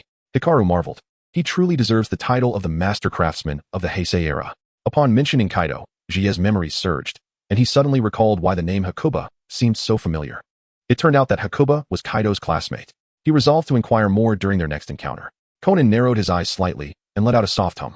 Hibara turned to him, teasing, "What will you, Sherlock Holmes, do about this?" Conan lifted his chin confidently, declaring, "Damn it, I will certainly ensure they surrender." At that moment, the Metropolitan Police Headquarters was convening a special meeting concerning the notorious phantom thief, Kaido Kuroba. The day prior, Kaido had sent a letter of announcement, foretelling his impending crime, which had garnered significant attention from the police, who were anxiously deliberating their countermeasures. The Lion of Dusk meets the Maiden of Dawn, and the clock without a second hand ticks to a halt at 12. From the radiant heavens descends the tower, receiving the egg of memories. The magician of the century, the phantom thief Kaido Kuroba, had received a challenge from Jiroji Suzuki, stating that on the 26th, he would showcase a precious treasure he had discovered the previous week in the Suzuki family vault, the Egg of Memories. This egg was, in fact, a secret treasure of the Tsar, the Imperial Easter Egg, a gift from the Russian Emperor to his wife, crafted by the renowned jeweler, Feyberg. It is known that between 1885 and 1916, a total of 50 such eggs were created, and the one discovered now was the 51st, making it exceedingly rare. The Suzuki Foundation planned to publicly display this extraordinary treasure at the Suzuki Art Museum, set to open in Osaka Castle Park on the 23rd. Officer Nakamori conducted an in-depth analysis of Kaido's letter, surmising that the phantom thief would likely attempt to steal the Egg of Memories at dawn from the castle tower. In light of this, Inspector Nakamori decided to collaborate closely with the Osaka Castle Police to address this crisis. Meanwhile, Mr. Suzuki extended a special invitation to the renowned detective Kagoro Muri to participate in the investigation, hoping to utilize his wisdom and experience to safeguard the Egg of Memories. At that moment, all eyes inadvertently turned toward Kagoro Muri, which made him feel somewhat awkward. He could only muster a greeting. "Hello, everyone." Ultimately, the chief reiterated that the objective of this operation was to protect the treasure. Even if the perpetrator managed to escape, the treasure must be secured. However, just then, Officer Nakamori abruptly seized the microphone, passionately declaring, "We must capture Kaido Kuroba this time. Preserving the treasure is secondary. We must stake our pride and credibility as police officers to ensure that vile thief is imprisoned, or else our reputation will be utterly tarnished." Nakamori's fervent words ignited a spark within everyone, and they expressed their willingness to give their all, vowing to bring the phantom thief to justice and uphold the honor of the police force. The atmosphere became charged with enthusiasm, as each individual brimmed with determination to achieve victory in this contest against Kaido Kuroba. Chapter 66, The Magician of the Century, 2. Yuenzi drove the car, transporting everyone from the Shinkansen to the museum. As they disembarked, they were astonished by the sight before them. The museum was surrounded by an extensive perimeter of guards. Xiaolin couldn't help but exclaim, "The security here is quite formidable." Kagoro wholeheartedly agreed, saying, "I suspect not even an ant could escape this place." Yuenzi smiled and explained, "Of course, after all, we are dealing with Kaido Kuroba. He is a phantom thief, capable of miraculous escapades and transformations. No matter how stringent the security or how robust the vault, he can effortlessly breach it, even perfectly mimicking appearances and voices, truly a master of disguise." Just then, the voice of a young boy rang out again. A sleek motorcycle roared into view, its deafening growl instantly captivating everyone's attention. The motorcycle came to a halt before them, kicking up a cloud of dust. A dark-skinned youth clad in a black jacket and a red helmet emerged, exuding confidence and a rebellious spirit. Behind him sat a sweet-looking girl, tightly embracing the boy's waist. As they slowly removed their helmets, their true identities were revealed. It was Heiji Hattori and Kazuha Toyama. Tetsuya's face was alight with astonishment, his eyes sparkling as he exclaimed, "Wow, Heiji and Kazuha Nichin, you both are here too." Heiji Hattori's lips curled into a subtle smile, and he nodded in affirmation, replying, "Indeed, a case has arisen here that requires my assistance." His gaze conveyed an air of confidence and determination. Subsequently, Heiji approached Conan, a mischievous grin adorning his face, and teasingly remarked, "It seems you've encountered a formidable opponent this time, Kudo." His voice carried a hint of challenge, almost as if he were daring Conan. Upon hearing Heiji refer to him as Kudo, Conan's eyes widened in surprise, his heart racing with the fear of his identity being uncovered. However, Ran shook her head in exasperation, complaining, "Honestly, his name is Conan. Tetsuya is the one called Kudo. Why do you always call Conan Kudo?" Her tone bore a hint of discontent, tinged with resignation. Faced with Ran's inquiry, Heiji offered a sheepish smile, scratching the back of his head as he clumsily explained, I'm truly sorry. That guy looks just like Tetsuya, and since he resembles Shinichi so much, I mistakenly thought he was Shinichi's younger brother, which is why I got the name wrong." After speaking, he awkwardly scratched his head, attempting to ease the tension in the air. Kazuha, unable to resist, chimed in, "You, starting early in the morning with your incessant chatter about Kudo's arrival. I think you should see a doctor. Maybe something's wrong with your head." She feigned concern, shaking her head dramatically. Yayoi, intrigued, leaned in and whispered, "Is he the famous high school detective Heiji Hattori? He is quite handsome." Ran smiled faintly, responding softly, "Yes, she and Heiji are childhood friends. They often bicker, but their bond is undeniably strong." Yayoi sighed enviously, muttering to herself, "I wish I had a childhood friend like that." Ran consoled her, "Don't be disheartened, Yayoi. Perhaps your fate has yet to arrive." Yayoi nodded, her gaze returning to Heiji, a glimmer of admiration flickering in her eyes. At that moment, Conan, having listened to Heiji's explanation, couldn't help but internally berate him. What an idiot, to make such a rookie mistake. He felt exasperated by Heiji's carelessness. Yet he understood that everyone is fallible and that occasional errors are simply part of being human. Nevertheless, this particular blunder was rather trivial, leaving Conan both amused and bemused. Chapter 67. The Magician at the End of the Century. 3. Excitedly, Yayoi led everyone into the president's room, which was exceptionally spacious and bright, adorned with exquisite decorations that dazzled the eye. The walls were adorned with splendid paintings, resembling brilliant stars scattered throughout.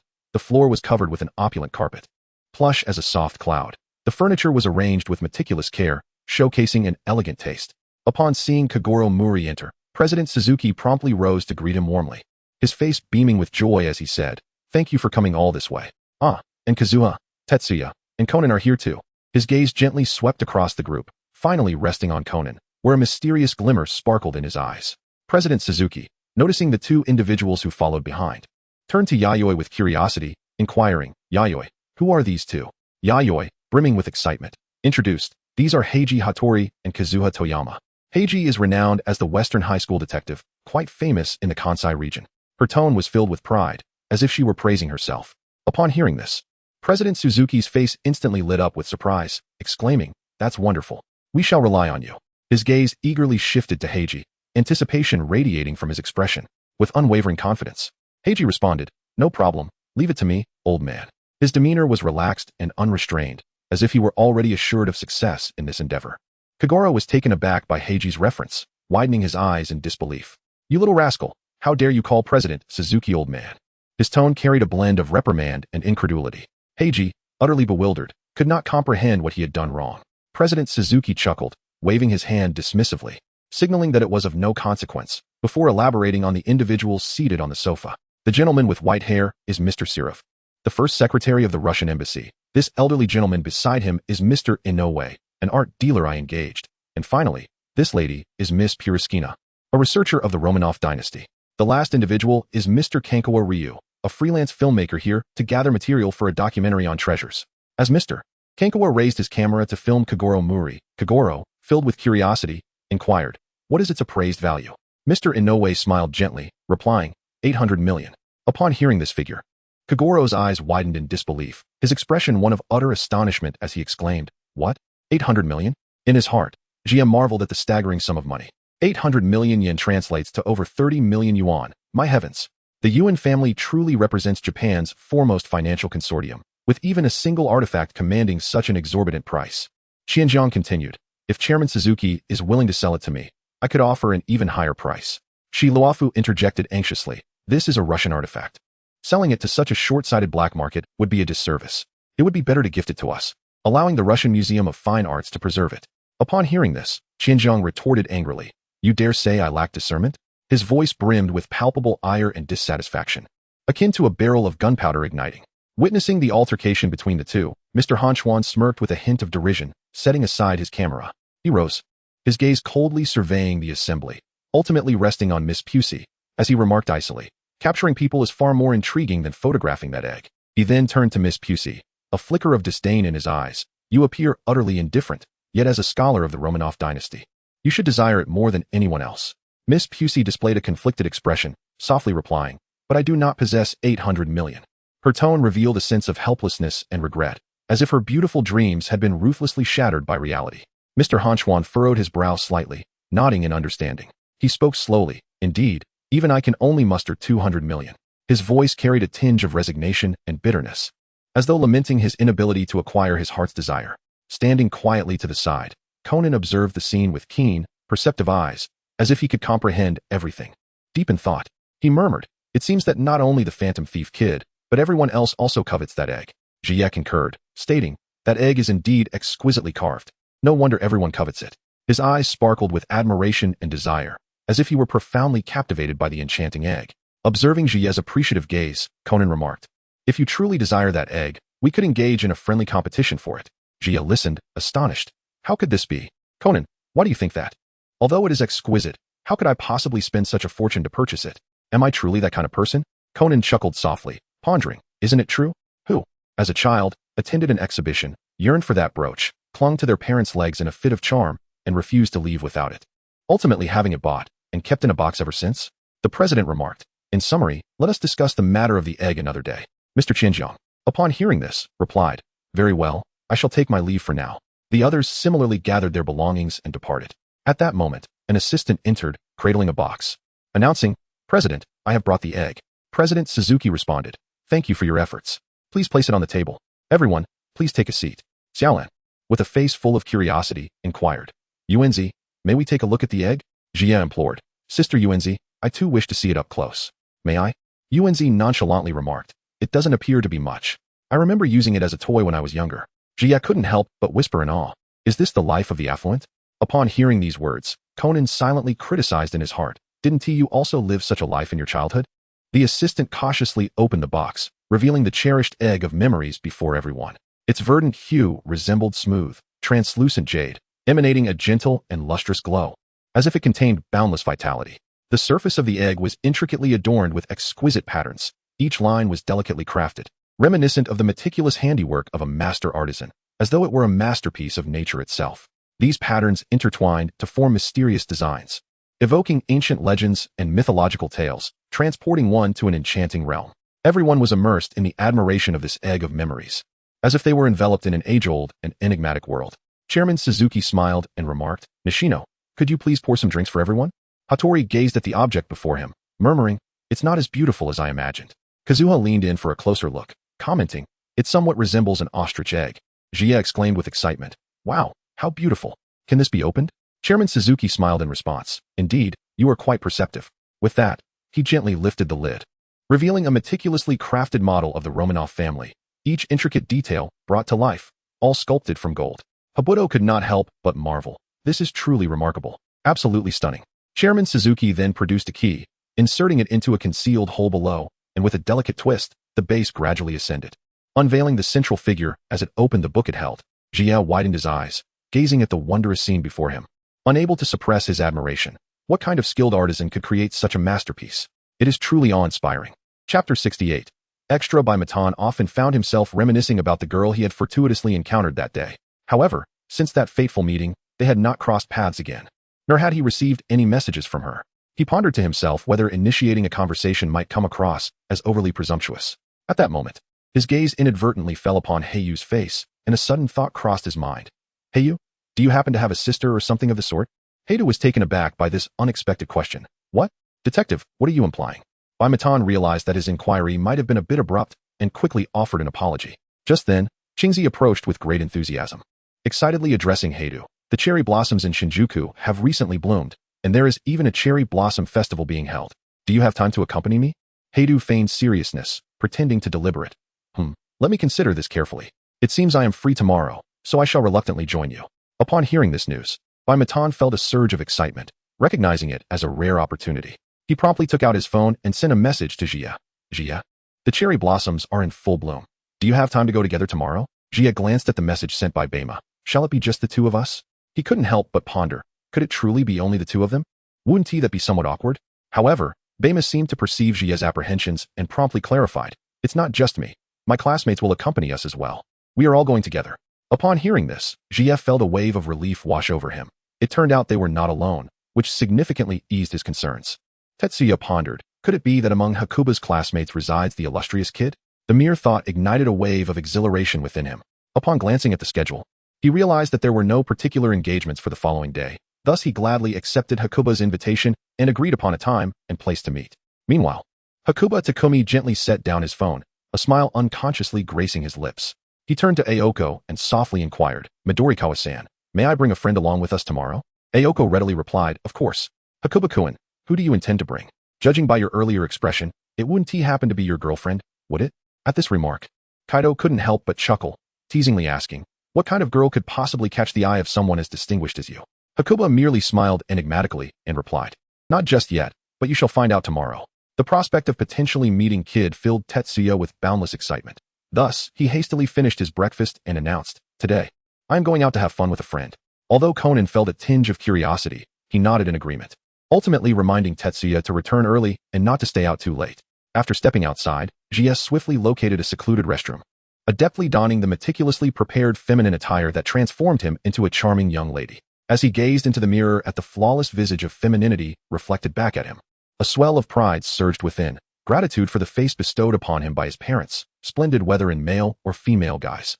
Arriving punctually at the designated meeting spot, GS spotted the distinguished figure of Hakuba standing amidst the crowd, accompanied by two individuals strikingly reminiscent of Shinichi, and ran. He approached with quickened steps, a look of contrition on his face as he inquired, I hope I'm not late? Aoko smiled gently, shaking her head reassuringly. Not at all. We've only just arrived. I'm Aoko Nakamori. It's a pleasure to meet you. GF patted his chest and sighed with relief. That is splendid. I certainly do not wish to leave a poor impression upon our first encounter. You may call me Sean. Kaido stepped forward, grasping GF's hand, and gently placed a kiss upon the back of it. Charming lady, greetings. I am Kaido Kuroba, and it is a pleasure to make your acquaintance. With that, he conjured a resplendent blue rose from his hand and presented it before GF. Tetsuya was somewhat taken aback, yet he graciously accepted the flowers, smiling as he said, Thank you, Kaido-san. You are quite dashing yourself. It is truly an honor to meet you. Indeed, the illustrious kid remains as charming as ever. At that moment, Hakuba quickly interjected, interrupting their exchange, and addressed Tetsuya. The cherry blossoms ahead are in full bloom and quite beautiful. Let us go and admire them together. Aoko, meanwhile, seized Kaido's arm and sternly admonished him. Kaido, you mustn't flirt with young ladies so casually. She then scrutinized Tetsuya closely and turned to Kaido, inquiring, Kaido, don't you think Sean bears a striking resemblance to you? Could it be that you have a long-lost sister? Kaido mused internally. Could it really be such a coincidence? However, I must admit, I do share a likeness with that renowned detective. He found himself deep in contemplation. At that moment, Aoko had taken a few steps forward and, noticing Kaido still standing in place, urged him, Kaido, why are you lingering there?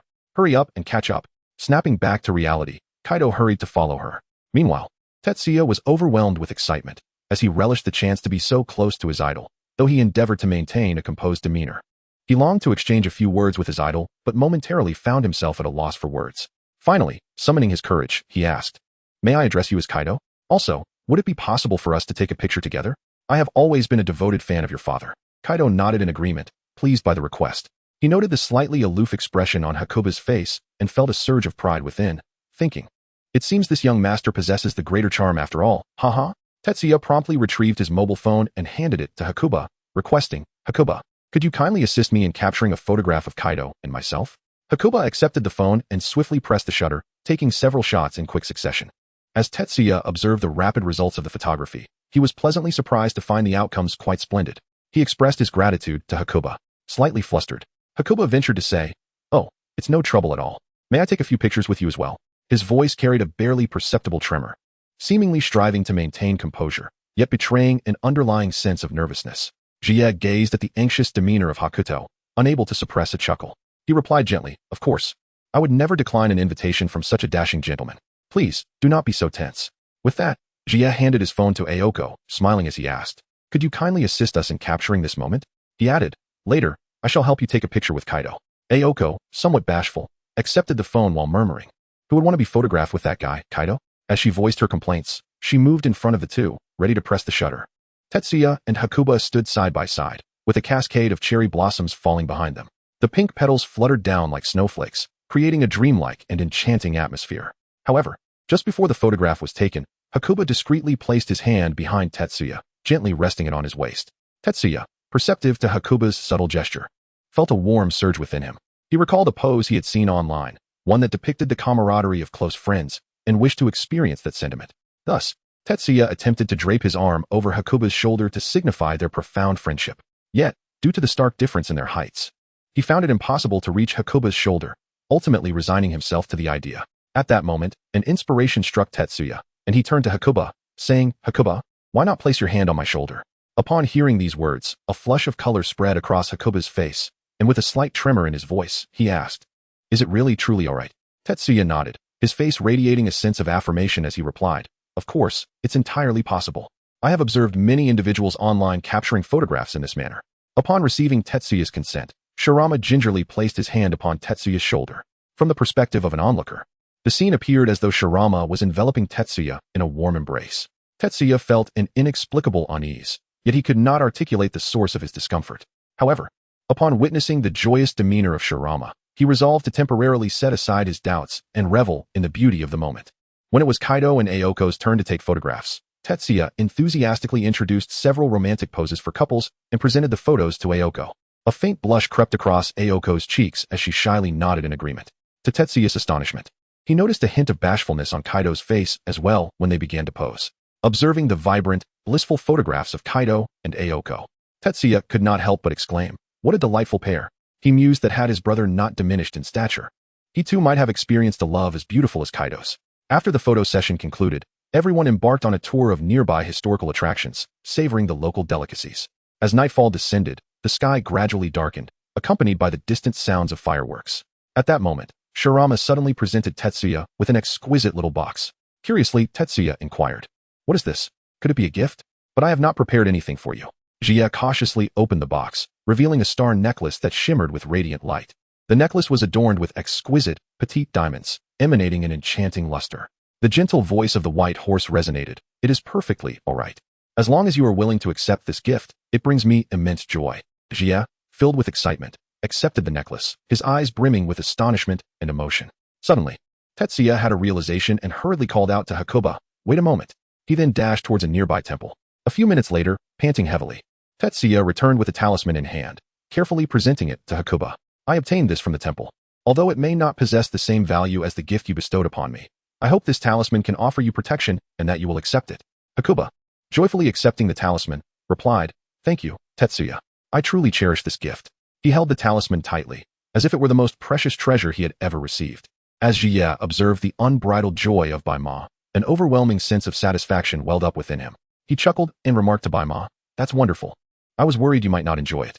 Though our acquaintance has been brief, I have already come to regard you as my closest friend." However, upon hearing these words, Bai Ma's gaze dimmed slightly as he lowered his head and softly replied, "Just a good friend, is it? Nonetheless, I am quite happy with that." A hint of imperceptible disappointment lingered in his voice. With the conclusion of the fireworks display, Jie glanced at his watch and realized that time had slipped away. He hurriedly addressed the group, "Time truly flies. It's quite late now. I must return home promptly. Today has been a delightful day. Let us venture out together again when the opportunity arises." With that, he bid farewell to Qingzi and Kaido. Bai Ma had intended to escort Jie home, but once again, Jie gently declined. With a smile, he reassured Bai Ma not to worry about his safety and waved goodbye, saying, "Today was truly enjoyable. Until we meet again, Bai Ma." With those parting words, he turned and walked away, leaving Bai Ma standing there, silently gazing at his retreating figure. Chapter 70. The Magician of the Millennium. For, upon witnessing Jie's admiration, Conan inquired once more, "Are you truly certain you don't want it?" Jie, wearing an exasperated expression, replied, "I assure you, I really don't want it, Conan. Are you out of funds?" Conan, taken aback by this remark, felt at a loss for words and hurriedly explained, "It's merely that I noticed you've been working so hard on your computer studies lately, and I thought to reward you. But if you don't appreciate it, then so be it." Upon hearing this, Jie promptly altered his demeanor, grinning as he said, "Conan, I was mistaken. Please buy me a ring. I've recently taken a liking to one. I'll send you the details shortly." With a sense of exasperation, Conan acquiesced. All right. I truly cannot endure your antics any longer." Tetsuya burst into a joyful laugh and playfully said to Conan, "You are truly wonderful." Upon witnessing Tetsuya's demeanor, a tender smile of affection appeared in Conan's eyes. At that moment, President Suzuki picked up the nearby documents and commenced a detailed introduction of the egg. Within the historical literature of the dynasty, there exists a clear account of this egg, which is referred to as the Egg of Remembrance. Tetsuya curiously pointed at the glowing object inside the egg and inquired, "Is that a gem?" Chairman Suzuki shook his head repeatedly and replied, "No, no, no, it is merely ordinary glass." Tetsuya, taken aback by this revelation, was met with Conan's puzzled question. "It's a gift from the Emperor to the Empress. Doesn't that seem peculiar?" After a moment of contemplation, Chairman Suzuki suggested, perhaps during the production of the 51st egg. Russia was embroiled in a severe financial crisis. Suddenly, Hattori interjected, "Even more perplexing is that letter of announcement regarding the luminous sky pavilion. Why is Osaka glowing?" Keiho, somewhat exasperated, retorted, "Fool. The esteemed Taiko who constructed Osaka Castle believed that the city's development mirrored the light of Osaka. How can you not grasp that?" At that moment, Officers Chaki and Nakamori entered, their expressions grave. "Indeed, it is certain that Kid will appear at the Tenshikaku of Osaka Castle," Chaki affirmed, but Nakamori continued, "However, regarding the phrase about the clock without a second hand reaching the 12th character, it remains unclear." Keiho remarked, "Isn't that simply the 12th character in the Japanese syllabary?" The group gasped in astonishment as Sonoko diligently counted, determining it was 4 o'clock. Nakamori shook his head, stating, "Kid's code is unlikely to be so straightforward." Kagoro, beaming with confidence, declared, "I understand, officer. It's not the Japanese syllabary but rather the English alphabet. The 12th letter is L, which corresponds to 3 o'clock on the clock face." Upon hearing Kagoro's deduction, Chairman Suzuki looked at him with admiration, exclaiming, as expected of a renowned detective, "How remarkable." Kagoro chuckled with pride, while Officer Chaki mused that 3 o'clock, still before dawn, aligned with the concept of the Maiden of Dawn. Officer Nakamori vowed to ensure that Kid would face justice this time. Subsequently, the group meandered around Osaka Castle, stopping intermittently. Before long, they arrived at a shrine, where they decided to draw fortunes. Ran drew a great fortune slip that read, "Those who wait shall meet their beloved." Sonoko, unable to resist, teased, "This must pertain to Shinichi, right?" Hearing this, Ran's face flushed slightly, revealing her shyness, while Keiho excitedly exclaimed, "That's wonderful. I must meet him." Meanwhile, Conan thought to himself, "Haven't I been here all along?" At that moment, Tetsuya also drew a great fortune slip that stated, "You will obtain what you desire." Conan, curious, asked, "Tetsuya, what do you wish for?" In his heart, Jia pondered, "I yearn for a firearm, yet can such a desire be articulated? I fear that as soon as I voice it, I shall be met with my brother's affectionate reprimand." Thus, he mischievously turned his head and playfully pleaded with Conan, "The brother I desire has already granted my wish, hee." Hattori, feeling somewhat disinterested, remarked, "It is still quite early. How shall we pass the time before 3 in the morning? Perhaps we could first indulge in some delectable cuisine." Tetsuya clapped his hands in excitement and exclaimed, "That's splendid. Conan, what do you wish to eat?" At that moment, Conan, with his head bowed and hands nestled in his pockets, appeared to be deep in thought. Noticing this, Hattori approached Kazuha and requested her to look after Ran and Sonoko. Kazuha, somewhat puzzled, inquired, "What about you, Heiji?" Hattori pointed behind him, smiling. "I'll take care of those two." Ran, perplexed, asked, "Why not all go together?" Hattori crouched down, wrapping his arms around the shoulders of Conan and Tetsuya, and cheerfully remarked, "It's better for boys to stick together, right, Tetsuya and Conan?" The two exchanged glances and nodded in agreement, indeed. However, Conan quickly adopted a serious expression, lowering his voice to say, "You may release your hold now. Please refrain from casually placing your hands on others." He then removed Hattori's hand from Tetsuya's shoulder and added, "Also, kindly change your wording." Hattori raised an eyebrow, a teasing smile gracing his lips. "You're a bit fierce, aren't you? Perhaps you should adjust your demeanor, or I might just expose you." Conan forced a stiff smile, gritting his teeth as he requested, "Would you kindly rephrase that?" Hattori nodded with satisfaction. "Now that's more like it. And please remember to smile when asking others." After Hattori led Conan and Tetsuya outside, Ran observed their retreating figures, feeling a twinge of curiosity. "Why are they so close?" Sonoko, however, nonchalantly responded, "It doesn't matter. In that case, let's 2 girls venture out together. We'll find some cool-looking boys to treat us to delicious food. What do you think?" She looked at Ran and Kazuha with excitement. Kazuha smiled and suggested, "Then let us head to a place where we can easily strike up conversations." Suddenly, Hattori turned to Conan, quietly asking, "Hey, Kudo, are you pondering those 12 words again?" Conan nodded in response. "Indeed, I was contemplating whether it would be better if L were represented by a Cyrillic letter." Upon overhearing their conversation, Tetsuya curiously inquired, "What does the Cyrillic letter mean?" Conan patiently elucidated, "In Russian, corresponds to the English K." After pondering for a moment, Hattori furrowed his brow, still perplexed, and could not help but ask, "K, but even if it is K, how can one discern the time on a clock?" Conan continued, "Moreover, the phrase 'the magician of the end of the century' at the conclusion of the invitation is rather peculiar." Hattori, frowning and feeling somewhat vexed, remarked, "What an insufferable individual." Upon hearing this, Tetsuya's face revealed a hint of displeasure as he pouted and said, Humph. How can you speak of Lord Kid in such a manner? If you cannot arrive at an answer, do not cast blame upon others. I firmly believe that the magician of the end of the century surely refers to a specific individual. Conan and Hattori exchanged glances, both appearing somewhat helpless and at a loss. Conan quickly spoke to console Tetsuya. All right, do not be upset, Tetsuya. How about I take you out for some ice cream? Tetsuya gazed at Conan, and the displeasure in his heart gradually dissipated. He reluctantly nodded, signifying his willingness to forgive him. Chapter 71. The Magician at the End of the Century. 5. Hattori lowered his voice and leaned closer to Kudo, whispering, Hey, Kudo. Can you believe that Tetsuya is actually fond of Kid the Phantom Thief? Conan let out a helpless sigh in response. Indeed. He has been captivated by that flamboyant little thief. It's quite unavoidable. However, why has Kid, who typically only steals jewels, chosen this particular egg this time? Gee. With an ice cream in his mouth, nonchalantly remarked, Lord Kid must have his reasons for this. Perhaps he is acting on someone else's behalf. Conan let out a dry chuckle, inwardly murmuring, This fellow is truly unwavering in his belief. At that moment, Hattori suddenly recalled something and inquired, By the way, what fortune did you draw just now? Upon hearing this, Tetsuya immediately perked up, his eyes widening with curiosity as he inquired, What did you draw, brother? I am so eager to know. Conan, scratching his head with a hint of embarrassment, replied, Well, I haven't looked yet. Hattori, eyes widened in surprise, exclaimed, How can that be? This is a fortune predicting the outcome of the confrontation with Kid. Don't you wish to know? Conan, displaying impatience, retorted, You're so tedious. Fine. With that, he retrieved the slip of paper from his pocket, and Tetsuya and Hattori quickly gathered around, eager to unveil the contents.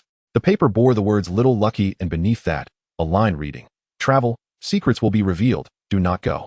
As Conan gazed at the fortune, a flicker of worry arose within him. What if someone were to expose my true identity? Yet, he quickly shook his head, reassuring himself, that can't possibly happen. However, Hattori suddenly interjected, I've heard that the fortunes here are remarkably accurate. Taken aback, Conan skeptically asked, Are you deceiving me? To which Hattori responded with a sly smile. It's true. Tetsuya gently patted his round belly, pleasantly full from the ice cream he had just savored, and with an eager expression inquired, Are you all hungry? Shall we embark on a quest for some delectable cuisine to satisfy our appetites? Upon hearing this, Habuto's lips curled into a subtle smile as he cheerfully suggested, How about I lead the way? I am aware of a superb okonomiyaki restaurant that serves exquisite dishes. Let us indulge in a sumptuous feast there, shall we? Upon hearing the news, Jie's eyes sparkled with excitement, and he jubilantly exclaimed, Hooray! As long as it isn't the terrifying sashimi, I can accept any other delicacy. Oh, and I also crave some fragrant grilled meat and sweet juice. Observing Jie's innocent demeanor, Conan couldn't help but chuckle, shaking his head in mild exasperation.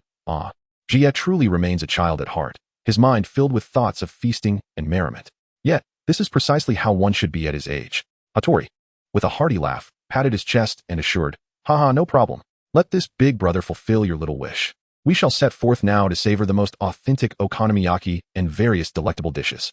Meanwhile, President Suzuki was warmly inviting Kagoro to a nearby restaurant for lunch, stating that he only needed to return by 3 o'clock. At that moment, Officer Nakamori entered, reporting to President Suzuki that everything had been arranged. Nakamori picked up the memory egg, prompting Kagoro to curiously inquire if it was to be moved to the display room. The officer explained, It's merely a fake. In the past, we were often too honest and foolish, placing the prey in locations known to Kid, resulting in his repeated successes. This time, however, we have decided to employ a strategy of confusion to bewilder him. Kagoro found this idea splendid. He eagerly asked, So where do you plan to hide the gem? Officer Nakamori replied mysteriously, I shan't disclose that. This secret is known only to me and my 2 subordinates, who are undoubtedly not disguised as Kid. He then tugged at the cheeks of the 2 behind him, proving their authenticity. Suddenly, Kagoro lunged forward, grasping Nakamori's face and giving it a firm tug. The officer exclaimed in surprise, What are you doing? Kagoro retorted confidently, Because you might also be Kid in disguise. Hearing this, Nakamori's temper flared, and he unceremoniously grabbed Kagoro's face, pulling it with equal force. You could very well be Kid in disguise too. Thus, the 2 engaged in a comical tug-of-war, neither willing to relent, leading to a stalemate. Outside, perched on the windowsill, a petite white dove stood quietly, its beady eyes intently observing the unfolding drama within the room. Upon closer inspection, it was revealed that the dove's leg was affixed with a cleverly concealed listening device. At that moment, far away, Kid was utilizing this device to capture every detail within the room, meticulously documenting the events. As night fell, Conan, Jie, and Hattori returned to the art museum. Upon reaching the entrance, a young woman named Natsumi Kosaka appeared before them, urgently expressing her desire to meet President Suzuki. Hattori glanced at his watch, a look of confusion crossing his face. This seems off.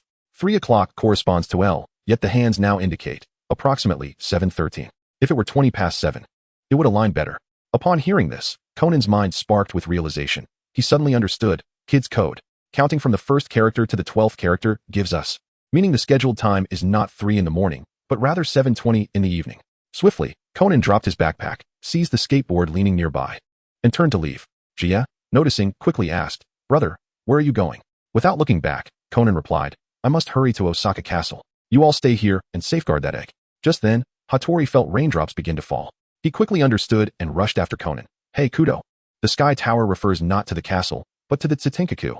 The pinnacle of Tsutenkaku is specifically used for weather forecasting. Conan's eyes widened in disbelief upon hearing this. Meanwhile, Kid had already positioned himself atop the Tsutenkaku, patiently awaiting the opportune moment. As the doves returned with crucial information, they flocked around the elegantly attired youth clad in white. With a graceful gesture, he waved his hand, causing the doves to scatter. A smirk played on his lips as he softly announced, "Ladies and gentlemen, the spectacular performance is about to commence." This enigmatic and handsome magician, a master thief, was meticulously orchestrating a captivating show. He slowly extended his hand, gently pressing the button in his grasp. In an instant, magnificent fireworks erupted across the distant horizon, illuminating the night sky. Conan and Hattori stood transfixed by the sudden display, while Jia gazed up at the brilliant fireworks, exclaiming, "Brother, look, how beautiful." President Suzuki and Officer Nakamori did not afford the fireworks the attention they warranted. Nakamori firmly believed that Kid would appear at 3 in the morning. Convinced that Kid could not possibly know the gem egg was hidden in an inconspicuous warehouse, Conan urgently inquired about the location of Tsutenkaku, to which Hattori pointed in a direction, puzzled, "But there's no fireworks there." Conan asserted with conviction, "Kid set off the fireworks to divert us from Tsutenkaku. But why choose that location?" Hattori lamented, "Damn it, even if we rush to Tsutenkaku now, it may be too late." With unwavering determination, Conan declared, "We shall lie in wait for Kid right here." He then swiftly approached Mr. Nishino, inquiring urgently, "Mr. Nishino, where is the egg currently placed?" Mr. Nishino replied, "Officer Nakamori has relocated it, believing it would be safer." Upon hearing this, everyone was taken aback, realizing they had evidently fallen into Kid's trap. Kid glanced at his watch, feeling the time was ripe, and muttered to himself, "Now it's time to showcase my true prowess." He pressed the button in his hand, and the bomb previously planted in the substation detonated, plunging the entire city into darkness in an instant. Tetsuya, gripped by a sense of trepidation, clutched Conan's collar tightly and, with a quivering voice, inquired, "Brother, why did the power suddenly go out?" At that moment, the guards erupted into a flurry of panic, exclaiming, "What has happened now?" Yet, Chairman Suzuki and Kagoro remained remarkably composed, as if the unfolding situation held no surprises for them. Officer Nakamori, exhibiting a calm demeanor, commanded, "Everyone, remain calm. Activate the backup power immediately." Conan, having witnessed the recent events, quickly grasped the gravity of the situation. Without hesitation, he seized his skateboard and sped toward his destination. Tetsuya, observing this, urged Heiji to follow closely behind. Meanwhile, Kid stood aloft, binoculars in hand, meticulously surveying the surroundings. Apart from the hospital and restaurants, which quickly illuminated, only one location remained shrouded in darkness. After pinpointing his target, Kid decisively leapt from his vantage point, gliding toward that direction with his wings. Due to the power outage, the roads were rendered chaotic, with numerous vehicles congested and horns blaring incessantly. Conan adeptly maneuvered his skateboard through the traffic, his gaze resolute and piercing, as if he had already discerned the truth. He was indeed aware that the precious egg had been relocated. To ascertain its hiding place, he had first instigated a citywide blackout, followed by an inducement of automatic power restoration. Aside from essential locations like hospitals and restaurants, only the target site remained. Conan murmured to himself. Suddenly, his attention was captured by a flash of white in the sky. Realizing it was Kid, Conan wasted no time in accelerating to follow. He traversed streets and alleys in pursuit of the white figure's path. Opting for a shortcut, he entered a narrow lane but soon found himself in a dead end. Just as frustration began to set in, he heard the unmistakable roar of a motorcycle behind him. Turning around, he saw Heiji, riding a sleek motorcycle with Tetsuya in tow. Tetsuya exclaimed excitedly, "Brother, come on." Conan hurriedly ran towards the motorcycle, leaping onto the seat with precision. Gasping for breath, he rapidly conveyed his deductions and theories about the unfolding incident to Heiji. Upon hearing Conan's insights, Heiji finally awakened to the realization of why Kid had chosen to appear at the iconic Tsutenkaku, a vantage point overlooking the entire city. Conan hastily added, moreover, he must have anticipated the egg's relocation to a less conspicuous location. Heiji nodded vigorously, expressing his agreement. Indeed, our vigilance has been somewhat lax. At that moment, Heiji showcased his exceptional riding skills, deftly maneuvering the motorcycle through narrow alleys with remarkable agility. Tetsuya, eyes wide with admiration, exclaimed, Heiji, you are so cool. Your skills are truly top-notch. However, Conan muttered dismissively, what's so difficult about that? I could do it too. Upon hearing this, Heiji's lips curled into a proud smile. He then called out, all right, hold on tight. I'm about to accelerate.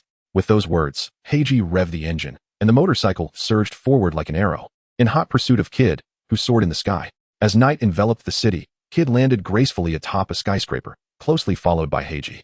They arrived at their destination together. Conan tossed his helmet to Tetsuya, instructing, you two stay here, before swiftly making his way up the building. Tetsuya, feeling a tinge of anxiety, yearned to pursue, but was firmly restrained by Hattori. Hattori elucidated, since Kudo has instructed us to wait here, he must have his reasons. Although Tetsuya was somewhat reluctant, he acquiesced to Hattori's counsel and obediently remained downstairs, awaiting further developments. Meanwhile, Conan ascended to the upper floor, only to discover that the police within the room had been rendered unconscious by Kid's trickery. At that moment, Kid was clutching a box, preparing to escape through the window. Conan instantly recognized the precariousness of the situation and called out loudly to thwart Kid. However, Kid did not falter. Instead, he turned and shot a playing card at Conan. The card emitted a dense cloud of smoke, instantly obscuring Conan's vision. Seizing this opportunity, Kid leapt away, vanishing into the night. Downstairs, witnessing this unfold, Tetsuya exclaimed with excitement, Master Kid. Conan swiftly grabbed a rescue rope and descended rapidly from the upper floor. Observing this, Tetsuya tossed a helmet to Conan. Conan donned the helmet, leapt onto the motorcycle, and Hattori revved the engine, relentlessly pursuing their quarry, initiating a high-stakes chase. Chapter 73, The Magician of the End of the Century, 7, Faster, Hattori. The glider must fly with the wind. Conan urged anxiously. Hattori, maneuvering the motorcycle adeptly, retorted, does flying with the wind truly enhance speed? As he drove with vigor, skillfully navigating through the congested streets, they chased the elusive white figure above. Kid gradually descended towards Osaka Bay, when suddenly, a large truck appeared out of nowhere. Hattori slammed on the brakes, but due to inertia, the vehicle careened forward. Conan, witnessing this, immediately embraced Tetsuya and used his skateboard to cushion their fall. With a worried expression, Conan inquired, Tetsuya, are you alright? Tetsuya shook his head, a pained look crossing his face, and gazed up at Conan anxiously. I'm fine, brother. Just a minor scrape. What about you? Are you hurt? Conan shook his head, signaling that he was not seriously injured. After confirming Tetsuya's safety, his heart finally eased. Turning to the fallen Hattori, Tetsuya's eyes brimmed with concern as he asked, Heiji, are you okay? Do you feel unwell? Hattori slowly removed his helmet, rubbing his aching head. A faint smile gracing his lips as he reassured, don't worry, I'm fine, just a bit dazed. He then turned his gaze towards Conan, his expression resolute and serious. Kudo, why are you still here? Hurry and pursue that detestable phantom thief Kid. If he escapes, I won't let you off easily. Conan furrowed his brow, hesitating momentarily before deciding to entrust Tetsuya to Hattori's care. He approached Tetsuya and gently instructed, Tetsuya, wait for my return and be sure to stay safe. Tetsuya nodded vigorously, his tone resolute. Brother, I understand. You can go without worry. Noticing Conan's lingering concern, Hattori patted his chest reassuringly. Kudo, rest assured. I will take good care of Tetsuya. Grateful, Conan cast a thankful glance at Hattori before unhesitatingly stepping onto his skateboard, racing towards the direction Kid had fled. At that moment, the truck driver hurried over, his face etched with urgency and concern. Are you all right, young man? That was truly perilous. Tetsuya shook his head, assuring him that he was unscathed, which relieved the truck driver. He then approached Hattori, gently helping him up. Hang in there, Hattori-kun. The ambulance will arrive shortly. Just as Kaido Kid was about to descend, a figure in the distance raised a sniper rifle, aiming at him. Kid, sensing the impending danger, attempted to evade the shot, yet ultimately failed to completely escape it. The bullet struck his monocle, and the sudden impact caused him to lose his balance in midair, plummeting downward. Conan, who was closely following, witnessed the entire incident and immediately grasped the severity of the situation. He observed Kid descending in an unusual posture, a wave of concern washing over him. Upon landing, he discovered shattered glasses, an injured pigeon, and a stolen egg on the ground. Conan couldn't help but wonder, had Kid truly been shot into the sea? Who, then, was the shooter? He swiftly contacted the police, urging them to conduct a search over the nearby waters. However, despite their efforts, the authorities found no trace of Kid, and Conan's heart grew heavier. Upon returning to the hotel, Tetsuya approached with a worried expression. Brother, are you alright? How did Kid return the egg? What exactly transpired? Conan handed the injured pigeon to Tetsuya, explaining, while I was pursuing Kid, I suddenly heard a gunshot, and then I saw this pigeon fall to the ground. Tetsuya was taken aback, his mouth agape, and he anxiously inquired, is it true that someone fired a gun? Brother, are you unharmed? As he spoke, he carefully took the dove and placed it upon the coffee table. He began to scrutinize Conan with concern, hoping to ascertain whether he bore any additional injuries.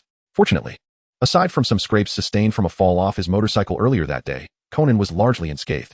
Tetsuya let out a sigh of relief but still worriedly admonished, "Brother, you must be more careful next time." Conan felt a warm sensation in his heart and replied with a smile, "Do not worry, I will be vigilant about my safety." Jia nodded and promptly opened the drawer beneath the coffee table, retrieving a small medicine box. With practiced ease, he took out the iodine and cotton swabs, preparing to tend to Conan's wounds. "Brother, it might sting a bit. You must endure," Jia said gently. Conan gazed at Jia's earnest and anxious expression, finding him all the more endearing. Consequently, he deliberately contorted his face into an exaggerated grimace of pain, his lips curling downwards, brows furrowing deeply, and forehead creasing with pronounced lines, while emitting a hissing sound, feigning great discomfort. "It truly hurts, Jia. Could you possibly be a little gentler?" he whimpered. Jia promptly halted his actions, fearing that he had inadvertently caused Conan discomfort with his vigorous movements. With a heart full of concern, he gazed at Conan and cautiously inquired, "I apologize, brother, did I hurt you? I will be gentler." Upon witnessing Jia's genuine care, Conan felt a wave of warmth enveloping him. He smiled softly and tenderly reassured Jia, "It's all right. Jia, please continue. This slight pain is nothing to worry about." Upon hearing Conan's words, Tetsuya felt a wave of relief wash over him and continued to tend to Conan's wounds. He gently blew on the injured area, hoping to alleviate Conan's pain. "You ride your skateboard so recklessly. You must be more cautious in the future," Tetsuya chided softly, his tone laced with concern and a hint of reproach. Conan nodded in understanding, appreciating Tetsuya's worry for his well-being, which warmed his heart. With a smile, he replied, "I understand, Tetsuya, I won't do it again." Tetsuya gazed at Conan, his eyes reflecting a glimmer of resoluteness and determination. He gently patted Conan's shoulder and spoke with unwavering conviction, "No need for thanks, brother. We are siblings after all. Rest assured, I shall always take good care of you." Despite his words hinting at reproach, the tenderness of his actions belied them. He meticulously opened the medical kit, retrieving antiseptic and gauze, and then delicately dipped a cotton swab into the antiseptic, cautiously tending to Conan's wounds. With each stroke, he carefully avoided the areas of pain, fearing to inflict further discomfort. When he noticed Conan frowning in pain, Tetsuya's heart softened instantly. He paused his ministrations and gently inquired, "Does it hurt a lot? Would you like to take a break?" Conan shook his head, signaling his willingness to continue, prompting Tetsuya to resume his care. Once the wounds were treated, Tetsuya attentively bandaged them, reminding Conan to keep the area dry. After completing these tasks, he exhaled a sigh of relief, sitting beside Conan and gazing at his face, nodding in satisfaction. Observing Tetsuya's worried demeanor warmed Conan's heart, and a gentle smile graced his lips. He felt as though Tetsuya were a small adult, ever concerned for his well-being. Watching Tetsuya's lips move incessantly, Conan couldn't resist the urge to pinch Tetsuya's adorable, soft cheek, teasingly remarking, "Tetsuya, you truly are a chatty little rascal." Jia felt a tickle as Conan pinched his cheek, pouting in discontent as he protested, "Brother, how could you pinch my face?" Without delay, he leaped onto Conan, seeking to retaliate. The two engaged in a playful scuffle, their laughter resonating throughout the room. After a while, Jia finally descended from Conan, straightened his clothes, and boastfully declared, "Humph, let us see if you dare to bully me again." Conan chuckled and shook his head, thinking to himself how increasingly mischievous his younger brother had become. The following morning, sunlight streamed through the clouds, casting a shimmering glow upon the sea, where gentle waves lapped against the boat's hull, to ensure that the precious egg remained undamaged. President Suzuki had to urgently halt the exhibition activities and decided to transport it back to Tokyo using the Suzuki family's vessel. Miss Natsumi Kosaka, who had visited President Suzuki the previous night, also boarded the ship. Mr. Nishino approached cautiously, cradling the egg, his eyes betraying a hint of worry and tension. He gently set the egg on the table and turned to face Miss Kosaka. With a warm smile, she introduced herself to everyone, saying, "Greetings, everyone. My name is Natsumi Kosaka. My grandfather, Kiichi, once worked at Feiberg's workshop, where he met and married a Russian woman." Continuing, Miss Kosaka retrieved a somewhat tattered blueprint from her bag, saying, "Not long after my great-grandmother gave birth to a baby girl, she passed away. 9 years later, my great-grandfather also departed at the young age of 45. My parents suffered a terrible car accident when I was 5, and since then, I have relied on my grandmother for care. However, she too has recently left me. While sorting through her belongings at home, I stumbled upon this blueprint drawn by my great-grandfather." She carefully unfolded the blueprint and handed it to those present. The paper bore the word memory, and upon closer inspection, its design bore a striking resemblance to the mysterious memory egg. Unlike before, this blueprint featured an egg adorned with numerous gemstones. Kagoro Mori speculated, could it be that the gemstones once adorned the egg but have since fallen off? However, Conan keenly sensed something amiss. He scrutinized the blueprint and suddenly remarked, "What if there were originally 2 eggs?" He pointed to the torn section of the paper, explaining, "Look, if there were only 1 egg. This outline wouldn't fit together at all. Therefore, I believe that the original blueprint depicted 2 eggs, and the middle section was stealthily torn away." President Suzuki nodded in realization, affirming Conan's deduction. As Conan picked up the nearby egg for closer examination, he discovered a small lens beneath it. Upon lightly touching it, the lens unexpectedly fell away. Kagoro Mori's face paled in alarm, while Jiya, witnessing the incident, stood up in terror and lamented to Sonoko. "What about the 800 million? Sister Sonoko, I'm sorry, can we pay less?" A look of remorse and guilt crossed Rant's face as well. Sonoko, observing Jiya's distressed expression, waved her hand dismissively, saying, "It's all right. That lens is quite easy to detach. It seems it was only affixed later. You won't need to compensate for it, so don't worry." Upon hearing this, everyone sighed with relief. Jiya patted his chest, thinking, "You scared me. I thought my brother and I would lose our pocket money for the next few months, but thankfully, that is not the case." His face brightened with a smile as he said to Sonoko, "Sister Sonoko, you're wonderful, truly beautiful inside and out." Sonoko burst into laughter, humbly replying, "Oh, you flatter me." Meanwhile, Conan silently picked up the fallen lens and held it in his hand. Suddenly, he noticed that the lens refracted light, casting a faint, indistinct image onto his hand. A jolt of realization struck him, as if a lightning bolt had illuminated his mind. He quickly rose and approached Mr. Nishino, requesting, "Could you please help turn off the lights?" Mr. Nishino complied, while Kagoro Mori, perplexed, glared at them and angrily questioned, "What on earth are you trying to do?" However, no one replied, and the atmosphere grew tense. At that moment, Conan produced a flashlight, directing its beam onto the lens and projecting the light onto the wall. To everyone's astonishment, a vivid image of a magnificent castle appeared on the wall in an instant. The onlookers stared in awe, their eyes wide with disbelief. One person could not contain their curiosity and asked, "What is this? Why did such a pattern suddenly appear?" Miss Hirara softly explained, "This is the legendary magic mirror. It is said that such miraculous mirrors exist in both China and Japan. They have undergone special treatment to reveal hidden patterns or scenes. In the past, some concealed Catholics used the reflected image of a cross on the wall to pray in secret." Her voice carried a sense of reverence and intrigue. Miss Kosaka examined the castle's image closely and suddenly exclaimed, "This castle is indeed the one in Yokosuka. Yes, I remember vividly, it was built by my great-grandfather, while my great-grandmother managed everything there." Kagoro Mori, with a grave tone, inquired, "Miss Kosaka, as far as I know, both of these eggs were crafted by your great-grandfather, right? During a fierce revolution in Russia, he and his wife created these 2 eggs and brought them back to Japan. Perhaps the gemstones from the second egg were sold to fund the construction of this grand Yokosuka castle, while the first egg was carefully hidden within the castle. The vital information concealed within the castle was deliberately hidden in the egg through this miraculous magic mirror." The assembled crowd pondered Kagoro Mori's logical reasoning, delving into contemplation about the possibilities, attempting to piece everything together. At that moment, Miss Kosaka suddenly recalled something and hurriedly rummaged through her belongings, exclaiming, "In addition to these blueprints, there is also an old key. I wonder if it's related to the search for the second egg?" Kagoro Mori regarded the old key with resolute eyes, nodding in agreement. He confidently stated, "In my opinion, this old key is the crucial clue to discovering the location of the second egg." Mr. Kaiju, upon hearing Kagoro Mori's words, couldn't help but exclaim, "If we truly find that egg adorned with precious gemstones, its value would be incalculable. Conservatively estimated, it would be worth at least 1 billion yen, possibly even exceeding 1.5 billion yen. Jiya, overhearing such a staggering figure, gasped in astonishment, exclaiming, "Oh my, 1.5 billion yen. That is an unbelievable amount of money." His face reflected disbelief, as he thought about how happy he would be if he possessed such wealth. Conan pondered aloud, "So that is why Kid wants to steal it? No, it must be more than that." At that moment, Natsumi Kosaka spoke up, "Mr. Mori, could you accompany us back to Tokyo and then join me for a visit to the castle?" Without hesitation, Kagoro Mori replied, "Of course." Hearing about the second egg's whereabouts, the others' eyes gleamed with greed, and they expressed their eagerness to join the expedition. Natsumi Kosaka smiled and nodded, welcoming them to accompany her to the castle. Chapter 75, The Magician of the End of the Century, 9. After discussing the important matters, everyone returned to their respective rooms. Tetsuya carefully rewrapped the bandages on the dove, softly murmuring, "Little dove, please get well soon. Your master is still waiting for you. By the way, why didn't Heiji come along? Is he seriously injured?" Conan looked at Tetsuya, a hint of helplessness crossing his face. He sighed lightly and replied, "He's doing all right, fortunately. Hattori only suffered a minor sprain, nothing too serious. Otherwise, it would indeed be troublesome. But I wonder how Kid is faring now." Upon hearing Conan's words, Tetsuya's eyes sparkled with excitement, his lips curving into a playful smirk as he teasingly responded, "Brother, with such extraordinary abilities, the great Kid must surely be fine. What is the matter?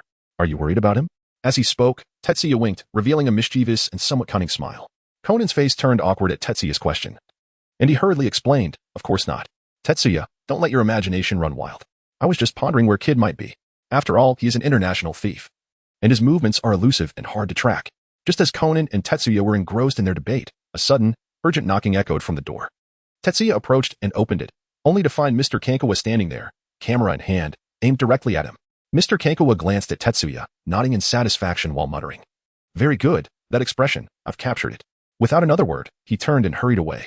Tetsuya gazed at the departing figure of Mr. Hanjuan, a look of bewilderment adorning his face as he turned to Conan and inquired, "Brother, this person is rather peculiar, isn't he?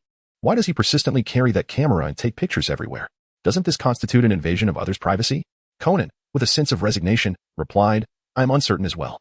At that moment, Yoko, Ran, Miss Kasaka, and Mr. Nishino approached from behind. Noticing Tetsuya standing at the entrance, Ran curiously asked, "Tetsuya, why are you all standing here at the door?" Jia scratched his head, offering an awkward smile as he replied, "It's nothing, Sister Xiaolan. What brings all of you here?" Yuan, grinning brightly, chimed in, "I came with Xiaolan to see what you were up to and to check on Lord Kaido's pigeons." Jia smiled and nodded, inviting them to enter the room. However, as Mr. Nishino stepped inside, the dove suddenly stirred, flapping its injured wings in an attempt to take flight. Upon witnessing this, Mr. Nishino's expression darkened considerably. He abruptly covered his mouth and hurriedly exited, leaving behind a remark, "Perhaps it's best to forget this." Seeing this scene, Yuanzi couldn't help but chuckle, remarking to Xiaolan, "This fellow is just too bashful. He must feel overwhelmed by the number of beauties in this room. Too shy to remain, how charming." Xiaolan joined in the laughter, yet Jie gazed pensively at Mr. Nishino's retreating figure, a wave of confusion surging within him. Suddenly, Yuanzi realized that Miss Qinglan was still unaccounted for, and with excitement, she seized Jie's hand, urging him to accompany her in search of Miss Qinglan.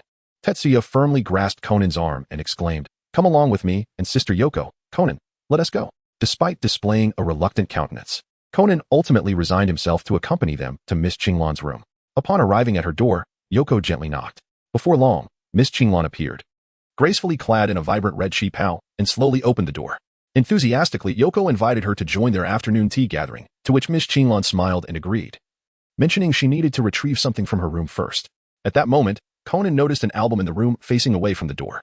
The back of the album prominently bore the name Gully Kelly. Yoko curiously speculated, could this possibly belong to Miss Qinglan's boyfriend? Upon hearing this, Miss Qinglan's expression shifted to one of panic as she hastily flipped the photograph over on the table. Observing this, Yoko couldn't help but exclaim, "Everyone seems to have a boyfriend. It truly evokes envy. But just wait, I shall certainly capture that charming yet infuriating phantom thief, Kid. Then you shall all witness my prowess." Hearing Yuanzi's words, Jia couldn't help but chuckle. "Haha, Sister Yuanzi, perhaps your destined prince has yet to make his appearance. However, Lord Kid is indeed exceedingly handsome, perfectly suited to be a boyfriend. Sigh, I long for a sweet romance myself." Upon hearing Jia's comments, Yuanzi's eyes sparkled with excitement. "Little one, so you too have an admiration for Lord Kid. It seems we are kindred spirits. But will I truly encounter a man even more handsome than Lord Kid in the future? If only I could meet such a person, how blissful that would be." As she spoke, she fell into a reverie, a sweet smile gracing her face. Observing Yuanzi's demeanor, Jia silently laughed to himself, finding her truly charming. After all, Yuanzi's boyfriend was a man of unparalleled strength, capable of breaking pillars with his bare hands. At that moment, Jia suddenly sensed a chill emanating from behind him. Conan, with a cold tone and a grim expression, interjected, "Jia, what are you saying? A boyfriend for Kid? Are you planning to date that old man?" Tetsuya gazed at Conan's terrifying expression, feeling a twinge of fear within, yet he feigned composure and said, "Conan, please calm down. I never mentioned seeking Kid as a partner.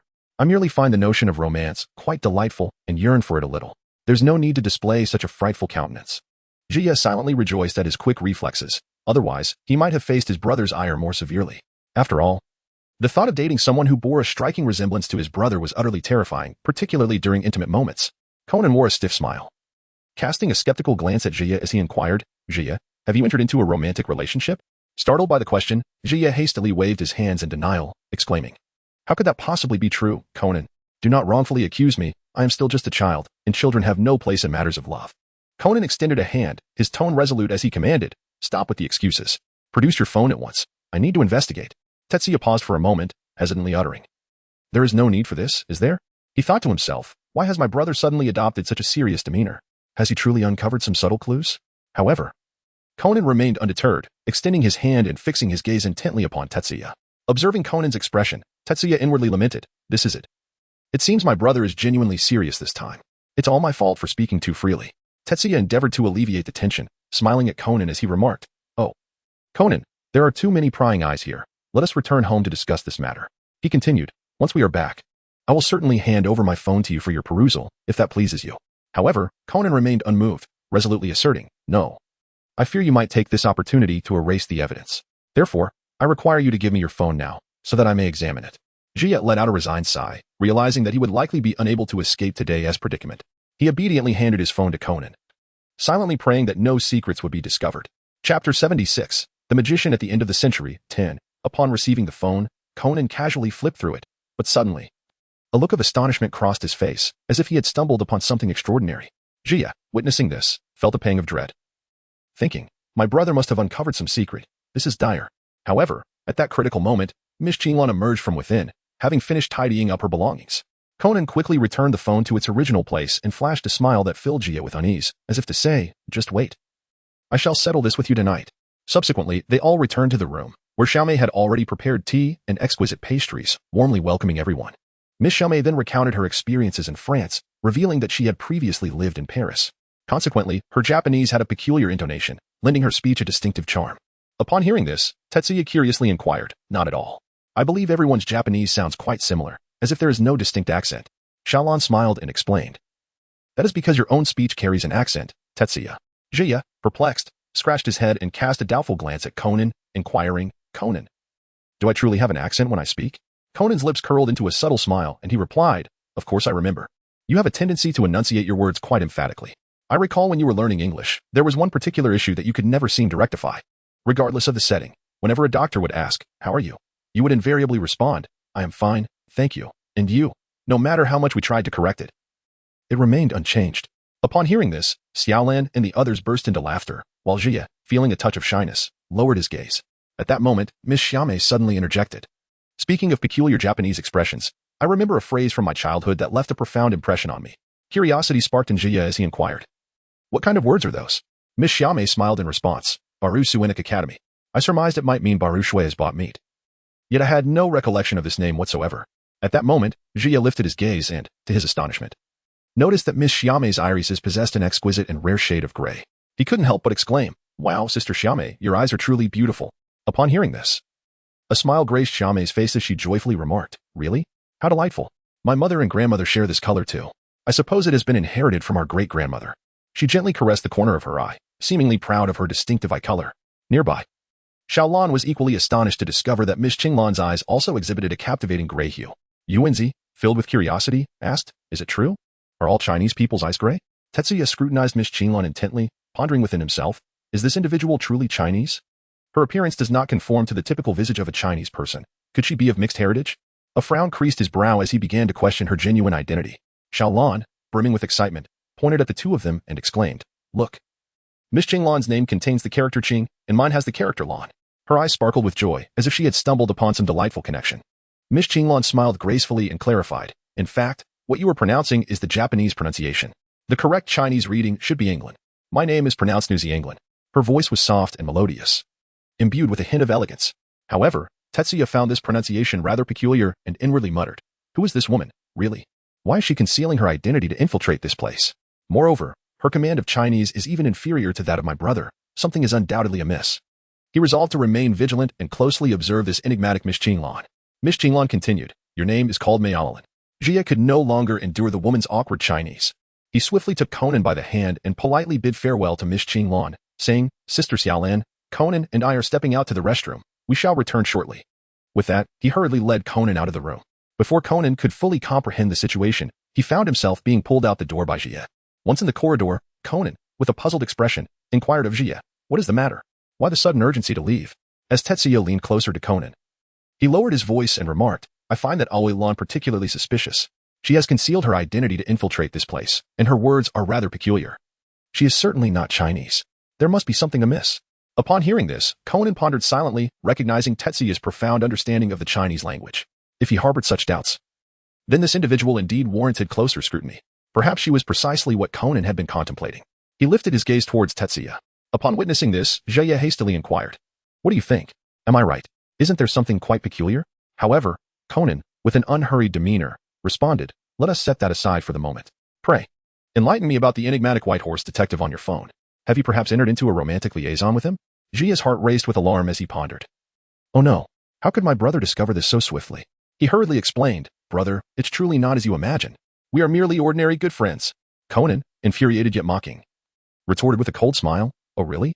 Good friends? Do good friends exchange such sentimental messages? Jia, do not presume I am oblivious to the peculiar nature of your relationship. Tell me, when did you two begin dating? Furthermore, how did you come to know each other?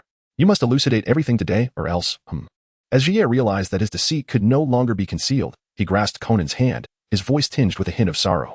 "Brother, I acknowledge my mistakes. Please do not be angry. The truth is, that day when I left home, I encountered a minor predicament, and it was he who came to my aid. Subsequently, to express my gratitude, I treated him to a meal. Gradually, we grew closer and became good friends. However, I swear, I have never engaged in a romantic relationship with him. You must believe me." Upon finishing, Jia cast a pitiful glance at Conan, yearning for his forgiveness. Chapter 77, The Magician of the End of the Century, 11. Conan scrutinized Jia's remarkably sincere expression and discerned no signs of deceit. Consequently, his demeanor softened.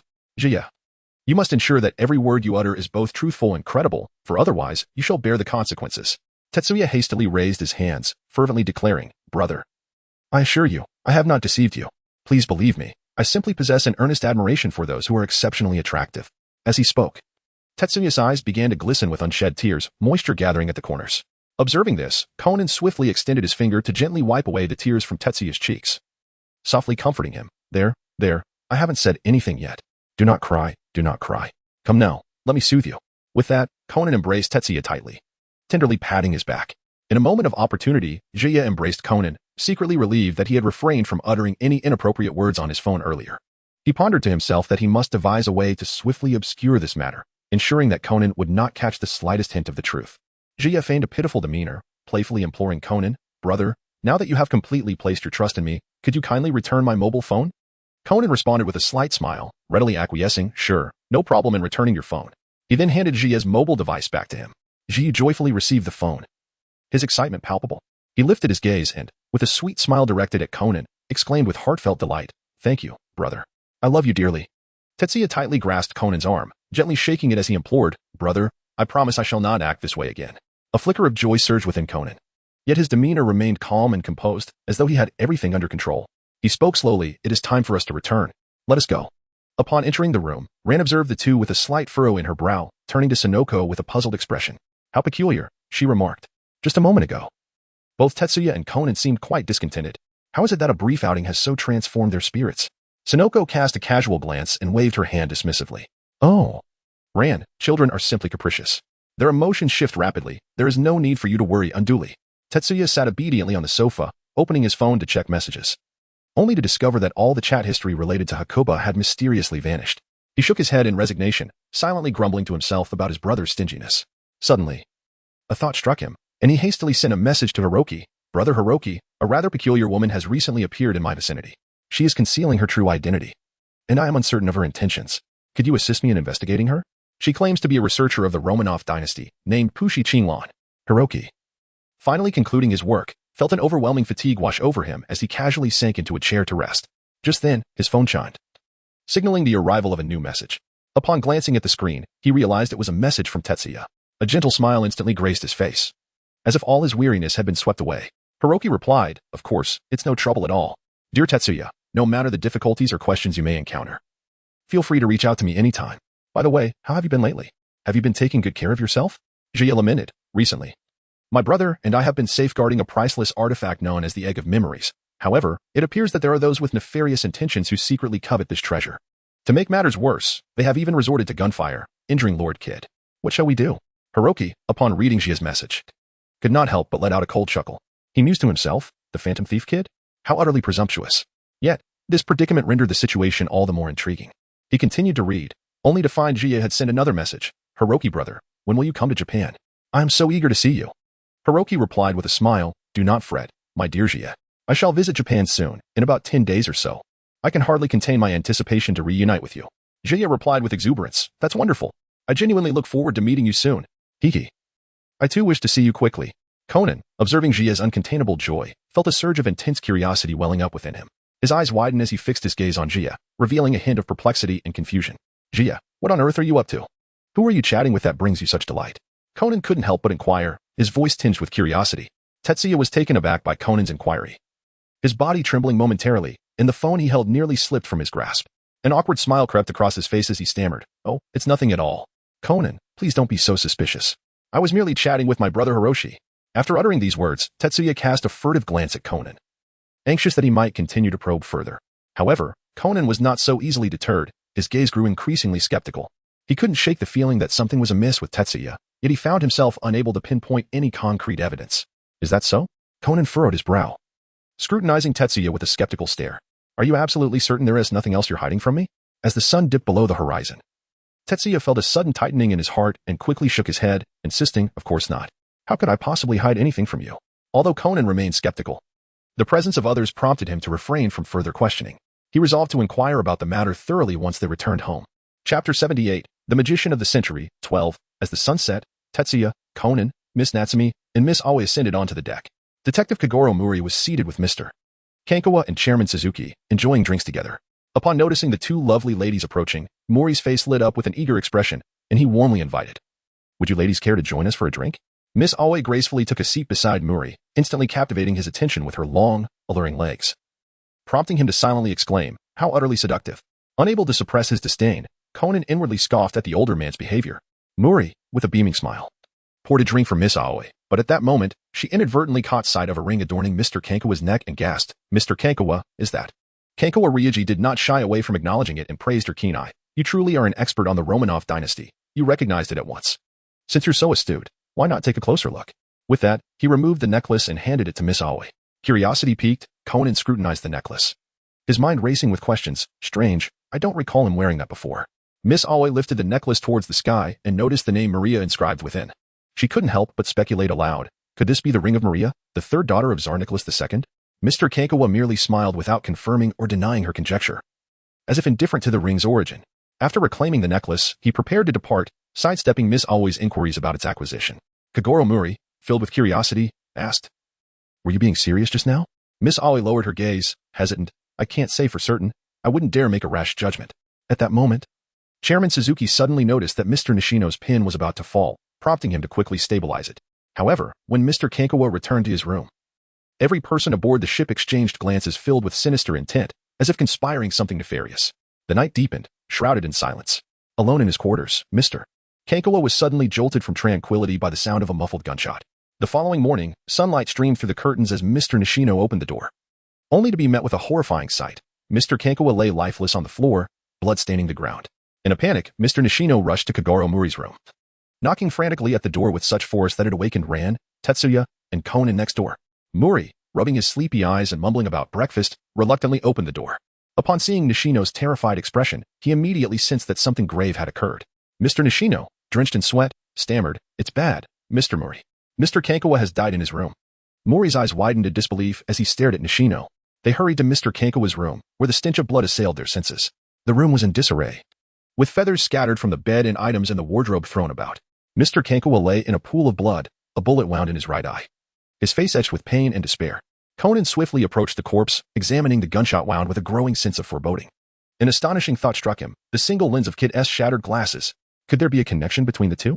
Just as he pondered this, Mori abruptly seized Conan S' small frame and tossed him aside, exclaiming, "You little brat, don't be a nuisance, get out of the way." Fortunately, Tetsuya intervened just in time, catching Conan and preventing him from falling. He asked with concern, "Are you all right, Conan? How could Mr. Kankawa have met such a tragic fate? Was someone after something and decided to kill him?" Conan shook his head gently, his tone resolute. "I'm fine. But I suspect this incident is connected to whoever shot Kid." Mori began to meticulously examine the body, feeling the deceased's cheek, which had already begun to stiffen. Based on his experience, he estimated the time of death to be approximately 30 minutes prior. Next, he noticed that both the ring and necklace were missing from the deceased. After a thorough inspection, Mori rose slowly, turning to Chairman Suzuki and stating, "Chairman, this is evidently a murder case. Please leave the room and contact the police immediately." Chapter 79, The Magician of the Century, 13. Upon receiving the emergency call, Officer Magyar prepared to depart for the crime scene, but just as he stepped outside, he encountered Officer Shiratori strolling toward him. Magyar's expression shifted to one of puzzlement as he observed Shiratori's return, inquiring curiously, "Officer Shiratori, weren't you supposed to be on vacation in Karuizawa? What brings you back so suddenly?" With a calm demeanor, Shiratori smiled slightly, replying, "Indeed. But I found staying at the villa rather dull, so I returned early." His expression darkened as he furrowed his brow and pressed, "Is there another major case at hand?" Megur's face grew serious, and he answered gravely, "Yes, there is indeed a complicated case that requires our attention. Since you're back, you might as well accompany me." With that, he turned towards the police car. Before long, the police arrived by helicopter near the vessel and landed on board. At that moment, Muri and Chairman Suzuki awaited the police's arrival on the deck with palpable anxiety. Upon seeing Officer Megur, Muri immediately approached to greet him. Megur, spotting Muri, wore a resigned expression and couldn't he help but complain. "Why is it that wherever you are, there's always a case to solve?" Muri, feeling awkward, scratched his head and chuckled sheepishly. Perhaps it's all part of divine providence. Just then, Officer Shiratori, passing by, wore a faint smile, his eyes glimmering with deeper meaning. Teasingly remarked, "One could say, Mr. Muri, that you are the very embodiment of a deity, albeit a grim reaper." Taken aback by the comment, Muri found himself at a loss for words. Nearby, Officer Takagi softly remarked to Muri, "Officer Shiratori certainly doesn't hold back." As Muri pondered the exchange, he suddenly noticed a band-aid on Takagi's face. Curiously, he asked, "What happened to your face, Takagi?" Takagi hurriedly covered his cheek with his hand, somewhat embarrassed, and replied, "Oh, it's nothing. Just a little injury from a tussle with a suspect yesterday." Meanwhile, forensic staff were diligently investigating the scene. Upon observing the scene, Kagoro Mori suddenly raised his voice and declared, "Officer Muro, based on my observations, this appears to be a case of robbery and murder. Moreover, the perpetrator has stolen a ring." Officer Muro, perplexed by this assertion, pressed further, "A ring?" Kagoro Mori elaborated, "This is no ordinary ring. It originally belonged to the daughter of Tsar Nicholas II of Russia. Mr. Hanzawa wore it as a necklace around his neck." As Kagoro Mori continued his animated discourse, Conan, who was nearby, interjected with his own inquiry. "However, if the intention was merely to seize the ring, one could simply have yanked the necklace from Mr. Hanzawa's neck.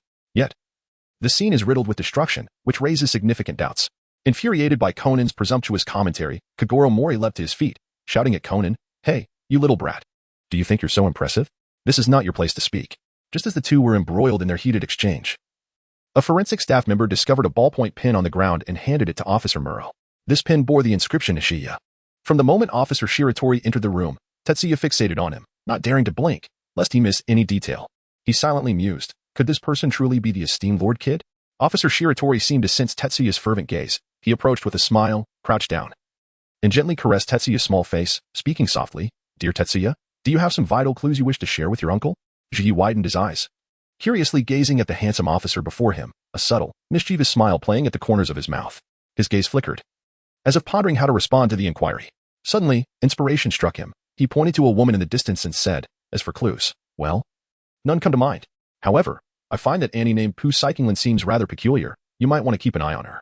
With that, Ji playfully winked at Officer Bainyao. Upon hearing Ji's remark, Officer Bainyao could not help but chuckle softly. He rose to his feet, gave Ji's shoulder a gentle pat, and said with a smile, "Ah, so that's it. Thank you, young Ji.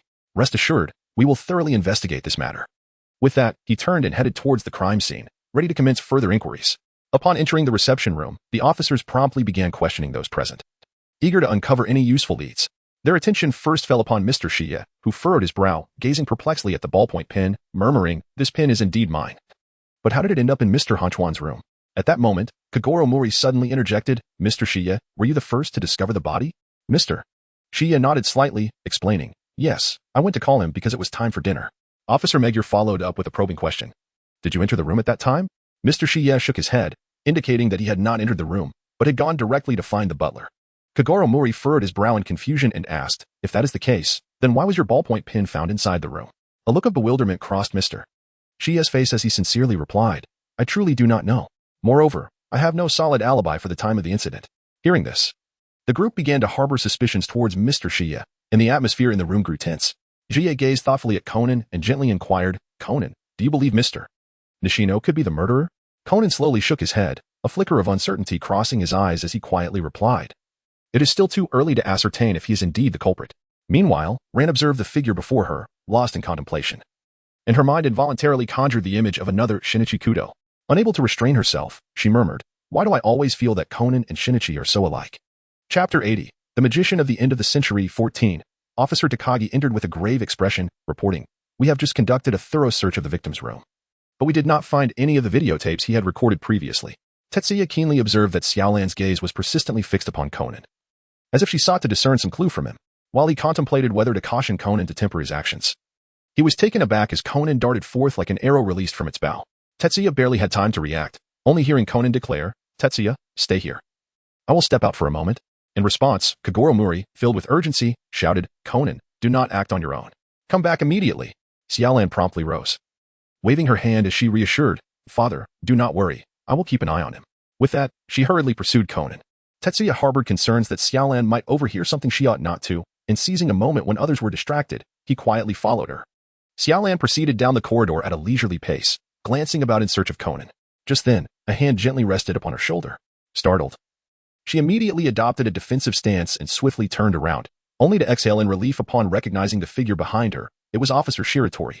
Officer Shiratori kindly cautioned, "Xiaolan, the armed assailant may be nearby. It would be safer for you to return to the others." Still preoccupied with Conan's safety, Xiaolan was reassured by Shiratori's words. "Do not worry. I shall ensure his return safely." With a reluctant heart, she retreated, glancing back 3 times as she went. Meanwhile, Conan was at the corner of the corridor, engaged in a phone call with Dr. Agasa. "Doctor, it's me. I have an urgent matter that requires your investigation, a sniper specializing in targeting the right eye."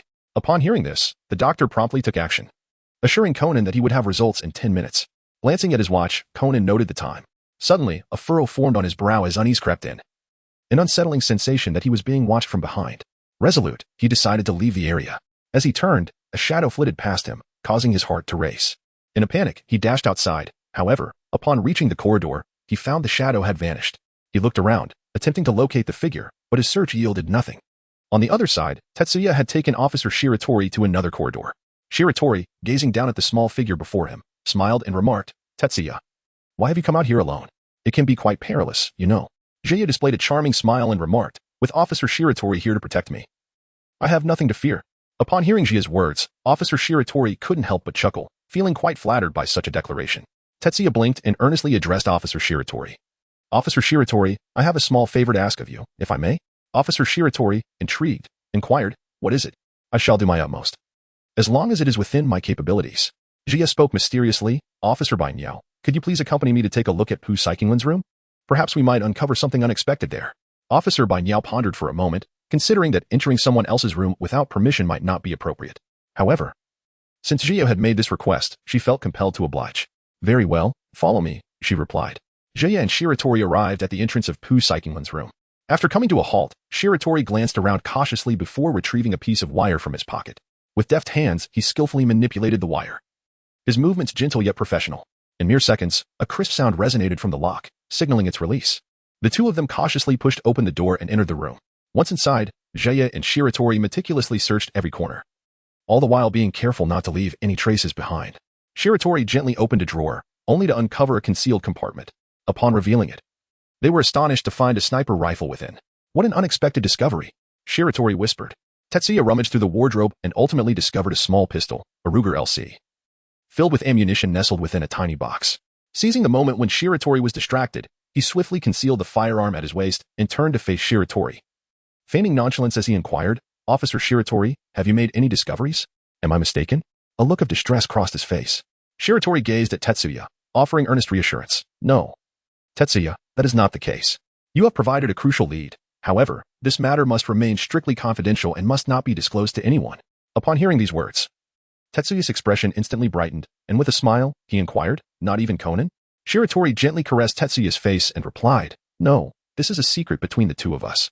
Tetsuya beamed with a radiant smile, nodding vigorously as he earnestly declared his unwavering promise to divulge not a single word to anyone, fearing detection by others. He swiftly departed the room alongside Shiratori, returning to the parlor. Conan gazed at Tetsuya, who entered in the company of Shiratori, and, filled with concern, inquired, "Where have you just been? Why were you with Officer Shiratori?" Tetsuya grasped Conan's arm tightly and explained, "I just went looking for you, but I couldn't find you. Officer Shiratori is concerned that a perpetrator may appear, so he specifically came to protect me." Upon hearing this, Conan's expression gradually eased. Tetsuya then pressed on, "And what about you? What were you doing just now?" Conan replied candidly, "I just asked the doctor for assistance in investigating. This incident is likely the work of the notorious robber, Shikabing." In his heart, Tetsuya pondered, "Skaben?" The message that Hiroki sent me last night mentioned that he had investigated Pusi Qinglon online and discovered that all her information was fabricated. Coupled with the firearms we just found in her room, could she indeed be Skaben?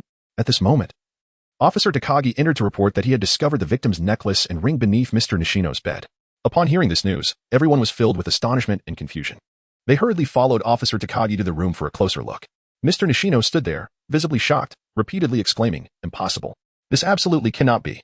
Officer Megure, however, fixed a stern gaze on Mr. Nishino and said gravely, "Mr. Nishino, now that evidence has been found, what further explanations do you have?" Mr. Nishino was exceedingly agitated, shaking Officer Megure's shoulder forcefully while shouting, "Wait, officer. Please believe me, I truly did not do this." Seeing this, Kagoro Mori intervened, pulling Mr. Nishino aside and questioning. "If you're innocent, then why do these pieces of evidence appear in your room?" Mr. Nishino shook his head in resignation, indicating his lack of knowledge about the situation. Conan quietly approached the bed and began to contemplate. He mused to himself, the culprit is most likely Skaeben. If Mr. Nishino truly is Skaeben, then at this moment. Suddenly, Conan noticed the pillow on Mr. Nishino's bed. He stepped closer, gently feeling it, and discovered that it was indeed a rice husk pillow. Kagoro observed Conan darting about the crime scene, a flame of irritation igniting within him as he thought, why is this kid so restless, always running around? He raised his hand, intending to deliver a lesson to this impudent boy. However, Conan seemed to have anticipated this, swiftly turning and nimbly evading Kagoro's attack. He then turned to Mr. Nishino and inquired, "Mr. Nishino, are you allergic to feathers?" Mr. Nishino nodded, confirming the fact. Upon hearing this, Conan stated decisively, "Then it is impossible for Mr. Nishino to be the culprit." Kagoro, who had extended his hand toward Conan, was momentarily stunned, unsure of how to proceed.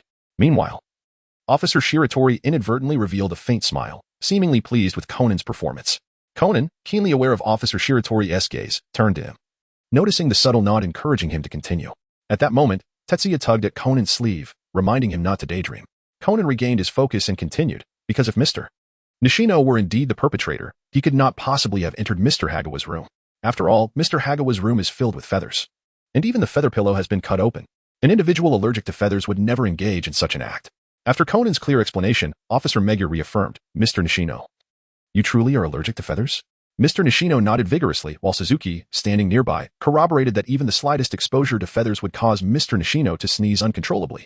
At this moment, Sonoko seemed to suddenly recall something, exclaiming, now it makes sense. No wonder Mr. Nishino didn't enter the room. It was because there was a pigeon inside." Officer Megure furrowed his brow, lost in thought. Then who is the real culprit? Conan looked at Officer Megure and asked, "Officer, have you heard of Skaeben? He is the notorious thief who steals treasures from various countries, particularly known for targeting the right eyes of others. Have you heard of him?" Upon hearing Conan's words, Officer Megure recognized the name and, after a moment of contemplation, replied, "Indeed, there is an international wanted criminal by that name. Could the culprit this time be him?" Conan flashed a confident smile, asserting, "I believe it must be Skaeben. He is also the one who shot at Kid the Phantom Thief." Everyone was taken aback, displaying expressions of disbelief. Conan continued, explaining how Kid's monocle was shattered. And Skaeben aimed at Kid because he sought to seize the egg from him. At this revelation, a grave look settled upon the faces of all present. Kagoro leaned in closer to Conan, his voice tinged with curiosity. "Kid, how do you know about Skaeben?" Tetsuya hastily clarified, "I informed my father about these matters. And then he relayed them to both Conan and me, right, Conan?" Conan nodded in agreement, affirming, "Indeed, Uncle Yuzaku is correct." Kagoro Mori furrowed his brow, silently lamenting. How could he speak such things to children? Truly ridiculous. At that moment, Conan suddenly noticed Officer Shiratori's unwavering gaze fixed upon him, reminiscent of the scrutiny he had felt earlier in the corridor, coupled with the apprehension that the secret of the lottery draw might be unveiled. A wave of trepidation washed over him. Had Officer Shiratori already unearthed something? Or was it merely coincidence? Conan's mind brimmed with questions, yet he maintained a facade of composure. Unbeknownst to him, he had become the focal point of attention. Officer Shiratori was observing him discreetly, while Rant's gaze was similarly directed at him. Tetsuya stood by, silently witnessing the unfolding drama, and could not help but raise a hand to his forehead, internally criticizing, "Brother, your acting is utterly abysmal.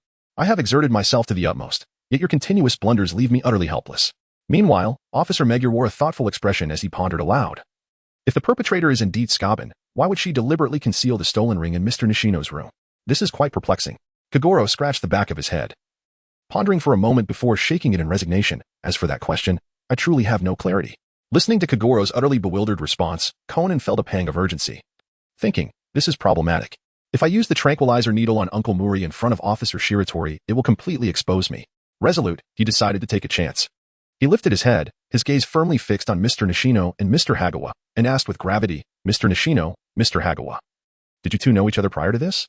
"The last time at the art museum, Mr. Hagawa appeared quite taken aback upon seeing you." Mr. Nishino, with a puzzled expression, inquired, "Really?" Conan nodded emphatically, asserting, "Mr. Nishino, you have long resided overseas, thus it stands to reason that your encounter must have occurred abroad." Furrowing his brow and cradling his head, Mr. Nishino delved into his memories, eventually recalling an event from 3 years prior during his travels in Asia. At that time, While he was taking photographs, he witnessed a girl's house ablaze, and the man in question continued to photograph the scene. He intervened, but the man refused to heed his warnings. In a fit of anger, Mr. Nishino struck him. Conan continued, "Thus, Mr. Hagawa must harbor resentment towards you." Suddenly, Kagoro clapped his hands, exclaiming with excitement, "I've got it."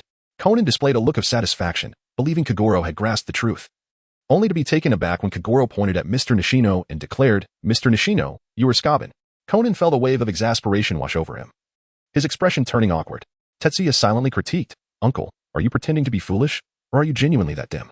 Officer Megure shook his head in resignation, offering a wry smile to Kagoro. Muri, it was evident from the feather incident that he could not have been the one behind this.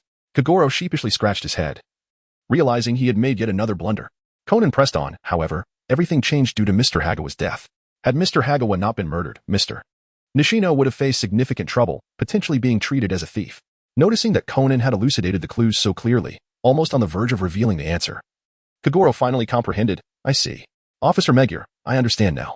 This case is not merely about those two eggs. Rather, it can be perceived as two intertwined cases." Officer Megure appeared puzzled, questioning, "Two cases?" A satisfied expression graced Conan's face.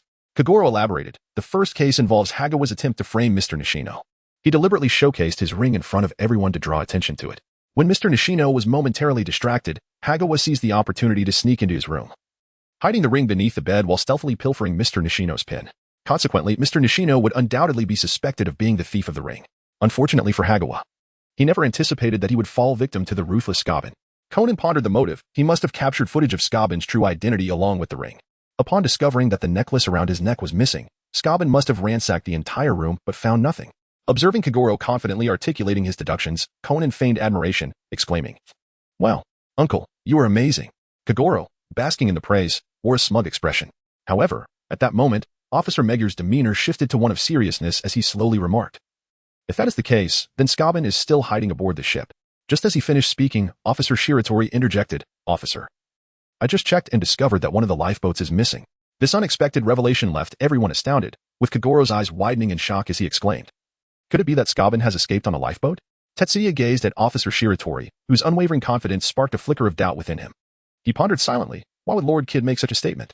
Could it be that he possesses some extraordinary rationale? Officer Shiratori continued, "I have ordered a comprehensive search of the surrounding waters. However, I fear that our efforts may yield little result." Officer Megure, with a grave expression and a somber tone, remarked, "Could it be that he has truly evaded capture?" At that moment, a look of uncertainty crossed Conan's face as he inwardly contemplated, has Scobin truly escaped? It feels as though the situation is far from straightforward. Meanwhile, Rand sat quietly, her gaze fixated on Conan, absorbing every one of his movements. A serious expression gradually emerged on her face, as if she had sensed something of great significance. Concurrently, Kanja spoke up, his voice calm yet deliberate, regardless of the circumstances. "The fact that he is no longer aboard the ship is indeed a piece of good news for us. At least we can breathe a sigh of relief for the time being." The others nodded in agreement, their anxieties seemingly alleviated. Officer Shiratori, regarding Officer Megure with a serious demeanor, proposed, "Nevertheless, Scobin remains fixated on the other egg. If all goes as I suspect, he may have already infiltrated Kasaka's castle. I am concerned about his potential actions and wish to accompany everyone to the castle. Would that be permissible?" After a moment of contemplation, Officer Megure nodded in assent, granting his request. Chapter 83, The Magician at the End of the Century, 17, Kagoro, with a stern expression, leaned closer to Conan and Tetsuya, asserting in an undeniable tone, "You two youngsters will return home and refrain from meddling in our affairs. Do you understand?" Upon hearing this, Tetsuya immediately cast a pleading glance towards Officer Shiratori. Understanding the unspoken request, Officer Shiratori smiled and replied, "No, we should definitely include them. Their intriguing thought processes may provide us with unexpected assistance." Kagoro Muri wore a skeptical expression and inquired, "What?" Meanwhile, Conan directed his gaze towards Officer Shiratori, noticing a contemplative expression gracing his face. As the case drew to a close, everyone returned to their respective rooms to rest. At this moment, Tetsuya pulled Officer Shiratori aside and, raising his small face with an endearing innocence, remarked, "Officer Shiratori, I haven't told anyone about that matter." Gently patting Tetsuya's little head, Officer Shiratori affectionately praised him, saying, "What a well-behaved child you are, Tetsuya." Jiya smiled sweetly, a mischievous glimmer dancing in his eyes, and then inquired, "If that is the case, do I get a reward?" Officer Shiratori responded with a gentle smile, tenderly caressing Jiya's adorable little face, her tone imbued with affection. "Oh, of course. A well-behaved and thoughtful child like you certainly deserves a reward." With a mischievous glimmer in his eyes and a furrowed brow, Tetsuya spoke with a heavy heart, "Officer Shiratori, it has been an eternity since I last saw my brother. I truly miss him dearly.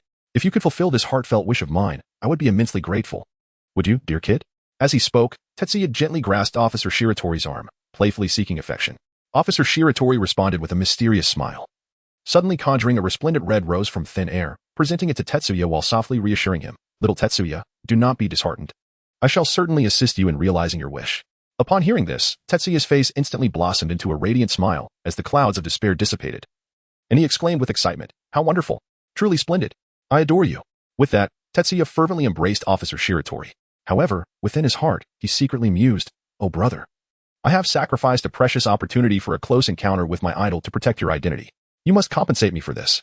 Meanwhile, upon returning to her room, Yurisuke Chinglan's gaze sharpened as she keenly sensed that someone had previously entered the chamber. She swiftly inspected the items within the drawer, relieved to find them intact, allowing her a momentary sigh of relief. Yet, as she approached the wardrobe, preparing to change her attire, she was astounded to discover that the handgun previously stored there was mysteriously missing. Her expression darkened, filled with a tumult of anger and unease.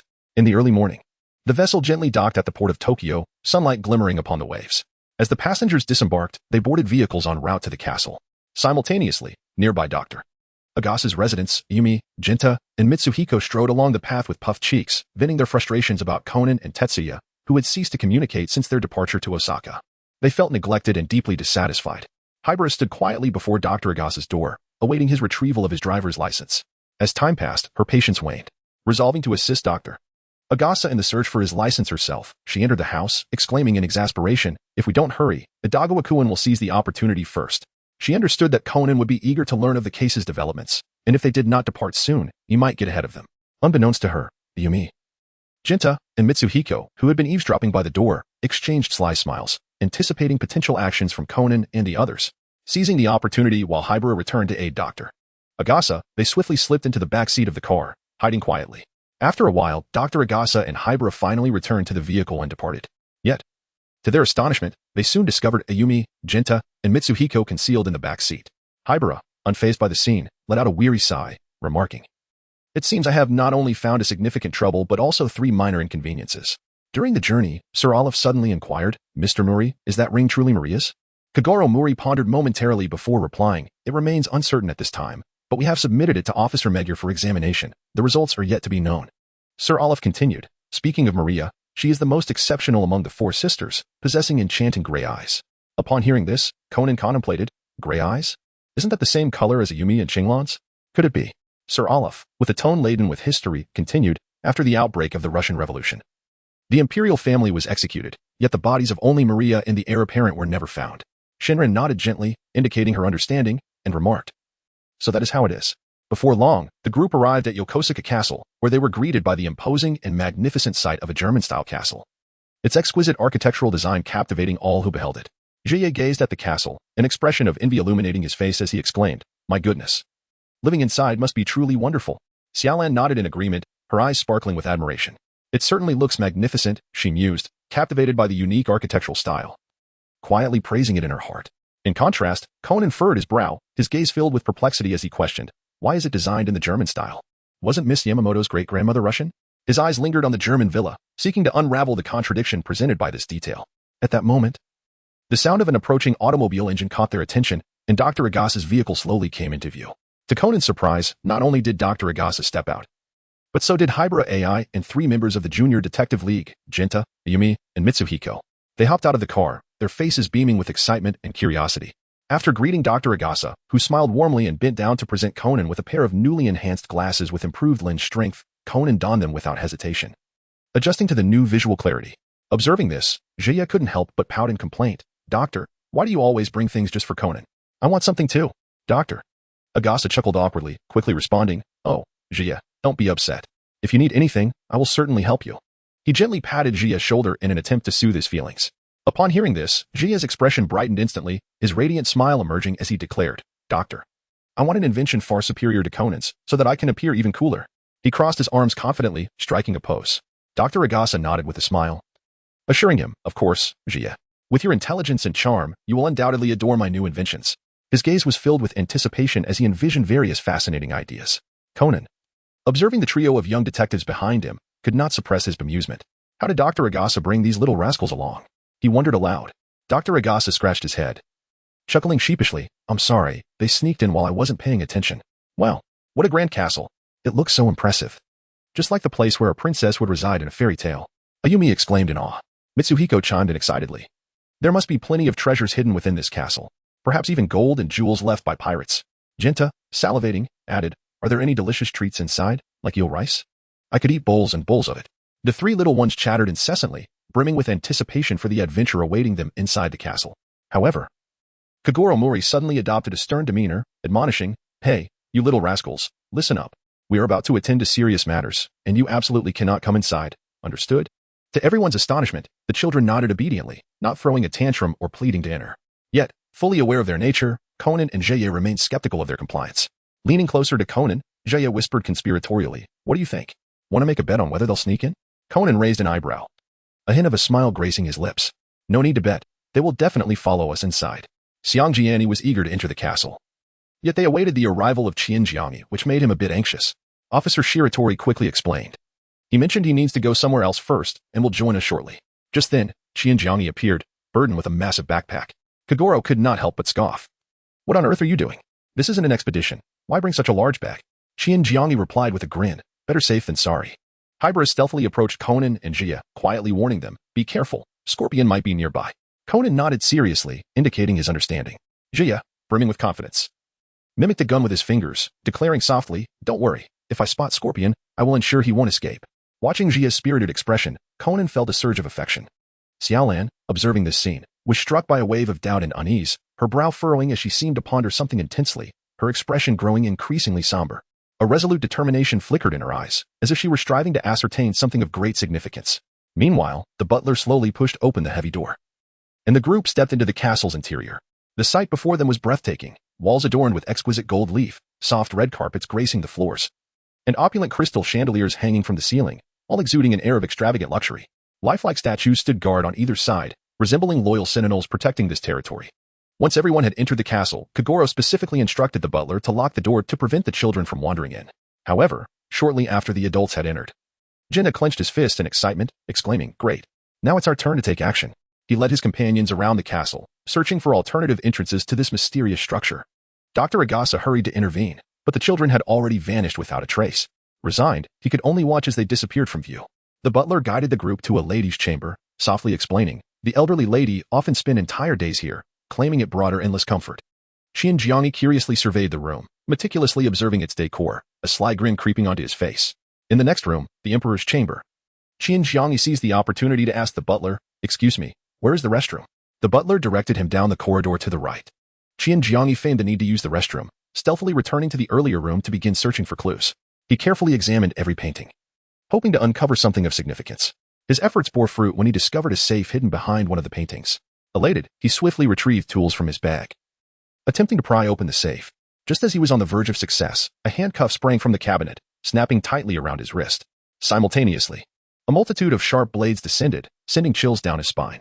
Qian Jiangi screamed in terror, but his quick reflexes allowed him to crouch down just in time to avoid being impaled. His screams drew the attention of others, who rushed to his aid. The butler approached, his demeanor serious as he remarked, this is a theft prevention device designed by Lord Kiaichi 80 years ago. Our castle is filled with such mechanisms, so I kindly ask you to exercise caution. Although the butler respectfully retrieved the key to unlock the handcuffs, his tone remained stern. Officer Bai carefully examined Qian Jiangi's backpack and added, in other words, please do not act on your own accord. He then proceeded to open Qian Jiangi's bag, emptying its contents onto the ground. After sifting through the items, he ultimately retained only a flashlight, which he tossed back to Qian Jiangi with a mocking tone, saying, I believe this flashlight will suffice for you. Meanwhile, Conan swiftly approached the mechanism, contemplating to himself, Mr. Jai truly has a penchant for contraptions. It stands to reason that the valuable items must be concealed within some kind of mechanism. He then turned to the butler and inquired, might I ask if there is a basement within this castle? The butler shook his head and replied, there is no basement. Upon hearing this, Conan pressed further. What about on the first floor, in the room that belonged to my grandfather? After a moment of contemplation, the butler responded, there is indeed an office. Consequently, the group made their way to the study. This room was modest in size, its walls adorned with an array of black and white photographs and bookshelves embedded into the walls, displaying numerous pictures, yet conspicuously absent was any photograph of the great-grandmother. Conan turned to Miss Xiaomei, curiosity piqued, and asked, have you ever seen a photograph of your great-grandmother? Or do you know what she looked like? Miss Xiaomei shook her head, her tone tinged with regret as she replied, no. I have never seen a photograph of my great-grandmother, nor do I know what she looked like. Ji squinted slightly, a glimmer of mystery and anticipation in his gaze. As he remarked, Conan, I possess an intense feeling that a monumental secret is undoubtedly concealed within this matter. Henceforth, this significant task shall be entrusted to you to unravel. Off you go, Pikachu. With that, he patted Conan on the shoulder and gestured an encouraging sign. Conan, however, wore an expression of exasperation, internally lamenting Ji's perpetual frivolity. With a slight huff, he retorted, Hey, Ji, if you continue jesting in this manner, I might just confiscate your comic books. Upon hearing Conan's threats, Ji mischievously made a face and then turned to stride towards the other side of the study, diligently searching for clues. At that moment, Xianjiang suddenly pointed to a photograph hanging on the wall, exclaiming, This man is Rasputin. Siruofu also curiously leaned in to examine it, nodding in agreement after confirming its authenticity. Indeed, the photograph bore Rasputin's signature. Tetsuya cradled his chin in one hand. A look of confusion etched upon his face as he turned to Conan and inquired, Conan, who exactly is Rasputin? Is he quite famous? Meanwhile, the historically unversed Rand directed a questioning glance at Kagoro Mori, asking, Daddy, who is Rasputin? Kagoro scratched his head, appearing somewhat embarrassed, and stammered, Well, all I know is that he was a notorious villain. Observing Tetsuya's curious expression, Conan smiled slightly and began to elucidate. He is often referred to as the Mad Monk Rasputin. However, he was indeed the principal architect behind the downfall of the Romanov dynasty. At one point, he wielded substantial political power. Ultimately, he was eliminated by a relative of the royal family, Duke Felix Yusupov. In the end, his body was discovered in a river, reportedly with a concave skull and one of his eyes having been gouged out. Upon hearing such a tragic demise, Ran instinctively covered her mouth, her face a tableau of astonishment. Conan's explanation effectively captivated the attention of everyone present. Noticing this, he instantly adopted a childishly innocent demeanor and chuckled, Hee hee. I gleaned all this from television, you know, ha ha ha. At that moment, Officer Shiratori hastily intervened, stating, All right, I believe the priority now is to locate that egg swiftly. Kagoro let out a resigned sigh, producing a cigarette, igniting it, and began to exhale clouds of smoke. While puffing away, he complained, though that is true. This castle is so vast, where on earth should we begin our search? It's utterly vexing. Conan keenly observed the smoke from Kagoro's cigarette swirling upwards, and he instantly sensed something amiss. He rushed forward, grasping the cigarette firmly, then crouched down to scrutinize the ground. A draft was blowing upwards, indicating a concealed underground chamber. The revelation left everyone astonished. They had never imagined there might be a hidden cellar. Just as Conan was about to elaborate further, Tetsuya suddenly pulled him aside, saying, Everyone, let us first search for the switch to the secret room. Conan wore a puzzled expression, looking at Tetsuya in confusion. Tetsuya leaned in and whispered, Brother, you're being too conspicuous. How could a child know so much? Conan nodded in realization, responding with a hint of resignation. All right then. Thus, the group commenced their search for the switch within the study. Officer Shiratori began to probe along the seams of the floor and soon discovered a section that appeared slightly different, perhaps even slightly depressed.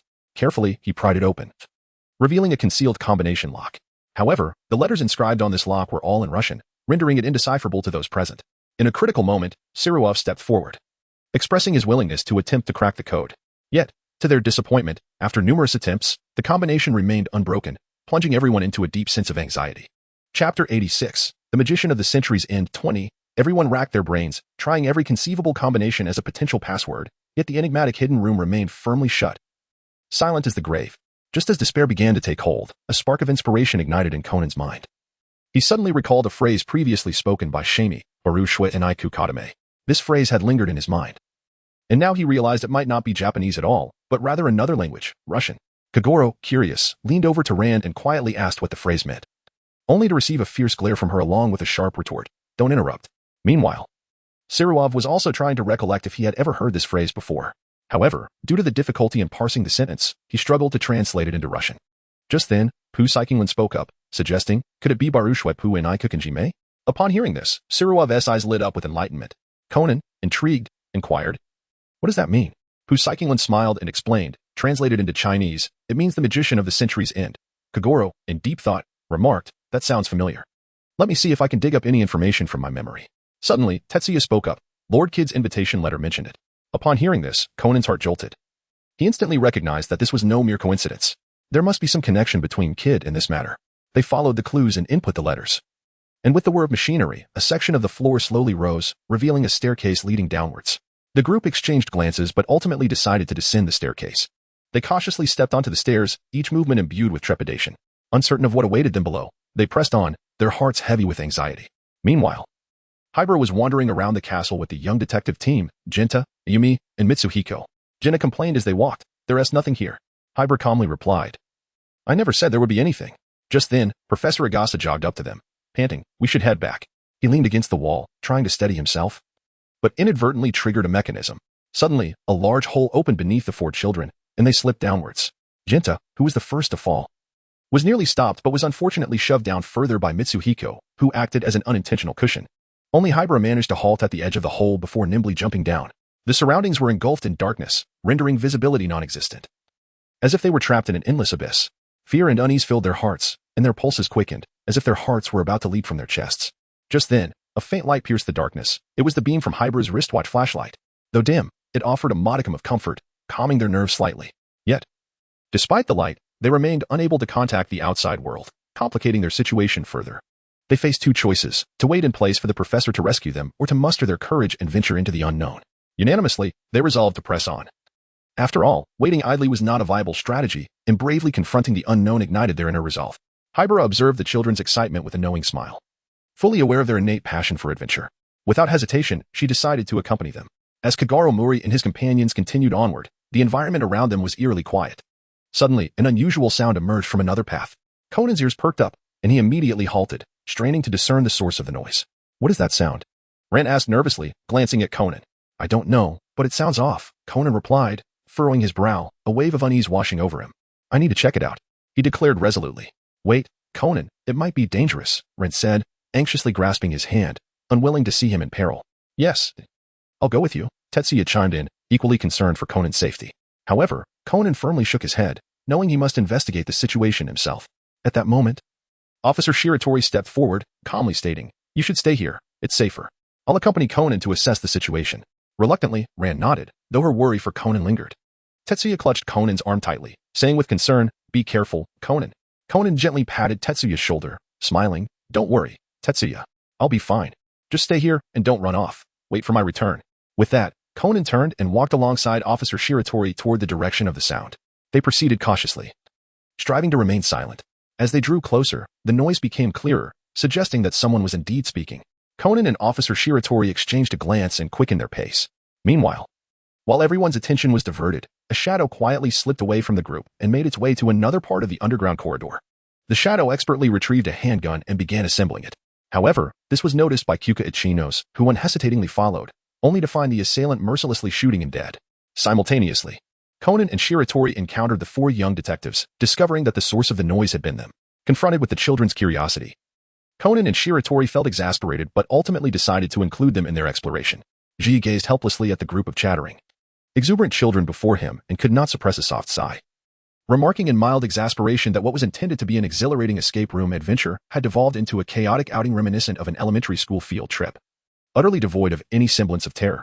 As their group proceeded along the corridor, they abruptly discovered that their path had come to an impasse. Upon closer inspection, it became apparent that this underground chamber offered but a singular route, hinting at the possibility of some concealed mechanism at play. Harahara fixated intently on the two-headed eagle emblazoned upon the door, recognizing it as a symbol of imperial authority. Meanwhile, Conan's attention was captivated by the intricate designs adorning the walls. The crown atop the eagle, coupled with the sun radiating behind it, swiftly coalesced in Conan's mind, leading to a sudden epiphany. He dashed forward, exclaiming, "Officer Shirogane, would you kindly illuminate the crown of the two-headed eagle with your flashlight?" Without a moment's hesitation, Officer Shirogane adjusted the beam of his flashlight, directing its focused light onto the crown.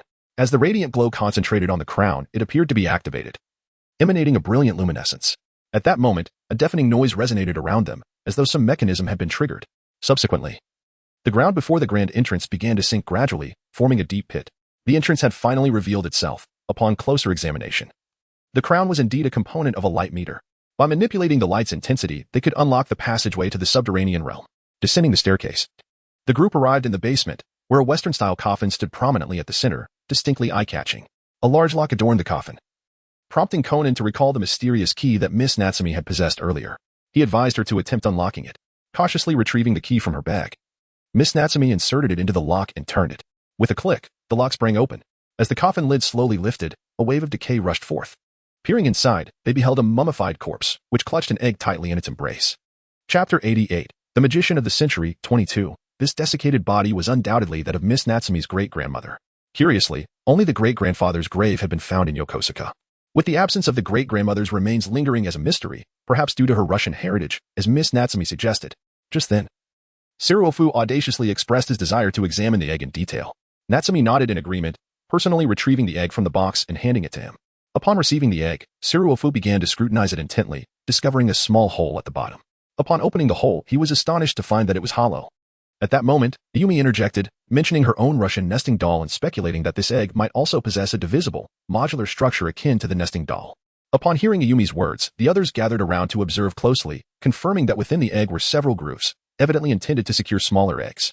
Just then, Officer Shirogane also produced a nesting egg from the Suzuki family, smiling as he remarked, "I anticipated we would need this, so I specifically borrowed it from President Suzuki." Kagoro Mori approached with a serious demeanor, his gaze piercing as he queried, "You didn't pilfer it, did you?" "Of course not. How could that be?" Officer Shirogane's face momentarily betrayed a hint of panic, yet he quickly regained his composure, restoring his calm demeanor. Tetsuya could not help but chuckle, prompting Conan to curiously inquire, "What is amusing you, Tetsuya?" Hastily covering his mouth, Tetsuya replied with a smile, "Oh, it's nothing, merely some humorous thoughts that crossed my mind." Internally reflecting, he mused, "Uncle Kagoro truly is remarkable this time, having become the first to grasp the truth." Shilua carefully received the egg, gently placing it within. To everyone's astonishment, the two eggs fit together perfectly, as if it were always meant to be. In that moment, realization dawned upon them. It became clear that Mr. Yoshikazu had not crafted two separate eggs, but had cleverly divided a single egg into two halves. Tetsuya observed that Conan was still deep in thought, so he inquired, "Do you sense anything amiss?" Conan furrowed his brow tightly and responded with utmost seriousness, "I have an unwavering feeling that a person as wise and talented as the magician of the end of the century would not have crafted such a straightforward memory. There must be other concealed mechanisms or undisclosed secrets awaiting our discovery." At that moment, Kagoro Mori was entirely engrossed in marveling at the dazzling, enormous diamond atop the egg, oblivious to everything else. Suddenly, Miss Natsumi interrupted his reverie, patiently explaining to everyone, in fact, that so-called diamond is not a genuine gem. It is merely an ordinary piece of glass. Upon hearing the word glass, a series of images flashed through Conan's mind, reminding him of the photos he had seen, including the double-headed eagle emblazoned on the grand door and the pedestal at the center. Without hesitation, he seized the egg from Tsuruofu's hands. Kagoro Mori, about to voice his protest, was fortunately halted by Officer Shiratori, who kindly inquired if Conan required assistance. Shiratori carefully held a flashlight, closely following Conan's lead. Following Conan's instructions, he gradually narrowed the beam of the flashlight and gently positioned it within the column. As the candles in the basement extinguished, the entire space was engulfed in darkness. The sole source of light was the faint yet concentrated beam from the flashlight atop the column. Conan steadily placed the memory egg above the light, and the shell began to gradually turn transparent. Through the delicate, almost diaphanous shell, the intricately carved statues of the imperial family became vividly visible. These exquisite figures seemed so lifelike as if they were narrating ancient tales. Surprisingly, without a key, the egg began to rise slowly, as if propelled by an unseen force. When the emperor gently opened the book in his hands, he sensed a mysterious and powerful energy. The book appeared to possess a unique enchantment, inciting curiosity about the secrets it concealed. Suddenly, a radiant light emanated from the book, illuminating the entire room.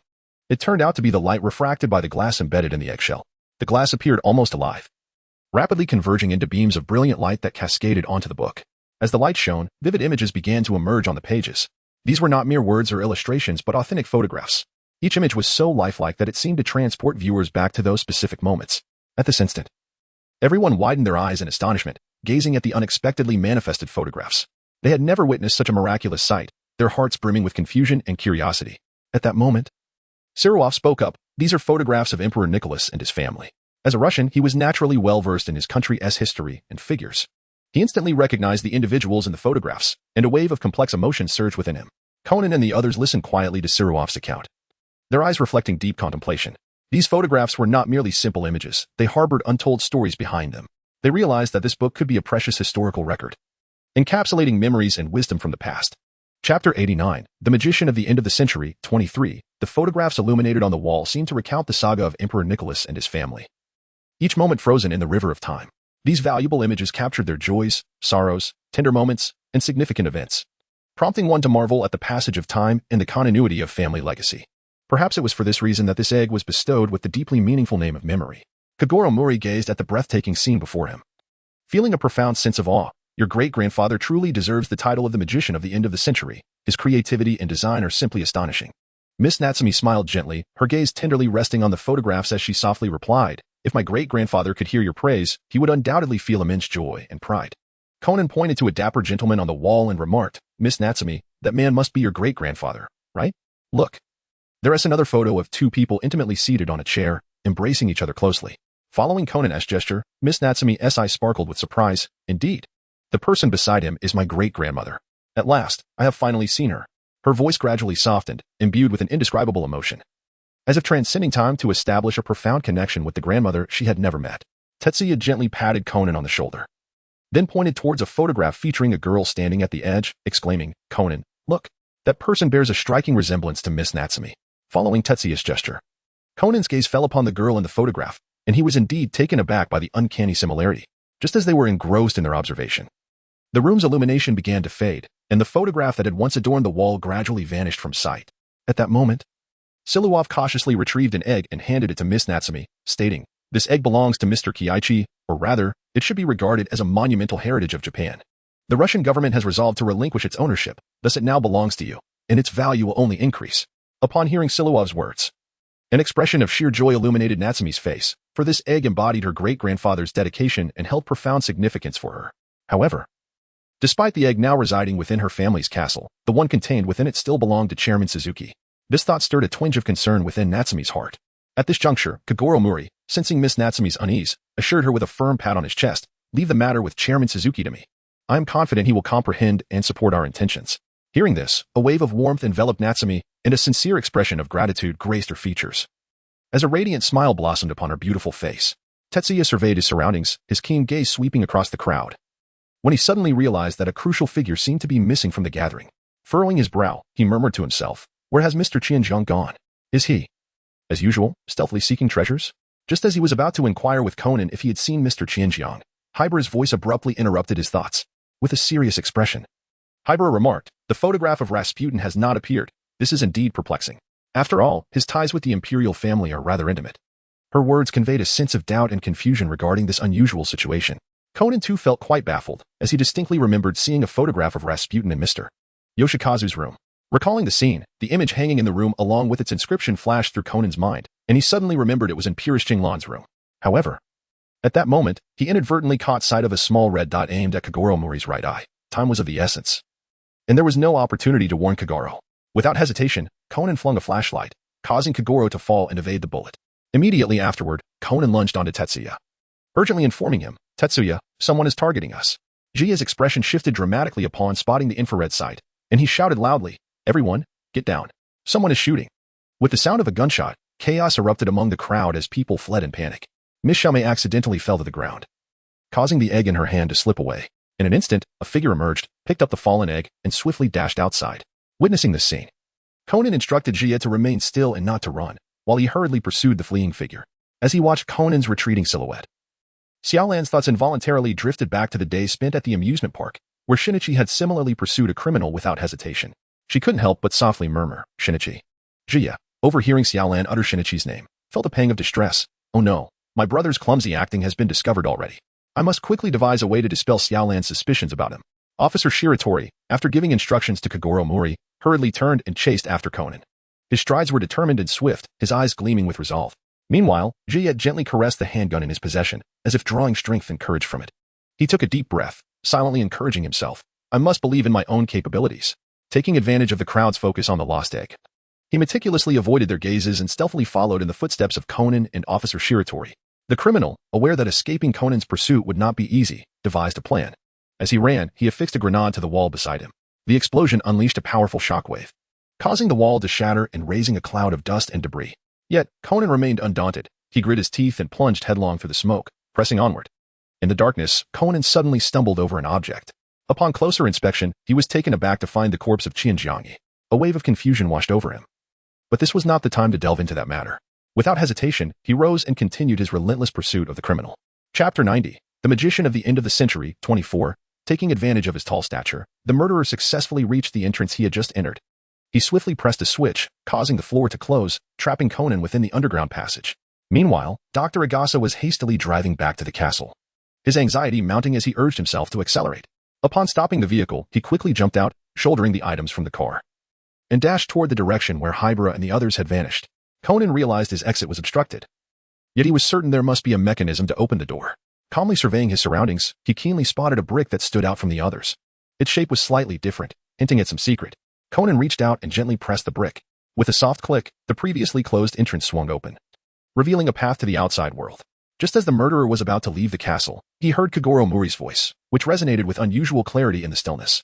Immediately following, Mori's voice transformed into that of Officer Shiratori, pretending to be Chinese, yet actually a Russian, Miss Qinglan, descendant of the monk Rasputin. Upon hearing this, Pusi Qinglan's expression darkened. She realized her identity had been uncovered, rendering further disguise pointless. Thus, she emerged from the shadows, brandishing a handgun, aimed straight ahead, ready to fire at any moment. Seizing the opportunity while Pusi Qinglan's attention was diverted, Conan deliberately created a commotion and, through a series of voice modulations, systematically revealed everything she had done and the motives behind her actions. She grew increasingly irate, firing several shots in Conan's direction. At that moment, Jia finally arrived at the scene. Capitalizing on Conan's distraction of Pusi Qinglan, he stealthily climbed to the second floor and successfully concealed himself behind a pillar. However, just as he prepared to find a suitable shooting position, he was astonished to see Conan suddenly appear before Pusi Qinglan. Jia couldn't help but feel alarmed. Brother, do you truly fear nothing about the gun? Even with the protagonist's halo, this is reckless. Observing the unfolding situation, Jia quickly adjusted his breathing, using his diaphragm to control his breath, while modulating his voice to resemble Officer Shiratori's tone. He silently encouraged himself. There are only 6 bullets left. I must seize this opportunity. As Jia aimed at Pusi Qinglan, he feigned nonchalance and remarked, Pusi Qinglan, as a so-called descendant of Rasputin, do you not feel a twinge of shame for having pilfered the treasures of the Romanov dynasty for so long? Furthermore, your command of the Chinese language leaves much to be desired. A gunshot resounded, its deafening echo reverberating throughout the grand hall, startling both Pusi Qinglan and Conan. A bullet emerged from the shadows, piercing through Pusi Qinglan's shoulder. Conan's eyes widened in terror as he witnessed the unfolding chaos. Who could it be? Could it possibly be Kid? He pondered internally, only to swiftly dismiss his own conjecture. No, Kid would never resort to using firearms. So who could it be? Who fired the shot? Pusi Qinglan clutched her wounded shoulder in agony, her face contorted with rage. She bellowed, Who is it? Who dares to shoot me here? Step forward if you have the courage. Her eyes widened as she scanned the surroundings, desperately attempting to identify the assailant. Jia concealed himself in the shadows, a faint smirk playing upon his lips, betraying a sense of triumph. Without a moment's hesitation, he pulled the trigger once more, aiming at Pusi Qinglan's right hand. With a resounding bang, the bullet struck its mark, causing the pistol in her grasp to clatter to the ground. Within Jia's heart, an incessant tremor surged, for he was acutely aware of the potential consequences that the shot could unleash. Yet, he endeavored to steady his hand, resolutely reminding himself of the necessity to fulfill his mission. Persevere, Jia, just a moment longer, and this shot will bring closure to everything, he whispered inwardly. Indeed. The shot successfully struck the right arm of Pusi Qinglan, and blood gushed forth from the wound, cascading down the arm. The excruciating pain rendered Pusi Qinglan incapable of maintaining her grip on the firearm, which clattered to the ground with a sharp sound. Having been struck twice, Pusi Qinglan could no longer sustain her stance, and her body succumbed to gravity, collapsing involuntarily. Jie gazed at the figure of Pusi Qinglan, who lay defeated on the ground, a look of delight gracing his features as he secretly reveled in his own prowess. It seems my marksmanship is rather commendable, he thought with a sense of pride. As if he had entirely forgotten the perilous situation he had just faced, Pusi Qinglan trembled slightly on the ground, her eyes filled with confusion and disbelief. With great effort, she lifted her head and asked in a feeble voice, Who exactly are you? She attempted to rise, striving to retrieve the handgun that had fallen beside her, yet found herself powerless to do so. Conan, recalling her recent words, reflected on a fleeting memory that flashed through his mind. A subtle smile gracing his lips as he remarked, Well done, Jia. How audacious of you to commit such an act. Once we return, we shall have much to discuss. With that, he swiftly approached Pusi Qinglan, raising his wrist to employ the tranquilizer from his watch to subdue her. Just then, Officer Bai Niao, panting heavily, sprinted from a distance, calling out, What has transpired? His gaze fell upon the woman sprawled on the ground, astonishment etched across his face. Is it already resolved? Tetsuya swiftly disassembled the firearm, skillfully concealing each component in various locations on his person. He then quietly embraced a pillar, gracefully descending to the ground floor like an agile monkey. Upon arrival, he feigned surprise, his face adorned with astonishment, exclaiming, Wow, brother, you are truly impressive. You've resolved the issue so swiftly. Chapter 91. Did Xiaolan discover? As the flames began to spread ferociously, Conan, filled with urgency, implored, We should first find a way to escape. His gaze swiftly traversed the surroundings, ultimately fixating on Tetsuya. Tetsuya felt a shiver run down his spine under Conan's piercing gaze. He quickly covered his mouth and nose with his hand, nervously exclaiming, Indeed, we must leave this place at once. Officer Shiratori nodded in agreement, resolutely bending down to carry Pusi Qinglan, preparing to lead everyone to safety. However, the voracious flames spread with unimaginable speed, encircling the four of them in an instant.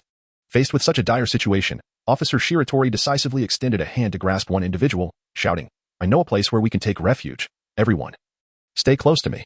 At that moment, Kagoro Mori suddenly realized that Tetsuya was missing, a wave of concern washing over him. Ibara, noticing this, quickly explained. Tetsuya went with Officer Shiratori to look for Conan. Upon hearing this, the group let out a slight sigh of relief. As they retraced their steps, an unexpected obstacle arose. The road had collapsed due to the bomb explosion, blocking their path forward. With no other option, they reluctantly followed Hybara's suggestion and successfully evacuated through a previously discovered passage. When they finally reached the exit, they had no time to catch their breath before they were horrified to see that the entire castle had been engulfed in fierce flames. As Ayumi and the others realized that Conan and Tetsuya were still inside the castle, expressions of despair and anguish crossed their faces, unable to contain their anxiety and worry. They involuntarily shouted Conan and Tetsuya's names. "What are you doing? It's so noisy." At that moment, a familiar voice reached the children's ears. They turned in astonishment. And there stood Conan and Tetsuya, tightly clutching the egg, leaning against Dr. Agasa's vehicle. Conan continued, "This egg was seized from the hands of the thief by Officer Shiratori. Meanwhile, Scorpion had already been taken away by Shiratori." The revelation that Scorpion was, in fact, Yu Shikinglan left Muri and Shirawa in utter shock. Conan did not elaborate on the circumstances, silently returning the meticulously crafted memory egg from the late-century magician to Natsumi. Gazing at the castle, once magnificent but now reduced to a charred shell, Muri was overwhelmed with guilt and remorse, deeply apologizing to Natsumi. Natsumi, with a sorrowful gaze fixed on the castle consumed by flames, remained enveloped in the grief of its loss. However, upon hearing Kagoro Muri's words, she quickly adjusted her demeanor. Showcasing her strength and optimism, she comforted Uncle Muri, saying, "It's all right, Mr. Muri. Although the castle is burned down, I still have the great works left by my great-grandfather. Moreover, I believe the secret chamber should remain unaffected." The butler also maintained a positive outlook, suggesting that once the situation was resolved, the old lady's remains could be interred alongside other family members. Uncle Muri couldn't help but express his regret. Alas, in the end, Phantom Thief did not show up. Ayumi, with a sorrowful expression, murmured, "Perhaps he is truly no longer among the living." Yet Conan suddenly spoke with conviction, "No, he is definitely still alive." Tetsuya secretly chuckled to himself, amused by Uncle Garo's amusing demeanor, despite being so close to the truth. He always seemed to miss it by a hair's breadth. As Xiaolan observed the expression on Conan's face, her suspicions grew increasingly clear. Could he possibly be that person? Once everything had concluded, they returned to the office, and as soon as he entered, Tetsuya collapsed onto the sofa, utterly exhausted and unwilling to move even a muscle. He glanced at the glass of water on the table and contemplated reaching for it, but the fatigue overwhelmed him, and he abandoned the thought. At that moment, Conan approached, his voice filled with concern, inquiring, "How are you? Did you sustain any injuries back at the castle?" Tetsuya smiled lightly, attempting to sound nonchalant as he replied, "Not at all. I have always had someone to protect me. How could I possibly be injured?" However, the moment his hand brushed against the cup, it began to tremble uncontrollably, nearly causing the vessel to slip from his grasp. Observing this scene, Conan expressed his doubt. "Is that so? Then why is your hand shaking so violently?" With that, he reached out and grasped Tetsuya's hand, feeling it quiver incessantly. Jaya displayed a look of embarrassment, inwardly lamenting his misfortune. It was over. The recoil from the gun had been so forceful that his hand had yet to recover. He hastily concocted an excuse, feigning tremendous fear, his eyes glistening with tears as he pitifully addressed Conan. "Brother, it was truly my fright that caused my hand to tremble. There has been an international thief lurking nearby, utterly terrifying." Just as Conan was about to utter a word, Ran emerged, cradling a dove. She gracefully approached the opposite sofa and sat down, her gaze imbued with a hint of sorrow, instantly shrouding the previously light-hearted atmosphere in a heavy pall. However, Conan appeared oblivious to the unusual tension permeating the air, simply asking, "Has Uncle fallen asleep? He seems quite weary." Rand responded perfunctorily, gently placing the dove into a basket before meandering to the window, silently gazing at the twinkling stars in the night sky. After a moment of silence, she softly remarked, "Thank you for saving my father in the castle. You were truly magnificent then, Conan." It was only then that Conan sensed something was amiss with Rand's emotions, though he remained unaware of the underlying cause.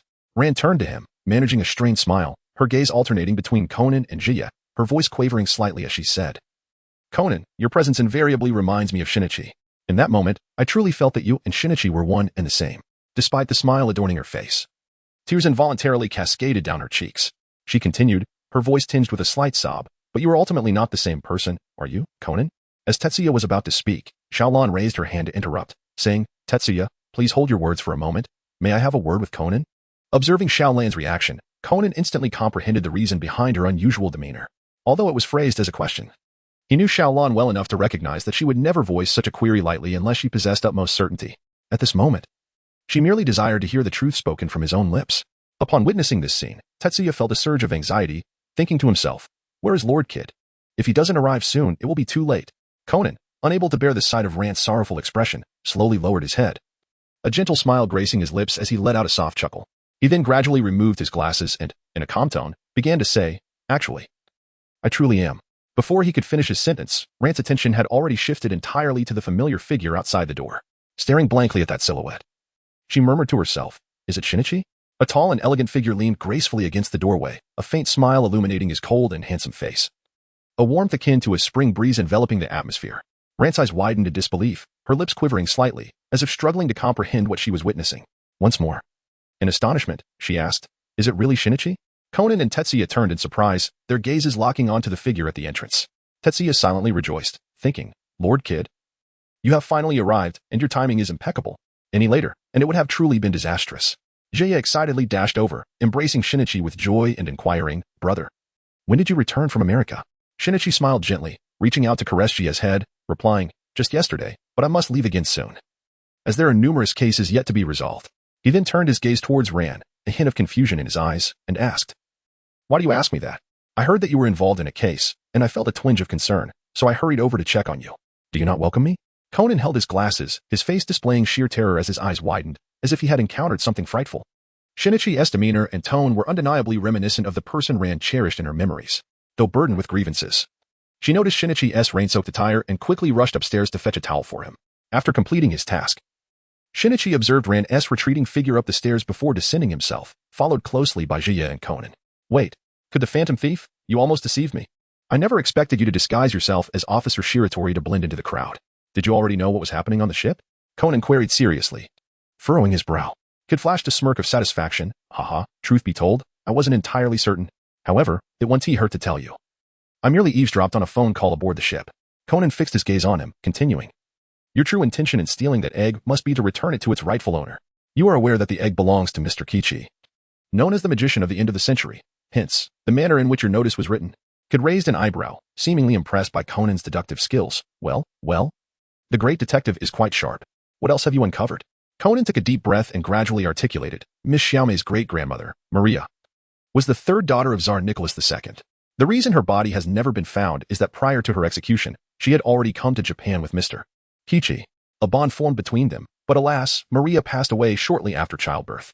In her memory, Mr. Kichi built that castle, placing her remains in the egg within a secret chamber, awaiting discovery by future generations. Kid shook his head in resignation, a complex emotion flickering in his eyes as he murmured, some secrets are perhaps best left forever shrouded in mystery. This statement seemed to carry profound implications, prompting deep contemplation. Jie nodded slightly in agreement, affirming, indeed, some secrets may find their best resolution in remaining undiscovered. Kid let out a soft whistle, the sound clear and resonant. As the whistle echoed, a white dove descended gracefully from above, landing steadily on his shoulder. Soon after, more doves appeared around him, creating a scene both beautiful and enigmatic. Jie slowly approached Kid, gratitude evident on his face, and said, thank you. I'm fortunate you arrived. Otherwise, I truly would have been unable to conceal it any longer. Kid crouched down, tenderly caressing Jie's cheek, a glimmer of affection in his eyes, and then smiled as he remarked, no need for thanks. Between us, we are even now. Farewell. With that, he rose, surrounded by a multitude of doves, a vision akin to a dream. Conan, witnessing this, instantly darkened in countenance, his eyes widening as he shouted at Kid, Kaido Kuroba, what are you doing? His tone brimming with anger and dissatisfaction. Upon hearing Conan's inquiry, Kid's lips curled into a sly smile. He gradually stood, enveloped by an array of doves. He raised his hands in a gesture of surrender, feigning contrition as he addressed Conan. All right, esteemed detective, do not be upset. Given that I have assisted you this time, grant me your forgiveness. As he stepped back and snapped his fingers, the doves took flight, and Kid's figure vanished from sight in an instant. Conan, seething with rage, gritted his teeth. His face flushed as he bellowed, Kaido Kuroba, I will not let you escape next time. I shall bring you to justice. Seeing this, Jaya hurried over to console him, saying, all right, brother, do not be angry. Anger is detrimental to your health. Conan glared at Jia, his fury intensifying, and could not help but harshly pinch Jia's face. At that moment, Rand descended the stairs with a towel in her arms, only to find Jia and Conan. Shinichi had vanished without a trace.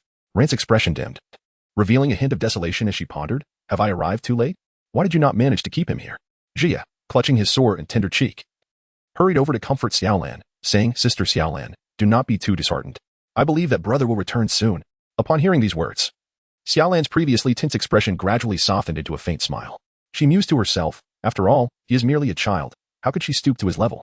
Yet, the embers of her anger had not completely extinguished, and a sense of restlessness lingered within her. Thus, she resolved to channel this rage elsewhere. Humph. When next I encounter that detestable fellow, I shall certainly teach him a lesson. With that thought, she forcefully hurled the towel in her hand into the air, swiftly adopting a karate stance as if facing a formidable adversary. She then unleashed a flurry of fierce chopping motions, each strike imbued with strength and fury. Witnessing Xiaolan's ferocious demeanor, Conan and Jie could not help but tremble in fear, clinging tightly to one another, their eyes wide with terror. As Jie cradled Conan, he whispered with a trembling voice, "Brother, I think it's best if you avoid provoking Sister Xiaolan lately. Her temper can be truly terrifying." Conan, embracing Jie, nodded repeatedly in agreement. He felt a wave of relief wash over him, grateful that he had not directly found himself in the line of fire this time. Otherwise, Xiaolan would have certainly given him a thorough reprimanding. At the same time, he felt a pang of anxiety regarding his recent actions, resolving to exercise greater caution and prudence in the future. Chapter 93. Reporting that evening, as Conan lay in bed, he gently turned to the side and, using his hand to apply medication, softly massaged Jia's hands. Initially, Jia remained oblivious to the peculiar sensations coursing through him. However, as Conan gradually intensified his grip, a sharp pang of pain swiftly radiated through his hands. Instinctively, his body recoiled as if attempting to evade the sudden onslaught of discomfort. Unbidden, faint cries escaped his lips. "It hurts. Be gentler, brother." Observing this, Conan's previously relaxed demeanor gradually morphed into one of solemnity. A subtle glimmer flickered within his profound gaze, and with a hint of reproach in his tone, he remarked, "You acknowledge the pain yet still resort to gunfire. Speak, where did the item originate? If it were heavier, perhaps you would learn your lesson." Despite his words, the pressure of his grip unconsciously softened a fraction. Jia felt the pressure in Conan's grip diminish, and a sense of relief washed over him. He cautiously began to speak. "It was during our time on the ship that I, alongside Lord Kidd, stumbled upon something in Pu Saikinwen's room. That chamber conceals numerous secrets, and we inadvertently discovered that object." Mentioning Kidd stirred a complex array of emotions within Conan, causing him to instinctively tighten his grip. Jia winced, taking a sharp breath as pain flickered across his face. A cold smile crept onto Conan's lips, a glint of frost in his eyes. "Ah, so you're keeping secrets from your brother now. Do you truly believe you can hide this from me?" Seeing the seemingly genuine anger on Conan's face, Jia immediately panicked and hurriedly stepped closer, his expression plastered with a forced smile as he pleaded, "Brother, please don't be angry. Everything I did was for your own good. Think about it. Had I not been there watching, what if Pu Saikinwen had accidentally pulled the trigger? The consequences would have been unimaginable." He continued, "Moreover, should we encounter those vile members of the black-clad organization again, at least we would have a fighting chance, wouldn't we? Brother, don't you agree? Please, don't stay mad at me. Just forgive me this once." Conan was taken aback by Jia's anxious and ingratiating demeanor. He had initially assumed it was merely the innocent curiosity of a child encountering a novel toy, but he never anticipated it stemmed from concern for himself. The tension in his heart softened instantly, and he let out a gentle sigh. Extending his hand, he resumed massaging Jia's fingers, his tone unconsciously becoming much more tender. "In truth, brother, I am not truly angry. However, in the future, please remember to inform me of your actions, for otherwise, I would be quite worried." Jia seemed to have received a reprieve, nodding vigorously as a radiant smile blossomed on his face, reminiscent of a plum blossom blooming splendidly in the winter. Yes, I understand. You are truly wonderful, brother." Witnessing Jia's unrestrained joy, Conan's lips curled slightly upwards, revealing a faint smile, his eyes shimmering with warmth. "Now, where is the gun? Please bring it out swiftly." Jia picked up his clothes from the side and shook them vigorously, causing several parts to fall to the ground. He stared intently at the scattered gun components, his heart heavy with resentment and regret. After exerting so much effort to acquire them, they had been so effortlessly confiscated. Leaving him in dismay, Conan observed Jia's distressed demeanor with a sense of helplessness. He understood the child's fascination with novelty and his unwavering attachment to it. Yet he was equally aware of the inherent dangers associated with firearms. Gently patting Jia's shoulder, he spoke with earnest sincerity, "Do not be disheartened. Tomorrow, the doctor will create something far safer for you, and it shall undoubtedly be more enjoyable." Upon hearing Conan's words, a glimmer of hope flickered in Jia's eyes, and his despondent expression gradually faded. As the hour grew late, Jia slowly reclined. Conan patted his back, urging him to sleep promptly, lest he find himself lacking in vigor on the morrow. Jia nodded slightly, reclined once more, tucked himself under the blankets, and closed his eyes. Soon, the room was filled with the sound of his steady breathing, his diminutive figure appearing particularly endearing beneath the moonlight. Conan gazed at Jia's slumbering form, a tender expression gracing his face as he softly murmured, "Good night, Jia." He then rose slowly, taking care to exit the room as quietly as possible, making every effort not to produce even the slightest sound. He retrieved his phone and dialed his parents, who were far away in America. The phone rang only a few times before being answered, and he heard his mother Yukiko's anxious voice. "Shinichi, how are you? Have you been well lately? What about Jia? Your father and I miss you both. Are you eating properly? Have you grown taller? Are there any new friends in your life?" Hey, Shinichi, why are you silent? Did you hear your mother's voice and become too happy to respond? What about Jia? Why isn't he speaking? Conan felt a wave of exasperation wash over him, silently chiding. With you speaking so rapidly, I can hardly get a word in edgewise. At last, seizing an opportunity to interject, Conan replied, we're doing well. It's quite late here in Japan, and Jia has already fallen asleep. The purpose of my call is to inquire whether you are familiar with a person named Hakobuturu. Yukiko pondered for a moment before responding. That name sounds quite familiar. Yuya, do you know who he is? Yuya, seated on the sofa with a newspaper in hand, set it aside and approached swiftly upon hearing Yukiko's question. Shinichi, why do you suddenly ask about him? I recall that his father is the chief superintendent of the Tokyo Metropolitan Police, and he seems to be a decent boy. Conan forced a stiff smile, gritting his teeth as he replied, decent? Dad, he is dating Jia. He is harboring ulterior motives and deliberately getting close to him. Conan then sent the chat logs between Hakobuturu and Jia, along with photos Jia had taken of Hakuba. Upon hearing this, Yuya's expression instantly hardened, a palpable aura of anger emanating from him as he scoffed. Dating? Shinichi, what are you saying? Him and our Jia? Impossible. The mere thought of Jia being so adorable and still so young disturbed him greatly. Yukiko observed Yuya's somewhat terrifying demeanor and, momentarily at a loss, said, Yuya, are you all right? What if it isn't true? Oh dear, what has Shinichi sent? Let me see. Yukiko opened the email, gazing at the photos as she remarked. This Hakobuturu is quite handsome. No sooner had she spoken than she noticed Yuya looking at her with a hint of resentment in his eyes. Chapter 94. The black Porsche Jia gradually opened his eyes, still tinged with remnants of slumber and confusion, as if he had just awakened from a distant dream. He glanced around but found no trace of the familiar figure of Conan. A wave of inexplicable melancholy surged within him. He parted his lips slightly, his voice muffled as he called out, Brother, where are you? Hearing Jia's anxious plea from the room, Conan couldn't help but chuckle softly, responding gently into the phone, all right. You all carry on, Jia is calling for me. Don't worry, I'll be there shortly. With that, he ended the call. Seeing this, Yukiko hurriedly said, understood. Good night, Shinasuke. As she spoke, her fingers deftly glided over the mouse, her gaze fixated on the chat history displayed on the computer screen. After a moment, she furrowed her brow slightly, remarking, I think these chat records are quite normal. Jia has made a good friend so quickly. You two are just overreacting. However, it's indeed a good thing for him to have friends. Yusuke, with a serious expression, pointed to one particular line. His voice laced with confusion and disbelief. Do good friends really exchange compliments like you look so handsome? And you too? Moreover, there's a 10-year age difference. Isn't that rather strange? His face was etched with concern, as though he sensed that something unsettling was about to unfold. Noticing Yusuke's agitation, Yukiko felt a twinge of unease herself and quickly reassured him. How about we take a trip back to Japan in a few days? It's been a while since we've seen Shinasuke and Jia. I truly miss them. You shouldn't be overly anxious. Perhaps it's just normal interaction among children. Hurry and finish updating your manuscript. Don't let work fall behind. After saying this, she gently patted Yusuke's shoulder, attempting to calm him. When Yusuke opened his phone, his fingers swiftly danced across the screen, imbued with an urgency, and without hesitation, he clicked the booking button. The fluidity of his actions revealed his inner resolve and decisiveness.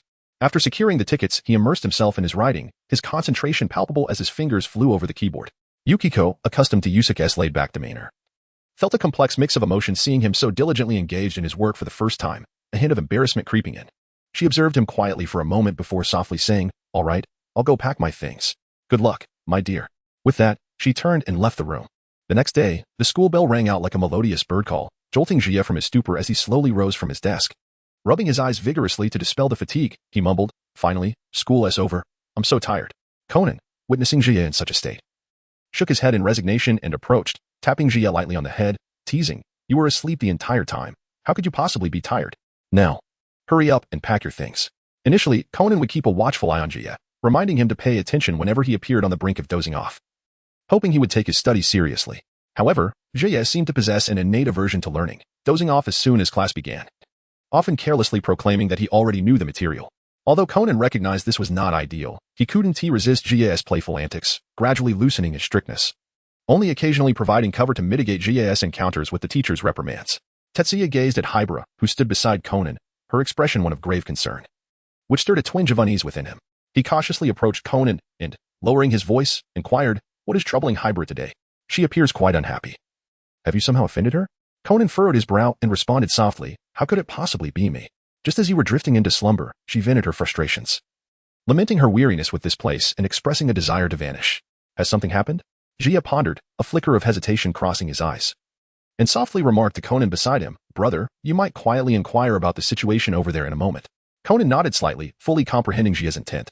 At that moment, Hibara sat quietly, her gaze revealing a subtle sorrow, akin to the dissipating mist that lingered in the air, it was also tinged with an undercurrent of fear, as if something dreadful were about to unfold. As they leisurely approached the door, Jaya inadvertently lifted his head, gazing outside where delicate snowflakes danced gracefully through the air. A smile blossomed on his face, and he exclaimed, "Conan, everyone, come quickly, it's snowing. The scenery is truly beautiful." However, Ayumi pouted and retorted, "Jaya, we noticed it ages ago. You've been snoozing away, and now you decide to join the excitement." Upon hearing this, a sheepish smile crept onto Jaya's face as he scratched the back of his head. Genta, Mitsuhiko, and Ayumi frolicked ahead, brimming with childlike innocence and vitality, while Hybrid quietly walked alongside Conan and Jaya, maintaining their pace. Suddenly, Conan spoke with a grave demeanor. "This is truly not a place where I should linger any longer. If we wish to avoid entangling those innocent people, we must swiftly vanish from here."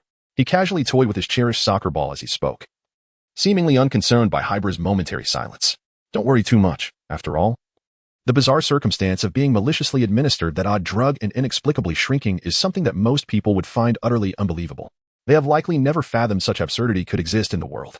If you wish to keep this matter under wraps, you merely need to convincingly portray the identity of this seemingly ordinary little rascal. Let us set aside all other matters for now and devise a plan when the time is ripe. Rest assured, should any unforeseen circumstances arise, I will exhaust every means to resolve them." Tetsuya quickly concurred, saying, "Indeed, Hybera, regardless of the difficulties you encounter, you can always confide in us. We shall wholeheartedly assist you and will never stand idly by." His eyes conveyed a resolute spirit, as if transmitting a silent strength and support to Hybera. Observing the optimistic Conan, Hybera thought, "Kudo, you may not yet grasp the gravity of the situation. They are not adversaries that can be easily dealt with, and a mere misstep could prove fatal." Suddenly realizing something, Hybera turned to see the familiar Portia, her expression shifting to one of alarm. Chapter 95. Could it be him? What is it about that black Portia that seems amiss? Conan furrowed his brow, a look of deep confusion etched across his face as he inquired, filled with profound bewilderment. Witnessing Hybera's face contorted in such terror was a first for Tetsuya. He simply could not fathom how a mere luxury car could invoke such fear in Hybera. Conan cautiously approached, meticulously scrutinizing the Porsche. When he discovered that there was not a soul in the vehicle, he wasted no time and climbed aboard to investigate. "Jin. It's Jin's car, without a doubt." Hybera finally regained her composure, her voice trembling as she urgently explained to Conan and Tetsuya.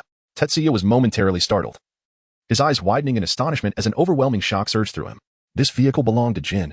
Could it possibly mean that Jin was in the vicinity? At this thought, his heart began to race uncontrollably, as if it were about to leap from his throat. "Jin." Conan, filled with indignation, clenched his teeth while relentlessly clawing at the top of the car window, as though he intended to forcibly pry it open. This was an invaluable opportunity to trace Jin's whereabouts. How could he possibly let it slip away?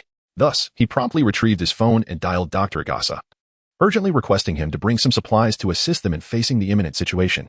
Jia, with a face full of concern, exclaimed, "Brother, this course of action is exceedingly perilous.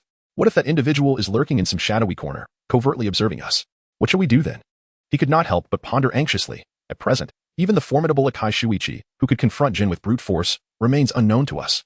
If we were to be captured, it would indeed spell our utter demise. Conan, with a resolute expression, replied, "Such opportunities, once missed, may never present themselves again. Therefore, I must seize this rare chance with unwavering determination and not let it slip away." As Jia observed Conan's unwavering determination, he reluctantly decided to accompany them in their endeavors. His eyes incessantly scanned the surroundings, as if perpetually wary of Jin's potential emergence from some unforeseen quarter. Before long, Dr. Agasa's vehicle approached with a gentle hum. Conan swiftly seized the meticulously prepared tools, adeptly prying open the car door. Jia handed him a pair of disposable gloves, signaling for Conan to don them to avoid leaving any fingerprints. Conan accepted them and nimbly climbed into the vehicle, cautiously commencing the installation of the listening device and transmitter. Meanwhile, Hybera, witnessing the scene, promptly followed suit and descended into the car, while Jia remained outside, anxiously keeping watch. Just as Conan completed the installation, Hybera suddenly spotted something in the distance, her eyes widening in fright.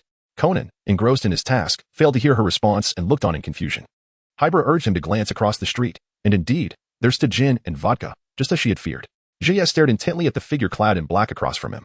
The austere countenance seemed to be frozen in frost, while the fierce gaze emanated an undeniable authority, exuding an aura of chilling and extreme peril.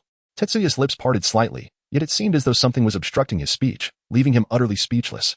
Unbidden, memories of the man known as Mr. Korozawa surfaced in his mind, often seen with a half-smile that hinted at mischief, yet more frequently embodying the essence of a kind-hearted man who meticulously crafted teddy bear cookies, reminiscent of a master. Now, this stark contrast shattered his previously steadfast perceptions like a bolt from the blue, plunging him into a profound state of confusion and shock as countless thoughts collided within his mind. Jin slowly lit a cigarette, the swirling smoke seemingly concealing endless mysteries and a chilling aura. Beside him, Vodka followed closely, and together they traversed the bustling thoroughfare. The powerful pressure around them acted like an invisible barrier, radiating outward with abandon, causing the vehicles in their vicinity to yield as if compelled by some irresistible force. Reverently parting ways for this sovereign of silent authority.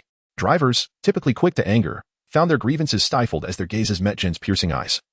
As if ensnared by an enchantment, all complaints and fury retreating to the depths of their hearts, leaving them only to hasten away from this formidable presence. As Jin approached, Tetsuya's heart raced to his throat, acutely aware that if Jin were to discover his presence, unimaginable consequences would ensue. Hastily, he beckoned the two beside him in hushed tones, urging them to descend from the vehicle. They moved with the agility of startled rabbits, swiftly concealing themselves behind another car, striving to evade the sharp scrutiny of Jin's gaze.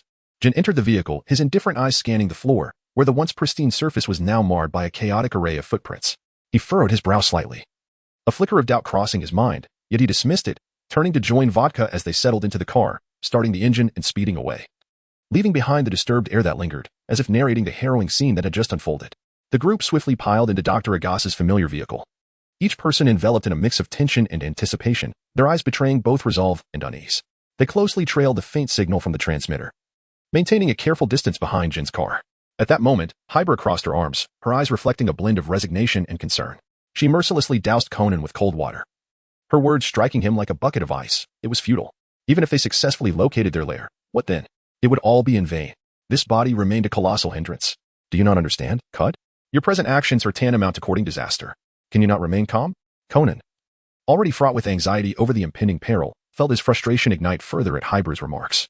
He snapped back irritably. Are you done? Stop bothering me. I know what to do.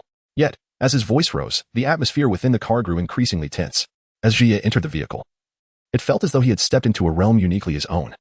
His mind teeming with a multitude of questions that twisted and tangled within his heart like an unruly mass, nearly suffocating him. At that moment, hearing Conan's furious exclamation jolted him back to reality, and he inwardly chastised himself for his distraction. He quickly reassured, all right, let us refrain from arguing for now. Let us calm our minds and listen for any crucial news from Jin. Chapter 96. The Cup Hotel. The carriage was instantly enveloped in a profound silence as the two fell into a contemplative hush, waiting in quiet anticipation. Suddenly, the ringing of a phone pierced the stillness, and on the other end, the deep, gravelly voice of Pisk resonated. During the conversation, Jin resolutely declared his intention to eliminate the target at the Cup Hotel, his tone imbued with a chilling determination and cruelty. Simultaneously, a flicker of unwavering resolve and severity shone in his profound gaze, his lips pressed tightly together, revealing an indomitable conviction as he slowly articulated, if necessary, that dreadful drug may be employed. Upon hearing this, Conan felt as though a bucket of icy water had been poured over him. A heavy weight descended in his heart as the memory of the drug that had irrevocably altered his fate surged to the forefront of his mind, the very substance that had caused his body to shrink.